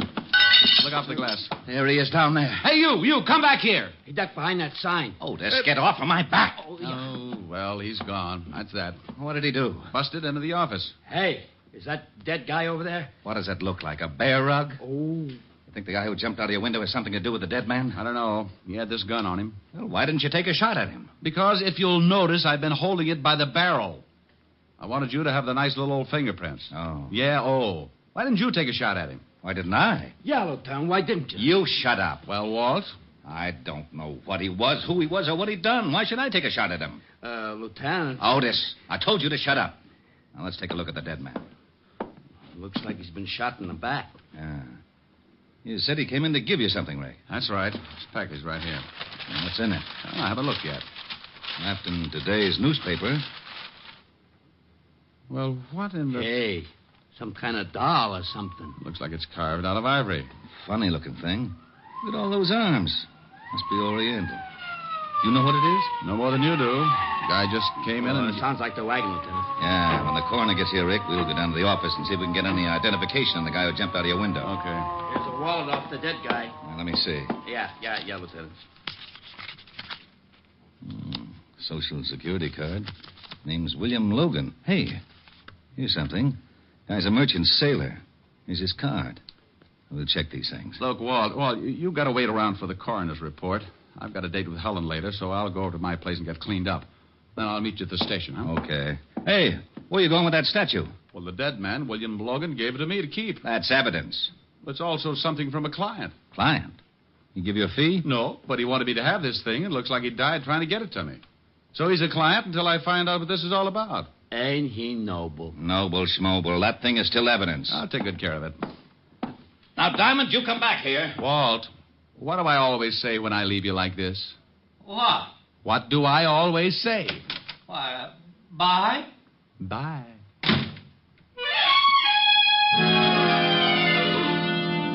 I left Walt and headed for my flat on East 51st. I wasn't about to try and figure the whole thing out because it was still an early case, and sometimes cases like that can stretch out into 2 or 3 murders before things begin to fit together. That's the way you got to figure. One guy dead could lead to another, so you walk on eggs for a while and make sure it's not going to be you. I got to my flat and went in. Smoked a few cigarettes. Looked at the carved ivory figure that William Logan had given me. It looked like a woman sitting cross-legged with all of her 6 arms outstretched. I gave it a good going over, but couldn't find anything unusual. So I put it on the piano and went in and started to shave. No. Yeah? Yeah? Yeah, what is it? Okay. When people don't answer, it makes me wonder. I crossed the living room, remembered the ivory figure on the piano. So just to be safe, I lifted the top of the piano and put the statue down inside. Then I moved over to the door. Mr. Diamond? That's right. I'd like to talk with you. I have a business proposition. Is there any money involved? Quite a good deal. Well, you've just made an appointment.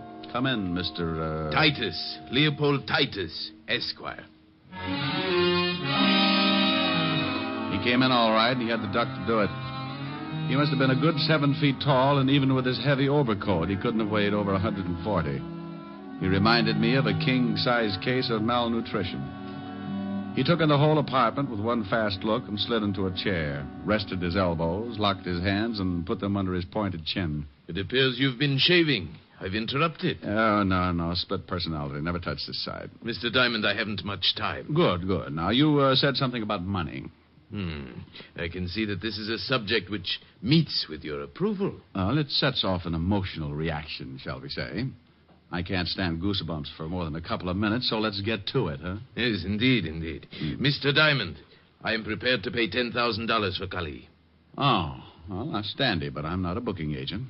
What kind of an act does Kali do? 10,000, Mr. Diamond. Look, to me, Kali is the name of a dog. Kali. Oh, okay, so he got mixed up with a French poodle. 10,000, and that's my top price. You know, of course, you're running me right into a nervous breakdown. I get the shakes when someone changes $5. Mr. Diamond, I want Kali. I will have Kali, whether I pay you the 10,000 or not. Look, Mr. Titus, really, I don't know what you're talking about. Well, I certainly hoped you'd be more sensible than this. I know that William Logan came to see you this afternoon. Oh? And I know for a fact that he had Kali with him. Well, did he have it when he left my office? I couldn't see. Mr. Logan was under a sheet. Now, either the police have Kali or you do. I'd like very much to know. Maybe I can help you, if you'll tell me exactly what this Kali is. I made an offer of $10,000, Mr. Diamond. That's a great deal of money, but it does not entitle you to play 20 questions. Okay. Now, if you don't mind, Mr. Titus, I'd like to finish shaving. As I explained, Mr. Diamond, I don't have much time. Well, then, good afternoon, Mr. Titus. No, I'm afraid not. Charles! Yes, Mr. Titus. Well. I thought maybe you'd cut your throat when you jumped out of my window. I hear you got rather ambitious with Charles, Mr. Diamond. He turned such a pretty color when you slap him around. I told you you'd be sorry for that. Yes, and indeed you will, Mr. Diamond, unless you tell me where I can find Kali. You can go to the devil. I'm afraid the trip would be unpleasant and premature. However, I'm sure your passage might be taken care of. Show him your new gun, Charles. Of course. Now you sit down, Diamond. Where is Kali, Mr. Diamond? And you know very well what I'm talking about. The small hand-carved ivory statue. Sorry, Titus. Yes, and so am I. I deplore the sight of blood. Oh, that's all right, Mr. Titus. Just turn your back. Yes, Charles. Excellent suggestion. Do you have a wireless, Diamond? No. But I got a lovely bunch of coconuts. Oh, very funny. All right, where's your wireless? Hey, never mind, Charles. Mr. Diamond has a piano. Yeah, I can manage to raise or lower the volume as the groans dictate. I can make a lot of noise. My old piano teacher assured me I could do the same. Now, go ahead, Charles. Hey, now, wait a minute. Oh! Where is Kali, Diamond? Oh, nuts. Again, Mr. Titus? Again, Charles. Are you using your fist, Charles? Oh, yes. Well, use the barrel of your gun. We haven't much time. All right. Oh, now, wait a minute. You... Oh. Oh, it's not a very good piano, Mr. Diamond. That's an old kazoo over in the drawer. Kali, Diamond, I want the statue. Well, for $10,000, don't you think I'd give it to you? No. Oh, really, Mr. Diamond, this piano is in a deplorable condition. So's Diamond, Mr. Titus. He looks terrible. Shame, but unavoidable. Keep working on him, Charles, until he decides to confide in us. Where's the statue, Diamond? No? Okay.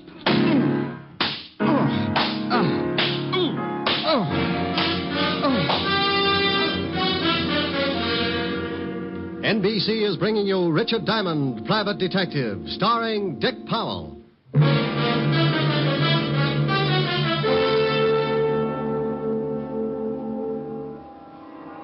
Young man. Young man. Who says so? That is good.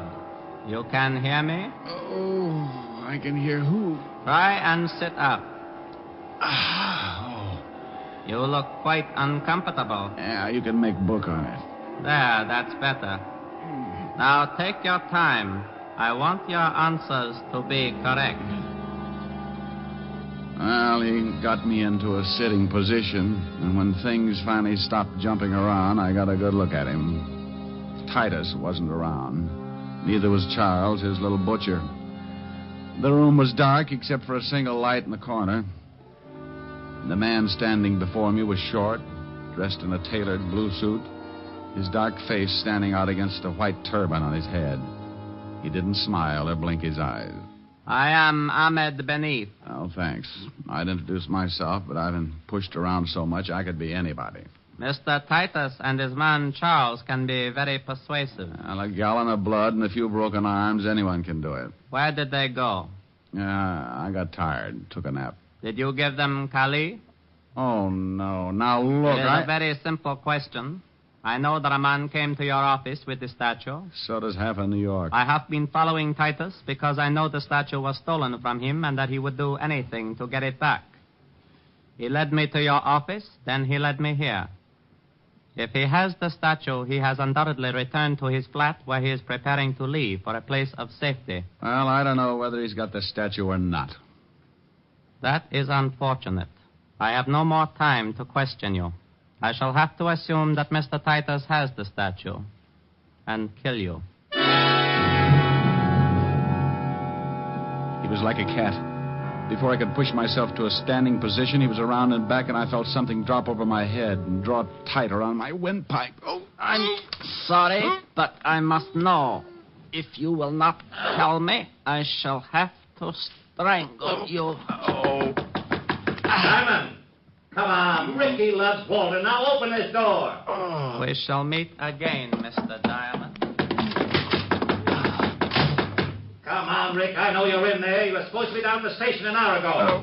Shut up. I don't want to break it down, but I will. Yeah, but I will. Okay, keep your badge on. Come on, step on it.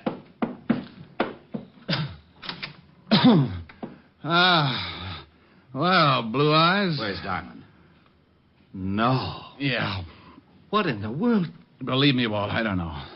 You look awful. Yeah, I feel like I've been playing in a wind tunnel with blocks of cement. What happened? Look, before I go into it, tell me what you found out. We better take care of you first. Yeah, it'll have to wait. Things keep going on like they have been. It's only a matter of time until someone else gets killed. Now, what did you find out? Well, you know that gun you gave me? Yeah, the one I got from Charles. Is that his name? Yeah, what about the gun? It was the one that killed the guy in your office. That's why you've got to get down to the station and try to identify this guy from the gallery. By the time I do that, he'll be out of the country. How do you know that? Ahmed Beneath told me. Who the devil is Ahmed Beneath? Guy with a turban tried to strangle me. Now, don't you start that. I'm not starting anything. He beat it out the back. If you had knocked on that door, I'd have been strangled to death. He the guy who beat you up like this? No. Charles did. Because Mr. Leopold Titus, Esquire, told him to. Leopold Titus, Esquire? What are you trying to do? That's right. He was looking for Collie, and the first... Wait a minute. Collie? That's a dog. No, Walt, it isn't. It's an ivory statue. Oh, my gosh. Now what? Wait a minute. He's lost his mind. What are you doing in that piano? I'm looking for the statue. I put it in here. Please, Rick, slow down. Yeah, gone. Well, Titus has got it. He was playing the piano. Please, Rick, please. Walt, what did you find out about the dead man? William Logan? Yeah, what did you find out? He was a merchant seaman. Landed yesterday on the Queen of India out of Calcutta. Huh? Thanks, Walt. Where do you think you're going? Check with the steamship company.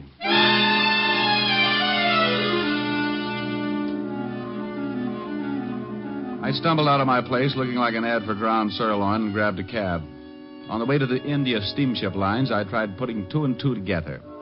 The little statue, Kali, was the reason for the whole thing. One man was dead because of it.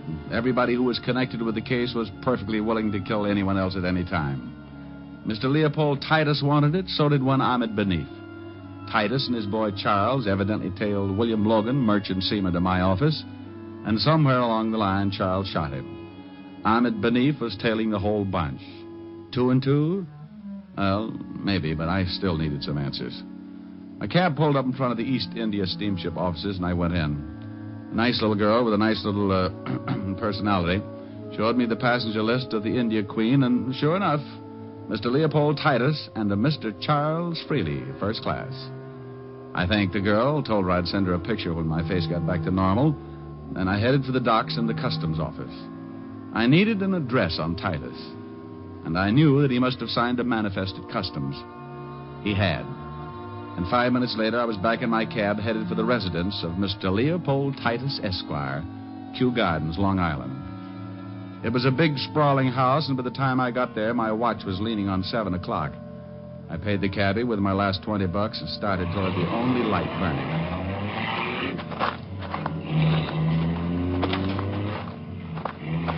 The light was coming from a downstairs room with tall French doors, so I went over the balcony and moved up for a better look. I got the look and went in fast. Titus. Mr. Diamond, I'm afraid you're a bit late. The place was a wreck. Titus was half sitting, half lying against the couch. There was blood all over him. Charles Freely was stretched out on the floor near the towering bookcases. He was looking up, staring, but not seeing a thing. Around his throat was a long, white length of cloth. Greed, Mr. Diamond. The price for greed comes extremely high, as you can well see. Ahmed Benif? Oh, you've met. Yes, Ahmed Benif. Quite as proficient with a gun as well as a strangling cord. I'll call an ambulance. No, Mr. Diamond. I'm having a twinge of conscience, so hear me out. You must find Benif and stop him. Does he have Kali? Yes, he has Mother Kali. Mother Kali? As she is known by her followers. Tugs, Mr. Diamond. Have you ever heard of Tugs? No, I haven't. What are they? A cult long since believed extinct in India. An army of assassins banded together under the guidance of Mother Kali. Assassins? Yes, Mr. Diamond. Trained in the art of strangling. Oh, yeah. Oh, yes. I read something about that in a history book. It was a long time ago. Correct. They were suppressed by the British in 1830. You're trying to tell me they've started all over again? Absolutely. What about that little statue? Belongs to the man who has reorganized the Tugs. A symbol of his leadership, passed down through generations from one leader to the next. And to a collector worth a fortune. And you're a collector? A businessman.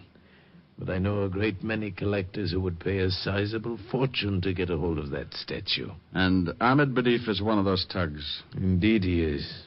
Where did you get the statue? Charles stole it for me from Ahmed Benif. What about William Logan, the merchant seaman? Board ship from Calcutta. Logan discovered its value and stole it from us. Indeed, Ahmed Benif is a Tug. The statue is his, passed down by his father and his father before him. I'll call the law. Mr. Diamond, please see that Charles is buried next to me. A mixed-up boy, but a good friend. Sure. Operator, give me... Put down the phone, Mr. Diamond. Put it down. Well, Benif, this isn't very smart, is it? On the contrary, Mr. Diamond, it is very smart. I have the statue. And now you are the only man who could tell the authorities that once again the thugs are rising all over India. How did you know I'd be here? I did not know. As I was leaving, I saw your cab pull up. I listened to everything Mr. Titus had to say. I was surprised. I thought surely he would be dead by now. And now you kill me. Most assuredly. Ahmed couldn't see it because as he came closer to me, his back was to Titus, and Titus was pulling himself painfully across the room, trying to get to the dead body of Charles Freely. I didn't know what he was up to, but I had to give him time to make it. I deplore the use of a gun, but in some cases I'd rather strangle your victim. That is my religion, Mr. Diamond. Unfortunately, in some cases, I must take other steps. Well, you've sure taken some pretty big ones. I assure you it has been most necessary. All because of a little statue? All because of what that little statue represents. I rule the thugs, Mr. Diamond, and Kali is a symbol of my leadership. As you have seen, I would do anything to retain its possession and keep faith with my people. So now, again, my time is short.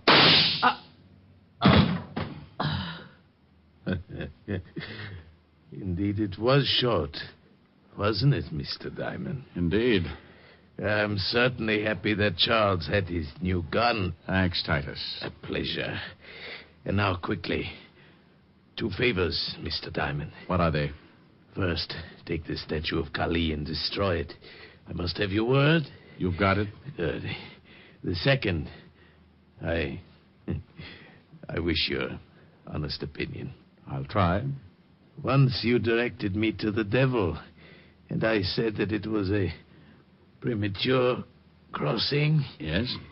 I fear that perhaps now it is not. Your honest opinion, Mr. Diamond. Do you think he could really stand the competition?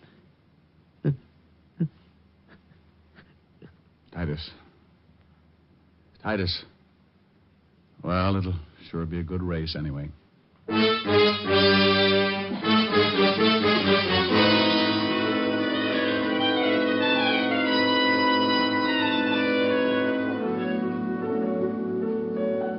How do you feel, Rick? Oh, I don't know. Pretty good, I guess. Want to tell me about it? No, I don't think so, honey. You just get confused with an old argument about right and wrong. Well, I wish you weren't so unhappy. Unhappy? Oh, honey, you said a bad word. I'm just mad about my bruises. Oh, I think the colors are lovely. Well, so do I. I've just got to be careful about wearing plaid. Oh, Rick. Pretty bad, huh? Yeah. Why don't you just sing something? All right, dear. I'd love to. Bye-bye, baby.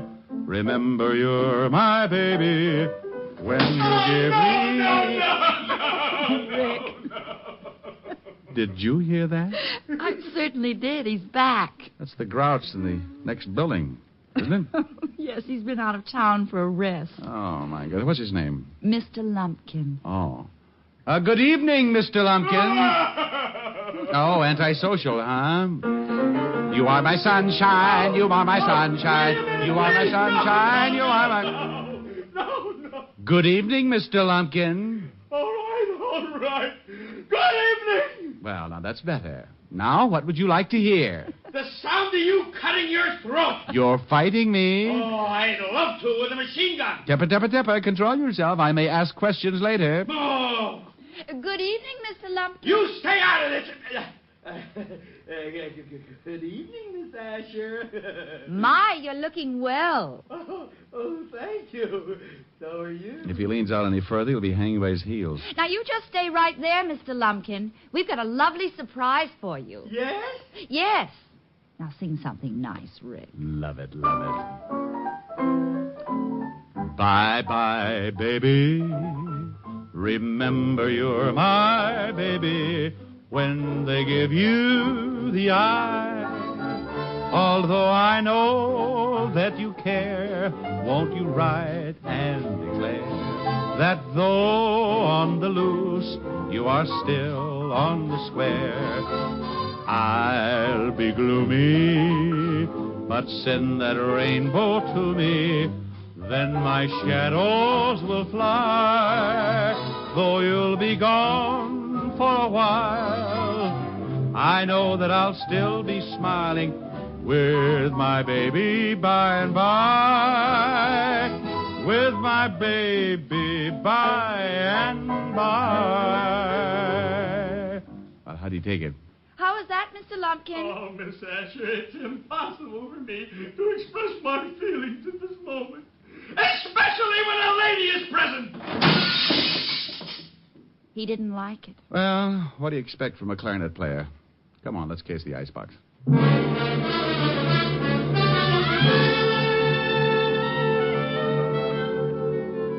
You have just heard Richard Diamond, Private Detective, starring Dick Powell. Gypsy Rose Lee visits Duffy's Tavern tomorrow on NBC.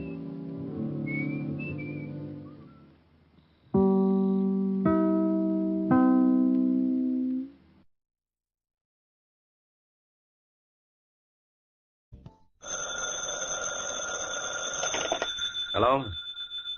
Yes, this is the Falcon speaking. Oh, Peggy.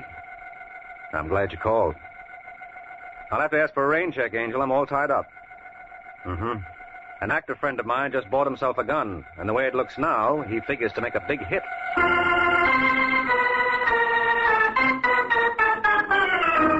The Adventures of the Falcon, starring Les Damon. Now join him on the air when the Falcon solves the case of the disappearing doll.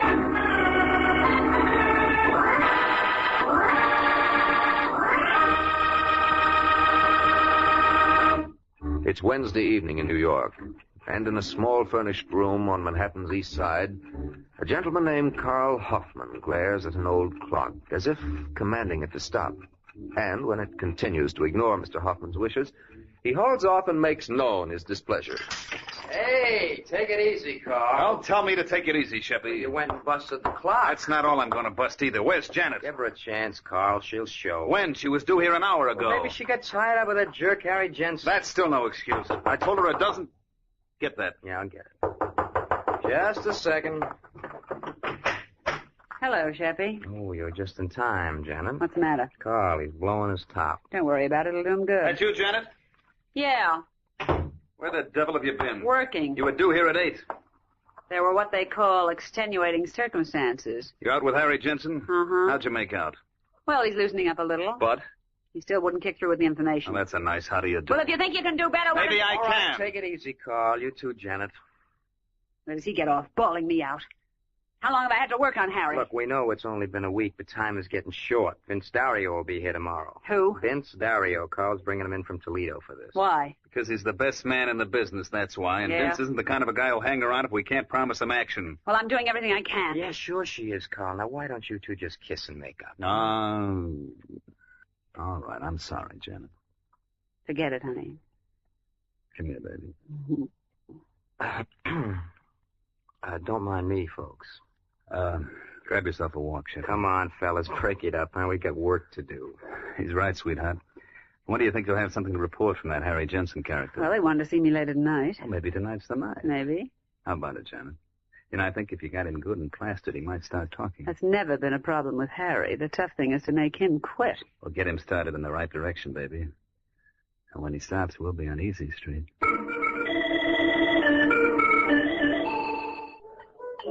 Hey. No more for me, Janet.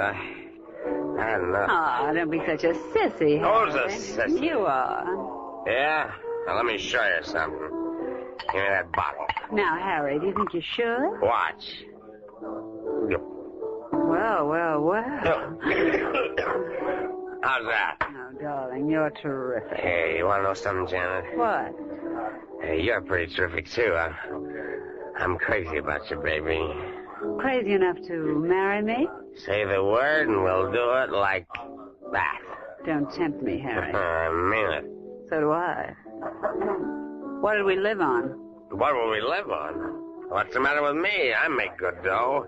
$80 a week. Is that anything to sneeze at? Oh, no, that's wonderful, darling. Yeah, I'm top man with the outfit. Who do you think makes all the important deliveries? Who? Me, that's who. Go on. Don't believe me, huh? Ever hear of the McGill Company? Yeah? Well, they got a payroll of $80,000 a week, and I'm the guy who brings it to them. When? Huh?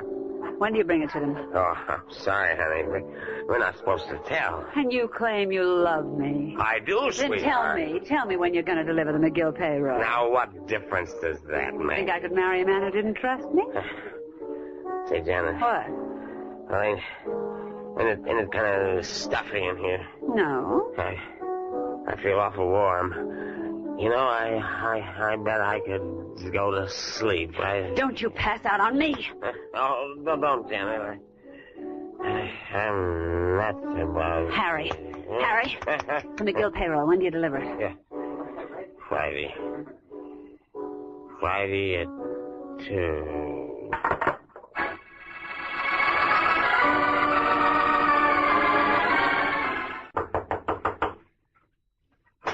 Yeah, what do you want?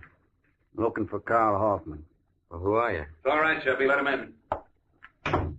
Hiya, Vince. Hello, Hoffman. Sheppy, Vince Dario. Glad to know you. Thanks. When'd you get in, Vince? About 20 minutes ago. You couldn't have timed it better. Got something hot? Mm-hmm. Sheppy, hear of the McGill Company? The people who make all those plumbing fixtures? That's right. Don't tell me you're figuring on knocking them off. That's what I'm figuring on. I wish you would have told me that in your letter. Why? Because I wouldn't have wasted my time coming to New York. Let him go, Carl. Shut up, Sheppy. Now, before you make up your mind, Vince, maybe you ought to hear the deal. There's no deal where you have to walk into a plant like McGill's. We don't have to walk in. We grab on the outside. Come again? The messenger who delivers the payroll is a character named Harry Jensen. We know to the minute what time he'll get to the factory. Now, you interested? I'm still here. They're tearing up the street in front of the place, so he has to park his bus a block away. Now, he'll come down Remsen Street. That's where you and I take over. Sheppy will be covering the street with a Thompson from a vacant room across the way. Sounds all right. It gets better as it goes along. Now, we give the dough to Janet. Wait a second. Who's Janet? A girlfriend of mine. I don't like it, Hoffman. What's the matter now? I don't like any caper where a babe is involved. You don't know this, babe. How do you think we found out when they're going to deliver the payroll? She's a real stylish kid. What's her last name? Halsey. Wait till you meet her. I'd like to very much. It's all up to you, Vince. What do you say? We got the time, the place, and a girl. What more can a fella ask? How does she handle, Janet? All right, I guess. You guess. Well, I never did like driving in this kind of weather. Don't be silly, baby. It's going to make things a lot easier all around, right, Vince? Sure, the rain will keep 'em off the streets. Whoa, sweetheart. Wait a minute. Right here will be fine. Did I shut her off? Now, keep her running. And remember, when you start off again, go right into second and don't feed her too much gas. Yeah, I got it. What time is it, Vince? Make it a couple of minutes to 2. Mm-hmm. You see Sheppy across the street? Think so. Well, that does it. Are you sure you know what to do, Janet? Yeah, as soon as I get the bag, I head straight for my apartment. That's right. Don't hang around no matter what. We'll all be over to your place by 9 to divvy up. Supposing you aren't. Don't give it a thought, sweetheart. It'll take more Now. than... What? Is that our friend, Harry? Well, On the corner. Yeah, that's him. all right, Vince. Here's where we go to work. Lots of luck, honey. Thanks, baby. Give me a cigarette. Yeah. Where's that lighter you're so proud of? Oh, what do you know? It works. Here he comes. Hey, buddy. Me? Yeah. Can you tell us what Tremont Avenue is? Oh, you're on the wrong side of town, mister. I tell you what you better do. No, I'll tell you what you better do. Don't make a move, bud. Not even a teeny one. Hey, what is this? Just what it looks like. Pass that grip to my friend. Go on. Sorry, pal. You know how it is. No hard feelings, I hope. Oh, that's all right, mister. I got a good memory for faces. I won't forget you. In that case, let me give you something else to remember me by.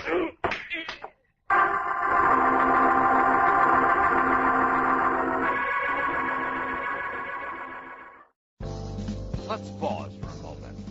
Les Damon returns as the Falcon right after these messages. Dimension X. George Burns and Gracie Allen. Hopalong Cassidy. Edgar Bergen. The Shadow. John and Blanche Bickerson, the Whistler. Choose from among thousands of downloadable old-time radio shows and spoken word titles at MediaBay.com. The best voice on the net. Yeah. And And now let's return to Les Damon as the Falcon in the case of the disappearing doll.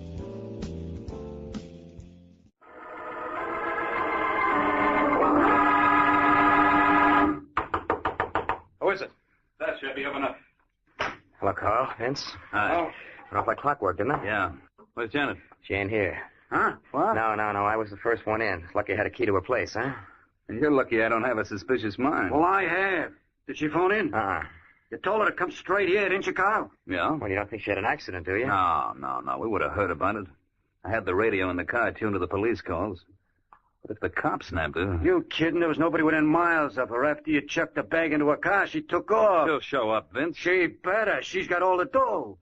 Just what are you getting at? You told me yourself she's a very smart girl. Women who are beautiful shouldn't be brainy. Meaning? I think we got a double cross. You're nuts. I'll leave it to Sheppy. No. Janet wouldn't do that, Vince. Why not? Well, because she never did it before. Did she ever have 80 grand before? Look, what are you worried about? It isn't even 9 o'clock. Well, supposing she doesn't show by 9. Then I'll start looking for her. And if she isn't dead when I find her, she'll wish to heaven she was.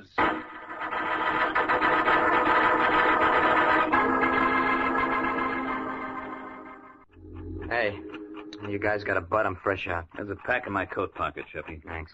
Carl, you wouldn't have anything else in that pocket. Like what, Vince? Like 80 grand. Pardon me for pointing, but it's 20 after 9.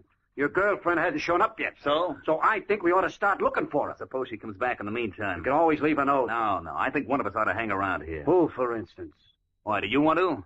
Maybe I better. Okay, you wait here. Sheppy, you cover the east side. You know the places Janet likes. I got you. What are you going to do, Hoffman? I got an angle I want to try. Like what? Never mind. But if Janet's tossing us a curve, I think I know the one guy who can throw her out at home. I'll let you know how I make out.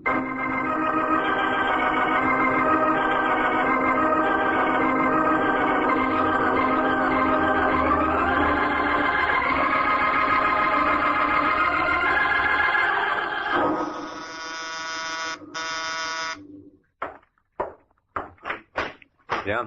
I'd like to see Mike Waring, the Falcon, please. You are now. Oh, well, my name's Carl Hoffman. Yeah? Can I come in? Oh, sorry. Thanks. Sit down. Much obliged. What's on your mind? Well, I'm looking for a girl. Aren't we all? No, I mean, this is a special one. Her name is Janet Halsey. Janet Halsey? Yeah. She's my girlfriend. Well, maybe we better take this from the beginning. Well, Janet and I were supposed to be married next Sunday. So I opened up a joint account for us at the bank. How big? $2,000. And she skipped? Mm-hmm. This morning. She lived at the Brighton Towers. How do you know she didn't meet with an accident? Well, she's done this same thing before. Oh, she has? Yeah. She served 3 years in the women's penitentiary under the name of Lois Hart. She got out in 48. Well, how come you trusted her with your money? Well, you know how it is, Waring. You always hope that this time it's going to be different. Mm-hmm. Well, I'll see what I can do, Hoffman. As you say, the first problem is to locate the girl. Yeah, and the moment you do, will you give me a call? I'll be waiting at the Brighton. Brighton? Didn't you say that's where your girlfriend lived? Yeah. I'm using her apartment to operate from. Uh-huh. You see, I wouldn't want to miss her if she came back. Well, I guess that does it, Falcon. I'll be waiting for your call.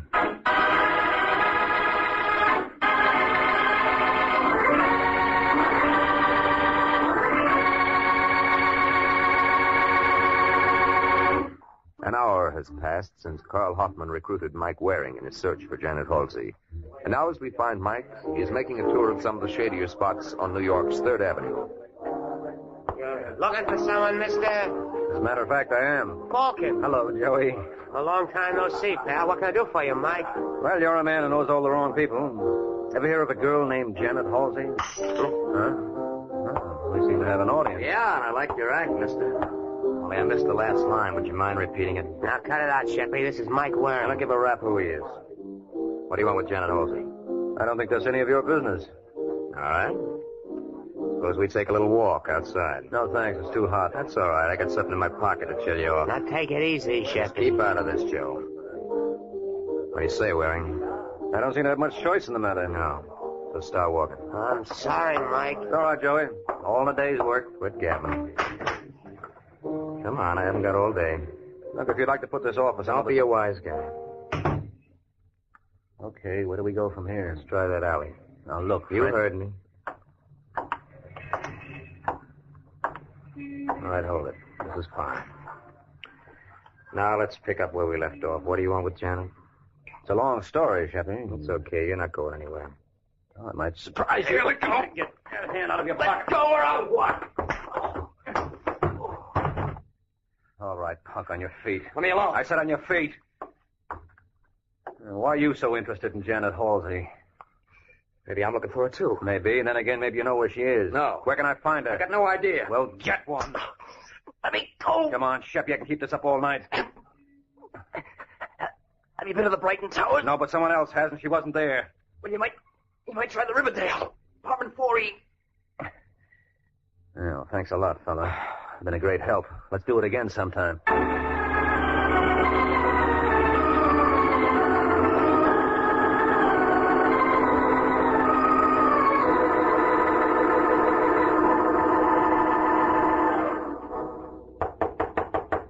Who is it? Where's Sheppy, Vince? Out looking. Did he phone in? No, I guess he had nothing to report. How did you make out? Not so hot.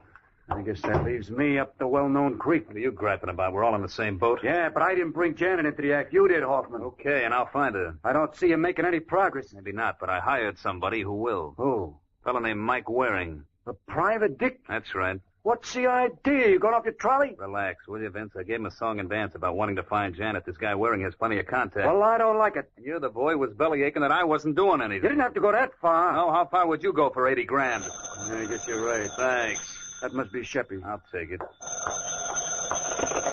Yeah, what do you want? Beg your pardon, I must have the wrong number. Wait a minute. Is that you, Janet? Hello.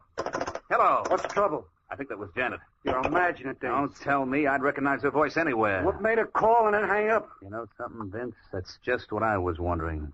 I'll be back in an hour.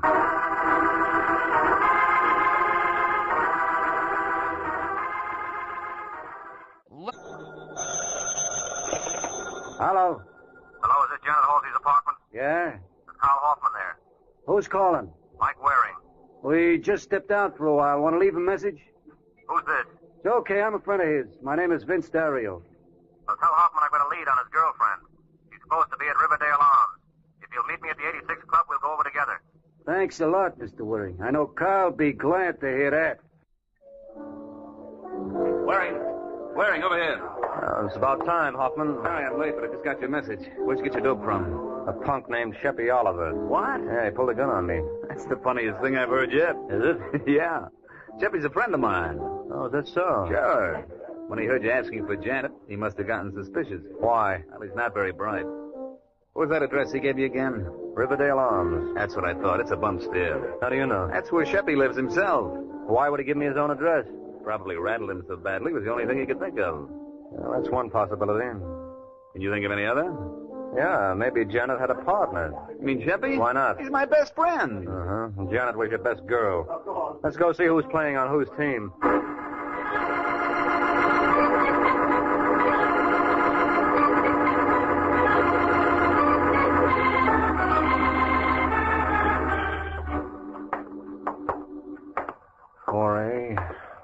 The last one down the hall, Waring.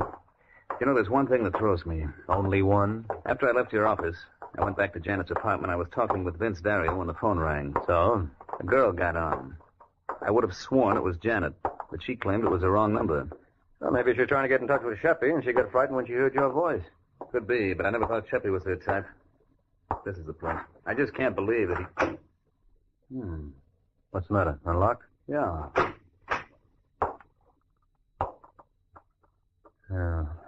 Just as I figured.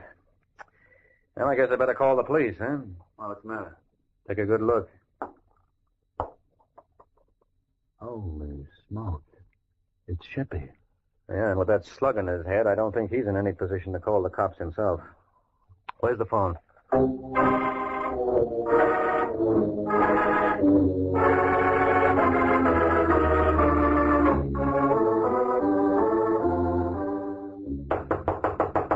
Come on, Vince, open up. What took you so long? I was busy. Who's your friend? Oh, that's right. You boys haven't met. Mike, this is Vince Dario. How do you do? Hi. How did that lead pan out? Not too bad. You find Janet there? No, we found Sheppy. I don't get it. He was murdered. Murdered? By who, Janet? That's one way to look at it. Still any other?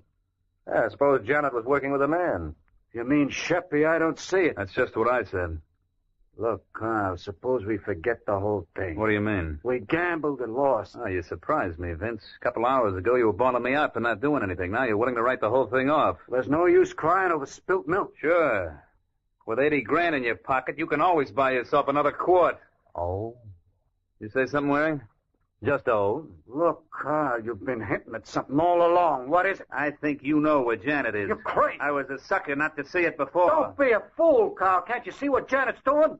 She murdered Shepley. Now she's turning us against each other. Well, somebody put her up to it, and I got a feeling that...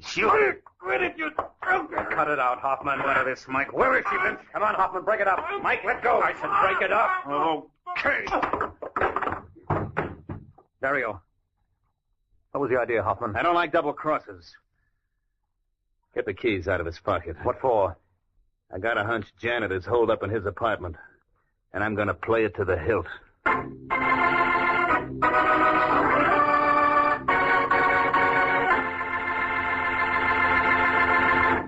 Only a few minutes have passed since Carl Hoffman decided that Janet might be hiding in Vince Dario's apartment. Now he and Mike are at Dario's, but so far there's been no sign of Janet. Well, looks like your hunch was worthless, Hoffman. You try the kitchen? I've been all over the place. There's no one here. I still believe that Janet was... wait a minute. Open that drawer again. I thought I saw an envelope in there. Yeah, you're right. Mr. Vince Dario, 2719 Bolton Avenue, Detroit. Look at the postmark. Bedford Hills, March 16th, 1948. Now look at the return address on the other side. Janet Halsey, State Penitentiary for Women. Uh-huh. You get it? And I was right. Vince knew Janet all along. Well, you could build up a convincing case on the face of it. Yeah, but where is she now? Well, can't you think of some way she might go? Oh, we've covered every possible hideout. No, we haven't. There's one place you're forgetting, Hoffman. Whose? Yours. What are you talking about? You're the man who put Janet up to this. You planned to double-cross your mom from the beginning. Yeah? Yeah, and I thought you did pretty well. You murdered Sheppy and framed Vince Dario, and that only left Janet to be taken care of. What about you? I don't think you're man enough. That just goes to... What's the matter, Hoffman? You lose something? That's what you're looking for? Where'd you get that gun? I lifted it off you when you were shoving Dario around. Just say the word, friend, and I'll give it back to you. A slug at a time.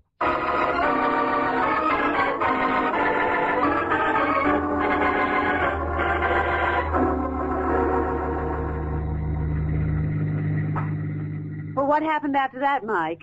You know the rest, Janet. As soon as the police picked up Carl, I went to his apartment. And picked me up. And not a bad day's work at that. Thanks. No, I'm talking about the little bag you had with you containing 80 grand belonging to the McGill Company. Oh.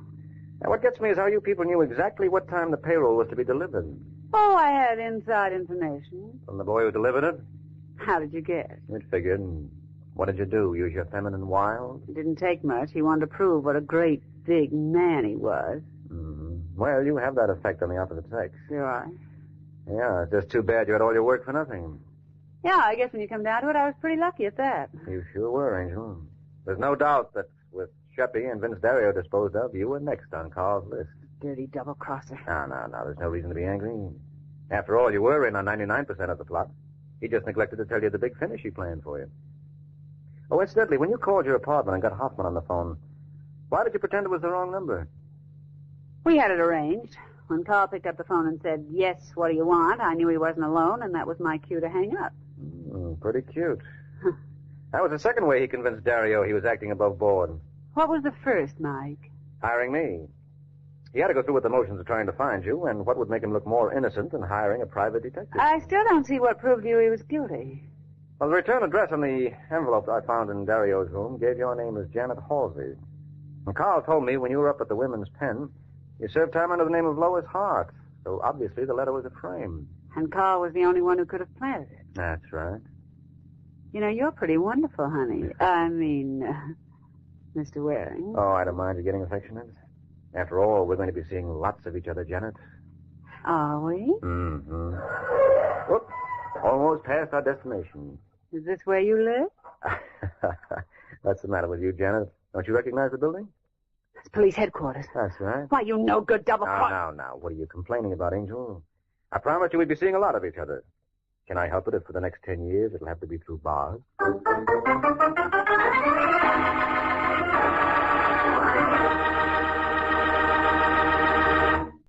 From Hollywood, it's time now for... Johnny Dollar.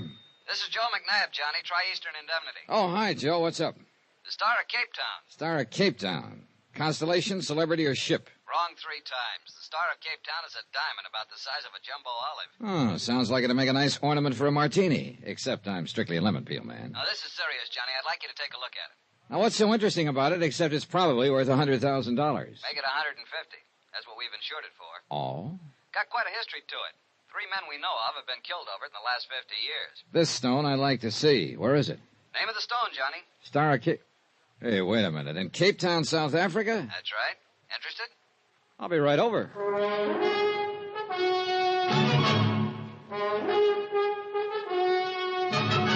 Tonight and every weekday night, Bob Bailey in the transcribed adventures of the man with the action-packed expense account, America's fabulous freelance insurance investigator. Yours truly, Johnny Dollar.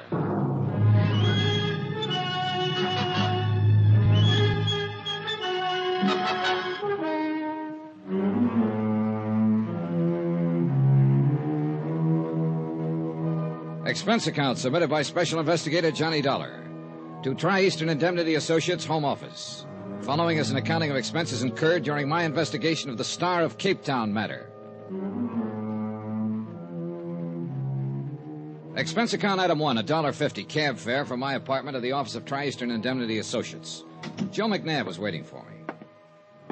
Sit down, Johnny. Thanks.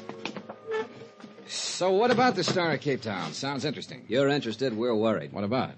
Ever hear of Andrew Lanning Forbes III? Forbes. Seems to me I've seen his picture in the papers a couple of times. International playboy type, isn't he? That's the one. He owns the Star of Cape Town now, inherited the stone after the recent death of his aunt. So? Johnny, like I told you, we've got that diamond insured for $150,000. But Forbes treats it like it was a 10-cent store hunk of costume jewelry. What do you mean? He carts it from place to place wherever he goes. Paris, Rome, the Riviera, you name it, he's been there. And so has the Star of Cape Town. Ooh, you mean that he keeps it in hotel safes, stuff like that, but that isn't good enough. We want him to put it in permanent custody somewhere. Yeah, I see your point. But he won't seem to listen to reason. And right now, it's a particularly bad period for us. How come? Forbes seems to be in one of his party-giving moods. He has them every once in a while. About 3 weeks at a time, a big party every night wherever he happens to be. Then he quiets down for a month or two. Yeah, probably resting up. But how come he's in Cape Town now? Who knows? Who knows why he goes anywhere he does? Oh, brother, sounds like a real character. Yeah, but what we want you to do is to talk him out of being a character long enough to put that diamond in a safe place and to keep an eye on it until he does. We got a plane reservation for you tonight at midnight. Tonight? Now, just a minute. Now, look, if it's the money you're worried about, don't be. This means a lot to us. We're willing to pay accordingly. Joe, you may not believe this, but I wasn't thinking about the money. Then what? Those 3 men who got killed over that diamond. You told me about them over the phone. Oh, that. Look, the diamond's 50 years old. Those 3 killings were 20, 30 years ago. Just the same, 3 is always a crowd. And I wouldn't like to see it increase by 1. Expense account item 2, $3.60 cab fare to my apartment to pack and then to the airport, where Joe McNabb met me and told me 3 tired jokes in 2 minutes in a very subtle attempt to keep my mind off the 3 dead men as he gently steered me to the plane. Item 3, plane fare to Cape Town, South Africa.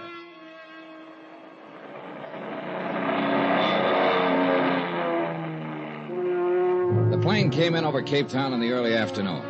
Off to one side toward the famous Devil's Peak, and down below, the bay glittered like... Yeah, it looked like everything was trying to remind me of that diamond.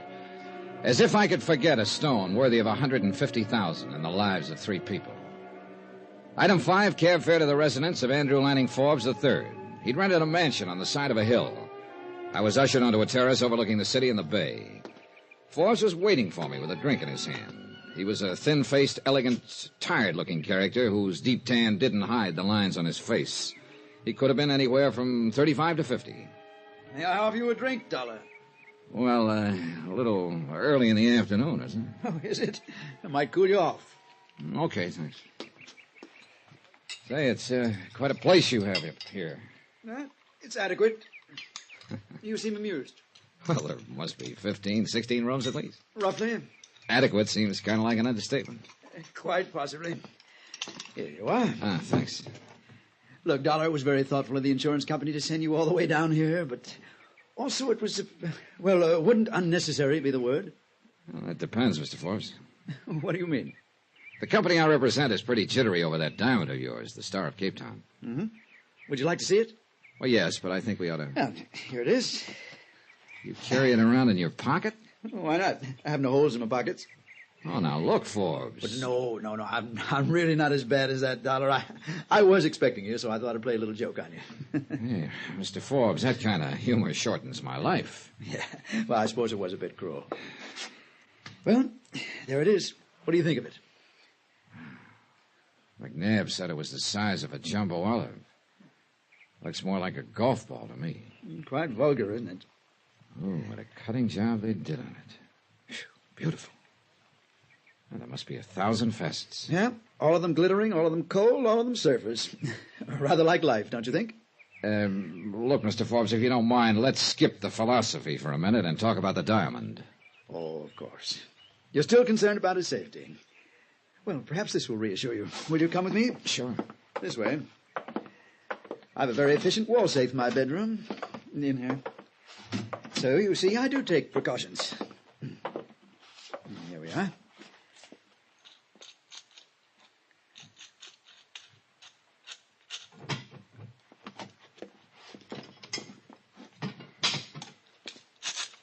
There. Are you reassured now? No. Your bedroom opens off the terrace. It'd be too easy for somebody to get at that safe. Very well, Mr. Dollar. After tonight, I shall place the diamond in a bank vault. That's the best news I've had all day. Yes. Tonight's party will be my last for a while. Party? For Agatha. Who's Agatha? Oh, she's my elder sister. She's on a world tour, arriving here in Cape Town later this afternoon. I'm going to surprise her. Hey, wait a minute. You came all the way here to Cape Town to throw a surprise party for your sister? Well, I wasn't doing anything else at the moment. Why not? Well, I could think of a couple of reasons, but they probably wouldn't sound convincing to you. Probably not. Although they probably would sound convincing to Agatha. Oh? Yeah, she and I are quite different. Half the time she worries about me, and the other half the time she disapproves of me.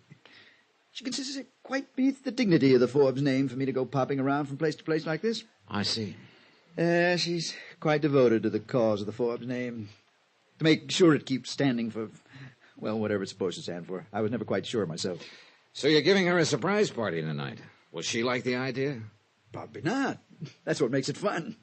Oh, by the way, would you like to come? Well, under the circumstances, I think I'd better.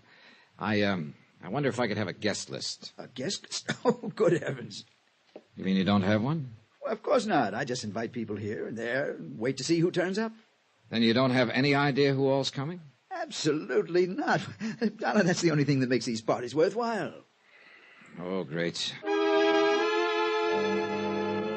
A character with a quaint habit of carrying his diamond in his pocket, throwing a party where he didn't know who was coming. This was a situation not calculated to help my peace of mind, believe me. Forbes had his driver take me back to town.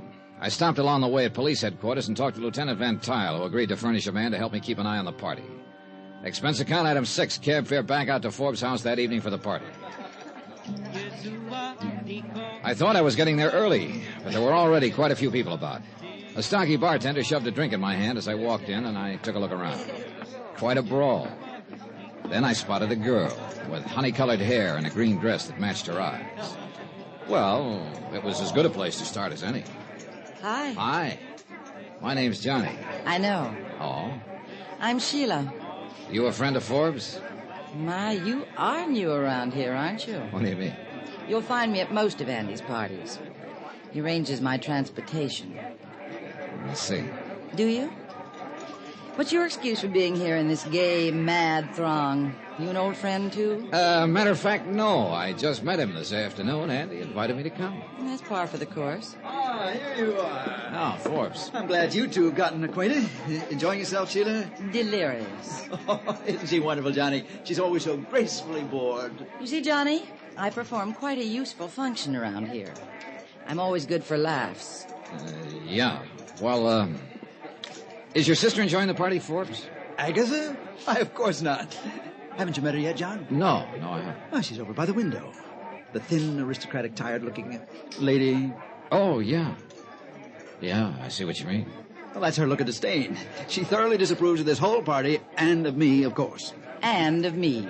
Come along, Johnny. I'd like you to meet Agatha. Oh, you're taking a chance. She'd probably disapprove of me, too. Oh, no. You look like the respectable type. Thanks, I guess. She'd thoroughly approve. I seem to have another guest arriving. Would you two excuse me? I'll introduce you to Agatha later, Johnny. Yeah, sure. The perfect host. When he wants to be. Oh. Who's the new arrival? Her name is Helen. Andy met her a day or two ago. Well, I'll say this for her. Yes. Isn't she? Sorry. Don't be. I'm used to it. You know something, Sheila? I don't get you. Oh, I'm not so hard to figure out, Johnny. I think you are. You don't like these parties any more than Agatha. Oh, now watch it, Johnny. You start comparing me to her, and she's going to disapprove of you. Okay, but I still don't get it. You don't like the parties or Forbes' other friends, yet you keep... tagging along. Yeah, I've got a perfect attendance record. Why? Well, I guess there's one obvious reason, but that would sound real corny. Maybe not. So let's just say that after you've been riding the merry-go-round long enough, standing on solid ground doesn't seem normal. Oh? Well, maybe if you keep riding that merry-go-round, you'll grab the brass ring someday. Don't bet on it. Sheila drifted over to the bar, where she sat quietly drinking the rest of the evening. I somehow felt sorry for her, but I knew she'd bought her own ticket to the merry-go-round, at least for the first ride. I looked over at Forbes and started sweating. He was showing the diamond off to the party. But before I could get to him, Agatha did. She must have told him in dignified but firm tones to put the ice on ice. He laughed and took it back to his room, so I relaxed. The party dragged on. Agatha managed to look frigidly pained the rest of the evening, but Forbes was obviously enjoying himself with Helen. They danced, then went out on the terrace. Sheila turned her back and concentrated on her drink. Finally, I went over to the bar. Sorry, Johnny. Looks like the bartender's gone home. That's probably a good idea. Good night. She headed carefully for the door and went out. Then I realized I hadn't seen Forbes for 10 or 15 minutes. I went out on the terrace. Nobody in sight. I walked to Forbes' bedroom door. Mr. Forbes? Forbes? No answer. One lamp was lit. Forbes was on the floor. The knife had gone in low under his ribs. He probably hadn't made a sound. Nearby was the case in which he kept the Star of Cape Town. It was open and empty.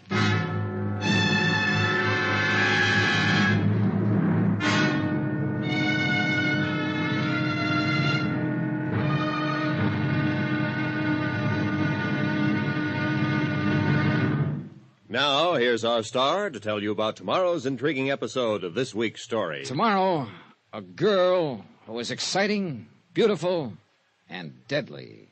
Join us, won't you? Yours truly, Johnny Dollar.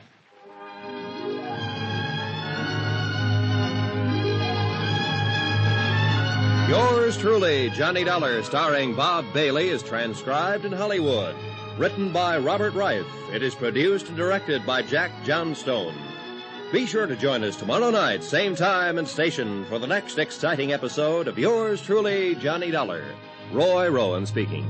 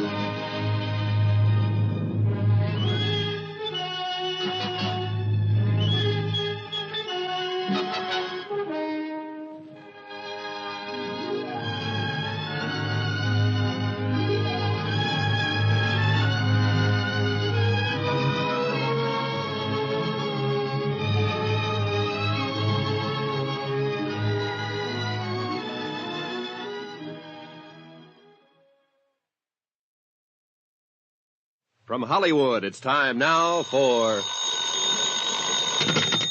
Johnny Dollar. This is Lieutenant Van Tile of the Cape Town Police, Mr. Dollar. Oh, yeah, Lieutenant. I've been trying to get you. Anything new on the Forbes murder? I'm afraid not. How about the diamond? It's still missing. Oh, so far we're batting 0. Any suspects? Oh, yes, indeed. Who is it? Not it, Mr. Dollar. They. What do you mean, Lieutenant? How many guests would you say were at Andrew Forbes' party last evening? 60? Then we have 60 suspects. Oh, great.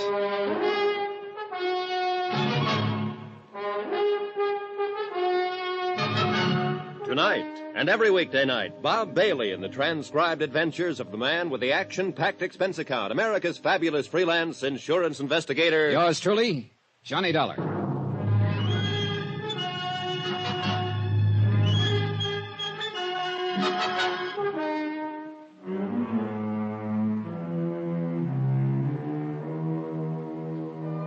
From Special Investigator Johnny Dollar, location Cape Town, South Africa, to the Home Office, Tri-Eastern Indemnity Associates. Assignment, the Star of Cape Town matter.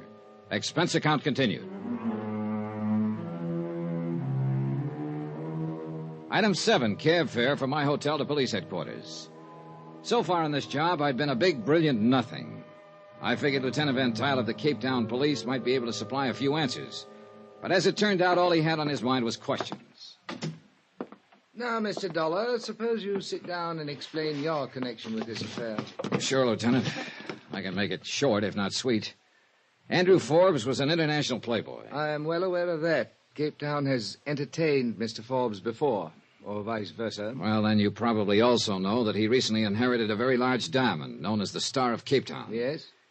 The company I represent was carrying the insurance on that stone, $150,000.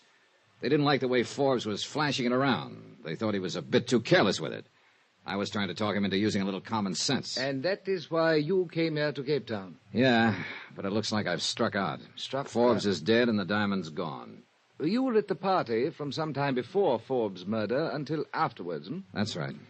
You stayed in the main room the entire time? Well, yeah. Oh, now look, Lieutenant, I'd hardly fly all the way here to bump off a guy. Just questions, Mr. Dollar, just questions. Yeah, but what I need right now is answers. As do I. These other guests at Forbes' party, did you know any of them? No. Well, I met a girlfriend of his named Sheila, and a couple other people who were pointed out to me. Who were they? Oh, Forbes' older sister, Agatha, for one. A real aristocratic type. You can cross her off your list. Oh? Yeah, she disapproved of Forbes, all right, but not to the extent of sticking a knife in him, I'm pretty sure. It would have been beneath her dignity, if nothing else. Besides, she didn't leave the main room during the party either. Then there was Helen. Helen who? Well, I never did find out her last name. She arrived at the party late, and Forbes seemed to zero in on her right away. Zero in? I mean, he spent the rest of the evening with her. They danced for a while, then they went out on the terrace, and... Come to think of it, I never did see her come back inside. And I didn't see Forbes again either until I went to his room and found him dead. I see. We shall try to find this Helen. Can you describe her?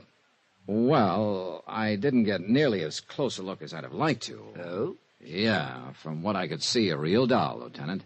Dark hair, turned-up nose, fine complexion. Mr. Dollar, we need an objective description, not an appreciation. Well, at the time, I was more interested in her as a prospect than a suspect. I see. And you say you knew none of the other guests? That's right. We've been unable to find any sort of guest list. Oh, don't waste your time looking. There isn't any. No? Yeah, Forbes explained that he had a charming habit of inviting whoever he ran into. He said that half of the fun was in seeing who turned up. Well, that rather complicates matters, doesn't it? It sure does. Mr. Dollar, diamond thefts are not unknown to us here in Cape Town. No, I imagine not. Here are some photos of known jewel thieves. Mugshots, huh? Please see if you recognize any of these people as having been at the party. Well, it'd be a little hard to remember. You know, people were drifting in and out all evening, and there was... Wait a minute. Who's this guy? That is Julio Biak, a jewel thief. Do you recognize him? Starkey guy. Yeah, sort of looks familiar, but I can't seem to place him. Could he have been at the party? Oh, it's possible, but I can't be sure. Perhaps it will come to you later. I hope something comes to me sooner or later. That diamond, for instance. But at this point, I had to admit it didn't look very likely. One murder, 60 suspects. You get better odds than that on a roulette wheel. I left headquarters and decided to walk around a little, see if I could coax up some kind of ideas to my next step. I went down to the waterfront and looked around. Nice view, no ideas. Then, as I was walking along a narrow, deserted street, I realized I had company. The shadow from the top of the building next to me ran along the middle of the street, and I could see a silhouette. I stopped. So did the shadow on top of the building. I started up again. So did the shadow.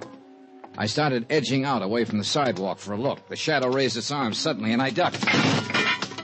A large building tile crashed to the sidewalk right where I'd been a second ago. I jumped for a rickety fire escape over my head and scrambled up to the roof. Nobody in sight, and roofs stretching out in all directions, warehouses, loading sheds. Whoever it was could have been a block away by now. Pretty ironic. Somebody trying to take me out of the ball game when I didn't even know which team had the ball.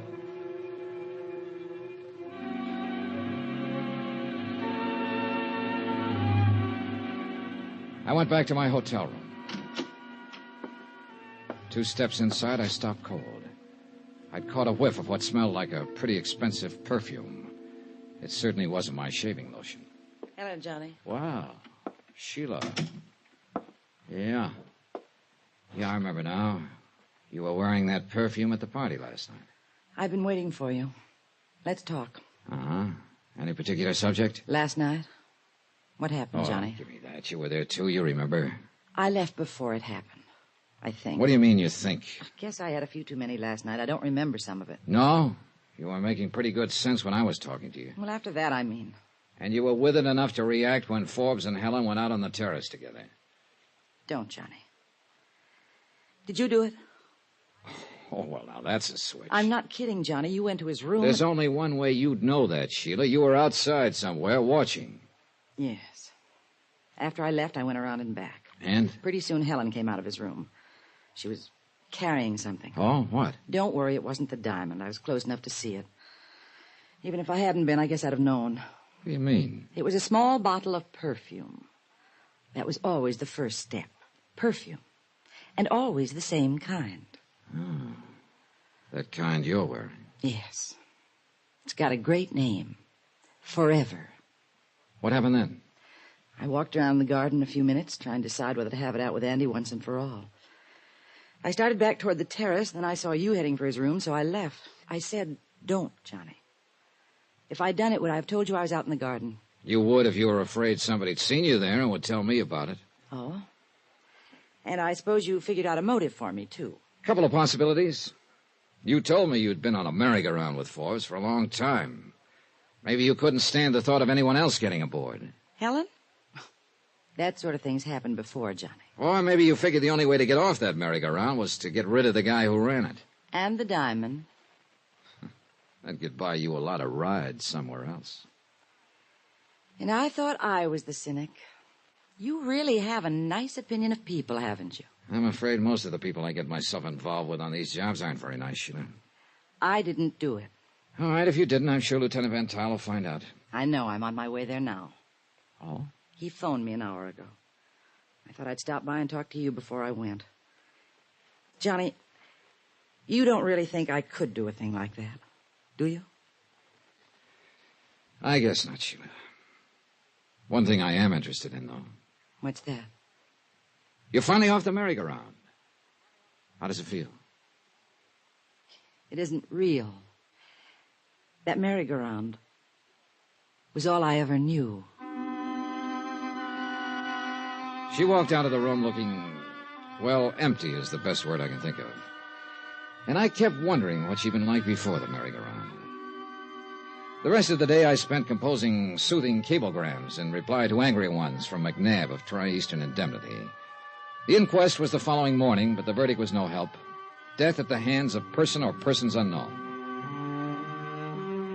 Lieutenant Van Tile told me that Forbes' sister Agatha had decided to shove off that afternoon on the Southern Empress. So I went down to the dock and aboard ship an hour before sailing, hoping I could get in a word with her. Farewell parties were clogging the lounges and the passageways. I waited outside Agatha Forbes' stateroom until she arrived. Miss Forbes? What? Oh, Mr. Dollar, isn't it? Yes, I didn't have a chance to meet you at your brother's party last night. He told me about you. It's too bad you weren't able to persuade him to put that diamond into safety sooner. Miss Forbes, I wonder if you'd answer a few questions I'm about... very sorry, Mr. Dollar. I am completely exhausted. I don't wish to talk about it. But there are certain... I made my statement to the police. There's nothing further to add. About the diamond, however. There's been too much publicity about the entire tragedy as it is. I have no wish to add to it. I'm very sorry, Mr. Dollar. I shall be in New York in a month or so. Perhaps I shall have recovered from the experience sufficiently by then to talk about it intelligently. Only trouble is, by then the diamond could be in Timbuktu or... See you later, Miss Forbes. What snapped me into action was a glimpse of a girl at the end of the passageway just entering the lounge. I couldn't be sure, but it looked like Helen. By the time I reached the lounge, she was nowhere in sight. Then I saw another familiar face over in one corner. The mugshot I'd seen at police headquarters, Julio Biak, jewel thief. And now I had him pegged. He'd been the stocky bartender at Forbes' party, the guy who disappeared just before the murder. He spotted me and ducked into a passageway. I went after him. He turned a corner, and that was his mistake, blind alley. So I closed in on him. We circled. Now, I was at the blind end, and that was my mistake because suddenly there was a knife in his hand. He held it low like an expert. Now, Mr. Dollar. Oh, you must have a trunk full of knives, Julio. All I need is one. Just like the one you slipped into Forbes, huh? And you... He lunged at me. I ducked to one side and kicked at the knife. He whirled and dove, but now I had it.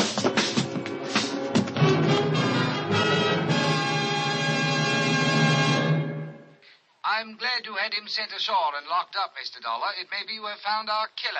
But not the diamond, Lieutenant. It was not on him, eh? Nowhere. And that can mean just one thing. Either Julio was working with somebody who's sailing on the Southern Empress, or he's after somebody aboard who has the diamond. In that case, Mr. Dollar... In that case, the Southern Empress is going to have another passenger, me.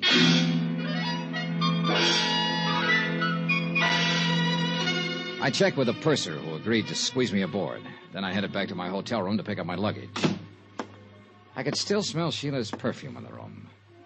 Then as I bent over to lock my suitcase, I spotted a movement out of the corner of my eye. I tried to whirl, but too late. Something hard connected to the back of my left ear, and I went down. And out.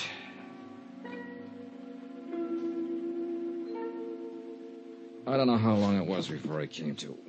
The room was swimming, but I managed to get to the window and looked out. Then I realized somebody had voted me the man they'd least like to take a cruise with. The Southern Empress was underway and steaming out of the harbor.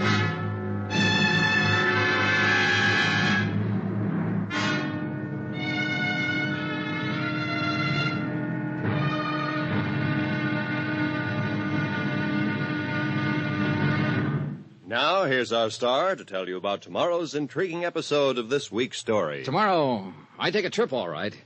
A one-way trip. Join us, won't you? Yours truly, Johnny Dollar.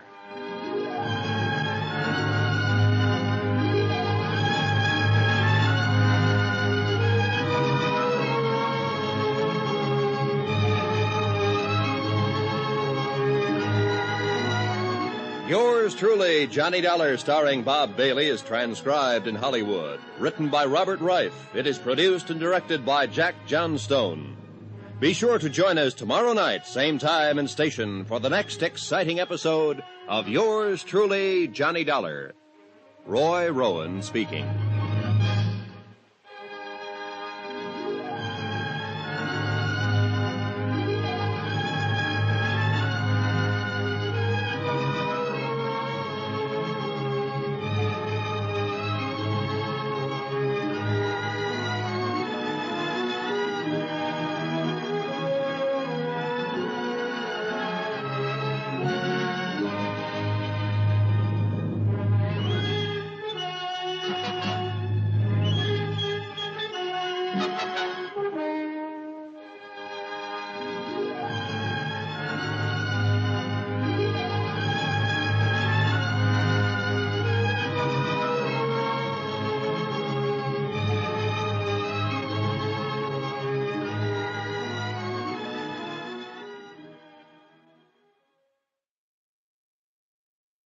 From Hollywood, it's time now for...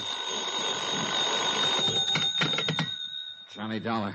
Lieutenant Van Tile of the Cape Town Police. I was just going to call you, Lieutenant. Something the matter? You sound very strange. Probably from nursing a lump on my head that had put the star of Cape Town to shame. I don't understand. You found the diamond? No. To put it politely, somebody slugged me here in my room a while ago. Why? To keep me from sailing on the Southern Empress. She just shoved off, and I've got a strong hunch that diamond is aboard. That bears bears out what we've learned from Julio Biak. Did he confess to Forbes' murder? No, but we're fairly certain he's involved. However, he swears he does not have the diamond. Either he passed it to somebody aboard the Southern Empress, or he was chasing whoever's got it. Lieutenant, I've got to get on that ship. You say it is now underway? And out of the harbor. You wouldn't happen to have a stray helicopter around, would you? I can make arrangements for one with the military. Can you be at the airfield in 15 minutes? Make it 10.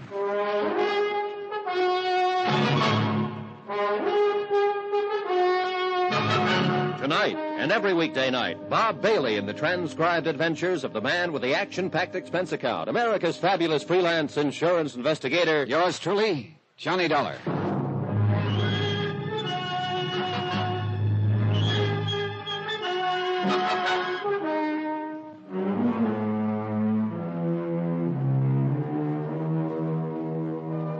From Special Investigator Johnny Dollar, location Cape Town, South Africa, to the Home Office, Tri-Eastern Indemnity Associates. Assignment, the Star of Cape Town matter. Expense account continued. Item 8, cab fare to the airfield, where the helicopter was waiting for me. I don't know which was throbbing the most, the helicopter engine or my head. On the way out to sea, I had time to try to put the pieces together. But as usual, they didn't fit. A playboy named Andrew Forbes inherits a diamond called the Star of Cape Town, worth 150 G's. The insurance company gets fidgety at the way Forbes is flashing the stone around. So they send me to Cape Town to talk some sense to him. But now Forbes is dead and the diamond is missing. And the fact that his probable killer was picked up aboard the Southern Empress before it shoved off convinces me the stone is somewhere on that ship. But I've got no proof, even though I'm breaking my neck to get there at the moment.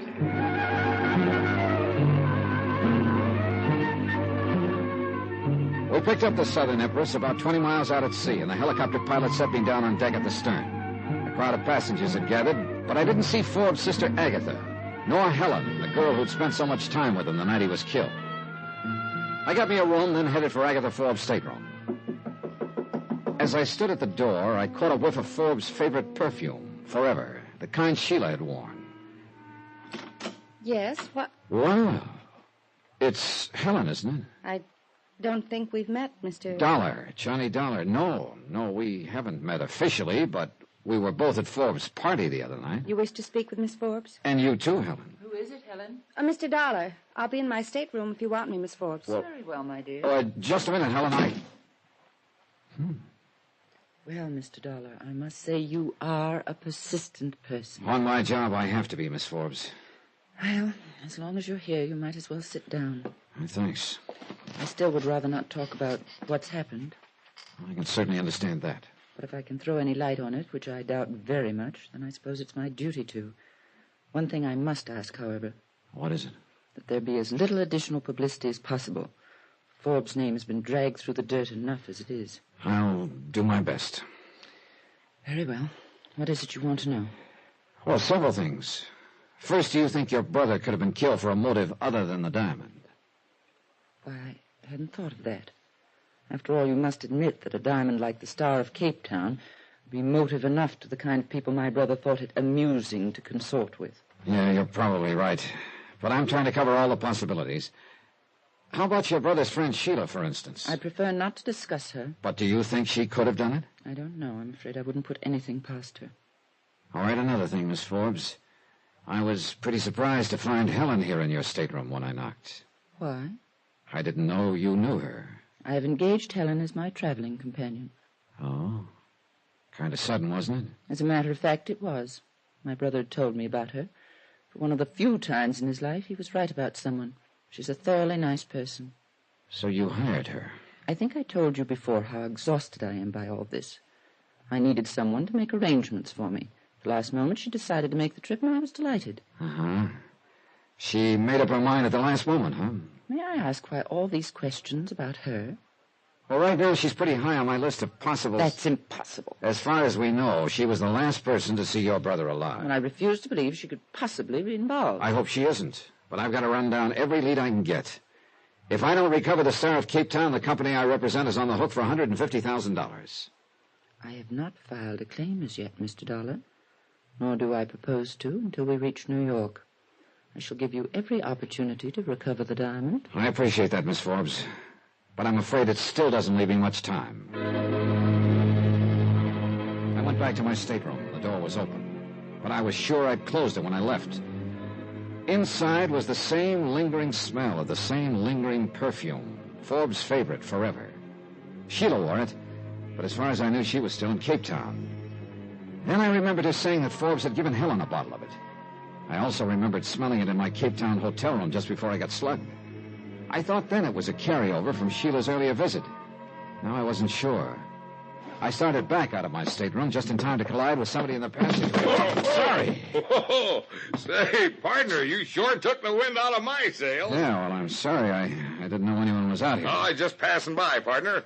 Stacy's the name, Ben Stacy. What's yours? Dollar. On the level? Cross my heart. Well, when I tell people I bumped into a guy named Dollar aboard a boat, I'll mean it, huh? See you around, partner. So he could have been just passing by, like he said. But if so, he moved awfully quietly for a guy his size. I locked my door and headed for the bar. Expense account item 9/150, a double martini, which occupied me just long enough to get a couple of things nailed down in my mind. Namely, open stateroom doors and the smell of perfume. It had to be Helen. No two ways about it. At this point in my brilliant chain of deductions, I made a big mistake. I looked down toward the other end of the bar. And the person I saw sitting there made me realize in one big hurry that my train of thought had just gotten itself derailed. Hello, Sheila. Hi, Johnny. I thought you were back in Cape Town. Why should I be? What's to stay for now? Good question. But you didn't tell me you were leaving. You didn't ask me.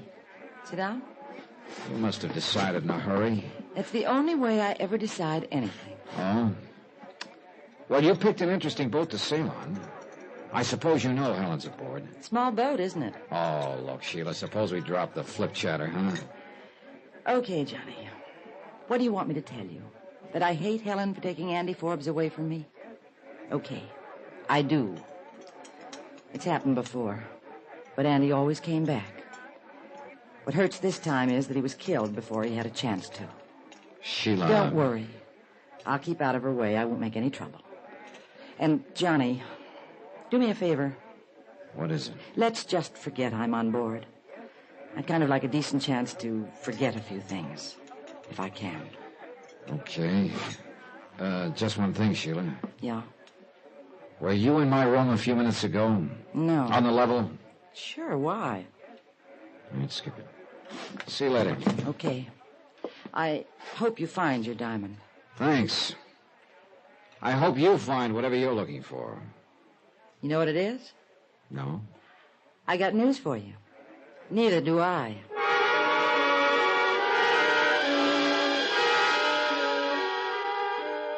Well, one thing was clear anyway. If Sheila hadn't been in my stateroom, then the perfume I'd smelled must have belonged to Helen. She seemed to be getting higher on my list all the time. I had to have a talk with her, but by the looks of things, that wasn't going to be easy. She was doing a pretty good job of avoiding me. About half an hour later, though, I spotted her topside in a deck chair with Agatha Forbes. Next to them was my old buddy from the wide open spaces. Why, some of the things we got out west you just wouldn't believe. I am certain we wouldn't. I've never been there, but Oh. Hi, everybody. Well, sir, if it isn't Mr. Dollar herself. Now, I ask you ladies if that isn't just about the most colorful name a fellow Good can have. afternoon, Yes, Mr. Dollar. Hope you're a little more rested, Miss Forbes. Thank you, I am. And Helen, I'm glad Miss to see you. Forbes, I wonder if you'd excuse me. Why, certainly, my dear. I'm afraid I have a headache. Why don't you go lie down for a while? Thanks, I think I will. Well, now, that's kind of a chilly reception, partner. Looks like a little lady doesn't like you much. Oh, well, you can't win 'em all. Yeah, thanks. I'm sure Helen's simply tired, Mr. Dollar. Mr. Stacy here tells me he was quite a good friend of my brother's.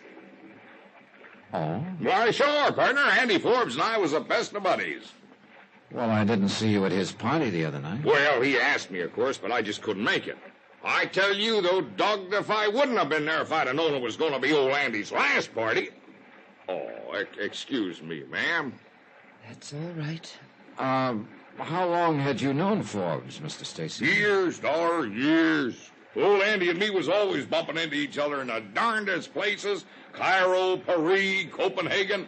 I tell you, it was always a barrel of laughs when we got together. I'll bet. Why, I'll never forget one night in little old Dakar. We're going to be in Dakar in a couple of days, aren't we? I believe so. Oh, yeah.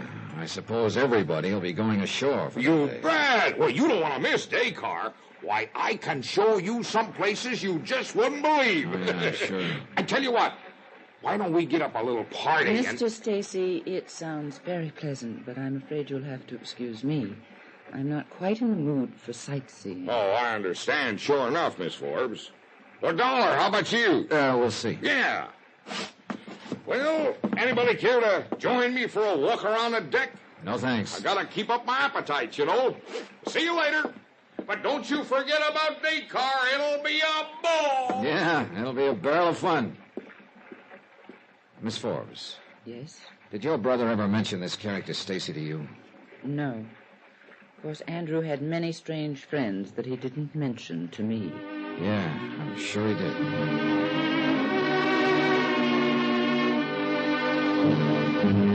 I went back to my stateroom. This time the door was closed and there was no odor of perfume. But when I went in, I saw that I'd had a visitor again, and this time he or she had been much more thorough. The room was torn apart from one end to the other. I sat down, tired and beat. I thought of that building tile somebody tried to drop on me in Cape Town and the bang on the head I'd collected in my hotel room. I knew that whoever I was after was also after me. And now it looked like a third party was involved. Whoever had torn up my room must have figured I might have the diamond. Sheila, Helen, Stacy, it could be any of them. Or even worse, it could be somebody I didn't even know about. But one thing was sure, I was no closer to that king-size diamond. Pretty soon we'd be getting to Dakar, and once everybody had the chance to get ashore, my chances of getting the diamond back were practically zero. I had a strong and sickening hunch that Dakar could be the end of the trail for me, and I didn't like it.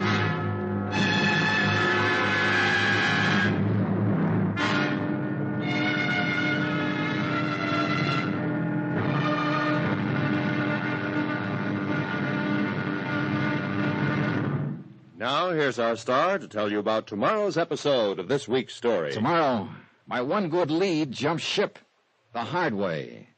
Join us, won't you? Yours truly, Johnny Dollar.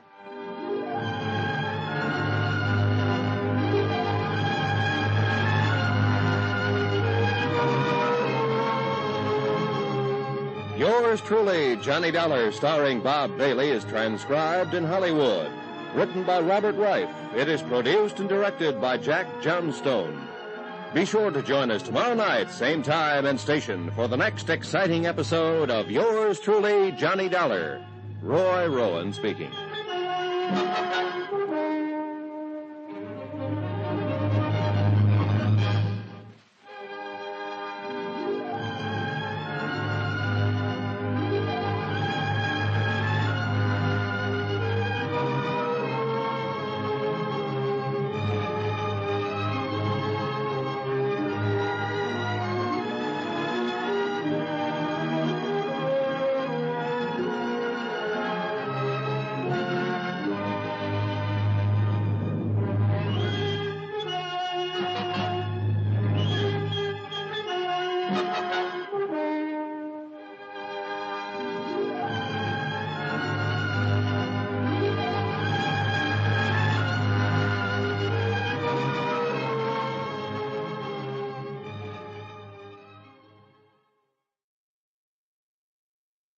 From Hollywood, it's time now for... Johnny Dollar. This is the purser, Mr. Dollar. Oh, I was just about to call you. Oh? Better send a steward to my stateroom to put it back together. What happened? Somebody just tore it apart. But why? Oh, looking for something, I guess. The diamond? But why would they think you'd have it? Well, somebody's got me pegged wrong. But what's on your mind? A cablegram was sent to Cape Town about an hour ago, addressed to Julio Biak. Julio? Yes, isn't he the man who's being held on suspicion of murdering Andrew Forbes? Yeah, but the news hasn't been released, and obviously whoever sent the cablegram isn't aware of it. What did it say? Contact me, usual place, Dakar. Who signed it? Well, the name was Corner. I checked the passenger list, but there's no such name. A steward delivered the message to the radio room. I've sent for him. He should be able to tell us who sent it. Nice work, Purser. Could be you just helped me wind up this case.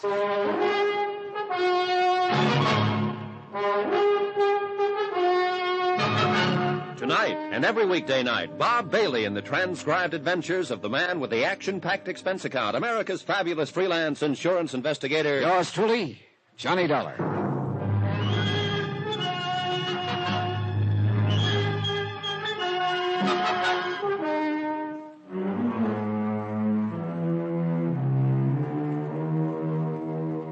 From Special Investigator Johnny Dollar, location at sea, en route Cape Town to Dakar. To the Home Office, Tri-Eastern Indemnity Associates. Assignment, the Star of Cape Town matter. Expense account continued. Item 10, $10. A token of appreciation to the purser for furnishing me the one good lead I've had in this deal. A cablegram to Julio Biak, who is being held in Cape Town right now as Andrew Forbes' probable killer. But Forbes' diamond, the Star of Cape Town, $150,000 worth, was still missing. The cablegram indicated that Julio hadn't been working alone on the deal. Whoever sent it was aboard ship and either had the diamond or was looking for it. Before long, I'd know who that someone was. I started for the purser's office. Mr. Dollar. Huh? Oh, Helen. I'd like to talk to you.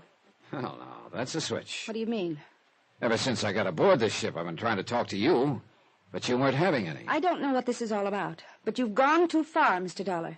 Come again? Don't try to pretend. When I found my room all torn up just now, I realized... Oh, hey, wait a minute. Your room's been torn up, too? What do you mean by two? Mine got the same treatment a while ago. I don't understand. I thought it was you who... Look, Helen, I think you and I had better have a little talk right now. I steered her to the bar. Expense account item 11, $5, drinks. I still couldn't figure out which team she was playing on, but I had to find out, and this was the best way I could think of. May I have a cigarette, please? Oh, sure. Here. Thanks. I've been so confused, Mr. Dollar. Johnny. Johnny. Confused about what, Helen? Everything. It's all happened so fast. And then when I realized that somebody was watching me and following me... Look, I think you'd better start from the top. I suppose so. Maybe it'll make sense to you. I hadn't really known Andy Forbes very long. Longer than I had. That party he gave, it was so strange. All those people I didn't know. I mean, well, I guess it took me a little while to realize he was interested in quite a few people. Sheila? I feel sorry for Sheila. I guess she's pretty bitter about everything. But I didn't do anything to encourage Andy, and I didn't realize he was serious about me until the night of the party. And then he told me he was. And he gave me... A bottle of very expensive perfume, forever. Oh. His usual gift? I'm afraid so. I don't care. He wanted me to have it, and it's lovely perfume. I liked Andy. He was completely irresponsible, but in his own strange way, he was nice. So? When they told me the next morning that he'd been killed during the night, I couldn't believe it. And then when the diamond was missing... Yeah? His attitude about the diamond was very strange. How do you mean? He seemed to regard it as an inexpensive trinket. He was so careless with it. Oh, you're telling me. That's why I was sent down to Cape Town, to try and talk him into being more sensible with it. But, Helen, you said something about being watched or followed. Yes. When I left Andy's house that night, I felt that somebody was watching me. Oh? And later I knew somebody had been in my hotel room, and now my stateroom torn apart. What does it all mean? That's a good question. One more thing. Yes? You decided to make this trip rather suddenly, didn't you? I wanted to get away from Cape Town. Miss Forbes was kind enough to offer me a job as her traveling companion for the trip, so I took it. Do you like working for her? Yes. She's really a very nice person, perhaps a little on the dignified side. Yeah. But she's... I'm pretty concerned over the Forbes name. Wouldn't you be, after all that's happened? Maybe. Oh, Johnny, I've got to be getting back and see if she needs anything, but thanks. For what? Talking to you has made me feel a lot better somehow. Good. It's been a big help to me, too. How so? Oh, makes things easier for her tonight. They're having a dance. And I've been figuring how to go about asking you.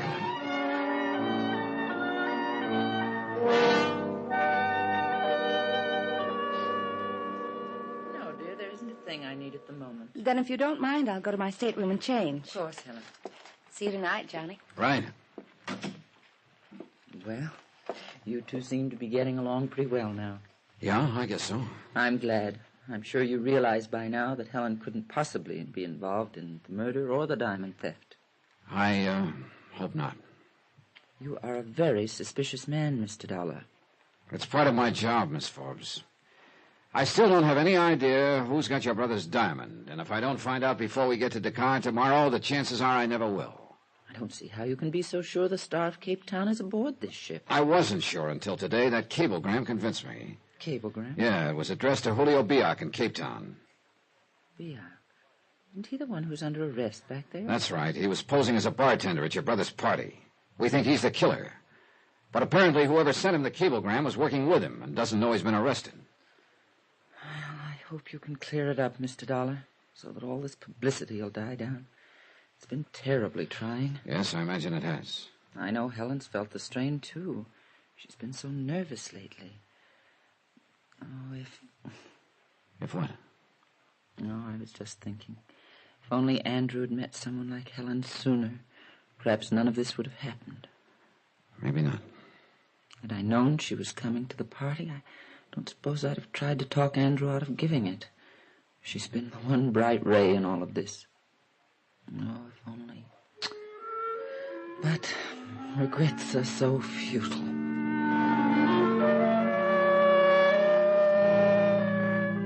She looked old and tired and lonely. Sure, maybe she was too worried about the dignity of the Forbes name, but I could see now it was about the only thing she'd had all these years. And with a brother who'd kept tossing the name around like a cheap toy, I quit looking at the picture. It wasn't very pretty. Anyway, I had another picture in my mind. Helen. I couldn't quite figure her. Everything she told me could be the truth. Or it could be just one big lie. And there was something else bothering me about the whole deal. Something I couldn't quite put my finger on. A piece that didn't fit. A discord in the tune. But Helen kept pushing everything else out of my mind. And the feeling didn't change any that night. We danced. And then we went out on the deck. But all the while, one of my stock Confucianisms kept gnawing away at me. He who gets too interested in suspects is building up to king-size letdown. It's beautiful out here. The moon and the sea and the ship sliding along. It almost doesn't seem real. I know. I almost wish it could go on this way forever. No people, no places. There's just one thing wrong, though. What? That routine doesn't work for very long. I know. Johnny. Hmm? Is there something wrong? What? You seem so far away, so preoccupied. Oh, just thinking about a lot of things, I guess. It's not being very informative. I'm sorry, I guess I'm not feeling informative. It's okay. Sometimes talking isn't very important. You know, Johnny, the last few days have been a sort of nightmare for me. But tonight everything seems so nice. Why would that be, Johnny? Maybe I could make a kiss. Maybe you could. Johnny. Sorry, I'm not. Well, say now, if you two don't look just like a picture postcard. Hello, Mr. Stacy. Stacy. Yes, sir, I tell you, if they could put a picture of what I saw a second ago in all their travel folders, they'd double their business. How nice for them. You want us to run through it again for the proper camera angle? Johnny. Oh, come on now, partner. Can't you take a little joshing? Oh, I'll try, partner. The reason I've been looking for you two, we get into Dakar in the morning. Yes, I know. And you can have a barrel of fun in that town. So you've told us. What do you say we set up a little party? I can show you some places you won't believe. It sounds like fun. How about it, Dollar? Yeah. You can count me in, Stacy. Good. I'll see you in the morning then, bright and early. He means well, Johnny. Maybe. You don't sound very convinced. I don't know. Half of my job has always been sizing up people. Suddenly, I seem to have lost my touch. Meaning me? I didn't say that. If it's any help in sizing me up, what happened a moment ago? I meant that, Johnny. Mr. Dollar. What? Oh, excuse me a minute. Sure. Be right back. Yeah, what is it, Percy? That steward I was telling you about, Mr. Dollar? The one who delivered the message for Cape Town to the radio room? Well, where is he? That's just it. I don't know. You what? I can't understand it. I've looked everywhere. I'm worried. That's not good. I was counting on him to tell me who sent that message to Julio Biak. Whoever did is probably working with Biak and could have the diamond. Well, I'm sorry, Mr. Dollar. I'll keep looking and let you know the minute I find him. I turned back toward Helen, but she was nowhere in sight. I started along the deck to see if she... Johnny! What happened? What's the matter? I was walking along the deck. As I passed the lifeboat, somebody stepped out from behind it and grabbed at me. Who was it? I couldn't see. Well, come on, let's take a look. He ran away when I screamed. Oh, I see.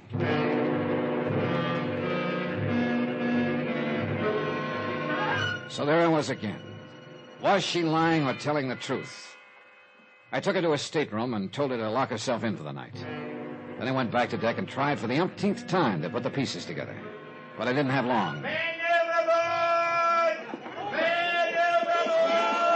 Suddenly everything was noise and confusion. Almost by the time I got to the stern, the ship was circling, lowering a boat. 20 minutes later, they hoisted a body aboard. He was wearing a steward's uniform, and one look at the purser told me which steward it was. Yeah, my one good lead, gone.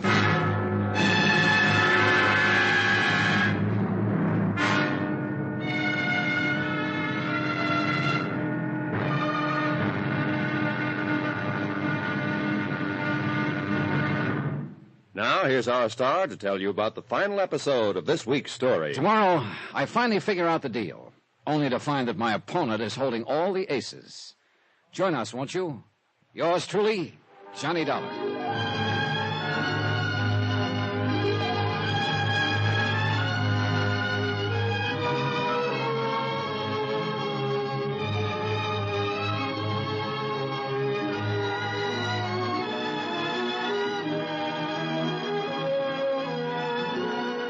Yours truly, Johnny Dollar, starring Bob Bailey, is transcribed in Hollywood. Written by Robert Reif, it is produced and directed by Jack Johnstone. Be sure to join us tomorrow night, same time and station, for the next exciting episode of Yours truly, Johnny Dollar. Roy Rowan speaking.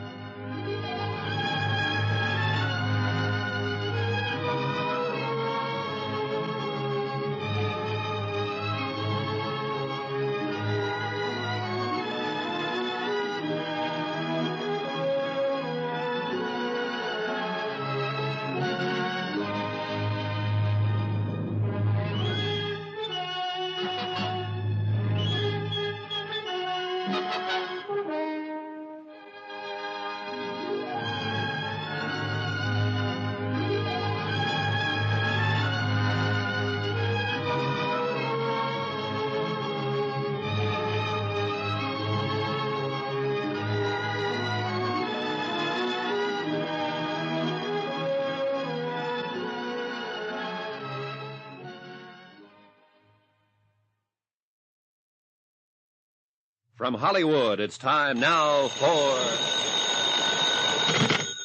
Johnny Dollar. This is Ben Stacy, partner. Oh, hi, Stacy. We'll be docking a day car in an hour or so now. Yeah, I know. Don't forget, I'm going to show you and Helen around the town. Okay, I'll be ready.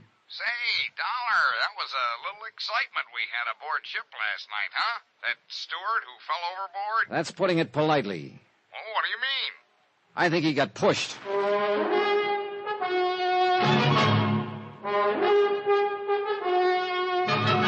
Tonight, and every weekday night, Bob Bailey in the transcribed adventures of the man with the action-packed expense account, America's fabulous freelance insurance investigator. Yours truly, Johnny Dollar.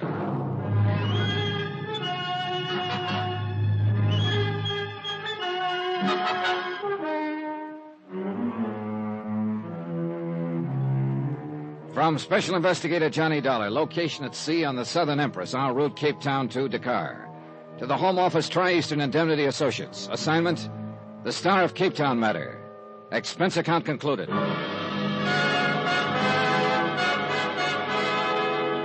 Item 12, 50 cents, room service on 2 aspirins. Right from the start, this whole deal had been a series of headaches. Headache 1, Andrew Forbes, international playboy and owner of the Star of Cape Town, insured for $150,000. Forbes was tossing that stone around like it was a cheap toy. He wound up murdered, the diamond missing. Forbes' probable killer, Julio Biak, was in a Cape Town jail at the moment, but his confederate was still on the loose. The steward who could have told me who the confederate was had been fished out of the drink, dead, last night. Now we were going ashore at Dakar. And whoever had that diamond could make it hard for me to find. It could be Stacy, the boy from the wide open spaces.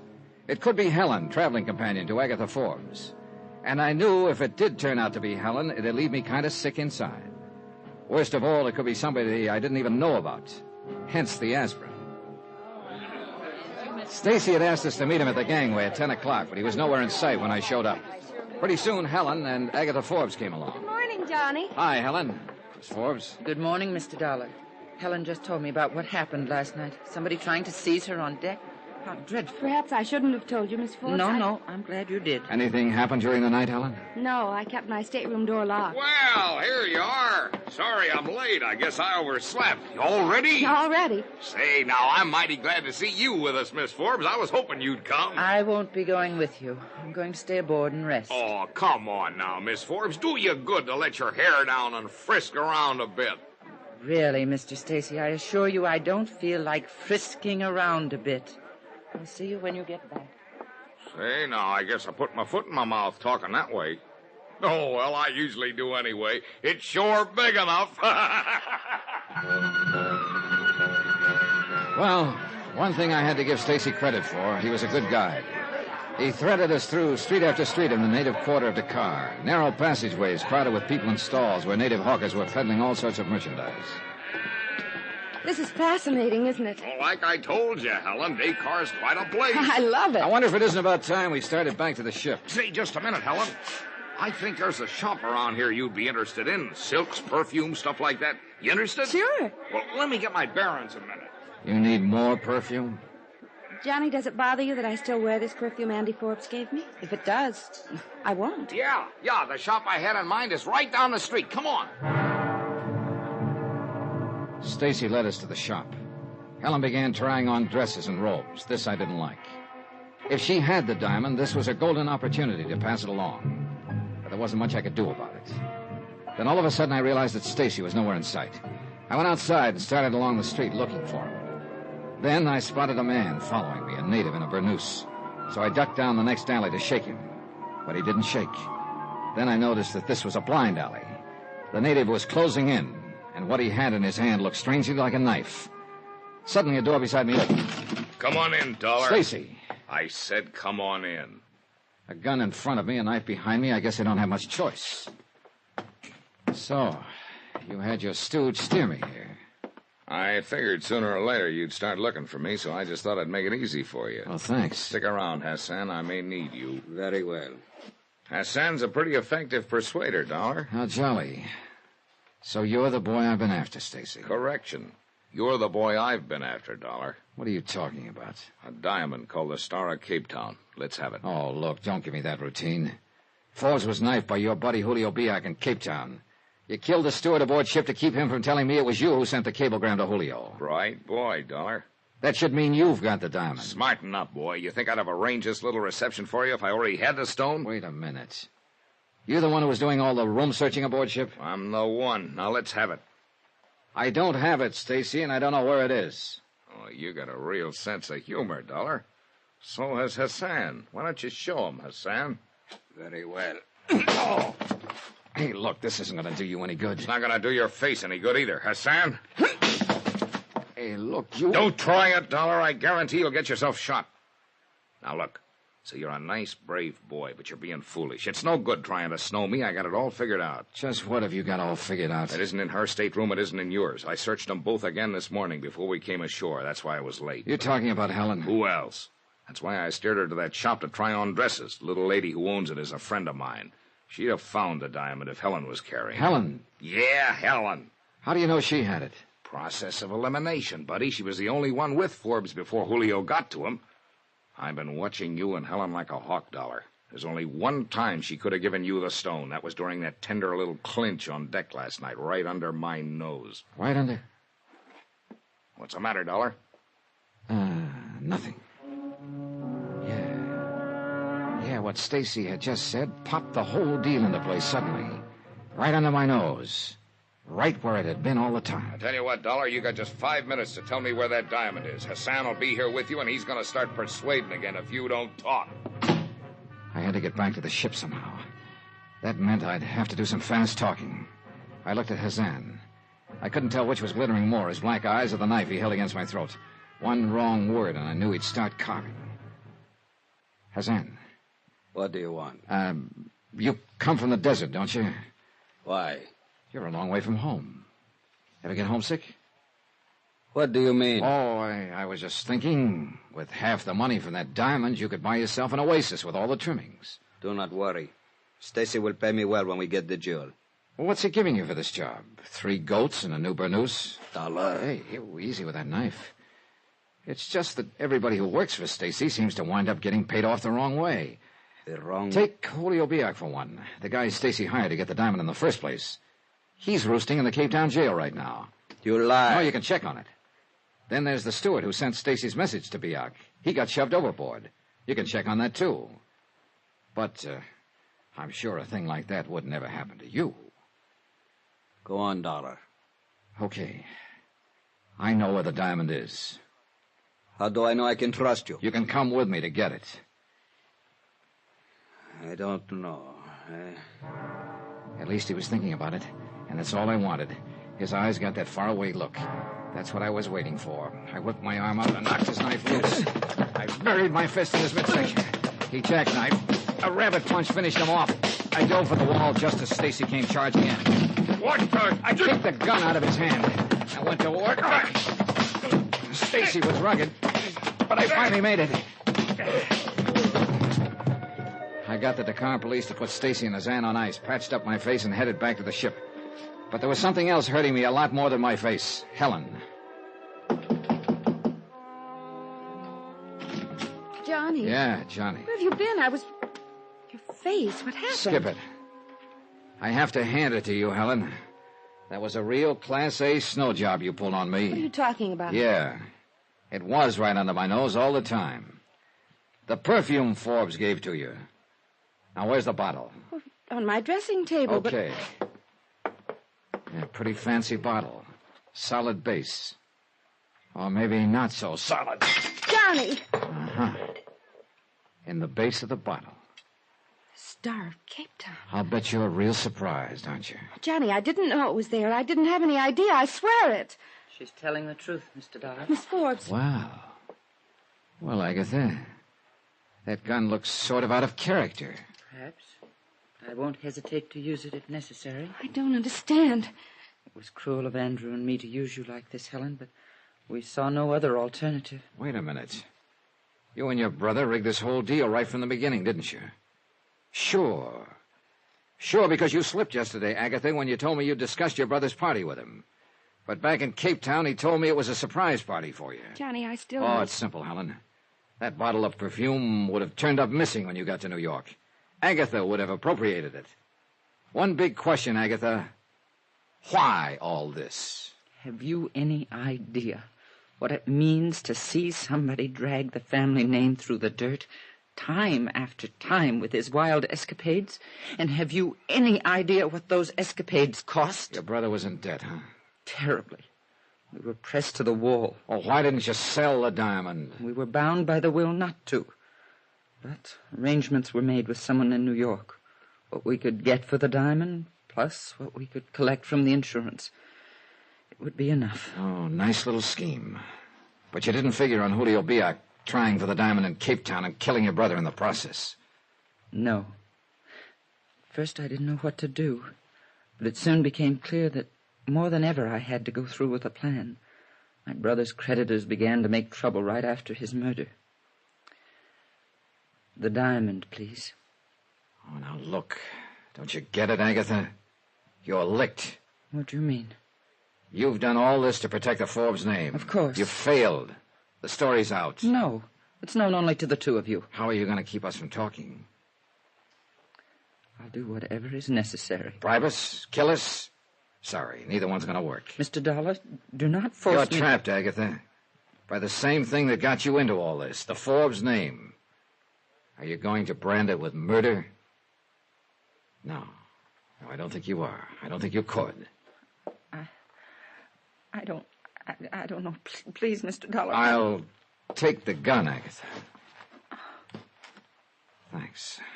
Oh, Johnny. It's okay, Helen. I guess I have failed, haven't I? All the way. Expense account item 13, $375.50. Transportation and incidentals from Dakar home.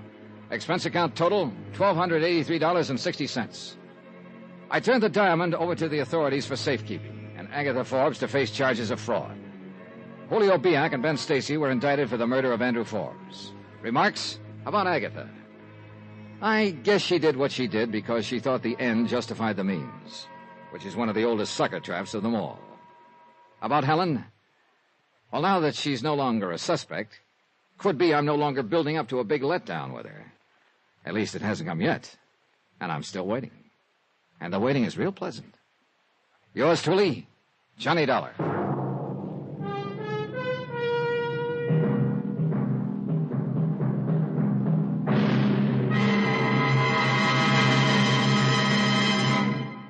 Now, here's our star to tell you about next week's story. Next week, a yacht that wasn't there and a man who wasn't there. They never were. But that's where I found them. Join us, won't you? Yours truly, Johnny Dollar. Yours truly, Johnny Dollar, starring Bob Bailey, is transcribed in Hollywood. It is written by Robert Reif and produced and directed by Jack Johnstone. Heard in this week's cast were Gene Tatum, Virginia Gregg, Harry Bartell, Chester Stratton, Marvin Miller, and D.J. Thompson. Musical supervision by Amerigo Marino. Be sure to join us on Monday night, same time and station, for another exciting story of yours truly, Johnny Dollar. Roy Rowan speaking.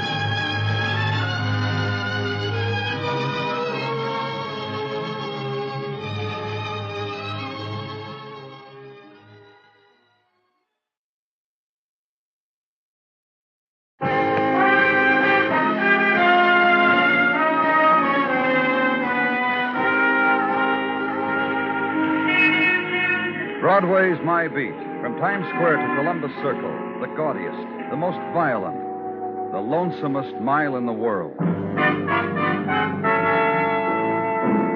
Broadway's My Beat, with Larry Thor as Detective Danny Clover.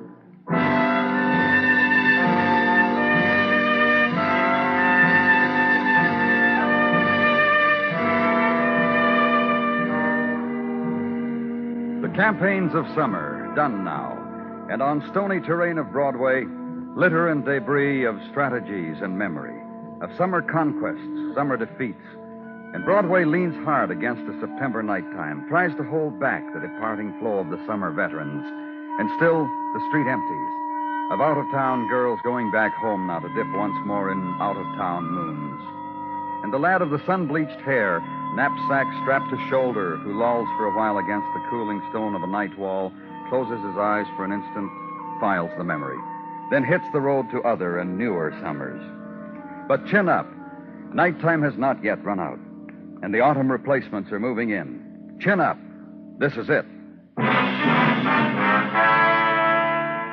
And east of Broadway, 34 stories into the nighttime, and above river, and where autumn gold will touch first. Penthouse apartment, and a smiling man, a man who stares, who lies rigid, against deep and swirling greens of an expensive carpet. Paralyzed man. Man shot in the spine. Kneeling at his side, a woman in silken nightdress held close against her throat. Michael, do you hear me? And against the tapestry, face held in light of expensive porcelain lamp, Detective Muggerman. Maybe he hears you, Mrs. Austin. Maybe he doesn't. The condition your husband's in, he's got no way of letting you... Please. Okay, lady, okay. Michael, it's me. It's Sylvia, baby. Mrs. Austin. Is he alive? Is he dead? Tell me. Just tell me so I'll know so I'll know how to behave. Just take it easy, Mrs. Austin. No, don't you touch me. I'm going to be very calm, very well behaved. All I want to know from you is my husband dead or alive? Well, let's put it this way, Mrs. Austin. Let's say it's a moot point. Let's say where that bullet lodged in the back of the neck... You stop it, you hear? You don't talk to me like that, you hear? It's my husband. Come over here, Mrs. Austin. Sit down here. That awful smile. He never smiled like that. And staring. Just staring. If you like, we can go into another room. We can... I'll get it, Danny. No. In here is all right. All right. Now, try to tell us what happened, Mrs. Austin. It's very late, isn't it? Michael and I were asleep in there. I was restless. Who's that man talking to? Who are you talking to? Yes, thanks. I'll give it to you. You, I asked you who you were talking to. The elevator boy, Danny, said he's airmailed Mrs. Austin's envelope. He brought back change. Give it to me. Sure, Mrs. Austin. Thank you. You were saying you and your husband were asleep, And I was restless. And I heard a noise from in here. I woke Michael. And I made him get up and see what it was. I waited for him to come back. And I called. And then there was a shot, and he must have been coming back to me, and that's why... Oh, Michael. Yeah. Oh, come on in, boys. Boys from the lab, Danny, and the other fellas. And they came in, the boys from the lab, and the two young fellows in white, and the pictures taken, and the chalk marks made, and the steel tape applied to distance between sleep and violence, and also degree of probable angle from gun of unknown assailant to a smiling man's spine. Also statement from paralyzed man's wife. Also sedative, offered by young fellow in white, accepted by woman in silken nightdress who must sleep. You understand, don't you? I can't keep crying like this. Michael mustn't see how... And who kisses Michael as young fellows carry him away, and who closes a door, and behind it, sleep. And the nighttime runs out. And at headquarters the next day, there's noon, and there's the ham on white, and the container of milk, and there's the surprise offered by Sergeant Gino Tartaglia If you'll eat every mouthful, Danny, and drink nice your milk, at the end of it, a surprise. Gino... A fudge brownie. This one. Look at it and smack the lips, Danny. But first you get that rundown on Michael Austin I asked for, Gino? Yes, Danny, but on an empty stomach, Just give it to me, huh? Well, it's your life, Danny. From Dr. Sinsky. Report that condition of Michael Austin unchanged. Paralyzed, dying. Also, gun which did same located in alley below. No prints. German Luger will be practically impossible to trace. Go on. From interrogations made by Detective Muggerman earlier this morning, Michael Austin, a very, very wealthy man, from his father, Mr. Austin Sr., inherited a fortune, from which Michael has lived by certain type investments. You mean stocks, bonds, things like that? What I mean, that is what Detective Muggerman meant is the investments were of the type crab games, roulette, the GGs, the fights, the baseball, the football, the blackjack. I think I get the picture, Jim. It goes without saying, Danny. Also, Michael Austin has lost heavily in these type investments according to the word along the streets. No one could put a finger on a number how much, but also Michael Austin was seen much in the company of Johnny Wesley. Johnny Wesley, the one I know? The one we all know. Gino... I told him to hold the squad car till you finished your fudge brownie. However, it's your life, Danny. Outside now, and ride a September day rich with sights and smells of a city turning into autumn. Tweeds and college colors and pungence of frying hot dogs. A small drifting breeze that for a second turns into a wind and then drifts again. Youth and books and the first co-ed met and walked with through the park, and swift tumble of leaves, past playground and tragedy of a scraped knee and nursemaid running to attend it, past museum and sitters upon the gray stone steps, people who always seemed to be reading or waiting or just knowing something secret and gentle, and cross town and park into a shop remarkable for its serenity of decor, established by the large display of paper lawn upon which rest rain sprinklers of every description, not turned on, of course. Only the clerk is to that section of the newspaper which contains race results, so that he is somewhat startled to see a customer, is somewhat nearsighted, but then very courteous when he makes out the significance of the police badge, then goes away and comes back with permission for you to see Mr. Wesley and go right in that way. Hello, Danny. Come on in. Have a seat. How you been? Good, thanks, Johnny. How about yourself? Oh, back from Vegas. How can a fella be? How'd you do in Vegas, Johnny? Well, like this, you know. Nice life, huh? Sell enough rain sprinklers to be able to afford, well, how long were you in Vegas? Oh, just a week, Danny. But then you go every week, don't you? Every other. Every other. Johnny, Uh-huh. how long has it been since you've sold a rain sprinkler? Oh, you want to know? Oh, just so I can tell it downtown. Often Muggavan wonders. Yeah. Well, I sold one the day before yesterday, Danny. $1.50 item with a year's warranty. This is our biggest seller. Johnny. What? You know a man named Michael Austin, don't you? Hey, you want to see something, Danny? All right. Come over here. You know what they are in this tank? Yeah, I know what they are. Goldfish. Goldfish, that's right, yeah. Austin was shot in the back. Hey, you fishies. Hey, fishies. Come in. One day, Danny, sprinklers, goldfish, real lawn, roses, the works. You know, I'm going to have... Last night he was shot in the back, Johnny. What do you want me to do, throw a fit? Go get yourself a newspaper. Read what's happening to people every day. You shoot him? Go drop dead, huh? Word says he was seen in your... seen in my company, yeah. So? So was once the king of Albania. Look where he is now. I'm a real Jonas, huh? A hexer from the hills. Just tell me about it. All right. Rich boy who bet. He won, he lost. That's the business I'm in, you know. That's why frequently you can't find me in my shop. Because I'm in Vegas or I'm in Reno. You know Austin's wife? Go lead up to whether she was seen in my company. Well? I got a friend greets me soon as I step off the plane, wherever it is, so who needs Sylvia Austin?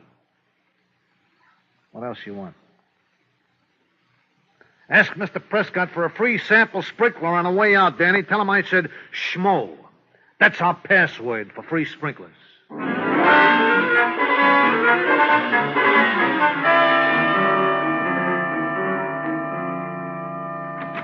Danny? Yeah?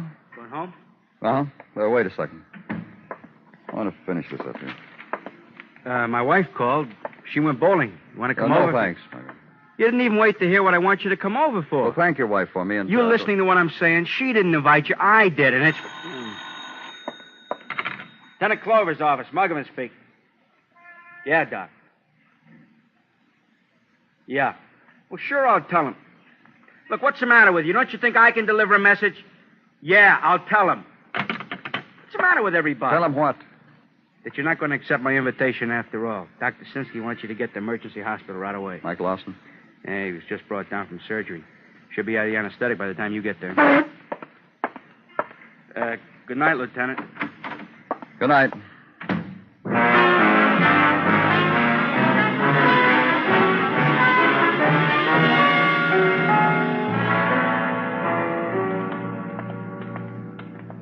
In here, Danny.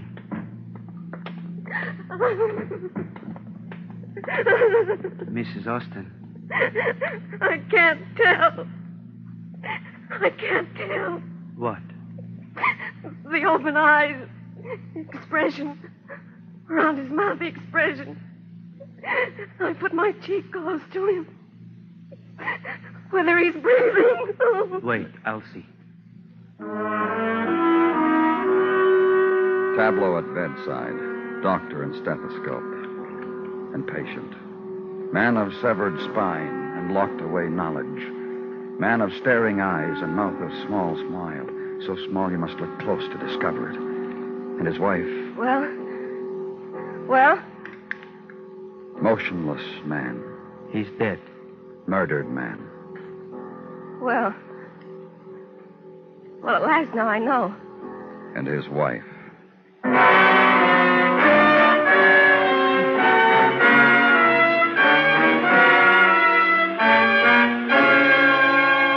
You are listening to Broadway's My Beat, written by Morton Fine and David Friedkin, and starring Larry Thor as Detective Danny Clover. Most common forms of blindness can be prevented. This month, Sight Saving Month, resolve to do something to achieve better understanding of the preservation of sight, one of man's most precious senses. Send for the free booklet Eye Facts by writing Prevention of Blindness, Box 426, Radio City Station, New York 19, New York. Let Eye Facts spare you and yours unnecessary eye discomforts, or worse.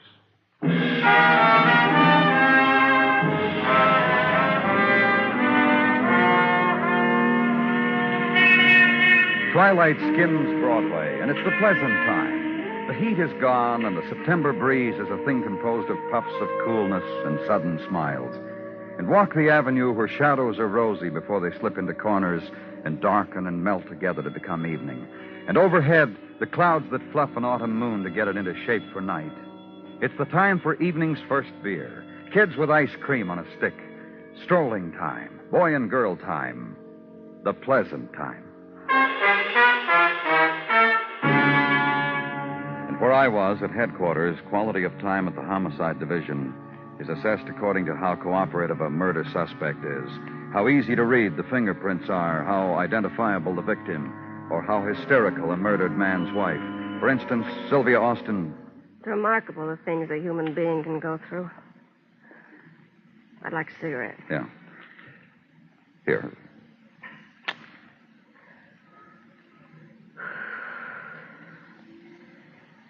First one I've had since, well... You feel like you can talk to me about your husband now? I'm going to devote my life to practically just that. Even if I marry again, Michael Austin... Well, you know what I mean. The fact that he was a gambler... Was he? Yeah, he thinks he was. Everything we've been able to find out, but... What does gambler mean? Come on. Well, what does it mean? Played the horses, bet the fights. Is that the kind of definition you want, Mrs. Austin? Well, what if he did? He lost a lot, didn't he? Won a lot, too. I understand that... I'm his wife. Did you find all this out about my husband from me? You didn't, did you? No.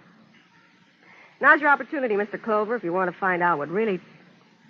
Well, I'm not going to tell you the size of my bank account if that's what you're after, but... Oh, I'm sorry, Danny. I didn't know Mrs. Austin. That's all right. Come on in. I got someone with me I want you to meet. Come on in, Mr. Scarpia. Where'd he go to? Hey, Mr. Scarpia, come in here, will you? This guy's in the furniture business, Danny. He's been walking around clucking his tongue at our furniture. I'll go. Dr. Sinsky said he wanted to see me before I went home. Said he was worried... That's all right. Sit still. Oh, right in here, Mr. Scarpia. Lieutenant Clover, Mr. Scarpia. Oh, Hello, Scarpia. Lieutenant. Nice to know you, yes. And the lady I know, yeah. Hi, Mrs. Austin. I don't think I've met you, have I? Well, I don't remember you wearing glasses, Mrs. Austin, but I get close up so you can remember me. Joseph Scarpia, from Scarpia Furniture. Mr. Clover. What? Not because of this man. I'm ill, that's all. What about this man, Muggavan? Tell him, Mr. Scarpia. Yeah. Joseph Scarpia from Scarpia Furniture. I bought all of Mrs. Austin's furniture.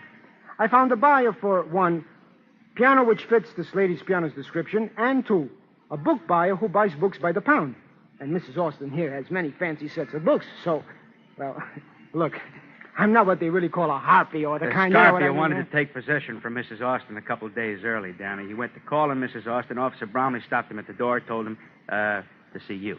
Yeah, well, so here I am. And I'm glad you're here, too, Mrs. Austin. So, what about the permission? Come around the beginning of the week, Mr. Scarpia. The beginning of the week, Mr. Scarpia. Oh, yeah. Fine suggestion. You're real broke, aren't you, Mrs. Austin? Down to selling the furniture? I'm ill, that's all. Get her to Dr. Sinsky, Muggavan.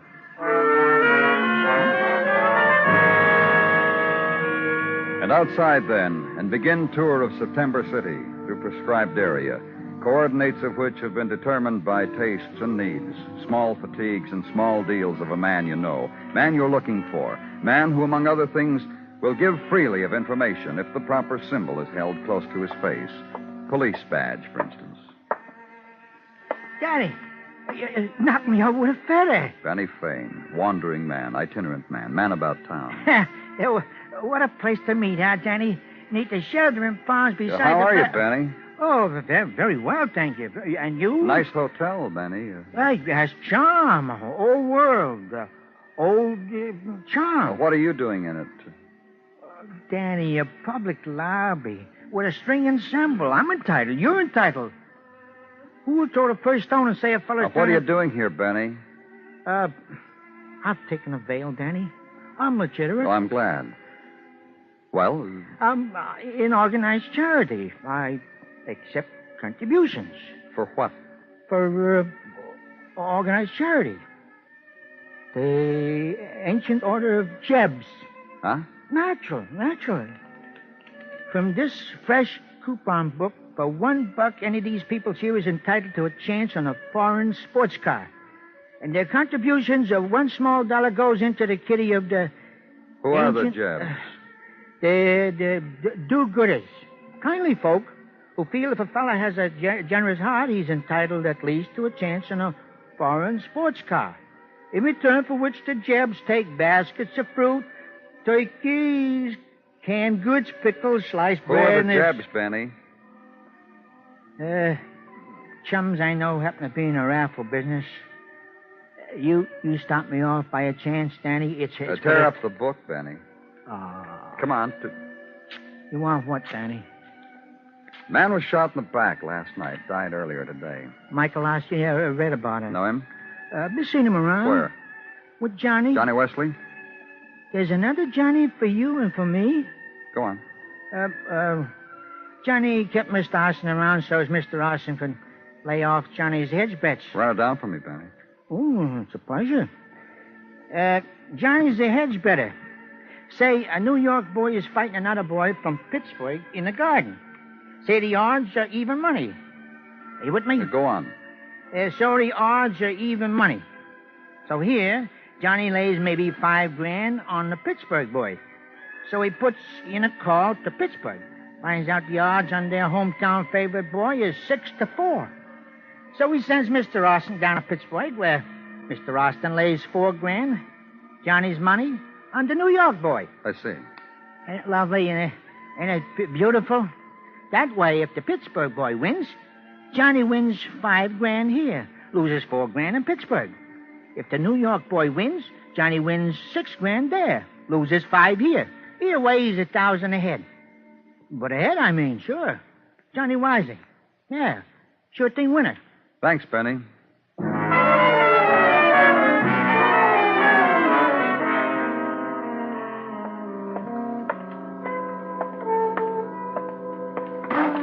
Oh, I don't want you to lose your place in the form, Mr. Prescott, so just, That's right. I'll go in and tell Johnny I'm here.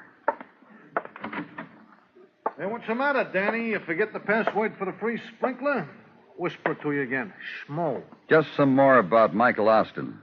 And I spilled my heart to you about Michael? The part where he ran your hedge bets for you, Johnny. Oh, they've been whispering lies to you, Danny. Oh? Yeah. Michael was a rich man. He didn't have to run for anybody. His pockets were full of mad money. You put it there, Johnny, so she could lay off your bets? After the whisper, then they screamed the lie to you, huh, Danny? Your kind of betting, Johnny. A hedge bet could run into thousands, which had to be laid on the line any place, any time, right out of pocket. That is the secret truth of my profession. You got an eagle ear, Danny. You kill him?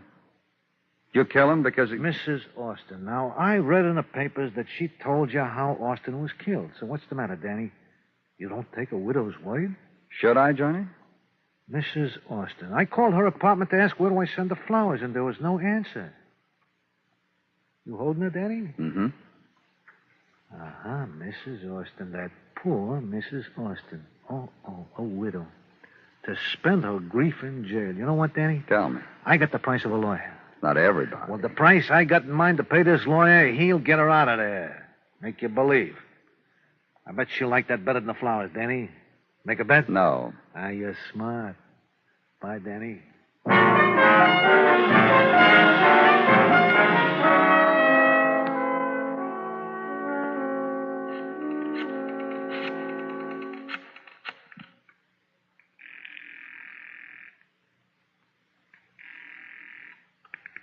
Muggavan speaking. Danny Clover, Muggavan. How's Miss Austin? She's okay.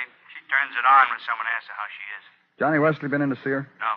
A lawyer? Yeah, Danny, with a writ about 5 minutes ago. She going home? That's right. Hey, Danny, Uh-huh. what did the lawyer bring a writ for? We aren't holding her. Just see that she gets out of there, huh? Escort her home if you have to. Okay. I'll be parked around the corner from her apartment on East 49th. Meet me there. Right.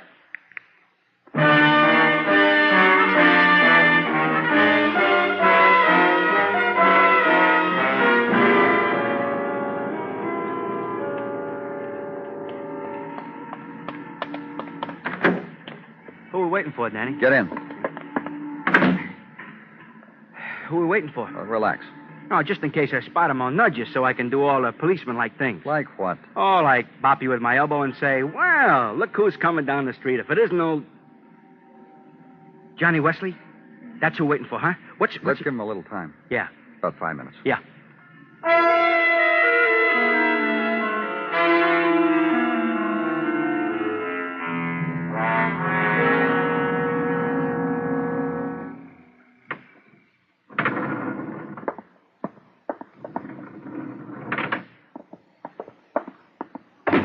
Come on. Hey, let's not quibble, huh? Yeah. Come on, Sylvia, get up. Hey, boys. Sylvia and I were just talking. She just dozed right off.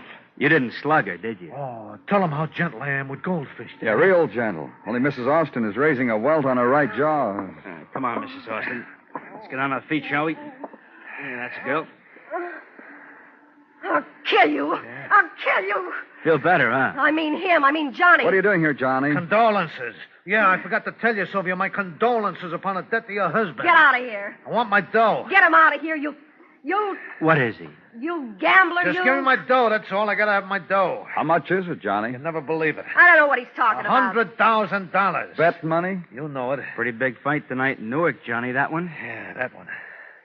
Listen, I got a fortune bet, and I need that money that she's got. It's my dough. Ma'am, do you happen to have $100,000 that belongs to this gentleman? You're crazy. That's your hedging money, Johnny? Yeah, my margin. This is the dough I gotta lay down in Newark before the fight. If I don't, I'm liable to drop a mint. Search the place. Tear it down. You won't find $10. Probably won't even find a nickel. That broke, aren't you? Your husband went through all his money, didn't he?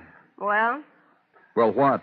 was his money? Yeah, listen, I gotta have that dough. I gotta cover. I'll give you a percentage. After the fight, What's Sylvia, he talking about? That your husband went broke and suddenly had $100,000. My dough. Johnny's dough to lay bets for Johnny. The end of it's coming when Mr. Clover tells you how you shot your husband for the money. Tear the place down. Find it. A girl like you, suddenly broke, that's a terrible life to face. Even had to hock your furniture. What a tragedy for a girl like you. Where's the $100,000? We'll tear this place apart, stick by stick. Oh, this one's too smart. That dough ain't here. And you can take his word for it Because you've done something with it. Then find it. You had to put it someplace, give it to someone. Not her. No, not her. Hide it someplace. Not much time. We got here 10 minutes after Austin was shot. Goodbye, boys. No dough, no murder rap. You'll get followed wherever you go, Sylvia. You'll never get How about to that that dough. elevator boy, Muggavan? I thought he was very proficient, Danny. Up, down, smooth stops. Get him. What for? He mailed a letter for Mrs. Austin. Hey, that's right, an airmail letter. Think you'd remember to wear? Airmail? Shall I get the boy, Sylvia? I'll get the boy. Wait. Send it to Memphis. General delivery. Killed your husband, didn't you? Slob was broke. Walking around with $100,000 and he's broke. Definition of a slob. And a girl like you. Yeah, a girl like me, broke's no good. Can't use it, fellas. It's real nothing. I'd rather be dead. Did I make it?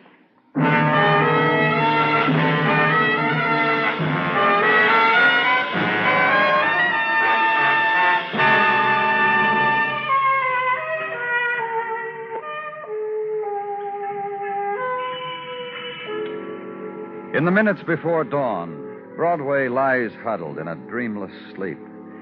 And the silent street is part of it. The long night, the time of no stars, and the muted wind. Then from far away, listen. The whispers gather and take away the night. It's Broadway, the gaudiest, the most violent, the lonesomest mile in the world. Broadway, my beat.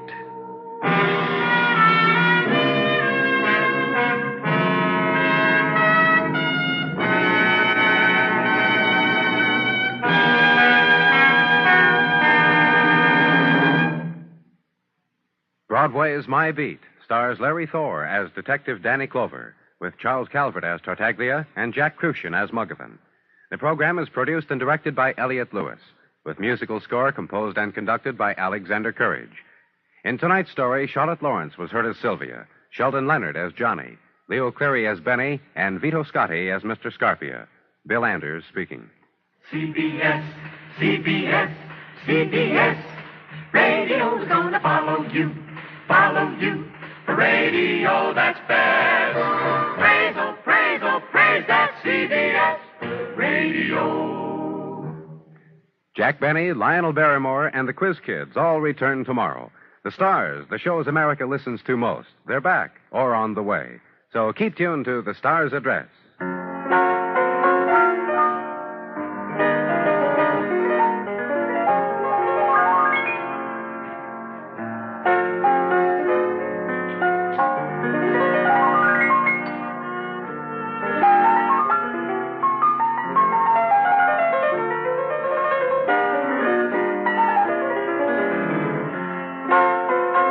Remember, the comedy treat that can't be beat is Jack Benny Time, Sundays on the CBS Radio Network.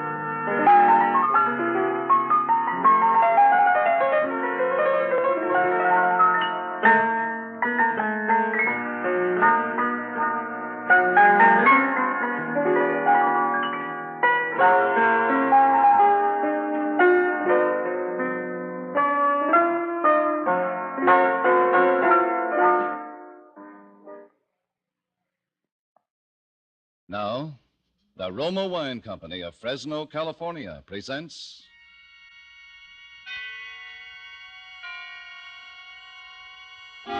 Suspense.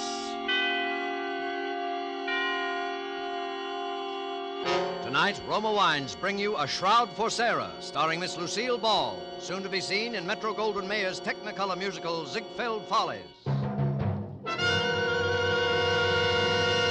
Suspense, radio's outstanding theater of thrills, presented for your enjoyment by Roma Wines. That's R-O-M-A, Roma Wines. Those excellent California wines that can add so much pleasantness to the way you live, to your happiness in entertaining guests, to your enjoyment of everyday meals. Yes, right now a glassful would be very pleasant, as Roma Wines bring you Miss Lucille Ball in a remarkable tale of suspense.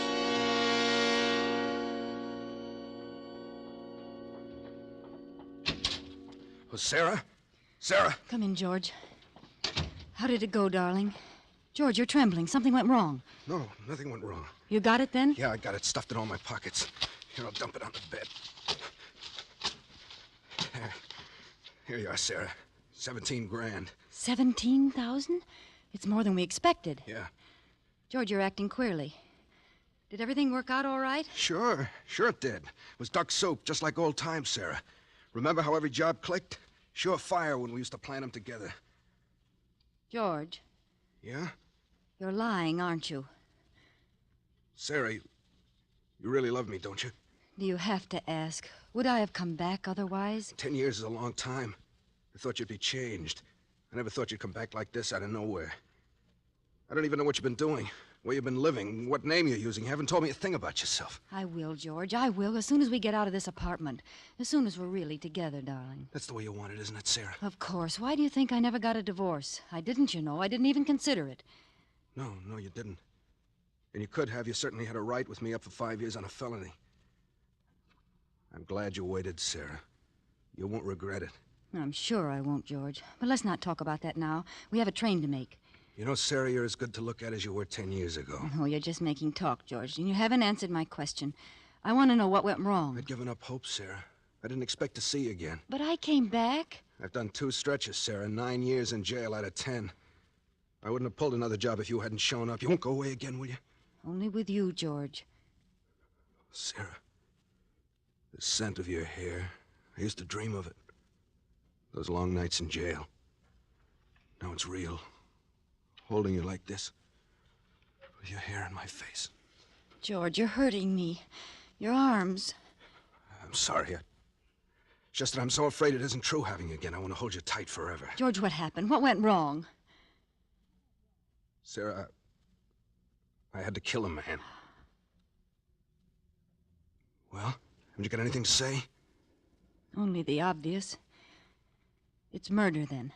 That changes my plans. Your plans? My plans for us. You're going to stick with me, aren't you? Of course. I didn't come back after 10 years only to run right out again. And we must think this out carefully.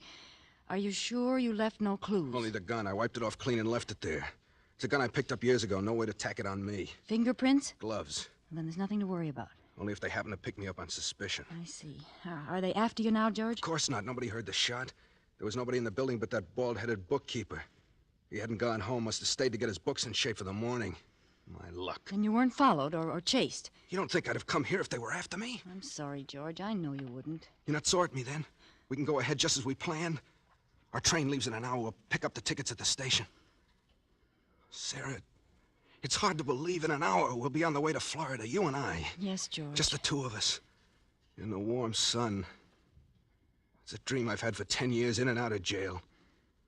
I figured it would always be a dream. You know, it's funny. What's funny? There's a bald-headed man lying dead over there at the finance company. He's finished. And we're just beginning. I never killed a man, Sarah. Never before. You'll do all right from now on, George. You'll forget about that thing. I'll help you forget it. Yeah. But we've got to hurry now. Put your hat on. And I'll go over and pick up the tickets. Oh, I thought we'd go to the station together. Well, silly, I've got to dress. Yeah, well, the Sunset Limited leaves at 8 o'clock. There's only an hour. I know. I'll dress and pack and meet you in 30 minutes at the train gate. Have you any money? Here, take some of this. I'll put the rest in the valise and bring it in a cab so it won't be found on you if anything happens. Why didn't you come back before, Sarah? I didn't realize it till this minute. I've been like an orphan for 10 years. Kiss me? Now, that's all, George. You've got to hurry now. Yeah. Remember, the Sunset Limited at the gate. I'll remember. And don't forget to clean out the desk. I'll take care of everything, George. Now, hurry.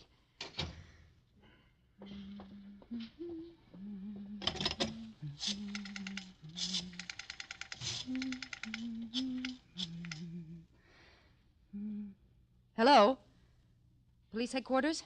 A man was killed a few minutes ago at the Vanda Finance Company on Dexter Avenue. Please don't interrupt. If you go to the LaSalle station, you'll catch the murderer at the Sunset Limited train gate. His name is Monk, George Monk.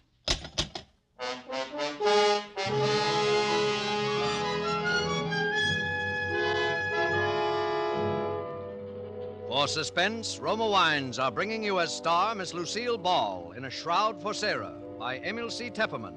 Roma Wines' presentation tonight in radio's outstanding theater of thrills, Suspense.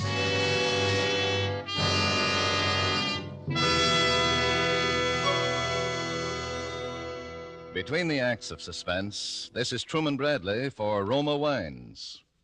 Saturday is Navy Day. On this day, all America gives honor to the returning veterans of the fleet.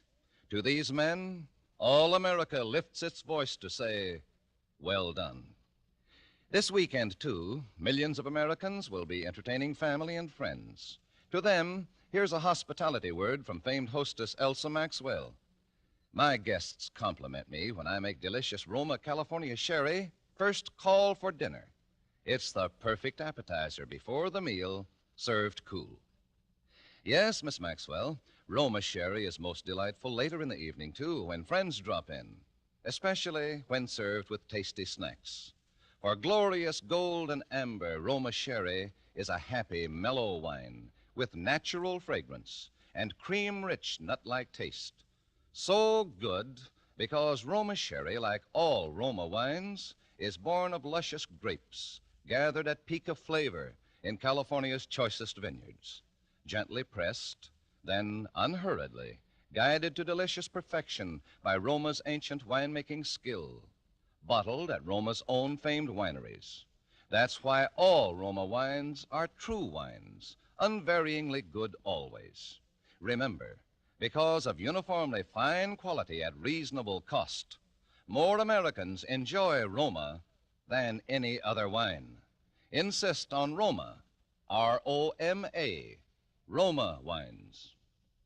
And now, Roma Wines bring back to our Hollywood soundstage Lucille Ball as Sarah Martell in A Shroud for Sarah, a play well calculated to keep you in suspense.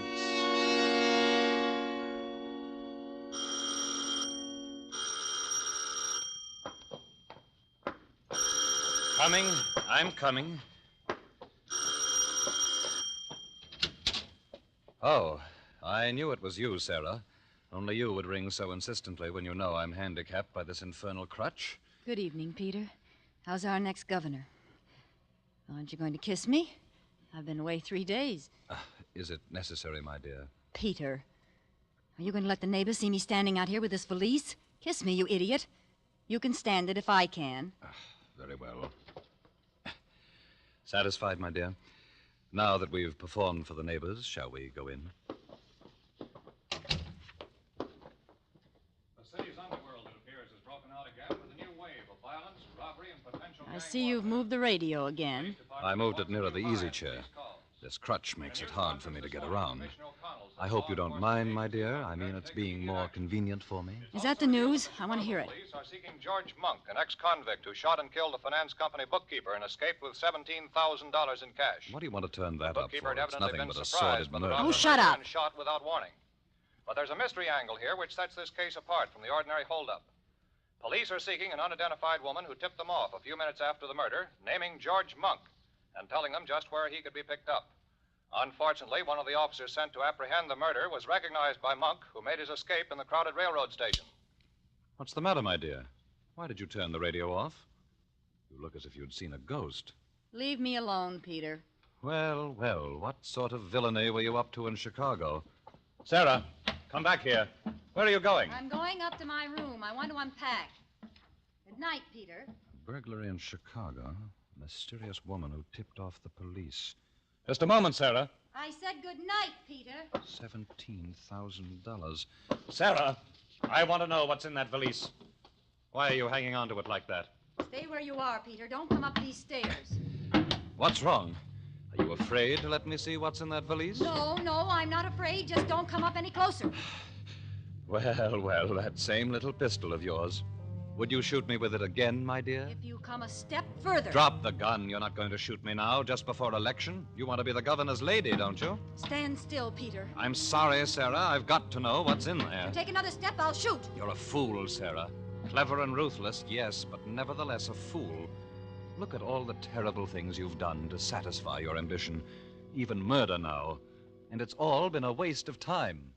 What do you mean? Did you know that the results of the popular poll were published today?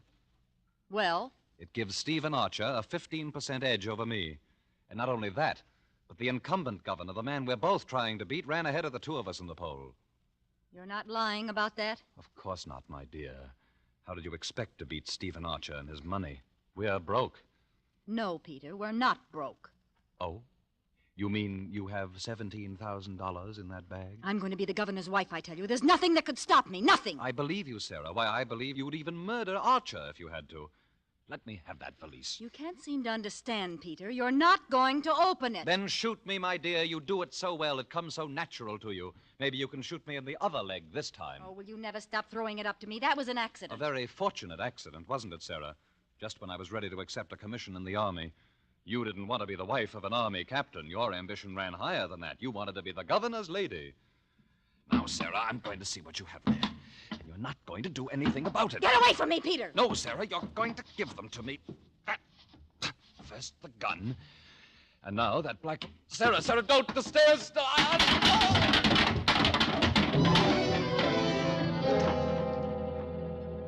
Sarah. Oh, Sarah.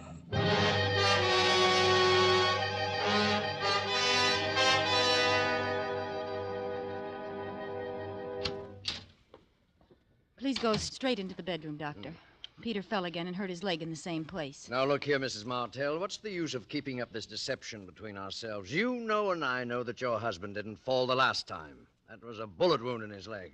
Dr. Varney, you promised never to mention that bullet wound. And you promised to pay me, remember? $10,000. Where's the money? Don't worry, I have it. Oh, well, that's different. Where is it? I'll take it now. Later. Please go in now and take care of Peter. Did you shoot him again? Of course not. That was an accident the last time. I was examining the pistol and it went off. Yes, of course. That's the story, Mrs. Martell. And for $10,000, I'll gladly subscribe to it. But I must have that money. I need it. I won't touch that leg till I get the money. All right. I have it here. Oh. There. That's $10,000. Now hurry in there and take care of Peter. Afterwards, I'll want to see you in here. There may be another matter that I'll want you to handle for me. Yes, there's $10,000. Another matter? You are also the physician for Stephen Archer, aren't you? Yes. You've been attending him every day during the campaign. I understand his heart needs attention. Look here, Mrs. Martell. Stephen Archer's running against your husband for governor. I wonder when you originally called me in, did you know I was Archer's physician? Could be. Huh. Well, I'm sorry I can't discuss Archer with you. Why not? Why not? Why, the ethics of my profession. The ethics of your profession. Please, Dr. Varney. If your fellow practitioners knew what I know about you, you wouldn't have any profession. I won't listen to any more from you. I'll take care of that leg of your husband's, but more than that, no. Oh, but I'm sure you'll change your mind, Doctor. Whatever your proposition is, the answer is no. Even if I were to offer $50,000? $50,000? There, now, I knew you'd be interested. Now run inside like a nice fellow and tend to Peter. I must go out for a few minutes, but please wait for me. There's an appointment I must keep. I won't be long.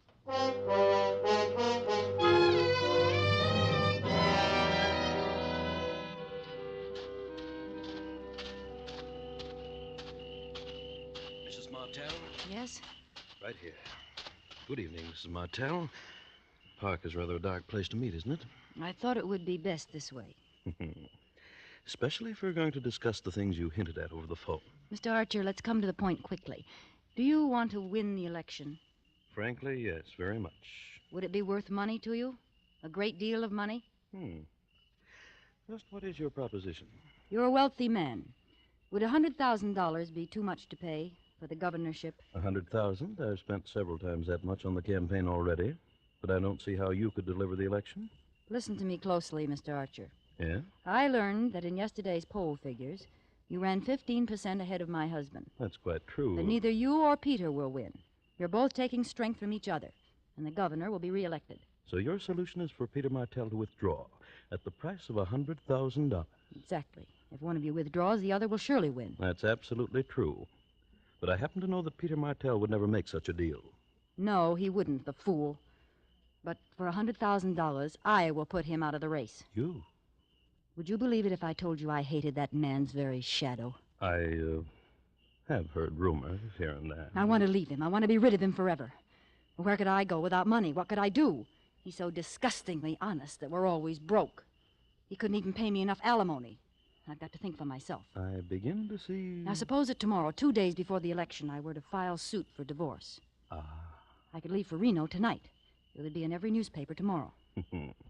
Would certainly eliminate your husband. You'd pick up all the votes Peter would lose, enough to swing the election. And your price is $100,000. You agree? I'd be a fool not to. Of course I agree. The moment you file your divorce papers in Reno, I'll have $100,000 credited to your account wherever you specify. No, I must have it in advance. No, my dear Mrs. Martell. In advance. It's out of the question. How do I know you'll go through with it after I pay you? And how do I know you'll pay me after I go through with it? Don't you trust me? Do I have to answer that?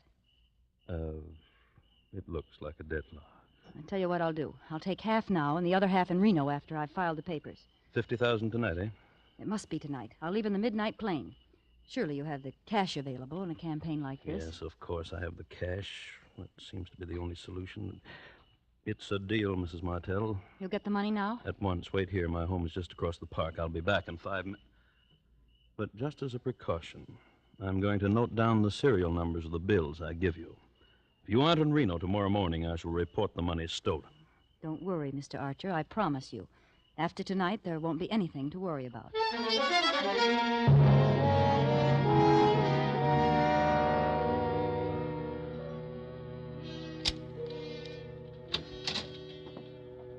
Still waiting for me, I see, Dr. Varney. Well, it took a long time. I was just deciding to leave. You took care of Peter all right? Yes, the wound opened up again. It was painful, but not as bad as it looked. He'll be up again by tomorrow.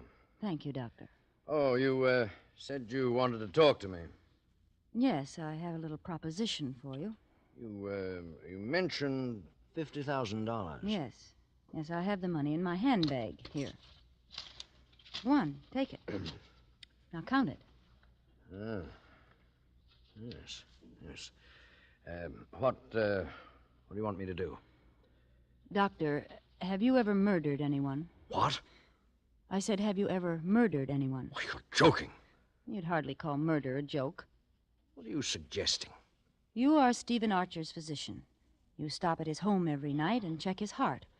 And you give him a sedative. No.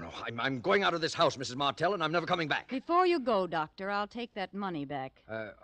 $50,000, Doctor. It's a lot of money. Yes, I know just how deep you are in the red. 50,000 will put you on your feet again.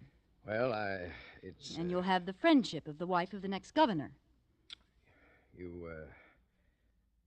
want me to give Archer an overdose of sedative, huh? I knew you'd be reasonable, Barney.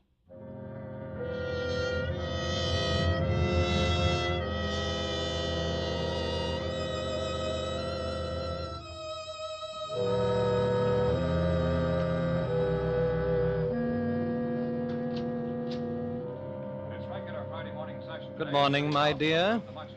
I see you're at the radio already. Aren't you up early today? I thought all the Borgias slept late.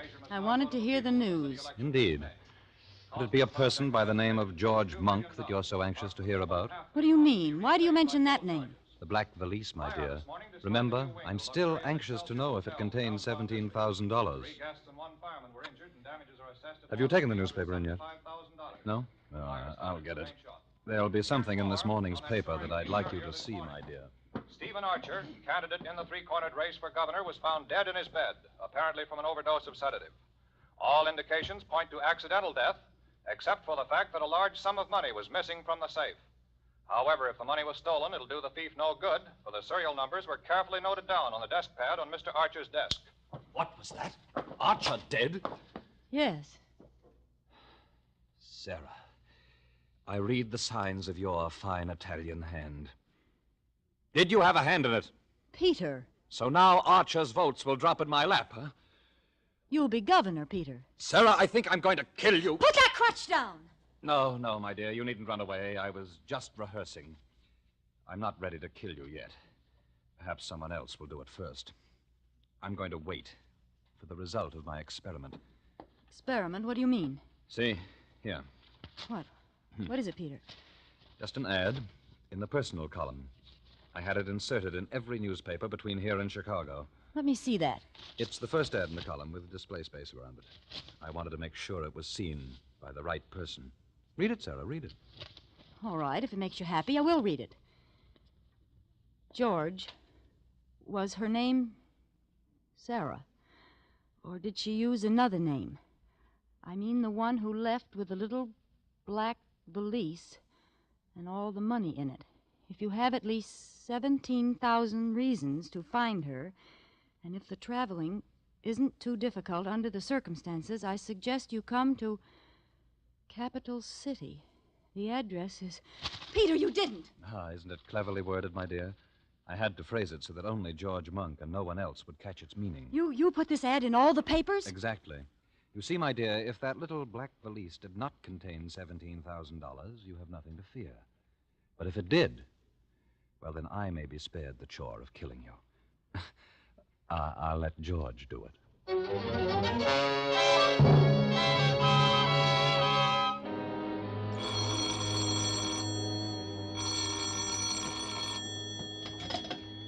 Hello? Mrs. Martell? Who is this?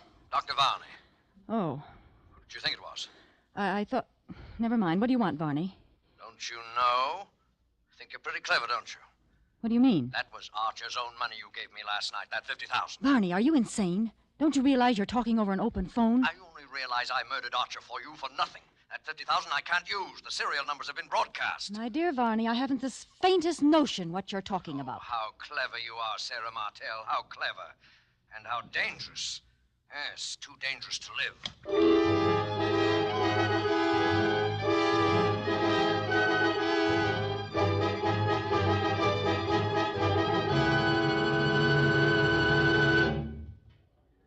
The medical examiner's all through with the body, Inspector. All right, O'Connor, all right. Then I guess we're finished, too. Tell Mike to be careful with the body. And put down in your report, dead on arrival, murdered by person or persons unknown.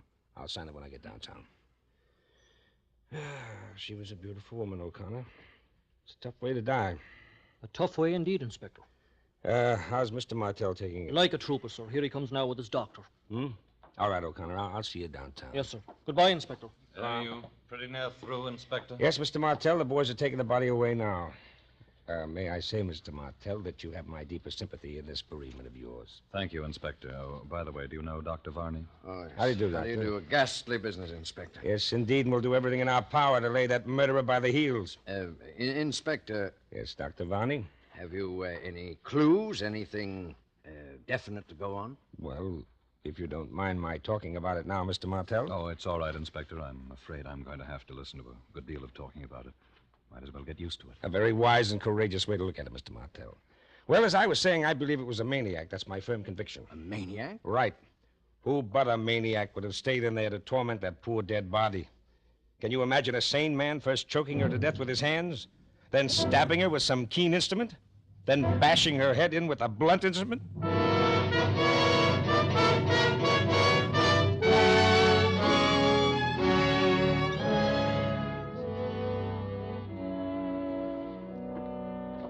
Well, Varney, that was quite an ordeal. It was terrible. Varney. Yes? You hated her very much, didn't you?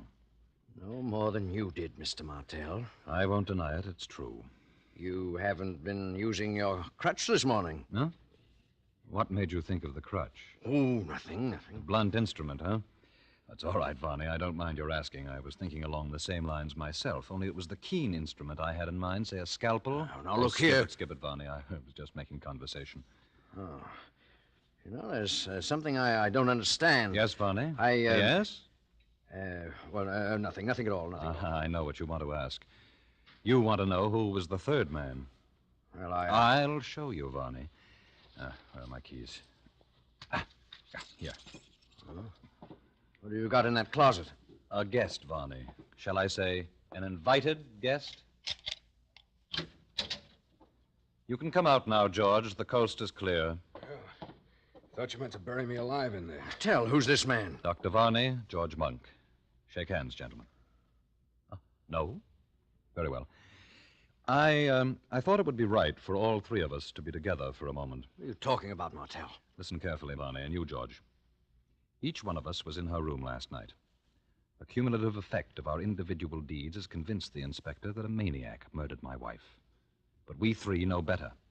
However, there is one of us who knows more than the other two. One of us killed her first.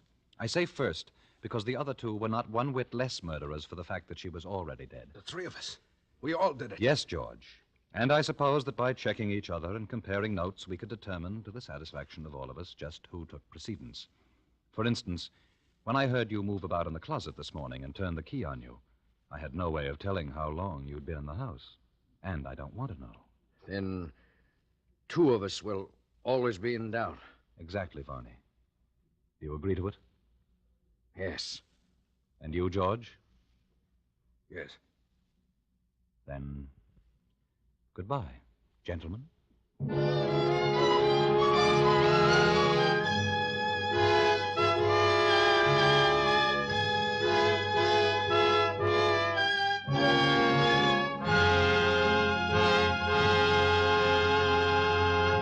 Roma Wines have brought you Lucille Ball, a star of A Shroud for Sarah. Tonight's study in Suspense.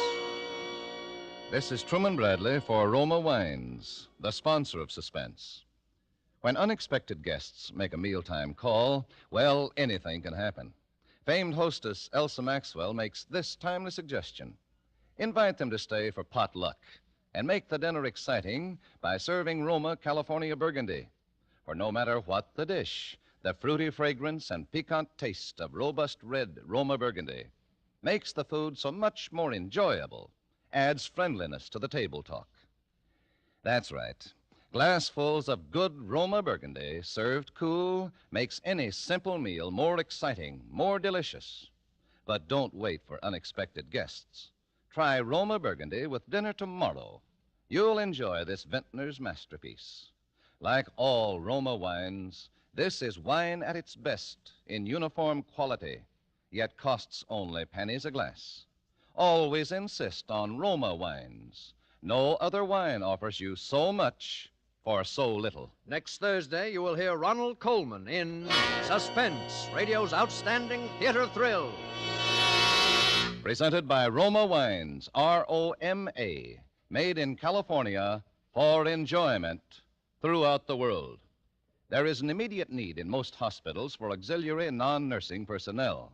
Approximately 90,000 men and women must be recruited if hospitals are to provide patients with even minimum services.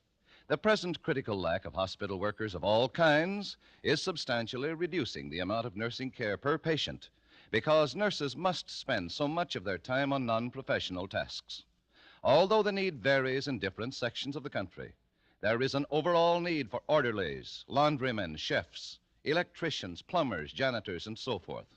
Men and women, both skilled and unskilled, who want to work in a hospital in any capacity, can now get secure, well-paid jobs with a post-war future.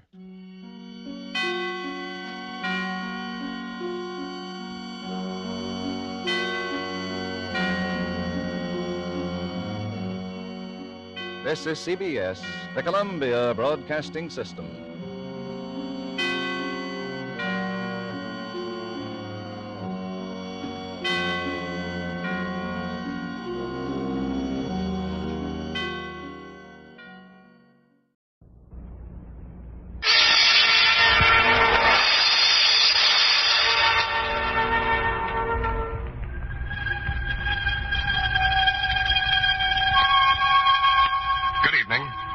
Sergeant X. When an American greets another native son with the time-worn phrase, "What's doing?" he's very much surprised if the answer isn't "not much" or something to the same effect.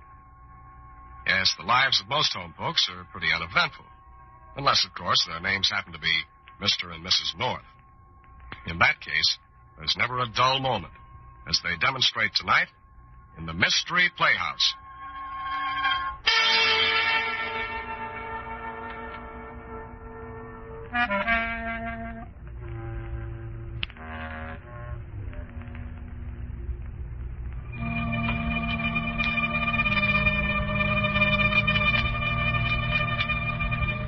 Yes, tonight, the Mystery Playhouse presents another exciting episode in the very eventful lives of Mr. and Mrs. North. It isn't that Jerry and Pam, as they're known to each other and their intimates, go hunting for trouble. No, it seems to be just the other way around. Of course, once it arrives, they don't run away from it. On the contrary, they usually jump in with both feet, a process that makes for interesting results. Take, for instance, right now. With Jerry North away on a business trip, Pam is home keeping the light burning in the window and the telephone wires humming. Hello? Yes, I'm Mrs. North. Oh, put him on. Jerry? Darling. Well, of course I'm not all right. How can I be with my husband way off in the wilds? Me? Oh, I'm taking up knitting, Jerry. Uh-huh. Knit one, purl one. Although I keep dropping one all the time. I just... Oh, what did you say, darling? Oh, nothing. Just, oh, that sound? I just dropped one. Uh-huh. Oh, I guess I'd better hang up now, darling. Why? Well, I've got to pick up that stitch I dropped. Well, of course I love you. Goodbye, darling. Oh, I wonder if... Oh, dear, there are times when a woman needs a husband. Pamela, you better see. Please, let me in quickly. Well, you've been shot. Quickly, please. All right, here, let me help you. Here, lie down on this couch. There. Well, I'd better phone for a doctor at once. No, not a doctor. He'd have to notify the police. And Jimmy, there's no time. But you're hurt. It's just a flesh wound. But you're in pain. I can't let you do... You must. You see, what happens to me right now isn't very important. It's Jimmy who's in danger. You mean from the man who shot at you? Oh, no. From the state executioner. State executioner? Yes, they're going to kill Jimmy for a murder he didn't do. I'm the only one who believes in him, and you and your husband, Mrs. North, are the only ones who can save. Well, are you Oh, she's fainted. Jerry's out in the wilds, and I mustn't call Bill Wygand. There are times, Pamela North, when I wonder about you. How on earth do you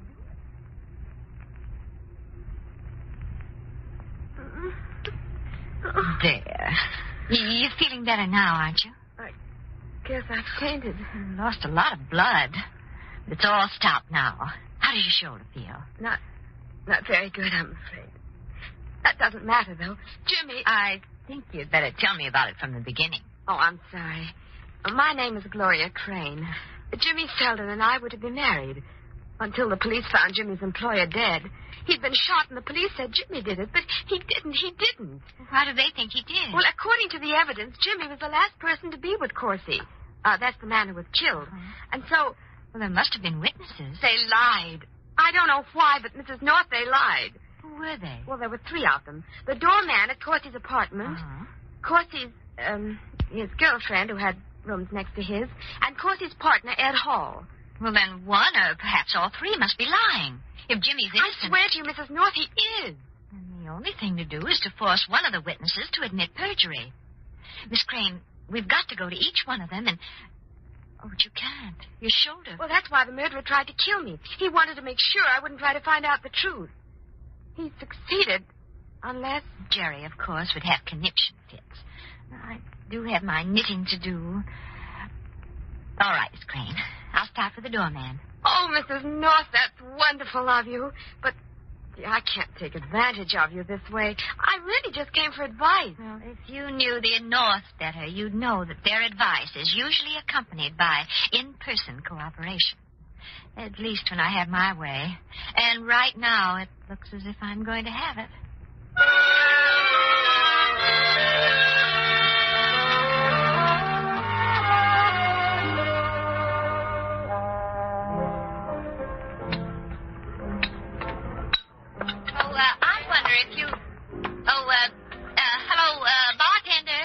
What?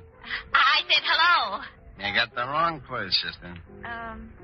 Look, I want to speak to Pete Owens. They told me he'd be here. He is. He's a one-man liquor shortage, but... Okay, that table over there in the corner. Oh, over there? Yeah. Him? Yeah. Oh, all right. Thank you, bartender. Maybe I should have stood at home.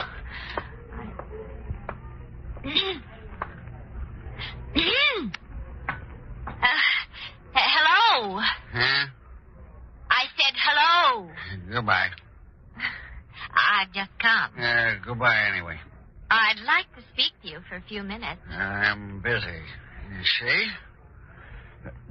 Thank you. I will sit down. You are Pete Owens, aren't you? Don't mention it. Don't tell a soul. Goodbye. Pete, you're the doorman at Kelmsley Arms who testified at Jimmy Selden's trial, aren't you? Oh, go away. You did, didn't you? She's not only a pretty dame, but nosy. How would you like a suck in the nose? I wouldn't. And you're not going to sock me. Why? Because I'll sock you first with this bottle. Hey, give me that back. It's got liquid contents. I need them contents. Expensive brand, isn't it, Pete? Especially for a doorman. You mean on what? Where did you get the money? That's none of your business. That's what you think. Mr. Owens, I represent the Income Tax Department. We like to have all income reported to us. Hey, now, wait a minute. Would you like to see my credentials? Oh, don't pry off the handle, miss. Or would you prefer to continue this discussion at headquarters? Oh, you got me wrong. Sure, I received the gift. There's nothing wrong in that, is there? Well, that depends. How large a gift? 500 in cash. Who sent it to you? There was no signature. Must have been Santa Claus. Yes. And what were you supposed to do for that money? Nothing. Try again. I'm telling you, nothing. The guy who sent it, he said, well, he didn't want me to get in trouble on my job. Go on. And make it good. Well, he sort of suggested that when I got up on the witness stand, maybe I didn't have to say nothing about ducking away for a drink after I let the Selden guy upstairs. So you sold out for $500. That's enough, Mr. Owens. Goodbye. Hey. Like I always say, dames are no good. Especially the pretty ones.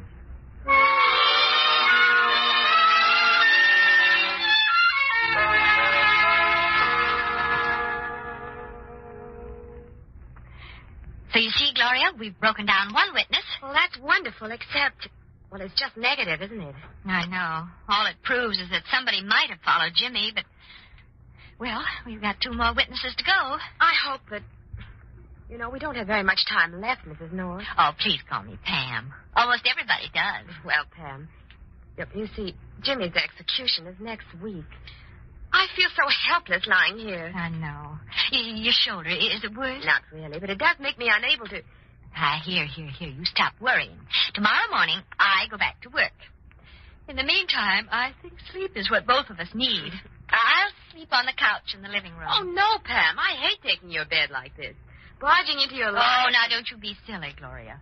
You prevented me from brooding about Jerry, and believe me, a publisher husband out in the wilds with a lady author can be brooded about.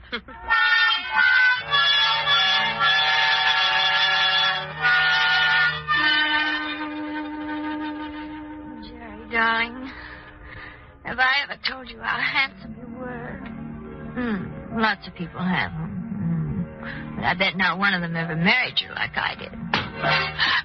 Well, Jerry! Oh, Jerry isn't here. Gloria! Something, I've got to get to her. Gloria, the room's so dark, Oh, no. No, don't!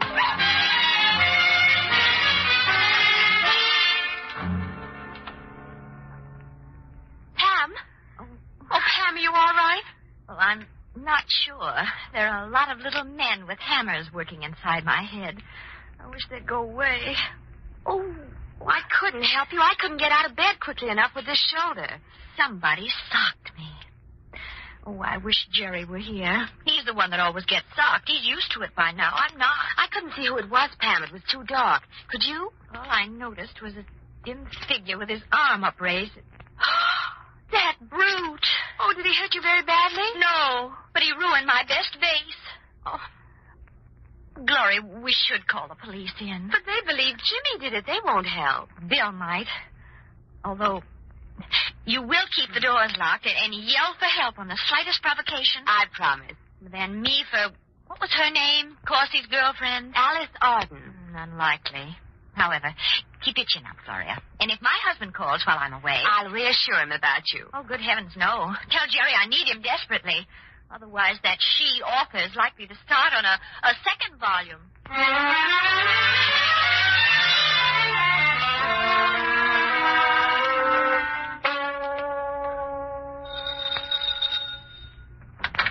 Yeah? You're Miss Arden, aren't you? Right the very first time. So go peddle it somewhere else, sister. Goodbye. I'm not peddling anything.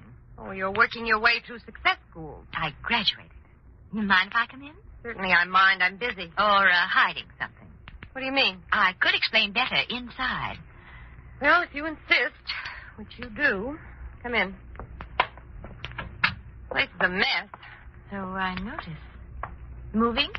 Yeah, you're not a detective by any chance. Oh, let's not talk about me. Let's talk about you. Why are you moving? I don't like the class of people that ring my doorbell in this house. Oh. Well, there's another kind of a house you might move to that doesn't have a doorbell. A jail. Is that so? Mm-hmm. Where you'll always be in. By request. Look, sister, if you're the new type of policewoman, Lord help the police department. Would you like to see my badge? I've seen them before. No doubt. Just what were you insinuating by that? Of course he ran into a lot of police during his business career, didn't he? Oh. Yeah. A rat. You didn't like him. He was all right alive. But I don't like the kind of guy that don't take care of his loved ones when he pops off. You can't really blame him. He wasn't expecting to be murdered. In his racket, he had a right to expect it. But no, he kicks off without leaving me a red cent. Oh, that's why you're moving. Sure, I can't afford to pay the rent in a Tony dump like this. Funny, I couldn't even afford to move if it hadn't been for... How much did he send you? A grand... Did who send me? Don't you know? There was no signet... Listen, sister, I'm talking too much. At Jimmy Selden's trial, maybe you didn't talk enough. I told the truth. You saw Jimmy go into Corsi's apartment. Sure, I had a suspicion Corsi was expecting a visitor, so I was watching. But it turned out it was only Jimmy. So you went to the movie? No, I stayed right here. I kept on watching. Why? No reason. Or don't you mean because that's what the letter with $1,000 instructed you to say? Look, it's about time you were leaving. I don't think so. You got nothing on me. Did you tell the police about the letter with the money? They didn't ask me. They might not like it if I told them. Honest, I didn't mean any harm. I needed that $1,000. So you helped railroad an innocent boy to the chair. I just didn't mention that I left after I saw Jimmy go into Corsi's apartment, that's all. You didn't see anyone else go in after Jimmy did? I'm telling you I didn't. It wasn't my fault he got the chair sentence. The doorman and Ed Hall, they would have seen somebody else go in, so I just... So you lied and took your $1,000. All right, Miss Arden. Don't leave town. I won't. Look, am I going to get into trouble on account of this? Maybe not, but I'd be rather afraid if I were you. Of who? Of the man who sent you that money. He paid for your silence. But if he thought you might talk, he could use other means besides money. You mean kill me? He killed Corsi. Well, he can't do that to me. It's against the law. Are you quite sure that he realizes that?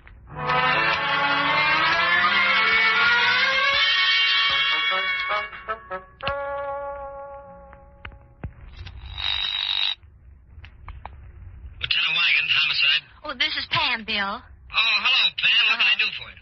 About the Corsi murder. You're too late. Somebody already found the corpse in that one. Oh, Bill, what business was Corsi in? He fronted as a real estate man. Oh. Actually, he ran a string of slot machines, betting parlors, and assorted rackets. Why?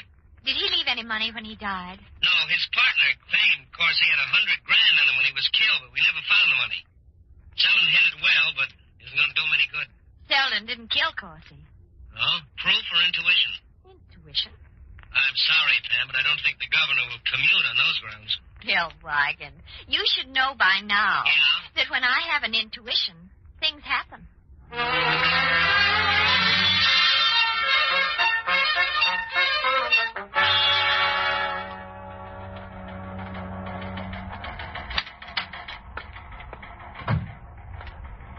Welcome, madam. You're like a breath of spring in these parts. You, Mr. Hall? Yes, madam. Editor-in-chief of the Horseman's Handy Helper, the only racing sheet in town with a money-back clause. Oh. Precisely. If our selections do not win, try and get your money back. Would you like something for the Fifth Empire? Not exactly. Between you and me, I don't know any more than you do who's going to win. Horses are so darn secretive. Never say a word. You're quite a picturesque character, Mr. Hall. True. At this moment, I'm beginning to wonder exactly where you fit into the picture. I'm a reporter. Which enlightened newspaper employs you, my dear? The Globe. The Globe. Oh, I see. Oh, excuse me for a moment. Something in my other office. Be right back. Of course, Mr. Hall. Racing sheet. Corsi owned betting parlors. Pamela, you may have something there. As a matter of fact, Pamela, you'd better have something there. This is your last chance. Ooh, I hate oily men. I wonder whether Brendan Fail, that authoress, is oily. I hope she is. I hope Jerry doesn't like oily women. As a matter of fact... Oh, Mr. Hall. Here I am, back again with you, my dear. My sweet little reporter from the Inquirer. The Globe. Oh, yes, of course. The Globe. Mr. Hall, that's a gun you're pointing at me. How clever of you to recognize it. I just phoned the Globe, madam. They sent no one down to interview me. Oh, they must have forgotten. Would you mind showing me your press card? Oh, no. Well, I'm afraid I forgot it. That forgetfulness is likely to cost you your life, my dear. What's the angle, and talk fast? Oh, I was lying to you, but... Correct so far. Go on. I'm Pamela North. I want to clear Jimmy Selden of the murder charge against him. Assuming you mean that he's innocent. He is innocent, and you know it. What makes you think so? Because somebody entered Corsi's apartment after Jimmy left. And that somebody killed Corsi. You must have seen the killer. Pretty theory. How much did he pay you? Why do you want to know? Mr. Hall, the murderer has bribed the 3 witnesses who could have cleared Jimmy and convicted him instead. I know that. I also know that you're not a man I can scare. You're a realist. Thank you, my dear. Suppose I match his offer. You're assuming I saw the murderer enter? Didn't you? Possibly. I can't be sure. I'll match his offer. Double it. All right. How much? He paid $10,000. I'll have $20,000 at my apartment tonight. In that case, Mrs. North, I'll be here. Here, but I don't like traps.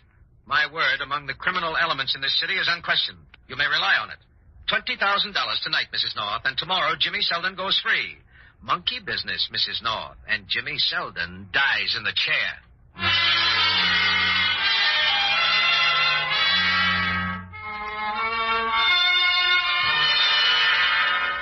Gee, Pam, I can't let you spend all that money. Oh, cheer up, Gloria. It isn't mine. It's Jerry's. But Jimmy will pay us back.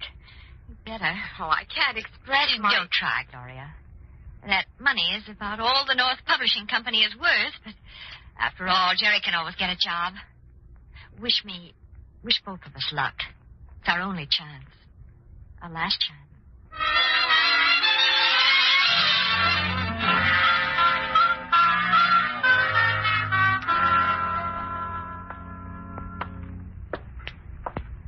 Oh, quiet on the horseman's handy helper front, sounds like.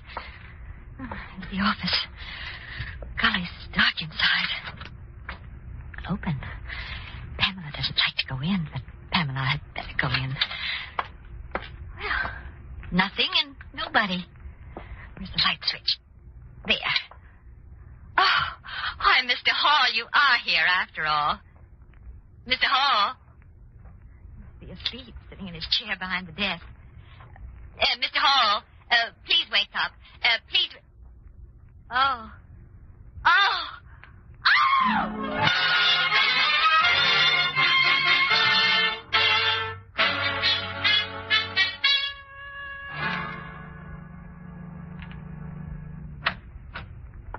Pam? Yes, Gloria. I'm awfully sorry. As I told you over the phone, Hall was dead when I got there. Oh, it's not your fault. It's not anybody's fault. Just bad luck, that's all. Oh, this thing isn't over yet, Gloria. Try not to worry. Somehow, somewhere, we'll find the evidence we need. Yes, but where, Pam? I don't know. Oh, your husband phoned. Oh, did he? Yeah, right after you did. I told him you were all right. I told him about Hall. He's going to call again. Oh, thank you, dear. How could the murderer have known that Hall was about to... What did you say? Oh, nothing. I was just thinking aloud. Well, I guess I'll go to bed. That must be your husband now. Good night. Good night, dear. Jerry? Uh-huh. Oh, I'm all right, darling, and just lonely for you and unhappy. Yes, Hall's dead. That's right, his own paper knife sitting behind his own desk.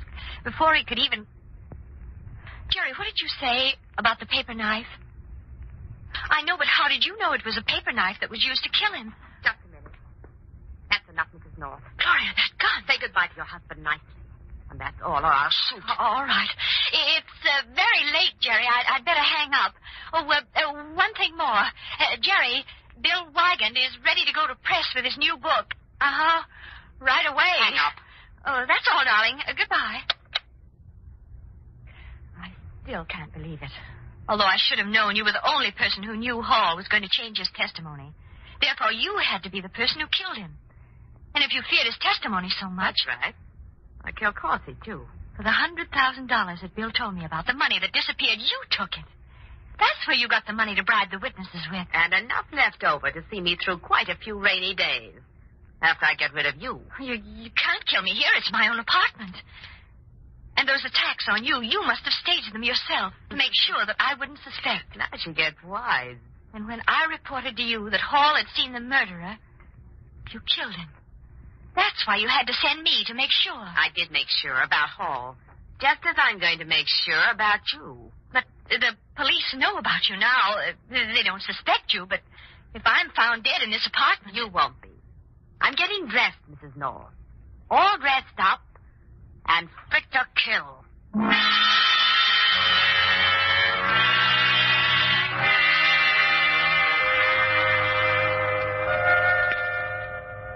All right, Mrs. North.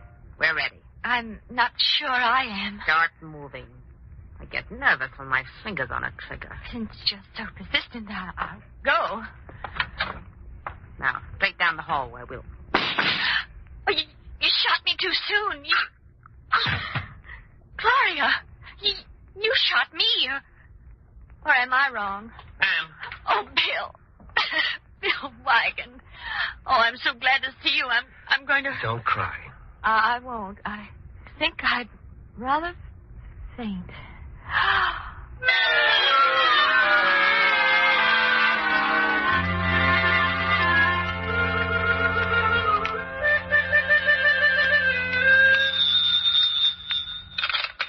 Hello, Jerry, darling. Yes, it's all over. You see, when you mentioned to me that Hall was stabbed with a paper knife, that was the important clue. Because when I phoned Gloria, I just told her that Hall had been murdered without the details. Yet when she told you about it, she knew about the stabbing and... darling. And it was very bright of you to catch on and send Bill to help me. I know, darling. We're both very bright.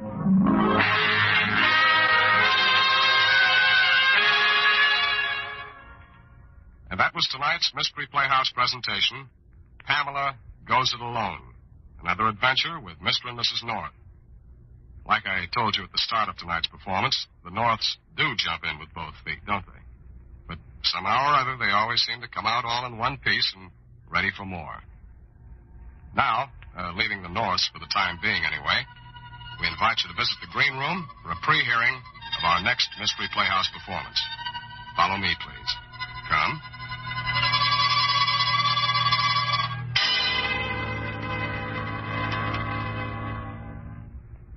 Like I said, and be a good boy. You got nothing to worry about as long as you stick with me. Now I'll count out your 15,000. I want more than that. I want 25. What? And leave me only 5? That's a fine way to treat a partner. I don't care about you. I want what's coming to me. You'll get it and no more. We split this 50-50. Now, why should you get half? I did the job. I went in and got the stuff. I took all the risk. All you did was sit here and wait for me. Is that so? All I did is sit here and wait for you. Why, you runny-nosed little brat. What do you think those are thinking for you? How far do you think you'd give that stupid brain of yours? I don't need you. No? How much of this 30,000 do you think you'd have now if it wasn't for me? I'll tell you, not 1 cent. Who found out about the jewels in the first place? Me. Who cased the Jordan to find out about the chauffeur being the next con? Who swiped the screwdriver to plant on the scene? Who figured out every angle to make this one of the neatest jobs ever pulled in this burg? You'd be so stinking hot with the police right now if it hadn't been for me, you'd never even be able to cash the rocks in.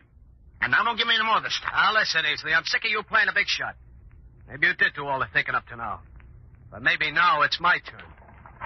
I'm taking 25 of that pile, and you ain't got nothing to say about it. Why, Well, you little rat. You'd pull a rod on me. Yeah, and I know how to use it, big shot. Now get counting. 25 for me, 5 for you. How do you like that?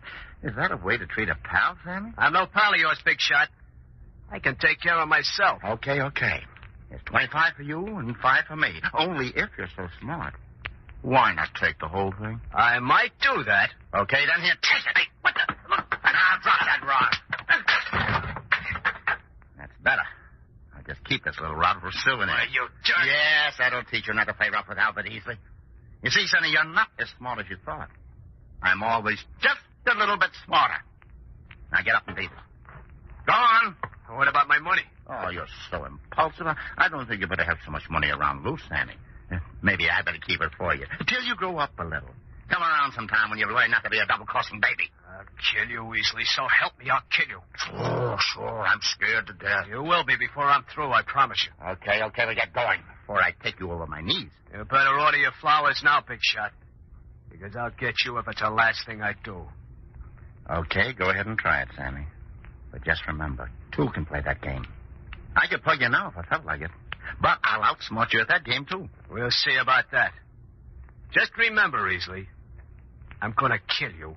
Not if I kill you first, Sammy. Okay, fair enough. So long, Weasley. Pleasant dreams.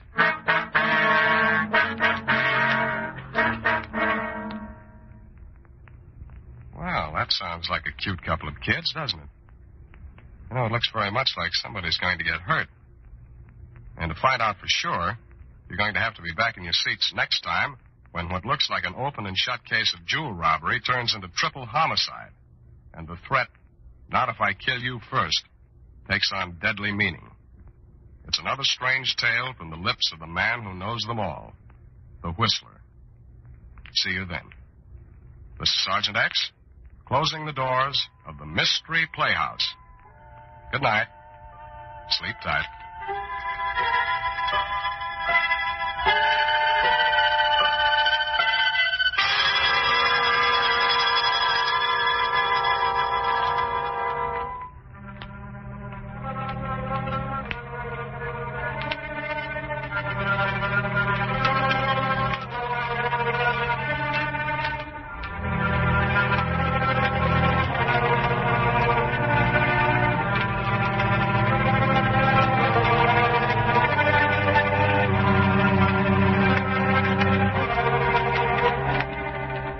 This is the Armed Forces Radio Service.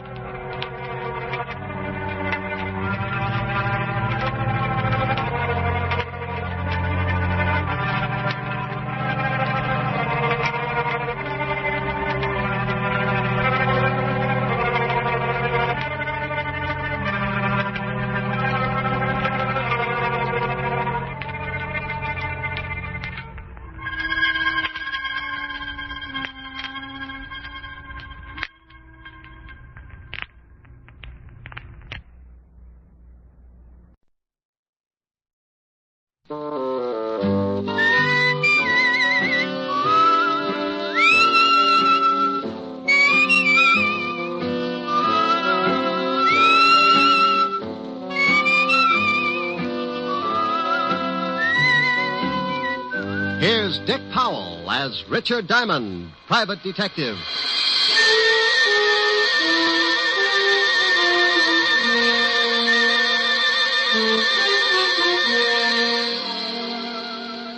Hello there.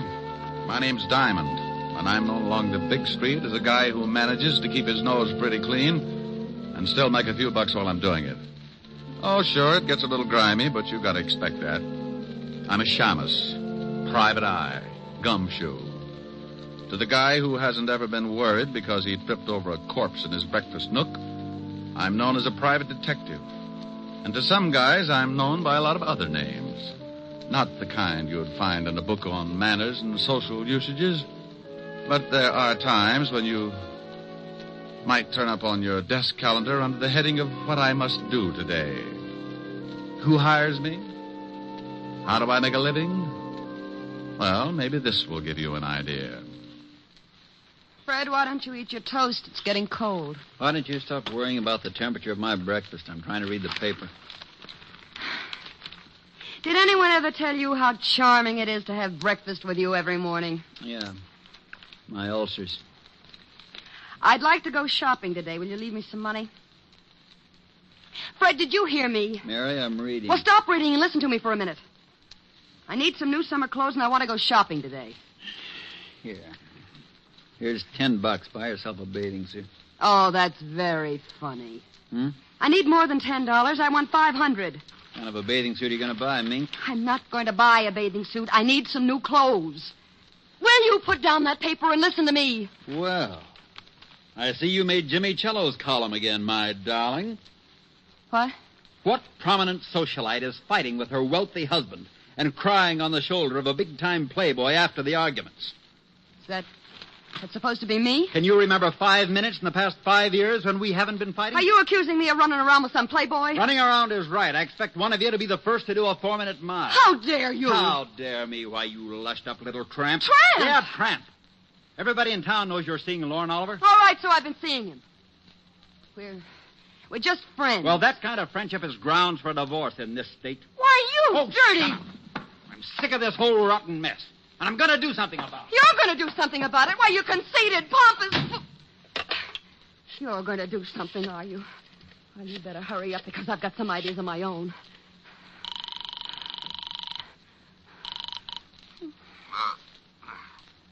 Yeah? Lorne. Yeah, you married? I got to talk to you. What time is 10 it? o'clock. Well, it's still the middle of the night. Call me back This later. can't wait. Fred found an item about us in Jimmy Cello's column this morning. He stormed out of here like he was going to kill somebody. Well, you're just the gal who can recognize the symptoms. Well, that's a nasty line. What do you want at 10 in the morning, Longfellow? Look, honey, I'll take care of Cello, and if that husband of yours gets out of line, I'll take care of him, too.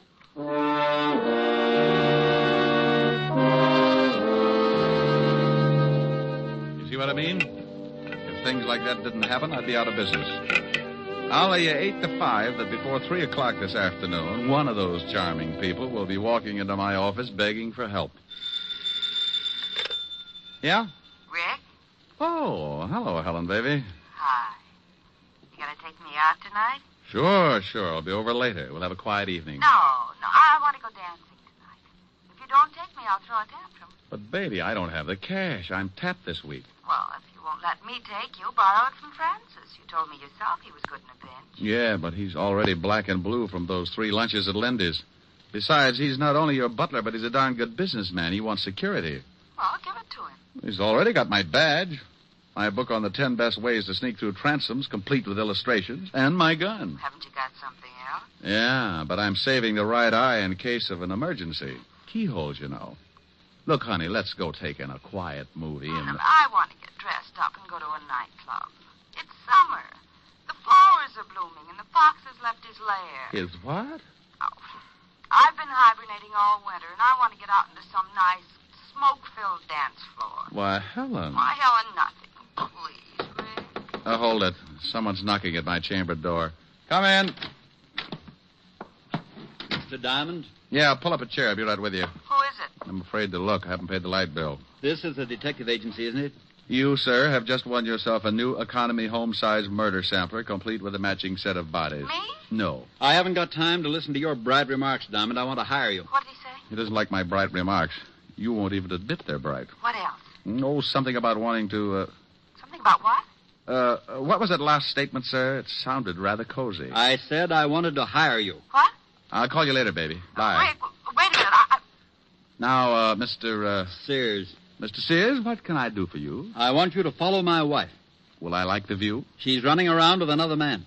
Well, if they're just running around, don't worry about it. It's when they get tired and slow down that things start to pop. There was a veiled article in Jimmy Cello's column this morning about my wife and this man. Yeah, I know Cello. So do I, but I'm not interested in Cello at the moment. Well, what do you want? Enough on your wife so you can get a divorce? Yes. Oh, well, that comes kind of high. I don't like cases like this, and I usually turn them down. If you want me to swallow my pride, it'll take a $200 retainer and $100 a day in expenses. I'll write you a check. Oh, just like that, huh? I am quite wealthy. That's why I want the divorce, Mr. Diamond. There you are. Yes, sir. There I am. Now, what's the man's name that your wife is seeing? His name is Lorne Oliver. Well, this is turning into a family gathering. You know him? Sure, runs the Monarch Club. That's right. What's your wife's name, and we're going to get a look at her? Mary Sears. You can see her tonight at the Stork. We'll be there for dinner, 9 o'clock. I'll be there. Oh, incidentally, that comes under the heading of expenses, in case you have a short memory. I have a good memory, Mr. Diamond. You can send me the bill. Oh. Address and phone number? 45 East 65th Street. 45 East 65. Evergreen 41793. 41793. Now I've got to be going. Goodbye, Mr. Diamond. Goodbye, Mr. Sears. Yeah? What'd you hang up on me for? Honey, this is because you always give me an argument. You never want to go anywhere. I'm getting tired of shows and hot dogs. I want to go dancing. What? And I don't mean Roseland. I want to go to the Stork. I'm a growing boy, and I like to see the bright lights and throw my money around. But, Rick, you I'll pick you up at 8:30, and this time, don't wear slacks. You're an idiot. Bye, idiot. Yes, that's the way it goes, just as I told you. The word private in front of detective means you're married to all the troubles in the world, and that includes everything. So if a guy turns up who's unhappy with his wife, you listen to him howl, and if he's got enough money, you take the job. It's for better or for worse. And until Mr. Sears came in, it was decidedly one-sided. I'd teach cooking to a bunch of headhunters for a fee like the one he'd given me. When I looked at his $200 check, I started getting that big man complex again. So I closed the office and went back to my flat. We'd probably be up late, and Helen always had some extracurricular activities after we'd get back to her place. You know, roasting marshmallows, fast game of canasta, or an exciting round of immies on the living room rug. Anyway, I always got home pretty late in the a.m., so I spent the rest of the afternoon taking a nap. At 6 o'clock, I got up and dressed, and at 8:30, I picked up Helen. Wow. And at 9 o'clock, we were sitting at the Stark Club bar, right on schedule. Rick, when are you going to ask for a table? Well, honey, the drinks come faster here. But I want to dance. Oh, now. Mustn't overdo it, lover. How do you know? Maybe some mountain climber will ask you on a 20-mile hike tomorrow. Think of your feet. I am. And I want to move them around that dance floor. Oh, Rick, I know you. If you do something, you do it all the way. Yeah, let's Nick. Oh, now you stop that. You're on a job, and you don't want to go in there because you've got to watch somebody. Well, Helen Asher, how are you, darling? Well, hello, Lauren. How have you been? Oh, couldn't be better. Why don't you ever stop over to my club? I'd like to show you around. She just brought a seeing eye dog. Oh, hello, Diamond. You two know each other, don't you? Yes. How did we make such a grisly mistake, Oliver? I don't know. I tried taking penicillin for it, but it didn't do much good. Well, it probably helped out in the other things. Why don't you try hanging yourself? Rick. You always did think you were a pretty funny man, didn't you, Diamond? It's easy being a comic. You just find an idiot for an audience. How do you like the performance? Stinks. Pardon me, Helen, but I see some people I know. You'll excuse me, won't you, Diamond? Oh, sure, yes. But the next time you drop around, bring some airwick, huh? Rick, even if you don't like him, you shouldn't say those things. It's liable to start a fight. Oh, he wouldn't take a swing at a midget if he was riding an elephant. I wonder who his friends are. They don't seem to be too glad to see him. Their name's Sears. Is that who you're watching? Yeah, the wife. I don't know whether I approve or not. She's very attractive. Isn't she, though? Rick. This is business, baby. Business. I'm only drooling because I haven't had anything to eat since this morning. Well, then let's get a table. You've seen her. You've observed what she's doing. Now let's get something to eat. Wait a minute. Here comes somebody else I know. Where? Standing at the check room. The little man? Yeah, here he comes. Who is he? Name's Cello, Oh. Jimmy Cello. Writes a gossip column. I read it all the time. Yeah? Hello, Jimmy. Well, a Broadway shamus. Who's the lovely redhead, Diamond? Helen, meet James Cello, but be careful what you say. Jimmy, Helen Asher. Hello, Mr. Cello. How do you do? Is this an item, Rick? If I don't get us a table soon, she's going to make me give back her sorority pin. Oh, speaking of tables, I see some people I know. Nice meeting you, Miss Asher. Thank you. Goodbye, Diamond. Bye, Jimmy. Rick, he's going over to Sears' table. Hello, Walter. Hi, Doll. Hi. Well, good evening. What do you want, Cello? Oh, I just dropped by to see how the happy little family was getting along. Well, just drop away. Nobody asked you to stop by. Yeah, why don't you do that? And take Oliver here with you. Nobody asked him to stop by Fred, either. keep your voice down. This is my table, and I don't like a lot of crumbs lying all over it. Who's a crumb? Come on, Lorne. I guess Mr. Sears has forgotten a few things. I haven't forgotten a thing, Cello. When you print one thing in that lying sheet of yours, and I'll have you sued for libel. Listen, Sears, if I did print anything, they'd put you away so far they'd have to pipe air into you. Oh, do go on, Mr. Cello. This is getting interesting. You'd better get out of here, Cello. No. Go on, Cello. What have you got on old Moneybag? He's a lying, dirty gossip monger. He doesn't have a thing. Wait a minute. I don't like that. Why don't you ask your husband about North Africa sometime, Mrs. Sears? Just a minute. Fred, stop it. Fred. All right, now pick yourself up and get out of here, Cello. Maybe you're right. I've got a column to get out. It'll be all about you, Sears, in big type. Go on, get out. How about me? You gonna throw me out, too? You can bet your life I am. I'm getting out of here. You stay right where you are. Don't talk that way to Mary. I'll talk any way I like to my wife. Lon, maybe you'd better leave. Here come the waiters. Now it's I'm gonna push his fat slob's face in. Yeah? Yeah. Come on, George. Push him, boys. All right. Come on, break it up. Come on.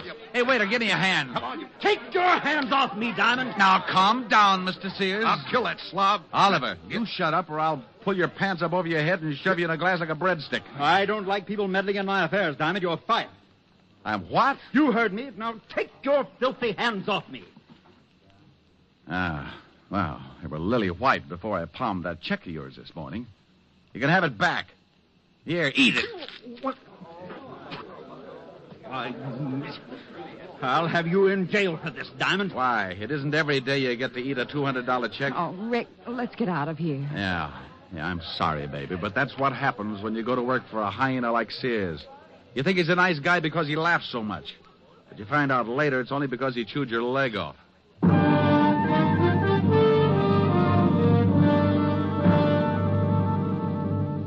We left Sears still spitting out pieces of the check I'd shoved down his throat and headed for Helen's apartment. I was sore. When I get hot under the collar, I don't make for good company. So I dropped her off with a kiss and went back to my flat and climbed in the sack. I smoked a dozen cigarettes before I got to sleep. And when I finally did, it must have been with a big smile on my face. All night I kept dreaming that Lauren Oliver and Fred Sears were beating themselves to death with hot paper sacks.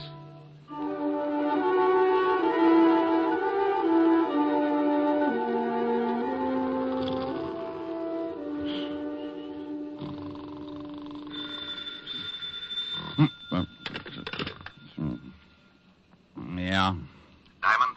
No, this is Sunshine Market. Locks Popovers our specialty. Now, you stop clowning and get over here right away. Walt? Lieutenant Levinson. Oh. Where are you? I'm in your office. Yeah? What if any clients come in? Give them a good sales talk. Tell them how many people you've killed or something. There's a guy in your office now. Prospect? Depends on what you're talking about.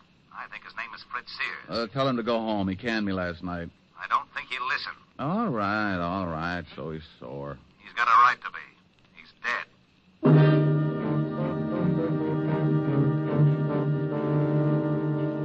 Stop acting like an idiot, Walt. You know I didn't have anything to do with it. I know you didn't, but we find the stiff in your office, and we get a report that he fired you last night, that you had a fight with him. I gotta tell the commissioner something, Rick. Tell him Sergeant Otis is teething. Now, you stop that. No, what do you know about the killing? The coroner just left. He said that Sears had been dead about 8 hours. The cleaning woman found him at 9 this morning and called us. That puts the time of the murder around 1 a.m. We found this clenched in the dead man's hand. What is it? An article torn out of the morning papers. Here, read it. Jimmy Cello's column. Read it. All right, I will. Don't yell at me. Fred Sears, wealthy import-export man, is having troubles. He's finding it hard to explain about his past doings in North Africa, and at the same time, he's finding it just as hard to explain his wife's interest in the local playboy, nightclub owner Lauren Oliver. He got so mad at the Stork Club... Oh, I was there. He got so mad at the Stork Club last night that he took a poke at your columnist and then tried to beat up Lauren Oliver. Will this lead to a rematch between Oliver and Sears? We're having a whole bunch of them picked up. Walt, before you do that, give me a couple of hours, will you? Try to dig up the killer? I can't. You know what we've got to do. It's routine. Well, the commissioner's already having fits every time he hears my name. Now, look, Rick. Walt, I got a business to protect. And if he finds out the stiff was killed in my office, he'll probably haul in my license. 1 hour, Rick. That's all I can give you. I got a job, too. Thanks, Walt. I suppose you've got an alibi for 1 o'clock? Call Helen. We were toasting marshmallows.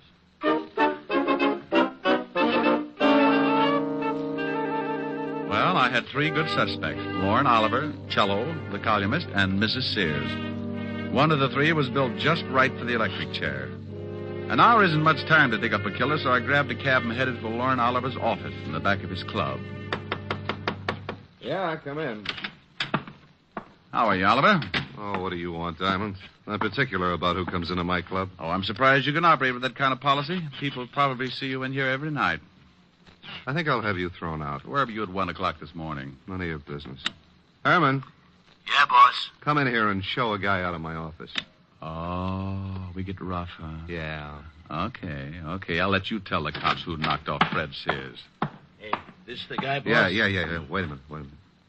Did you say someone knocked off Fred Sears? That's right, but don't start crying about it. It makes me feel so helpless. I'll tell my story to the cops. They'll get a lot tougher than I will. You won't get tough at all, Mac. Oh, stop flexing, Herman. You'll snap your girdle. Well, I guess it doesn't make much difference as long as Sears is dead. I was with his wife from about 12 o'clock to well, it was a long time after 1. Well, where were you all that time? At my place. And I'll take a walk, Shamus. You got my alibi. One more question. Did you go out at all? Yeah, I went out and got the late papers. So what? I like to read. Okay. You don't mind if I stop by and see Mrs. Sears, do you? No, go ahead. I'll see you later. Oh, Herman. Yeah? You can let the air out now. Your muscles are lovely.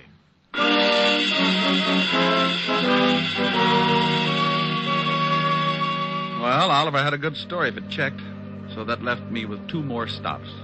Cello's newspaper office was the closest, so I grabbed another cab, and 10 minutes later I was sitting at his desk. Oh, you don't think I had anything to do with it, do you, Diamond? Where were you at 1 this morning? I was covering a party at Richard Gray's. I was with friends from about 11 o'clock till after 3. You can check. Go on, check. Look, Poison Pin. Sears had your column from the late edition clenched in his hand. He did, huh? Well, you don't think if I was going to kill a man, I'd leave anything like that around? I don't know. Well, obviously, someone is trying to make it look like I did it. Have you talked with Oliver and Sears' wife? Oliver's got an alibi, and I'm headed for Mrs. Sears' place right now. You know the address? Yes. 45 East 65th. But Mrs. Sears couldn't kill her husband. I know her too well. No? Well, thanks, Cello. I'll check your alibi. If it stands up, then I'll have to really go to work on Mrs. Sears.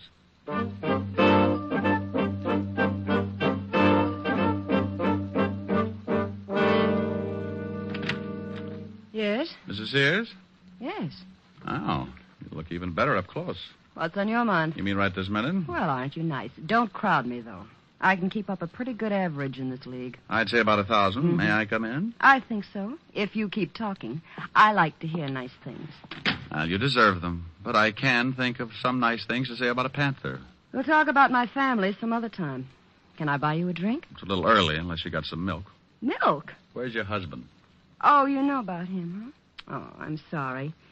It looked as though it might work into quite a friendship. Where is he? I haven't seen him since last night. Why? Is he a friend of yours? He's been using my office. Oh? Yeah, he died there last night. What? Everybody is so surprised. But, how? Who did it? That's what I'm trying to find out, lover. Where were you at 1 a.m.? That's none of your business. Okay, let the law drag it out of you. Goodbye, dear. Wait a minute. All right, I'll tell you. I was with a man named Oliver, Lorne Oliver. Oh, for how long? From about 12 o'clock to, well, much later. That's what Oliver says. Did you go out at all? Just to get the papers. That checks with Oliver's story, too. Did you go out alone? Why, no, I went with Lorne. He says he went out alone. Oh, well, yes, he did. I thought you said you went out with him. Well, that was later. Lorne was the one that went out to get the papers. Okay, what time was it? About 2. When you both went out or when Lorne went out to get the papers by himself? When Lorne went out. Oh, yes. Now I see. Well, I'll see you later. Come back again. Oh, I'll do that after you get over crying for your late husband. I'll keep my emotions down to a minimum. I'll bet you will. I left her standing in the middle of the room, looking after me like a vegetarian with an eye on a green salad.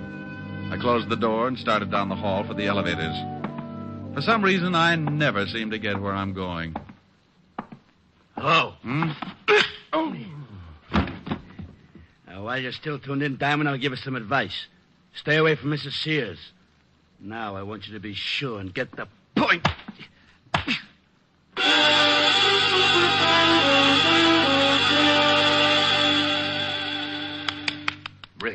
Rick, come on, snap out of it. I'll go away. Come on, you don't look so good. It matches the way I feel. Oh, here's a new line. Where am I, Walt? In Mrs. Sears' apartment. Hello, handsome. She heard the scuffle in the hall, came out, found you, and called me. Swell. Who did it? I didn't see him, but his voice sounded like a thug that Lorne Oliver keeps around to patty cake with. Oh, that was probably Herman. Lorne is so jealous. Well, your hour is up, and now I'm going to haul them all in, including this Herman. Oh, do you know Herman, Walt? Sure, Herman Sharp. Got a record a mile long. Walt, if a guy wanted to hire a killer, where would he go? You know all the stoolies as well as I do. Yeah. Mrs. Sears, what was the fight about last night at the Stork? Oh, a columnist named Cello threatened my husband that he was going to print something in his paper. He said something about North Africa, and Fred hit him. North Africa? This is really getting mixed up. Was your husband ever in North Africa? Yes, during the war. He was a captain in the Army. Walt, can you get me this Herman Sharp's address? He's the boy I want. Sure, but I'm coming along. Have your boys pick up Cello, Oliver, and take them both down to the station along with Mrs. Sears here. Well, you don't think I had anything to do with it, do you? I've known Jimmy Cello a long time. About 5 years ago, he used to run around with a little dancer named Mary Carroll. Sure he did. I married Carol, but I broke up with him when I met Fred. Yeah. Well, you'll see him at the station. You can pick up where you left off. Come on, Walt. We went down fast and climbed into the prowl car. Walt put in the call, got Herman's address over the two-way radio. 20 minutes later, we were standing in front of Herman's door. It was an old apartment house on the Lower East Side. I started for the door, but Walt had other ideas. Rick, we can't go in there. Why not? Because I haven't got a search warrant. Well, you got to go in if you want to crack this case. Not without a search warrant. Search warrant for what? To go in. Well, what do you want to go in for? I don't want to go in. You do. Do what? Go in. Well, go ahead. I haven't got a warrant. Well, what are you looking for? Herman Sharp. He's probably in there. He is? Sure. Well, what are we waiting for? Oh, what did I do that for? For that. What? Herman Sharp. Oh. Is he dead? Yeah, been shot. What are you looking at? Newspaper on the floor. This morning's. Oh. Cello's column's missing. Been torn out. Then Herman's your killer. Swell. Who killed Herman? Don't you know? I'm not going to start that again. Walt, go on back to the station. I'm going to check something and make a phone call. I'll be down in half an hour and point out your killer.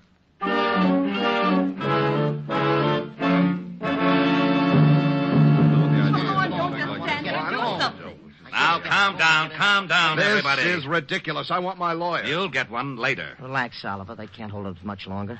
How do you feel, Mary? I don't like this any more than you do. Well, good afternoon, and happy Father's Day. Rick, where the devil have you been? Made a phone call to Washington, Walt. Mrs. Sears, did you know that your husband had a dishonorable discharge from the Army? Why, no. You knew it, didn't you, Cello? That's right, but I kept it quiet. He got it for running a black market. What's this got to do with the death of Sears? Oliver, you told me you went out to get the papers last night. That's right. What time was it? A little after 2. You know what time the late edition comes out. How about you, Mrs. Sears? What Lorne says is correct. How about it, Lorne? Were you the one to go out and get the papers? Yes. Then, Mrs. Sears, why did you tell me this afternoon that you also went out to get the papers? Well, Mary, don't say anymore. You don't have to. The stories don't check, so you couldn't have been together last night. Look, Diamond, what is this Oh, now you look, Oliver. You're both liars. But that doesn't make either one of you the killer. Oh, but Rick, Cello's alibi checks right down the line. Sure it does, because he was at that party. But the killer wasn't. Oh, we know that. He couldn't have been. Yeah, but the man who hired the killer to knock off Sears was. What are you talking about, Diamond? Oliver, where was your hired gun if last night? You mean Herman? Yeah. Well, I don't know. He was with me until 6 o'clock, then he left. Walt, when you find Herman's gun, ballistics will probably say that it was the one that did the job on Sears. Herman? Yeah. Cello, you hired Herman to kill Sears, and then you killed Herman. You're out of your mind. I didn't even know this Herman. We found the newspaper next to Herman's body. It had your column torn out of it. That doesn't pin anything on me. It just shows you that Herman probably stuck that article in Sears' hand after tearing it out of a newspaper. That's what you wanted to make it look like. You knew Herman. You knew about the clipping, so you killed him and tore the column out of this morning's newspaper. Of course I knew about the clipping. You told me about it this morning in my office. That's right. But you were the only one I told about it. You couldn't convict Jack the Ripper on that kind of evidence. I'm afraid he's right, Rick. Cello, what time does the late edition come out? About 2 o'clock. Walt, what time was Sears killed? Around 1. Say. Yeah. The killer couldn't have gotten hold of that column at 1 o'clock. The papers weren't even out on the street. Well, then how did he do it? Only one man could have gotten that column before 1 a.m., the man who wrote it. Jimmy. He tore it out of the galley sheets. The proofs that are made up before the paper goes to press. Cello hired Herman, gave him the clippings, and then went to the party. Oh, you're doing great, Diamond. Keep it up. You're still in love with Mary Sears. You were jealous of Oliver, so you hired Oliver's boy Herman, figuring the cops would pin Sears' murder on Oliver. How am I doing? You're a good liar and a rotten detective. You knew I'd go to see Mary Sears, so you sent Herman to beat me up and make it look like Oliver was behind it. What? You tried to frame Oliver all along the line. Boy, you cheap little scandal snooper. I'll fix it so you Now, don't blame anybody. Wait a minute. Yeah, all right, break it up. Come on, break it down. Break it up. Hey, Walt. What is it, Rick? Bye.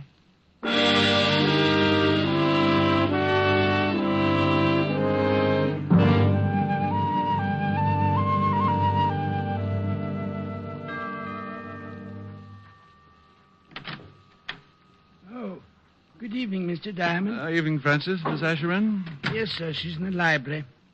She's a little tired from last night. I think she's taking a nap. Well, I'll walk on my tippy toes. How about a glass of warm milk, Francis? I'm a little tired, too. Yes, sir. Right away, sir. Well, look at the little baby. Mm-hmm. Oh, hasn't dreamland. Poor little tired baby. The evening breeze caressed the trees tenderly. Oh, Rick. The trembling trees embrace the breeze tenderly. Hello, baby. Don't stop. All right. Close your little eyes. Then you and I came wandering by. Oh, wonderful. And lost in our sight were we. Ricky. The shore was kissed by sea and mist tenderly. Ricky. I can't forget how two hearts met breathlessly. Ricky, come here. Your arms opened wide and closed me inside. Ricky, come here. What is it, dear? Just this. Here's your milk, mister. Oh, my goodness. Now, this time I refuse to blush.